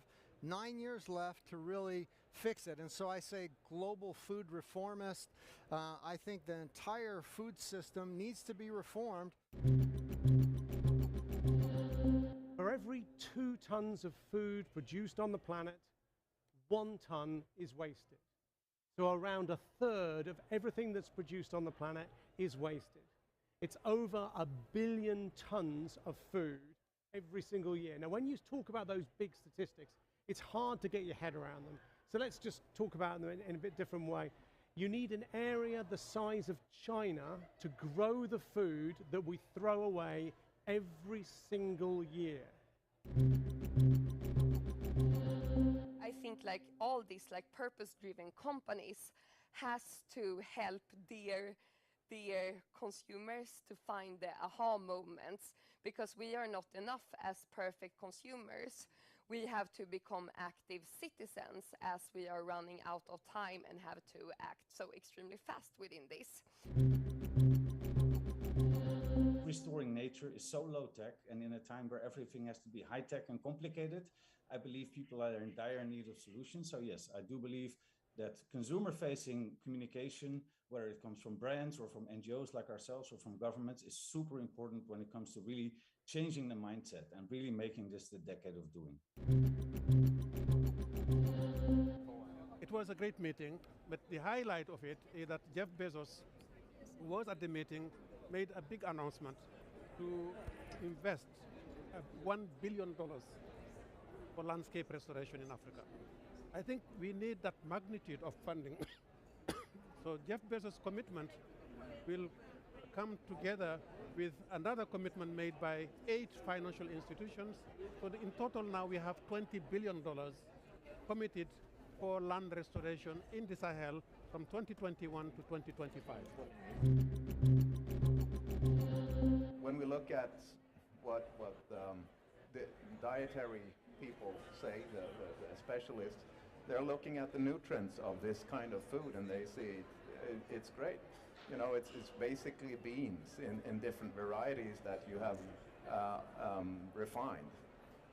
So you will have a high protein content, you will get a lot of nutrients in it, so we know beans are good for health. And then we can argue about, could we produce those kind of foods in a better way? Of course we can, and we will. So I think moving away from as a society, moving away from some of the large-scale farming, monocrops, to more regenerative farming, that's what we're going to see. What can we do as citizens and consumers? Well, firstly, it's about shifting our consumption to start to halve down our own emissions, like moving to plant-based food, reduce food waste, and becoming more circular in our consumption, of course. Our ask of the policymakers is regulate us. Yeah, that's right. A company is saying regulate us, but we need it. My God, do we need it? We have got to set global standards for carbon accounting and carbon offsetting.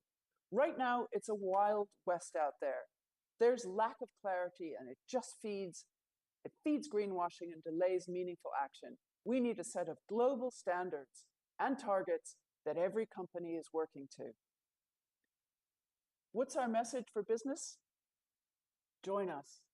Cut the bullshit. Cut the blah, blah, blah. Let's use our voices together. We can be so much stronger together and we can drive this change. I mean, when we think that a cup of coffee is more than 130 liters of water and a hamburger is more than 2,000 liters of water, we should also look at having regulations in that space and rewarding the companies who produce things with a good carbon footprint, but also a good water footprint. Maybe, you know, as a telecommunication company, as Ericsson, maybe you wouldn't think that we work with nature-based solutions, but we've had an initiative now for a few years called Connect the Mangroves, where we actually, through IoT sensors, help local communities in Philippines and Malaysia to connect all the nature's I would say parameters like salinity, saltwater, heat, like pH level of the water, that actually help the local communities to plant new mangrove saplings into better climate, because sometimes they have floodings, so they won't survive. And through the IoT and the technicalities, you can actually make a higher survival rate for the mangroves. To really be a disruptor, you need a technology, and I think we are really there. We are testing, we are very close. you need a market, and you can hear from Dines, this is really wanted from the market. You need to be, in reducing greenhouse gases and have a good environmental case, and we have that.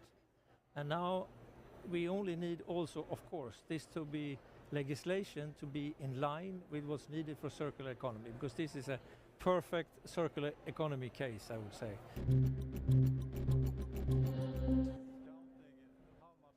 Fuels subsidized since the start of the COP meeting. Right. So it's right now $22 billion. That is what the world governments are sponsoring the fossil fuel industry right now. Yeah. So when we're talking about change and talking about limiting the emission, our governments around the world, all countries are doing this. They are financing and sponsoring the destruction.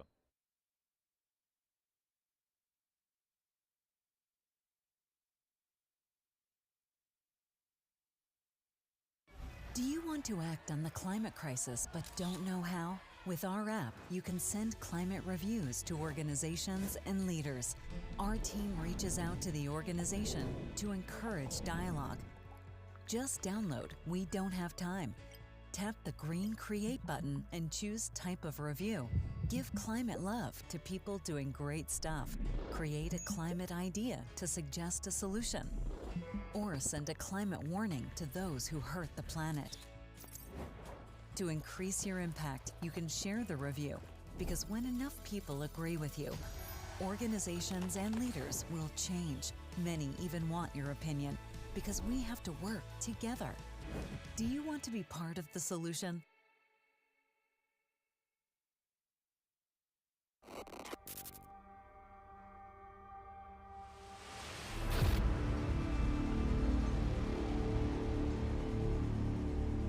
Two in 5 plant species are threatened with extinction.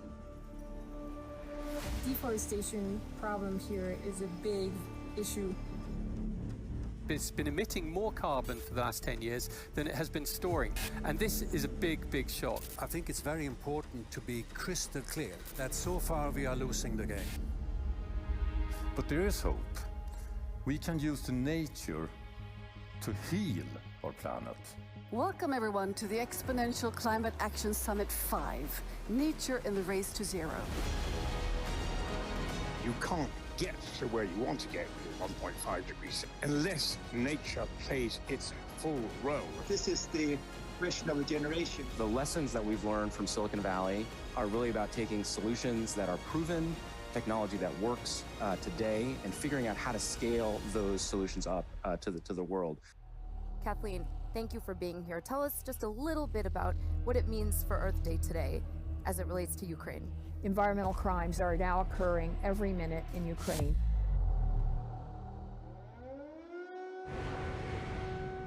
Today is the 58th day of Russian military aggression in Ukraine. It's 58 days of horror, of tears, of losses of people all over Ukraine. All this has major damages to infrastructure, but also to the nature.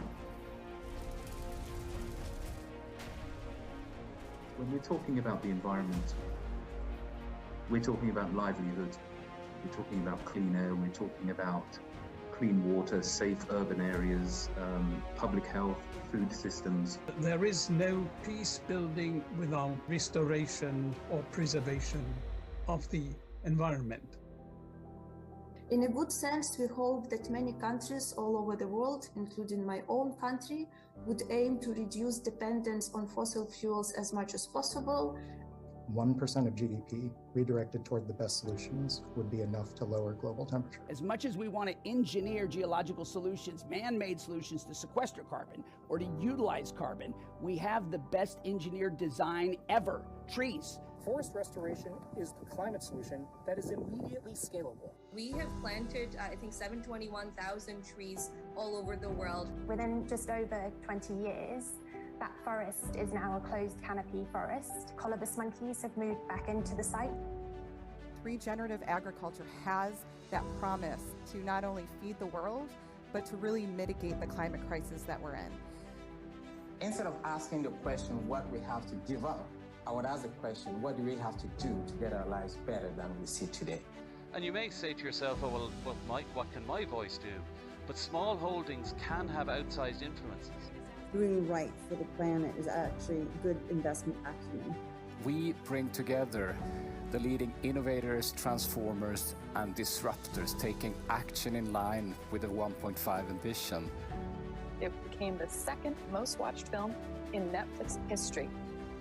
In fact, now you see the climate movement embracing a slogan, just look up. I'm from an apparel brand that has managed to transform from linear to circular.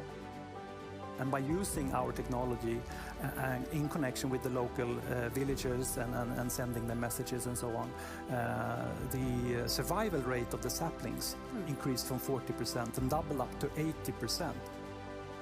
We every year sell heat exchangers that reduce energy use by around 50 gigawatts, and it also corresponds to 25 million tons of CO2 reductions every year. When you see a climate action happen, go to Within Our Time, give them climate love, because that will have others want to do the same. This year, we also commemorate 50 years since the first UN conference on the human environment was held in Stockholm. We think that the next decade is decisive, and the first immediate step is Stockholm Plus 50. I was just on the Stockholm Plus 50 leadership dialogues, and I called out to leaders once again. We need action. The issue is, are we willing to take that into the voting booth, into the boardroom, into how we invest, into how we live, into how we travel? We need to make a mind shift, and you, policymakers, need to make a mind shift. So now, of course, we see Stockholm Plus 50 as sort of a step towards also to COP27 in Egypt. So together, let's get to work. Thank you, and aloha.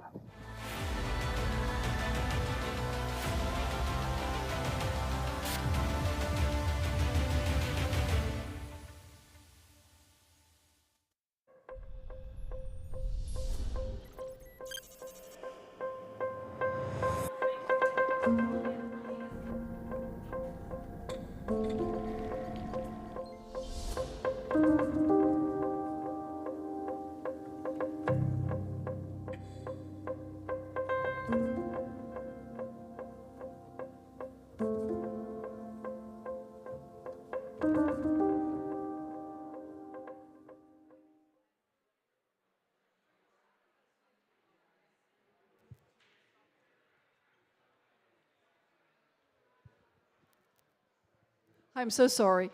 Headphones is normally the thing in our world, so all of a sudden I've lost track of not wearing one tonight, so I'm so sorry. Welcome to the third episode of the Dragonfly's Den here at Sharm El-Sheikh at COP27. In Stockholm, during the Stockholm Plus 50, we arranged the first Dragonfly's Den, and we had great contestants, and 3 of them are directly qualified to the final here on the 16th at COP27. So today is the third event here in Sharm El-Sheikh, and we are we have guests here that are jurors, 2 of them with me here in the studio, and we have contestants that will be pitching. And the pitches are always 5 minutes, and then we have a 7-minute interlude from the jurors where they can ask questions and also, of course, give their votes. And it's important that you watching also vote for the pitches and see what pitch you like the most. So let me start by introducing the jurors here. We have Shamini Selvaratnam, who lead Energy Partnership Sustainable Energy Hub from UNDP. Terrific that you can join us tonight as a juror. Thank you. And we have David Coleman. David is chairperson at Defugo Technologies, and you were also in the jury yesterday, so you know the drill. And with us on Zoom, let's see if we can get connected with Åsa. Hello, Åsa Sandberg. She's from the We Don't Have Time team at the hub in Stockholm. So you will be chairman of this evening's jury, so you're also compiling the votes. And having said this, again, I emphasize, do go in and vote on our app, on our platform. And now it's my pleasure to introduce the first contestant for tonight, Lennox Omondi, Ecobana Limited from Limuru. And Lennox will be with us via Zoom. So let's switch images, if we can, from Åsa and go to Lennox and see what Lennox will be presenting for us, what kind of climate solution, because it's all about solutions. So wonderful. There you are, Lennox. So you have your 5 minutes. Fire away. Host disabled. Can you share our screen? We can hear you loud and clear. Can you share our screen? We can share your screen. That Yeah. I'm leaving it to the tech team. No, I'm afraid we can't. So you have to do the pitch verbally. Okay, no problem.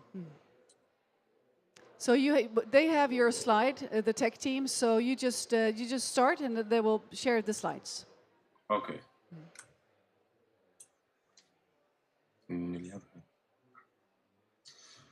65%. To many of you, this is just a percentage, but this percentage represents the number of Kenyan girls and women who are affected by period poverty. The faces you see there are the faces of the dreamers, the doctors, the future investors, the entrepreneurs who use anything from cow dung, chicken feathers, rugs, soil as their best definition of sanitary towels. And we have the solution, EcoBanner Limited, a social enterprise that manufactures biodegradable sanitary towels using banana fibers. We are using the concept of green and circular economy, where 1 month's waste is another man's treasure. And we use the banana trunks left to rot on the ground after harvesting. These banana stems, they cause high amount of CO2 into the atmosphere, and they cause environmental degradation. But that is what we tap into as EcoBanner, and we use that as our solution to make the biodegradable sanitary towels.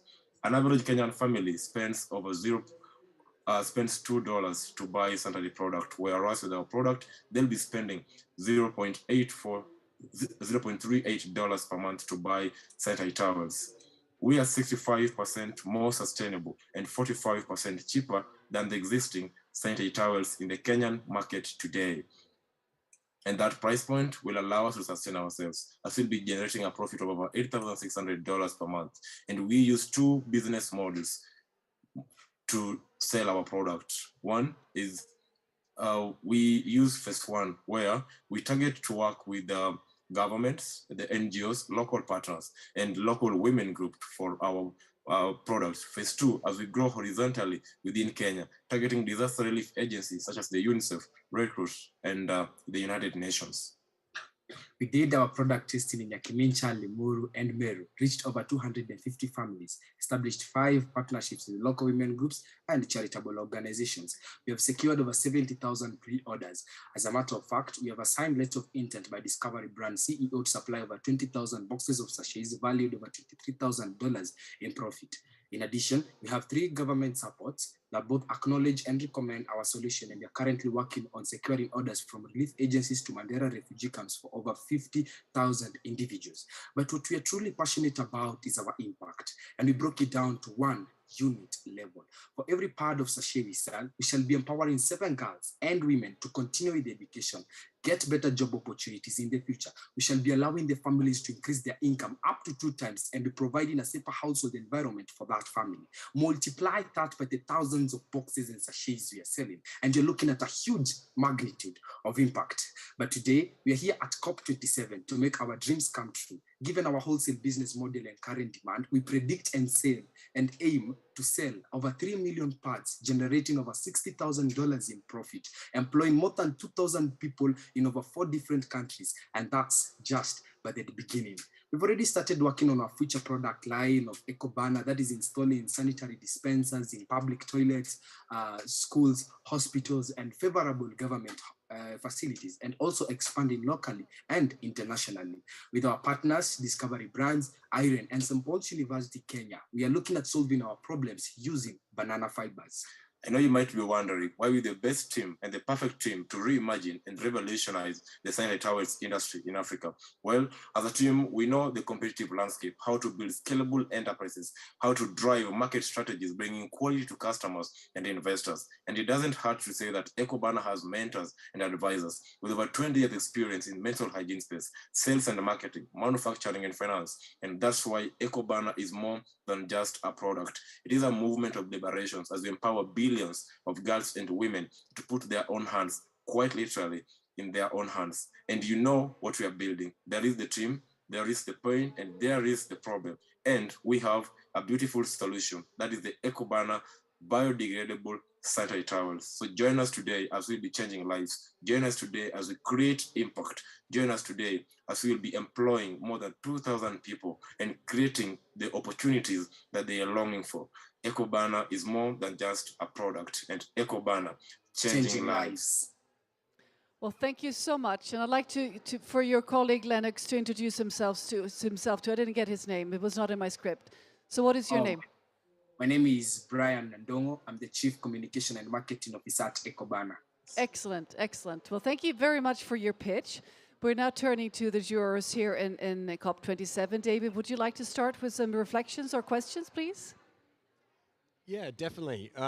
First off, congratulations for what you're doing and identifying the problem. It's not just a developing world problem, it's a problem everywhere with sanitary towels. So that's a great step forward. With the EcoBanana, obviously the fibres are a key part to what you do. How are you finding the supply chain and the farmer cooperation? How are you engaging there? Thank you so much for that question. So, because we are a startup and we have used our networks, that is, we are working in hand with the Ministry of Government. They have recommended our solution, and through working with the Ministry of through the government, under the Ministry of Agriculture, we are getting farmers who are registered to a platform where these farmers are large-scale growing, are large-scale planters of bananas. So we collaborate with the Ministry of Agriculture to get us the farmers who are doing a large-scale production, because we are also teaching the farmers how to plant best fibers, because not all the banana trunks will be able to make a good sanitary pad because of the absorption rate. So with the collaboration that we have with the Ministry of Government, that's how we are getting our raw materials from already subscribed farmers on their platform. Yes. Thank you very much, Lennox. Shamini, do you have any comments or reflections? Yeah. Questions? Thank you. This sounds really fantastic. I like the closed loop idea of this product because, as you know, sanitary towels in the current way create a lot of waste. So my question is in relation to sort of research and R&D. What have you done to ensure that these products measure up to current products that are being used by women? Because you want to ensure that they function in a similar fashion. So can you talk a little bit about that?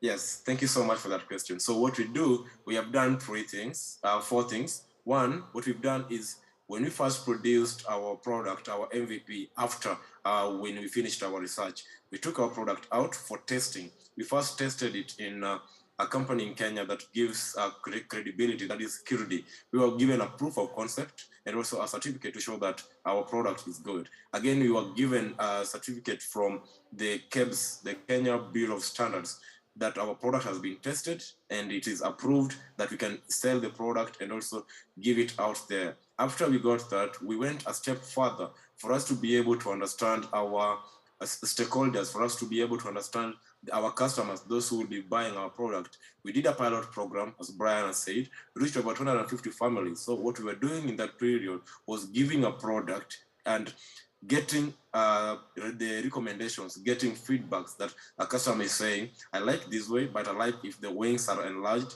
I like when, you know, the absorption for women with high flow was not good. It was a bit slim. So those are the feedbacks that we got, and those feedbacks, we worked on them, and we have now our good and a good product. Yeah. And we've also ensured that comfortability is of essence, because we are tackling with sanitary pads. Yes. And women and ladies can attest that when it comes to sanitary pads, comfortability is something that we should look into. Well, thank you so much. We need to go directly to a vote also. So I know you have questions, but I need to get your vote right away. So from the number of hearts, 1 is the lowest and 5 is the best. How many hearts would you like to give EcoBanner? I really like this idea. I'm going to go with a 4. It's a 4 from Rosa in Stockholm. And Shamini? Shamina, what do you say? I'd also like to give them 4 hearts. 4 hearts. And David? Thank you. I think women's health is absolutely top priority, and I'm going to go with 5. Well done, gentlemen. Well done. Thank you. Thank you so much. Thank you so much, and best of luck with EcoBanner and your endeavor. It's a huge task, and it's really, really important what you're doing. Thank you so much. For more information, we have a live website, www.ecobannerlimited.com. And also, if you want to see how we've been engaging with our customers, the advocacy trainings, the menstrual hygiene talks in schools that we do, you can visit our Instagram, social LinkedIn, Facebook, Twitter, Eco Banner Limited. Thank you so much. As it turns out, well, there he is. Somebody said in my ear the next guest is not ready, but he is ready indeed. Thank you very much, Ekobana. And let's turn to the next guest. Here we have with us Wessel van Eden. He's from Just Dig It. You just go center stage here, Wessel, and I'll hand you, well, you can take David's microphone. And Wessel van Eden is from the company organization Just Dig It. Just Dig It. Just Dig It, based in Amsterdam. And you have your 5 minutes of glory here in front of the jurors and the camera. So fire away, Wessel. Thank you so much. So my name is Wessel van Eden. I'm the Global Communications Director for Just Dig It. We indeed started in the Netherlands, but currently we are much bigger in Africa. We have offices in Nairobi and starting up in Arusha. Also have projects in Togo, Madagascar and Ethiopia. So what Just Dig It wants to do is to restore ecosystems at large. We do that using very low scalable techniques and very much using a strong communication approach that really aims to work with smallhold farmers to restore their own land. First, let me start in Kenya, where we started over 10 years ago. We, together with the Maasai Wilderness Conservation Trust, we dug, I never dug, but they dug 220,000 of these semicircular bunds that you can see behind me. I like to call them earth smiles because they make the earth very happy. Basically what this does is it allows rainwater to seep into the soil and it allows automatic regreening to take place on a large scale. It's also good because we pay the local communities for the digging. It's very hard labor. There's a lot of women involved as well. So currently we have dug more than over 220,000 of these earth smiles and regreened enormous plots of land, which I will speak a bit more about later.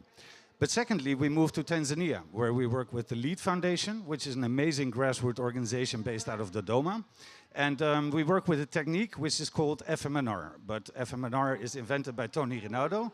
It's basically a way to recover trees that have once been cut down. So you can imagine a lot of trees get cut down for charcoal, for wood, for fire, for anything that people need wood for. But if you look at the tree, half the tree is below the ground. So the root structure can still reach the aquifer. So instead of planting trees, which is a very ineffective way in the semi-arid areas where we work, we actually teach farmers to regrow trees with their crops. And we use a strong communication approach because the beauty of this concept is you don't need to pay the actual farmer to do the intervention because he or she will make more money when the trees regrow. It's something called FMNR or tree covery, as we have recently rebranded it. And the reason why the farmers make more money is because the trees ensure more water retention, shade, and more, thereby more crop yields. So in total, in Kenya and Tanzania, we have brought under restoration more than 300,000 hectares of degraded soil. And in the last 5 years, we have regenerated more than 10 million trees using this technique. Now, in Tanzania, what we do is to promote this technique to the farmers. We do anything from movie roadshows, going from village to village in the Dodoma region. We use free SMS services. We do radio programs, billboards, murals, but also using influencer marketing, music, and anything that speaks the message to the farmers. So also one of the things we do is in Europe, we have a strong network of media partners. We believe it's very important, especially now at the COP27, to raise awareness about solutions because the climate is often portrayed from a very much doom and gloom perspective. So Just Dig It, the name implies it. It's inspired by Just Do It. We believe restoring nature is possible. And as the Nature Conservancy has said, 37% of the solution to climate change is restoration of nature. And besides that, it's good for biodiversity, for water, for food. It helps for migration, livelihoods, education. Restoring nature is basically the holy grail of many of the challenges that we face. So we work together with many partners like JCDecaux, Havas, and many others who help us with free media space to get that message across to people. We never pay for a media space. And the reason these media partners want to work with us is because we have a positive solution-driven message. We are not asking for money to fund some project in Africa. It's just telling people that solutions exist and they are possible. So what I want to talk to you about today, most of all, is our, well, it's a moonshot, but in our case, we'd rather call it an earth shot. Is, okay, if you have simple techniques and the mobile penetration in rural Africa is on, so more and more farmers are having smart or even smart feature phones, By the year 2025, more than 600 million people in sub-Saharan Africa will have an internet-connected device which they can use. And they're already using it for payments through M-Pesa, to Tigo, so they're very much used to that system. So if you have simple techniques and you have strong communication approach, why would we go from program to program? Because as the UN has said, this is the decade on ecosystem restoration. We have no time to lose. Well, we don't have time.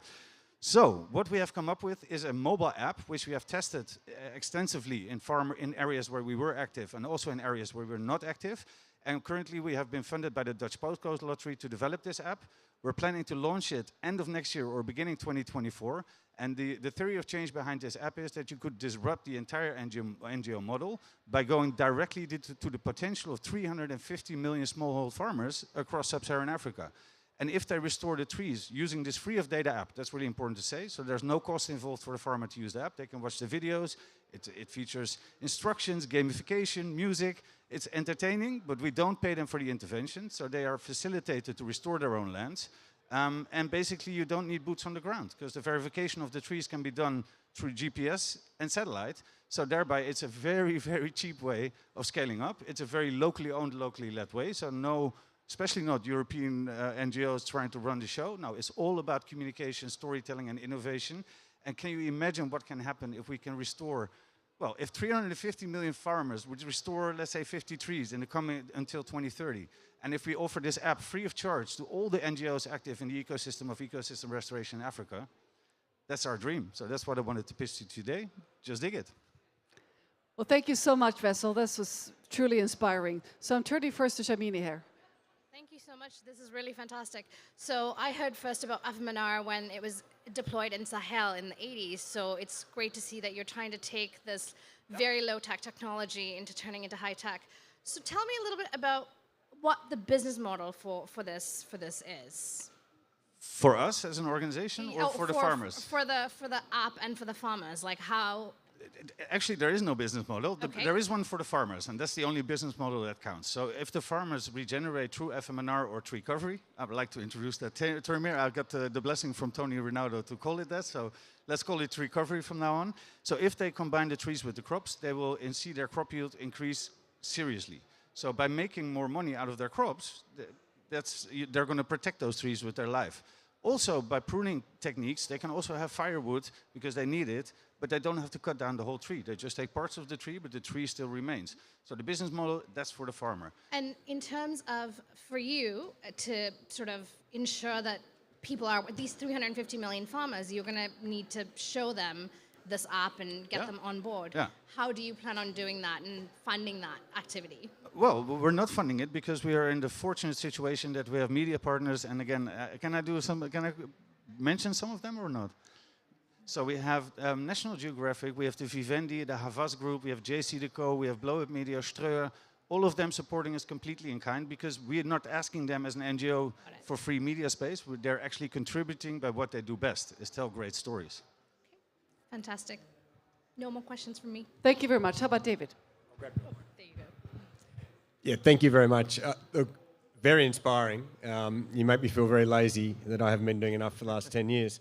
Look, all energy comes from the sun. Biomass is the greatest battery we have. Yeah. And by creating more biomass, we are creating more energy. It's a closed loop. So congratulations on that. Well done. Thanks. Have you investigated any other types of biomass? We tend to plant the same things because we've planted corn before. My daddy did it. My daddy's daddy did it. Yep. Have you started looking at other biomasses that could be used, one, to restore soil health and so forth, but also to provide different types of food and different types of energy in quick-growing biomass? To be really honest, we haven't yet, but we are aware of the opportunity. But so far we have focused mainly on having the farmer grow what they grow because it's an easier system to tap into. But we believe once we have the farmer seeing the added value of through this app of their increased income, we're definitely going to look into how to improve it, how to create better, more effective crops, and then also more effective biomass. So definitely something, but not for now. Thank you, Wessel. Let's now turn to Stockholm, to Åsa. Thank you very much, Wessel, for that presentation and also good questions from my fellow jurors. I just wanted to check, I mean, this has great potential. Have you also looked at other geographical areas, such as like the Amazons or somewhere else around the planet where this can also work, or would it just work where you are based right now? Very good question.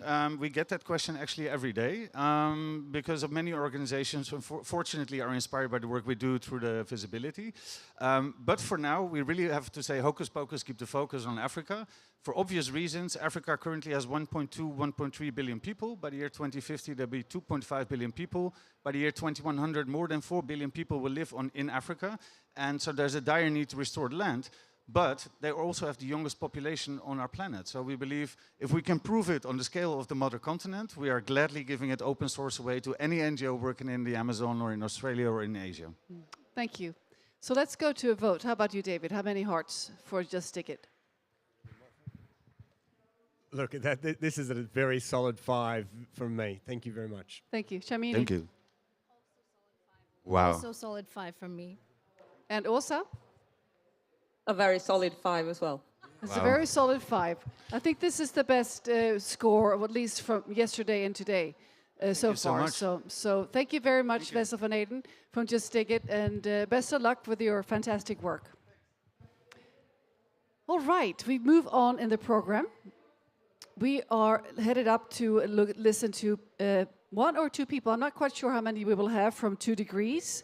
They're with us from Zoom, or is it maybe 1 person? Yes, it is 1 person. So this must be Neil van Niekerk, is that correct? Yes. That is. It is, wonderful. And you have a presentation around the 2 degrees Celsius. So please fire away, 5 minutes, they're all yours. Thanks very much, Katarina. And a big thank you to We Don't Have Time for this opportunity to share how our nonprofit disrupts the climate data ecosystem by engaging people with direct action on climate change. As you said, my name is Neil van Niekerk, and I'm the Executive Director of 2 Degrees C. And it's wonderful to share the Dragonfly's dance stage with all of the great organizations doing important work here today. The climate crisis is threatening not only life on our planet, but it is cultivating a sense of despair, especially among young people who know they must address this challenge, but feel helpless as they watch the places and communities they care about be impacted by climate change. Our solution as a small nonprofit organization is to offer anyone who ventures outdoors the opportunity to become a mobile climate observer. Why does this matter? Well, global climate change understanding comes largely from a limited number of weather stations worldwide, which are mostly found at airports. These observations underpin global warming research, and they are used to predict future climate conditions at broad scales. But these expensive weather stations cannot reliably tell us about microclimate conditions at local scales, and that matters to people, plants, and animals. Both in cities and in nature, temperatures and climate zones can change over just a few meters, and some species depend on a climate zone that may only occur in one small place. For that, we need observations in the spaces between the weather stations. Our mission is to crowdsource climate data using low-cost, wearable IoT sensors that are scientifically accurate and easy to deploy. Our citizen scientists can gather data in the places between the weather stations, thereby reducing climate uncertainty in those areas and simultaneously relieving climate anxiety by directly participating in the solution. The climate observations generated are shared for free with science and can directly improve our responses to climate change. What sets the 2 Degrees C solution apart from other citizen science efforts is our use of fully automated, low-cost climate sensors. We've minimized barriers to participation. There are no high costs, there are no intensive training sessions, and all are welcome to become observers regardless of age, physical ability, geographic location. You just clip the 2 Degrees C leaf sensor onto your clothing, your backpack, or bicycle, or even wheelchair. When you head outside, it goes to work while you do whatever took you outdoors in the first place, filling the data gaps between the weather stations. Starting and ending an observation session is as simple as tapping a button on the Leaf mobile phone application. Every hour outside generates up to 60 highly accurate georeferenced observations of temperature, humidity, and barometric pressure. The Leaf app takes care of sending the observations to our cloud servers, where we anonymize them and quality control them before openly sharing them with the world. Through the app, participants can also share their sessions to social media, thereby engaging youth audiences. And they can be alerted when their observations are used in research. And via our gamification model, designed to offset participation fatigue, they can track their contributions, which translate into credits that can be redeemed for rewards through our corporate partners, further incentivizing and growing global data collection and providing critical insights into places and areas with few to no climate observations. We are currently testing a sensor in Tanzania in a conservation management area of critical ecological importance that lacks sustained climate observing now. Imagine how much better our understanding and responses to climate change can be, with millions of participants worldwide collecting new research quality climate observations every minute of every day, simply by being outside. Our community observations integrate well with existing data and add tremendous value to designing, evaluating, and monitoring local climate adaptation and mitigation activities that protect wildlands and vulnerable communities. In addition to our 2°C leaf sensor, we are also developing our ocean sensor platform, the 2°C wavelet, to address the lack of nearshore ocean climate observations. And we're pleased to announce that this project has just been endorsed by UNESCO as part of the United Nations Ocean Decade. So thank you for the opportunity to share our initiative and for your continued interest in 2°C. We know that interest leads to activities and activities lead to outcomes. And I know I speak for all of us here saying that we hope that we can work together for a healthier planet. Well, thank you so much, Neil. That was a great presentation, 2°C. And let's go now to Stockholm for Åsa's questions, reflections to start. Thank you very much for a great presentation. So we had a little bit of a question around what the potential of the participants and how will you actually get the sensor to people all across the globe, I assume. And also, how would you know that it's still working? How does that chain work? Thank you, Åsa. Over to you, Neil.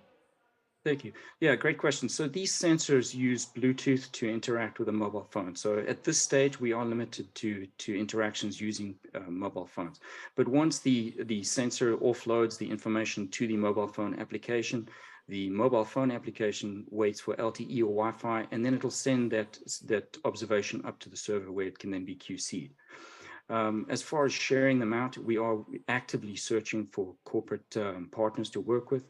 Obviously, we're a very small nonprofit, and so we rely heavily on engagement through corporate participation. Thank you very much. Let's turn now to Samini for questions or reflections, please. Thank you. This sounds like a really interesting idea. So I had two questions. One, how are you going to validate the data from the citizen scientists? And two, does this technology, in terms of transmitting the data, does it require Wi-Fi for there to be connections for this to work? Thank you. Let's over to Neil again. So I'll address the second part first. So the sensor itself doesn't require Wi-Fi to collect the observations. However, it does require Wi-Fi once the observations are passed over to the mobile phone application, because then the mobile phone would then transfer them to the server. Regarding the validation of data, the data that are aggregated, once integrated into the existing suite of available data, they can be validated against the existing suite of available data to show the disparity in areas that have little to no understanding. Thank you for clarifying that. David? Yeah, look, fascinating idea, and obviously you've got great traction. How long have you actually been doing this, and how long has it been deployed in the field? Great question, actually. We started in 2016 as a group of co-founders, and we started working on the ocean application first. However, we did that as a for-profit initially and switched to a non-profit structure in 2019 after starting in 2016. So 2019 switched to the non-profit structure, and that was really to address the fact that we didn't want to silo data. We wanted to make sure that the climate data that was aggregated was shared for free. Because if we're going to engineer solutions now, we need to have the data available as many places as possible. Thank you, Neil. Let's go to a vote. Let's start with Åsa this time in Stockholm. Yes, so I think this has good potential and it's a very interesting idea. I'm going to go for a 4, and I really look forward to seeing you gather some good partners here to help. Thank you. Thank you, Åsa. How about David? Look, I agree. I think this has great potential. I think it's fantastic to harness people's just natural love of the environment and participate in that. The gamification is fantastic. I was going to give it 4.5, but I don't want a broken heart, so I'll give it 5. Thank you very much, David. Samini? Thank you. I also agree with my fellow jurors that this is a great idea, particularly engaging citizen scientists and filling in the data gap. And I will give it a 4 hearts. Thank you so much. Thank you very much. And best of luck, Neil, with this endeavor. This is really, really exciting, and we'll be following your work. Thanks again for showing up at the Dragonfly's Den. You're welcome. Thank you. And now we are turning to the next contestant here. We have, I think there should be 2 people on this call. Let's see if there's one. This must be Amy. Is it Amy or is it Julie? Let's hear if it's Amy or Julie. Hi, it's both of us actually. Okay. How are you? Yeah, I just see one of you. Okay, so you're from CTO Loop Farms in Berlin. There you are, both of you. It's because of the background that you keep disappearing, one of you. So I guess it will solve itself once you're sitting completely still. So you're from CTO Loop Farms in Berlin, and we are very excited to listen to both of you, Amy Thompson and Julie Rosenfeld. Thank you.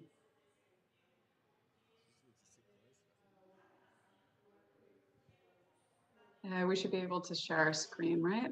So you just go ahead. You have your 5 minutes. Thanks. It says screen sharing is disabled. We have your slides, so you don't have to worry about that. Just do your pitch. Okay.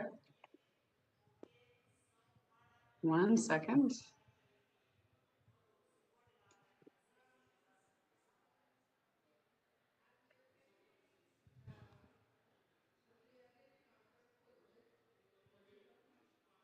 Okay, so we know that our food system is broken.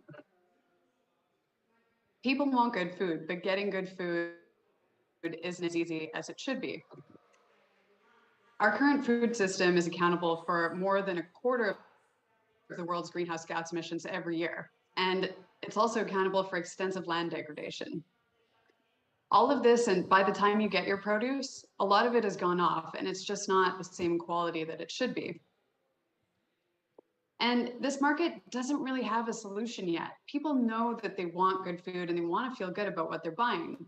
And especially over the last year, people have been struggling with increased prices and supply chain disruptions. And this has been really influencing their food purchasing decisions in a new way. But we've envisioned a better way to feed our cities. And these are modular, zero waste, circular farms. This has forced us to reimagine what an urban farm could look like, because when we saw what our competitors were doing with vertical warehouse farms, we realized that this isn't a solution that was going to work, especially given the current energy crisis. So we've built a system that, once developed, is fully self-sustaining. These systems are comprised of technologies that are original and experimental. And this includes the latest in agrivoltaics, conversion of waste to both biogas and nutrients, high efficiency reverse osmosis and water distillation for on-site water treatment, and fog ponics, which is also extremely water efficient. All of this, and we're able to automate between 70 and 80% of the farm's operations remotely using IoT controls and smart sensors. And so what does this mean for a client? Loop Farms will design a bespoke farm to your size and production needs. We'll install and construct the farm on your premises, and we provide round-the-clock support service through our remote monitoring system. That means you can have support for your farm all day, every day from our head office in Berlin. And so we're pricing our farms per productive ton, which means that you'll be able to tell us how much produce you need, and the size and price of the farm will reflect that, your needs. And so we already have some traction. We've completed our MVP, and we've designed 6 farms for a range of clients that, once they're constructed and implemented, will be able to produce 330 tons of zero waste food in urban centers. And so our team is Amy and I, the co-founders. Amy is a systems design engineer by trade, and I'm a trained biologist and circular economy specialist. And we met during our MBA program here in Berlin, and we're inspired to start this business. We also have Pranav on the team, who is a food product engineer and is helping us with everything from growing our operations to growing our plants. We right now are building our first productive prototype here in Rummelsburger Bay in Berlin. And that is a floating farm, which we're really excited to complete by the end of the month. Right now, once the productive prototype is completed, we'll be moving on to our next stage, which is getting our first client site, and then developing our network further throughout Europe. And so if you're looking to have your strawberries grown in an urban center that you can pick up on Saturdays year round, then Loop Farms is yours. Thank you. Fantastic. What a great idea, and how innovative, and how, well, super high tech, and it's still providing food, which is, well, that's probably the most low tech, because we all need to eat, so it's all connected. So I'm turning first to Åsa. I know you have a background in the food industry, and so this must excite you. Please start. Well, let's look this way. It's better. So, Åsa, please give us some questions to Julie and to Amy. Yes, I do have a background in the food industry, so this was really exciting for me. I would like to know, I understand that you just now starting to build the first prototype, I think you said. Who is the main client here? Is it the farmer, or is it actually the cities, or the centers where you are to put these? Thank you, Åsa. Amy and Julie. Thank you. Thank you for the question. So we've seen 3 main groups as very high potential possible markets for something like this. These are corporate campuses, restaurants, and boutique hotels. And part of the reason why we thought it was important to develop the software offering that comes with these sites is to make this technology accessible to anyone, regardless of their technical skill level. So because we're able to do so much of the operations on a remote basis, even a restaurant with a little bit of support would be able to own a farm like this. Thank you. Let's turn to Sabini. What questions do you have, or reflections? I actually don't think I have very many questions. This seems extremely exciting, and it takes the 100-mile diet to a whole new level, as in food to table, like farm to table restaurants. Doing this, I think, would be incredible. So I don't have any questions. I think it's fantastic. Well, thank you, David. Yeah, look, I quite agree. Very innovative. Great thought process, and certainly a decarbonisation model right there. With each of the units, are you able to produce multiple different types of plants, or is it a monocrop with inside? Yeah, so something we're really focused on is not having monocrops, so being able not to produce, we can't grow a mango tree in our sites, but to be able to produce a wide range of fruits and vegetables, so berries, leafy greens, even root vegetables are possible in the system we're building. And so we'd be able to provide a range of vegetables, and depending on the size, quite a large range as well. Thank you. I actually have a question that I need to ask, and it's how about the water connection, the situation here? The image that we saw was on some sort of a river or on a lake. Does it have to be on a river or on a lake, or can you have access to water from a well, for instance, or how does that work? Thank you for the question. Yeah, so it's the beauty of the system is that it's able to treat water from almost any source. So if you're on a rooftop, it can treat rainwater. If it's attached to an office building, the input into an anaerobic digester produces biogas, which allows us to distill water even from a gray water system. So you're able to recycle almost any water that you have available to, and that makes the locations of the sites almost unlimited. Well, thank you for clarifying this. So let's go to a vote. Let's start with Åsa. Very, very excited. 5 for sure. This is a 5. Excellent. And David? Look, I'm just excited by the fact that I might actually be a farmer with this sort of technology, so it's definitely got to be a 5 from me. And Samini? I am very excited. As a foodie and climate-friendly person, the idea of this farm-to-table thing is super exciting for me, so it's definitely a 5 on my end. We have 2 complete top scorers here tonight so far. So congratulations, Loop Farms, and well, we'll probably see you in the final. It sure looks like it. Well, thank you again for joining us here from Berlin. Thank you. Thank you so much. Thank you so much. Moving on to the next presenter, he is with us from Norway, from Stavanger, and his name is Ivar Aune. And Ivar is CEO of a company called Siri Nå. And there you are. Just tell us your story and give it your best, and you have your glorious 5 minutes. Thank you so much, distinguished panel members and everyone else tuning in. My name is Ivar, and I'm the CEO of Siri Nå. We're a purpose-driven Norwegian startup determined to make aviation green. Like so many of us, I love flying. And when you think about it, aviation is amazing. It brings people and goods around the world with high efficiency and reliability. Simply put, aviation brings us all closer. But while it has the potential to become our most sustainable mode of mass transportation, it comes at a massive and unsustainable cost, because aviation emits greenhouse gas, a lot of greenhouse gas, about 1 billion tons of hard-to-abate CO2 each year. Now, that's more than most countries emit in a year. In fact, if aviation were a country, it would place itself between the large industrial nations of Japan and Germany as the 6th largest emitter globally. And while we should be flying less, we're actually flying more and more. The number of flights is on track to increase 20% by 2030 and 100% by 2050.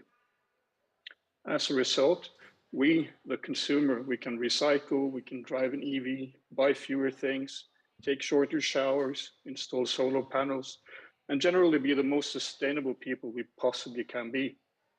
But if we take just one flight, all our other efforts and sacrifices feel like they hardly mattered. We should be able to take to the skies with a clear conscience. Aviation must become green. And at Siri Nå, we're here to make that happen.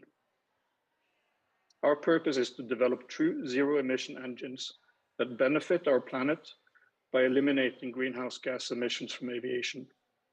Our stakeholders, they range from shareholders and employees to anyone who is or will be affected by climate change. And we are committed to creating value for them all. So what is our secret sauce? Our jet engine is powered by electricity. So while it looks like a normal engine, it has no internal combustion. By eliminating the combustion chamber, we have created an engine which is simpler and lighter than today's engines. This gives it a high thrust to weight ratio. It also makes it cheaper to build using less material, and it means reduced maintenance needs and longer lifetime, all of which makes it better for the environment and better for the economy. But most importantly, no combustion means no carbon emissions. Now, you probably know that CO2 only makes up about 1/3 of aviation's climate footprint. The rest comes mainly from nitrous oxides and contrails. Our engine doesn't emit those either. It is true zero emission. It's important here to emphasize that when people talk about reducing carbon emissions from aviation, or proudly announce that they will achieve net zero by replacing jet fuel with sustainable aviation fuels, they're only talking about 1/3 of aviation's greenhouse gas emissions. And this gap from carbon-free to true zero is large and cannot be ignored. Our core technology can also be applied to helicopters and drones, and even supersonic aircraft. In fact, with our first patent application, we aim to capture the supersonic market. You may wonder why that was important. Well, several hundreds of millions of dollars are going into the revival of supersonic aviation, and airlines have already pre-ordered a huge number of these aircraft. We don't believe that supersonic will fly, pun intended, without a sustainable solution such as our engine, because supersonic has 6 to 7 times at least the carbon footprint of conventional aviation. Supersonic without a sustainable solution will only fly in the face of everything that we are doing to save our climate and our planet. So supersonic, like the rest of aviation, must become green. And at Cidenor, we are determined to achieve this. And we invite you all to join us on this journey. Thank you very much for your kind attention. Well, thank you very much, Ivar. David, I'd like to start with you. What are your comments, questions?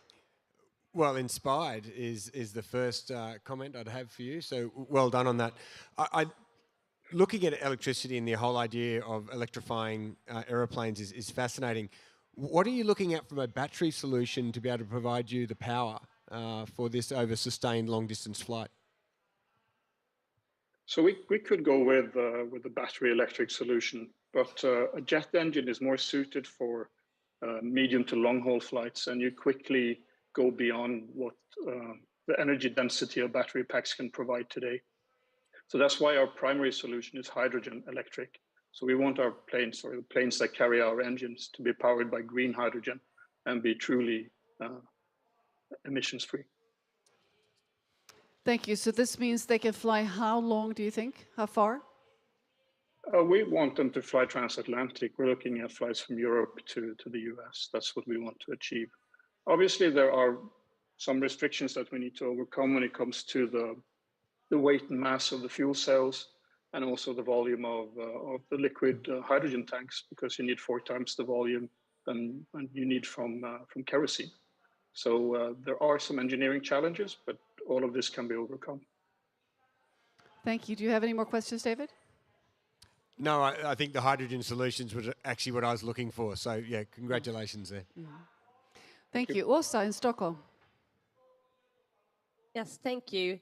This is very interesting as well. I would like to know how has this already been tested, and how is it priced? Like, is this a more costly or cheaper solution than what's on the market today? So we are about to build and test our prototype. But hydrogen electric planes have been flying for many years already. Zero Avia in the UK, H2Fly in Germany are 2 of the companies who have piloted this, and also some of the bigger airlines have done it already. No, the engine is actually cheaper. It's going to be in the lower segment of jet engine cost today, or even below. So we're looking at 7, 8, 9 million US dollars, which is cheap for a jet engine. Thank you. Samini. David asked the main question I had, which was about battery and how it was going to be fueled. So I don't have any questions. The idea of using green hydrogen is fantastic. It's being explored as a fuel in other options as well in shipping. So, it's definitely a workable model. So I'm looking, I actually would like to hear a little bit more about your pilot and testing and what sort of results you've seen so far. Mm-hmm. So we've done a feasibility study so far. Actually, we hired a third party to do it for us, and that came out green. Some engineering challenges, as I mentioned, but nothing that can't be overcome. So our plan to a commercial engine stretches into the early 2030s. And that may sound like a really long time, but you need to remember that we need to move in sync with the wider hydrogen economy, because we need to build up the renewable energy to be able to produce green hydrogen, and this needs to be available in large volumes. And airports will need to invest in the infrastructure required to fuel these aircraft. That's happening. Lufthansa is building a hydrogen pilot lab in Hamburg. Airbus and Air Liquide is turning Lyon into their laboratory for hydrogen aircraft. So the journey has already begun. So it's going to happen. We're going to finish static testing of our engine in 2025, and then flight tests by 2027. And then there will be some additional certification and validation before the engine can be deep flight proven. So we're looking at early 2030s for the first commercial flight. Well, thank you very much. I think I need to slide in one question here. Given that we have so many airplanes circulating the globe now, are there any possibilities of retrofitting them in terms of using some parts of the old airplanes and making them using your technique? Certainly it's possible for certain flights, but I think for longer flights that need to carry large volumes of hydrogen, it would make sense to start from scratch and design new aircraft. So I'm worried that the incumbents will be fearful of cannibalizing their existing product lines. But what we're seeing already is that new startup airlines are coming along and they're focusing on electric from day one. So they don't have a product line to cannibalize. They can make this jump immediately. So we just need to make sure that we recycle the old fossil airplanes in a sustainable, well, recycle them and circulate the parts and whatnot, the metals, once we're not flying them any longer. Right. Certainly, yeah. Well, thank you very much. Eva, we're going to go to a vote. Samini, how many hearts for Siri? It's definitely a very, very interesting idea, and I fully support it. But given that there is a little bit of a runway for it to be actually implemented, I'll go with 4 hearts. 4 hearts, thank you. Åsa, how about you? Yeah, I'm going to echo my fellow jury here as well. Like, it's very interesting to see like where this journey is going to take you, and I'm going to also go with 4. Okay, thank you very much, Åsa. And David? Look, I'm loving the innovation. I'm loving the ambition as well. I think it's great to see. 4 hearts from me, but I'm going to follow this one. I would like to see this come to fruition. This is very important.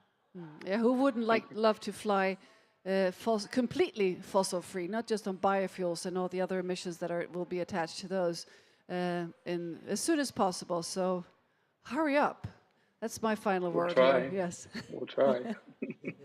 Well, thank you so much for joining us here. And this concludes this Dragonfly's Den for tonight. And the votes will be compiled and not presented tomorrow, as I said yesterday, they would be today. But we need a little bit more calculations. And we will reveal on the final day, on the 16th, you will see who will be in the final. And you'll also see all the votes compiled on our platform. So all of you watching, please vote. There is still time to vote for the contestants here and give them hearts and encourage these fantastic people that are really, really trying their best to solve big challenges and create great solutions. So thank you, and over and out for this evening's Dragonfly's Den. We'll meet again tomorrow evening. Thank you. Bye-bye.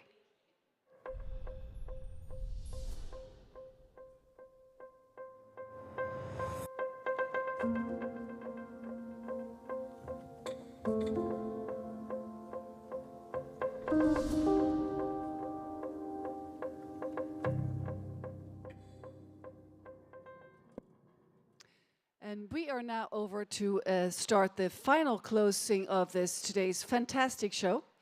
And I'd like to introduce the founder here, Ingmar Rentzhog, because he would love to do this. I'm sure he will. So I'm handing it over to Ingmar. You can take the microphone here if you like. I want you to stay because we have some guests that haven't arrived, so we must fill the stage. Aha. So I can't talk with myself, even if we have one great guest. Of course, here. Please step onto the stage. We have with us filmmaker and ecologist John D. Liu to stay with us for a bit here. And it's fantastic that you are here. I followed your work. You are doing a great job. And if I'm not misremembering, you have been on one of our broadcasts before in an interview or on a stage. I was on a panel with Noam Chomsky during the Amsterdam Climate Week. Mm-hmm. Well, wonderful to have you here. Ingmar, this is the closing of the day here, and what would you like to add from your reflections from what happened here on the 10th? It has been a very busy day, and it's so much more activity on the ground here compared to last COP meeting in Glasgow. It's so many people bustling around, so many side events, and they are really full of people. So if everyone was as active working for change as here, we will not have a problem. But we have a problem.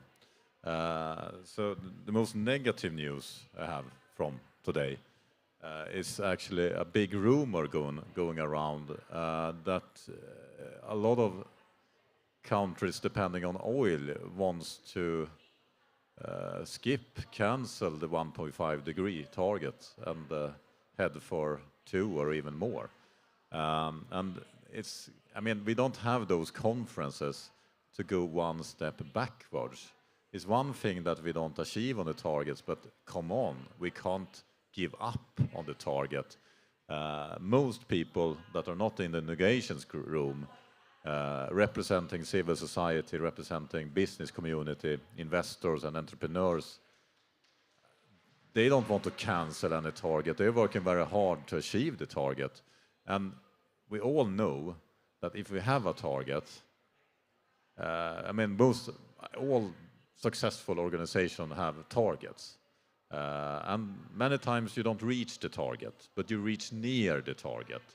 So the most stupid thing you can do is to cancel the target, because we will probably not reach 1.5 degrees. We maybe reach 1.6 degrees if we work very, very hard in order to achieve this current target. But now, if we have a new target, we're going to go above that. Come on, we should have 0 degrees as a target. It's another mindset. That is what we need, but we don't, unfortunately, not have yet. And we had Professor Rockström on today, and he's constantly pressing on the message that 1.5 is not really a sort of a vague target. It's a limit. We don't really know what happens beyond 1.5. So No. for these organizations to even suggest that we should shift and give up No, 1.5 this is so horrific. upsetting, because the science is very clear that we are uncharted territory if we let the climate escalate, if we heat this planet above 2 degrees. And we will never experience a stable world with 3 degrees. If it reaches 3 degrees, it will reach 4 degrees, it will just keep going, because it's feedback loops, etc. And that's not a livable planet. And people need to understand that we are actually destroying the future for mankind. At least if you don't want to live in a cave with a nuclear bunker. That's what this is all about. And we can't have a target that is exactly triggering a nuclear war that 2 degrees are. We will not take that risk with anything else. Why should we do it with climate? Just because we have some oil countries and some oil companies that will be long gone when we reach that 2 degrees. It's insane. So Ingmar, you're sitting with the climate warning sign in your lap at the Climate Heart. So I assume this warning will go out to the organizations that are Yes. suggesting or indicating that we should scrap the 1.5. Yes, it's going in the wrong direction. And if they are here to do that, they can just go out of here, go home, I will say. We don't need you. But I will also like to give the climate love to We Mean Business, because they are pissed off as me. The business community, large business leaders, the big corporations, they will not step aside, and they have started an appeal to save the 1.5 target and not give up on that. So, listen to the businesses, listen to the people that knows what's needed to be done and are willing to do it, even if it will be a big price for many businesses to live up to those targets. At least they have the target and they want to defend the targets. That gives a lot of hope, even if it's dark sometimes. Thank you very much, Ingmar. John, you're an ecologist and a filmmaker. When you hear this, these businesses or these oil companies pushing for us to scrap the 1.5 target, what is your response? Well, I think we have many fundamental structural problems in our thinking, and that what we're supposed to be doing is emerging and evolving to understand what is the purpose of life. And I don't think the purpose of life is to go shopping. I think the purpose of life is to live and to ensure that our children and future generations will have an opportunity. And so what we've been doing is working with local communities around the world to create ecosystem restoration camps. And this allows people to actually participate in determining their future. So they can restore the water cycle, they can restore the soil fertility, they can restore the vegetation and the biodiversity. And so we're acting as if the discussion is somehow theoretical or conceptual, but it's not, it's physical. And the only way you're going to change it is physically change what we do. So the moisture is maintained by holding the surface temperature low enough. So if we remove the vegetation, the surface temperatures increase enormously, which cause thermic drafts, which push the moisture into the upper atmosphere. It's more of a greenhouse gas than CO2 to have all that moisture up there. We need to hold the moisture closer to the ground, and that's what people can do. So I think we are missing the point that the people who have lost their human rights, the people who are at the edges of large degraded ecosystems, they're the ones who can actually do the work, and they can regain their human rights this way. As I mentioned, you are an ecologist and a filmmaker. So how do you make this into? I mean, how do you combine these roles and the aspects that you just presented? Well, I think it's very important to tell the truth. So films can also not tell the truth. They can be propaganda, they can be marketing, they can be PR. And what we need to do is just make sure that we're coming to a place where we're speaking the truth, we're speaking from our hearts, we're working together as the family of humanity. We're all one species. We have common ancestors. Our DNA shows the roadmap of all life since the beginning of time. It can't be any other way. And we're experiencing life's energy. What's it for? We have the only planet that we know of that has an oxygenated atmosphere, a fresh water system, fertile soils, and amazing biodiversity. We need to honor this. We need to realize that the indigenous people and their cosmologies have said this forever, and that we have some dominant cultures that have subdued people, have had mass genocide and slavery, and created mercantilism and materialist economies. And this is what's destroying the Earth systems, and we don't have to do that. We can stop doing that. But in order to do that, we're going to have to understand what is money. Now we think that money is coming from buying and selling things, or from speculation between the cost and the price of things, or interest-bearing debt. But these are just conceptual constructs. You can do anything with conceptual constructs, but when you do, you face the consequences. And for thousands of years, human beings have been worshiping a golden calf that is not nearly as valuable as an oxygenated atmosphere, a freshwater system, fertile soils, and amazing biodiversity. So if we understand that, why don't we make that the basis of our economy? And then all human beings will work to restore the Earth. And our work will not destroy the Earth, our work will enhance the ecological functions. Well, thank you very much, John. You know, the concept on the We Don't Have Time platform is, well, one of the things we're doing is like Ingmar did, sharing climate hearts, climate love, or climate warnings, and also climate ideas.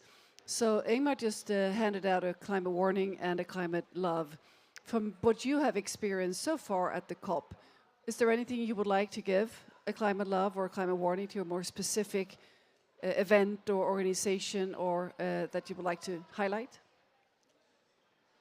Well, I did hear someone say that attending this was like going to the trade show at the end of the world.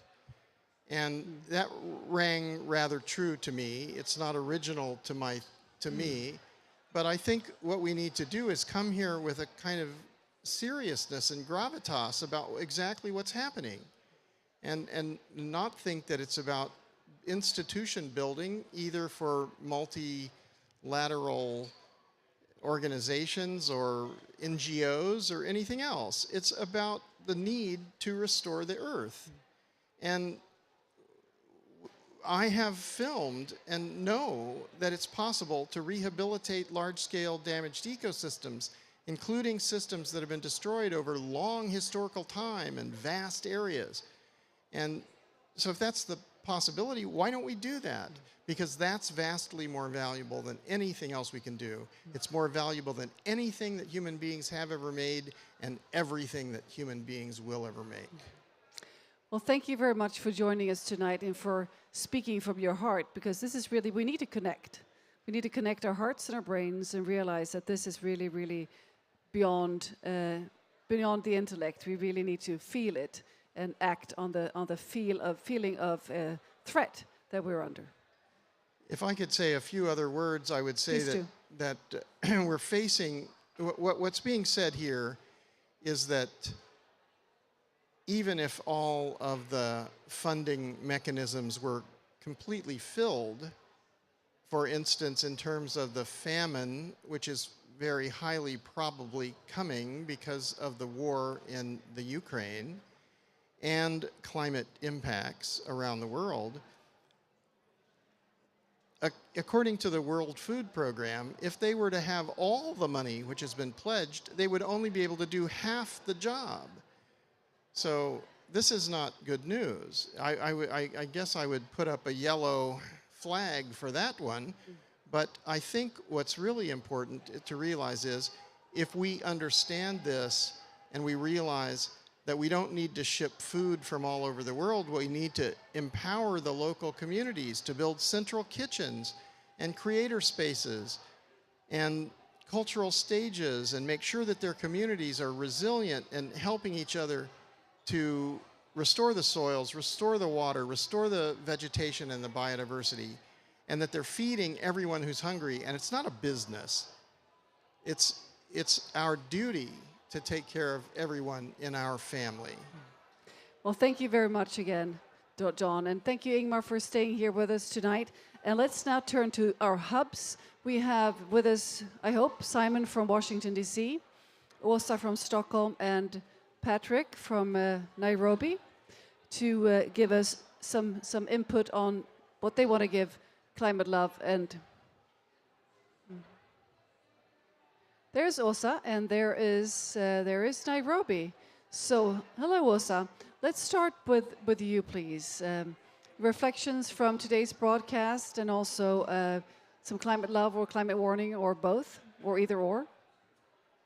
Yes, thank you so much, Katarina, and thank you so much for the broadcasting today and the program. It's been very inspiring to listen to. And I am currently at KTH, the Royal Institute of Technology here in Stockholm, where we've had a lot of youth engagement today. And we were talking earlier on today, and that's my reflections, that there is a lot of power in youth. There is a lot of engagement and a lot of willingness to really, really help and get this ball rolling. And like my reflection is, I mean, that's great, and we really need it. And we all need to give them the mandate that they deserve, so that their voices are heard, because the power is definitely out there. So that's my reflection for this day, this very important day. And for climate love and climate warning, which I absolutely and definitely would like to give, I'm going to actually start with the climate warning. I'm going to hold up my sign here really high. So that the climate warning, I think Ingmar actually stole my climate warning where I was going to give it, but that's great because we definitely need to give it double. The rumor is out there that there is countries that is really like looking at the goal 1.5 and saying that that's not real doable, and we need to like maybe look at 2 degrees instead. And this is just not negotiable. Exactly like Professor Rockström said, who is on the stage today, we cannot mess with nature in this way. And the people that are mostly affected by climate change, the people, maybe the minorities that is not at the COP, they should be there, and they should definitely raise their voice and say, this cannot be done. We need to stay on track and stay to that goal. So climate warning to that rumor in those countries that are actually like even thinking about like trying to trick with that goal. But on the other hand, for climate love, and here comes my heart, definitely massive love here, to the fossil fuel treaty. So Tuvalu, the European Parliament, the Vatican, and also the World Health Organization, they have called on nation states to develop a fossil fuel non-proliferation treaty. And 2 nations have already formally endorsed this. 101 Nobel laureates have endorsed it, and 1,800 civil society organizations has already endorsed it. This is very positive news, and it deserves all the climate love. Excellent, Åsa. Thank you very much. Let's now go to Nairobi. What reflections do you have from today's broadcast, and also your climate hearts or climate warnings, please? Very good and enjoyable day. The discussions were very quite enriching, and the audience that we had today, being young students from environmental clubs at Kenyatta University, really got to engage with the content, and they felt quite represented. We also got lucky to have a few young innovators from Kenya. One is Eddie Getonga, and we also had a representative from the youth youth climate spaces that usually is trying to pull together all groups that are working with youths on climate change to kind of build up a conversation. And indeed, they are working to say that they be key part of the drafting of the next NDC for Kenya. So we are really excited to see that there is a vibrant group, a vibrant young community in Kenya that is committed to addressing climate change. And that is actually the first group I would want to give a climate love to, because they have done quite a lot within this very short time since we got the new presidency. They have been able to organize a delegation that have been able to meet the senior government officials. And today they officially informed us that they have been engaged by KIPRA, which is the leading body in Kenya looking at public policy, to be able to define the public policy on climate change. So that's a huge climate love to them. But also I wanted to give a climate warning, and this goes to the 12 lobbyist organizations that are representing the fossil fuel cell companies from Kenya that are currently present at the COP27. For a country that we have quite good reliance on renewable sources of electricity, from hydroelectricity and geothermal electricity, I think the feeling within Kenya is that we can be able to chant a very climate conscious and grid-centered energy sources for our development. And as much as we know, there is quite a lot of business interest because of oil exploration in the Horn of Africa, and that Kenyan business and investors might be interested to tip their hands in that, in the fossil fuel. We also note that we don't have time actually to go back to the fossil fuels. Well, already we have solutions that are reliable and of green sources. So that becomes my big climate warning. And also it should be very tied closely to a warning to the Kenyan government that they should be able to engage very consciously on saying no to fossil fuel. So yeah, that is our reflection from the Nairobi Hub. We are so grateful for the great sessions that we had, and we are looking forward to the big conversations tomorrow. Thank you. Excellent input. Thank you so much. And now over to Washington, D.C. What do you have for us, Simon? Hello, thank you so much for another day of wonderful broadcasting. I would like to say I think that my favorite session of the day was the panel that featured Salesforce, Ericsson, and Google, which was one of the segments I tuned into, and I really enjoyed hearing them speak about the incredible opportunities there are when these big technology companies from across the world can kind of work together and really use technology for good, and kind of show that technology doesn't always have to be about stealing people's personal data and using it to sell more goods, but it can actually be used to help fuel reforestation efforts and help protect oceans and stuff like that. So I thought that was really exciting. And talking about the oceans, I think I would like to give my climate love today to President Macron, because I saw on Twitter that he has announced as the first country that he's supporting a ban on deep sea mining. And personally, I do think that's very, very important, because the fact is that we don't know enough about deep sea mining and how that impacts our oceans. And our oceans is such an important carbon sink for the whole world. So I think it's much better to play it safe there and make sure we know what deep sea mining, how it impacts our oceans before we go forward with it.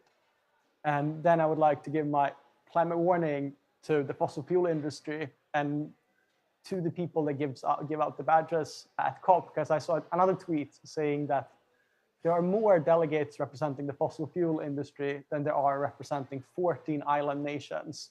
And to me, that is just insane, especially given that these island nations are the ones that are the mostly affected by climate change. They're the ones that are literally going to be underwater if we don't figure out a way to stay below 1.5 degrees. So definitely a big climate warning to that. And over and out from DC.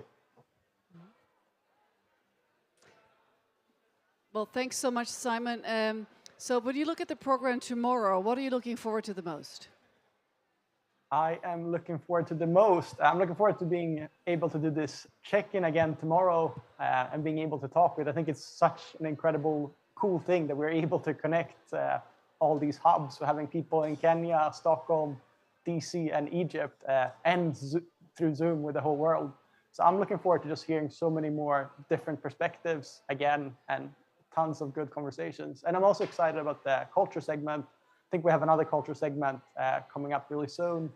And I know that the artist we're going to hear from today, I met her at Climate Week New York, and she's a really cool artist with some really cool songs. I'm hoping to get to hear that very soon.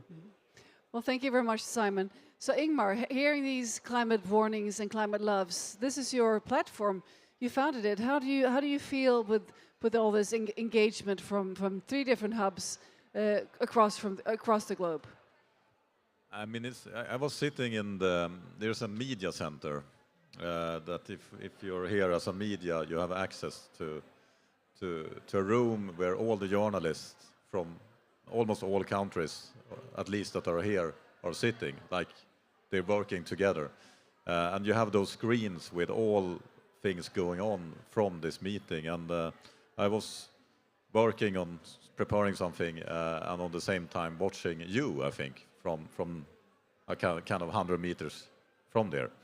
And it's kind of amazing to see these hubs coming together where we are both bringing what's happening here out from the meeting, but also bringing in the perspectives outside to this meeting. And I'm a little bit jealous, actually, because I'm not able to experience so much of the content we produce here. But I think my colleagues in the hubs, they have much better possibility to actually watch what we do. So next time, maybe I will switch place with my co-founder, David. And David is in Stockholm. So, Åsa, what are you looking forward to tomorrow on tomorrow's program? Well, it's another exciting day for sure, and I'm mostly looking forward to one of the sessions that we will have, the partner session, where we actually have a lot of speakers on our Swedish stage here in Stockholm, where we have invited so many people to come and watch. So I'm looking forward to engaging dialogues in that session, actually. Well, thank you. And over to Nairobi, what guests will you be inviting tomorrow? Because I know you're really great at inviting students and academia and businesses to your studio in Mount Kenya University. So who will be present tomorrow in Nairobi? With regard to tomorrow's sessions on decarbonization, we'll be having one of our partners from here in Kenya. They are called MITI Alliance. That's the Trees Alliance, and they are involved in promoting tree plantation as a form of decarbonization. So we'll be looking forward to having some conversations with them tomorrow. And all right, so thanks so much for the input from the hubs in Nairobi and of course in Washington, D.C. and in Stockholm. And now somebody says in my ear that we have the artist that Simon was so excited about almost ready. So the artist here that will be joining us, her name is Sirintip. It's a Thai-Swedish artist, and just like Simon said, living in New York. And Sirintip has a new album out, and according to what I've heard, this is a really, really great album. I haven't had the opportunity to listen to it yet, and it's called Carbon, which of course is a very timely and appropriate word in this context that we're here now. So I see she's with us. Wonderful to have you here on our broadcast, Sirintip. I know we were a little bit early, so thanks for being able to jump on. And let's have a little conversation here before we play one of your songs. This recording of yours was climate friendly, as I've said, the information I've gotten. In what way? Well, the whole record is about the causes and effects of climate change. There's 13 tracks, and when I was working on this record, I was doing a lot of research, and I was trying to figure out how can I actually build the concepts into the music rather than putting them in the lyrics. So for a song concerning the rising temperatures, I took data from NASA's website, and then I translated that data into pitches. So every note you hear is a specific year and a specific temperature. And that track is called 1.5. And then for another track that is about plastic pollution, I actually took trash from my kitchen and sampled it into plastic percussion sets. So that's some of the ways that I incorporated it into the album. And then the album was actually also recorded in a carbon neutral recording studio in North Carolina. And we're looking to print vinyls on bioplastic. Well, this is fantastic. Thank you. And that's the ingenuity of it all is very impressive. And also, of course, it's completely consistent what you want to achieve and how you do it. So really, really impressive. So how can music make an impact on climate awareness and climate action in general? I think that music has the power to be that bridge. You know, we know about all these issues, and scientists have been talking about it for a really, really long time, politicians as well. But I do believe that music has a way to kind of go through the barriers of humans. And sometimes if people are watching the news, they might feel like, oh my God, that's too much, and then they turn off. But when you're hearing a song, you can't run away from it as much. So I believe that music has the power to change and to inspire and hopefully help people become more aware of this and get on board and try to make some changes on a micro and macro level. Terrific. So are there other artists that are as aware as you are? Or do you have like artist friends that you can discuss this involvement in this quest that you have with? The only artist that comes to mind right now is Priya Darshini. She works with a wildlife foundation that helps human and animal conflicts. But other than that, I actually don't know anyone.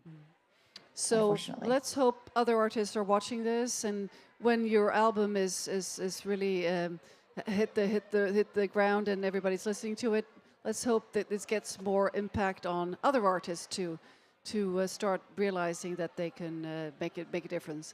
And yesterday we had an organization on that's called Stream by Stream that want to try to create revenue from streaming to fight climate change. So this might be somebody for you to hook up with in this endeavor that you're on, to make artists share a little bit of their profits and feed it into climate projects. How does that sound? That would be amazing. Thank you so much for letting me know about that. So Stream by Stream, a little tip. All right, so we will play your video. Sorry, we will play teaser for your new album shortly. But before going to that, I'll just need to thank all the organizations that made this possible, this broadcast today. Co-organizers, we have Exponential Roadmap Initiative, of course UNDP, and also Ericsson, Nature Positive. We're in the Nature Positive zone here, and Business Sweden for making this happen here for We Don't Have Time at the Climate Hub. And we also have amazing media and local hub partners, Twitter, LinkedIn. We also have Spotify, EarthX, and the European Broadcasting Union. So citizens of Europe can watch this via the European Broadcasting Union. We also have Mongabay, Bloomberg Green, and Inadis and EarthX. So and before I sign off, I'd like to thank our hub partners, because we do have partners on each side of the Pacific here, of the Atlantic, in Washington, D.C., the hub partners, making it possible to broadcast from there, and also Stockholm, and also, of course, in Nairobi. So for the Stockholm hub, I want to thank the KTH Royal Institute of Technology and the Climate Reality Project. And for the Nairobi hub, I'd like to thank Just Dig It, and also Mount Kenya University. That's where you're broadcasting from. And Washington, on your side, it's the American University School of International Service and Center for Environment, Community, and Equity that is making it possible for us to broadcast from Washington, D.C.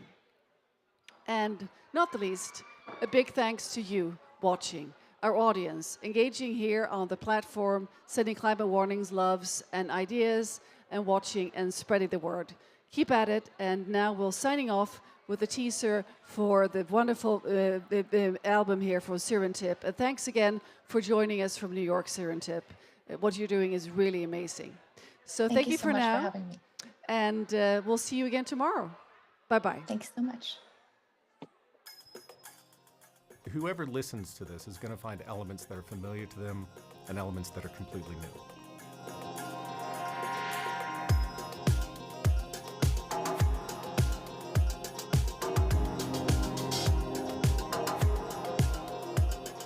My name is Serendip, and I'm a composer and singer.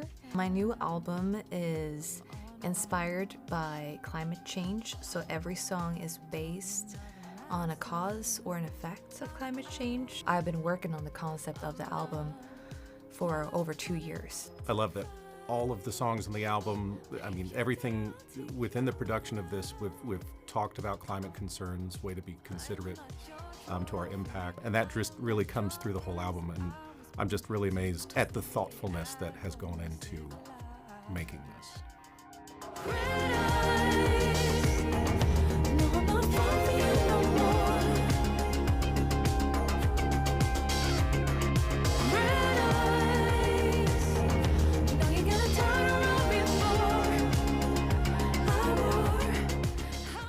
The reason why we picked the Manifold Recording Studio here in North Carolina is because it's an amazing studio. First of all, it has all the things that you need, the really nice gear, the isolation booths, and all of that.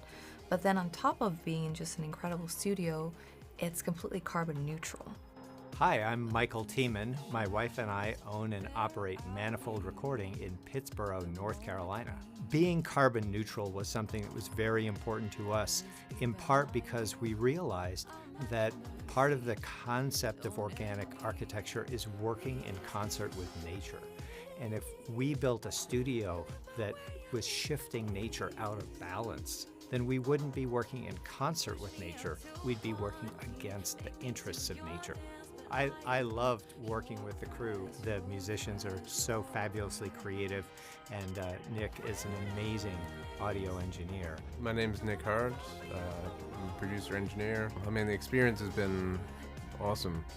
We've had, 10 days at this amazing facility down in North Carolina that have, a great console, great microphones, and obviously good people to work with. For this album, we wanted each song to be about the causes and effects of climate change without putting that into the lyrics. So for a song concerning plastic pollution, we wanted to make a drum set out of recyclable materials. At the studio, we were able to find a couple of 5-gallon water jugs, and we also found some trash cans made of plastic and metal. I was able to experiment on them to try to find different sounds to incorporate into the songs. The Thai tuning part, which I use more metrage to create that sound. In the most basic form, I would say that Thai tuning is a 7 equal step tuning system. Because of that, like, some interval would be so much different from Western tuning.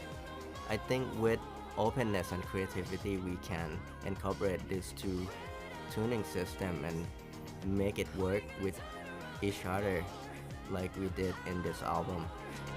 How can you not see what you did to me? Why don't you just let me be free?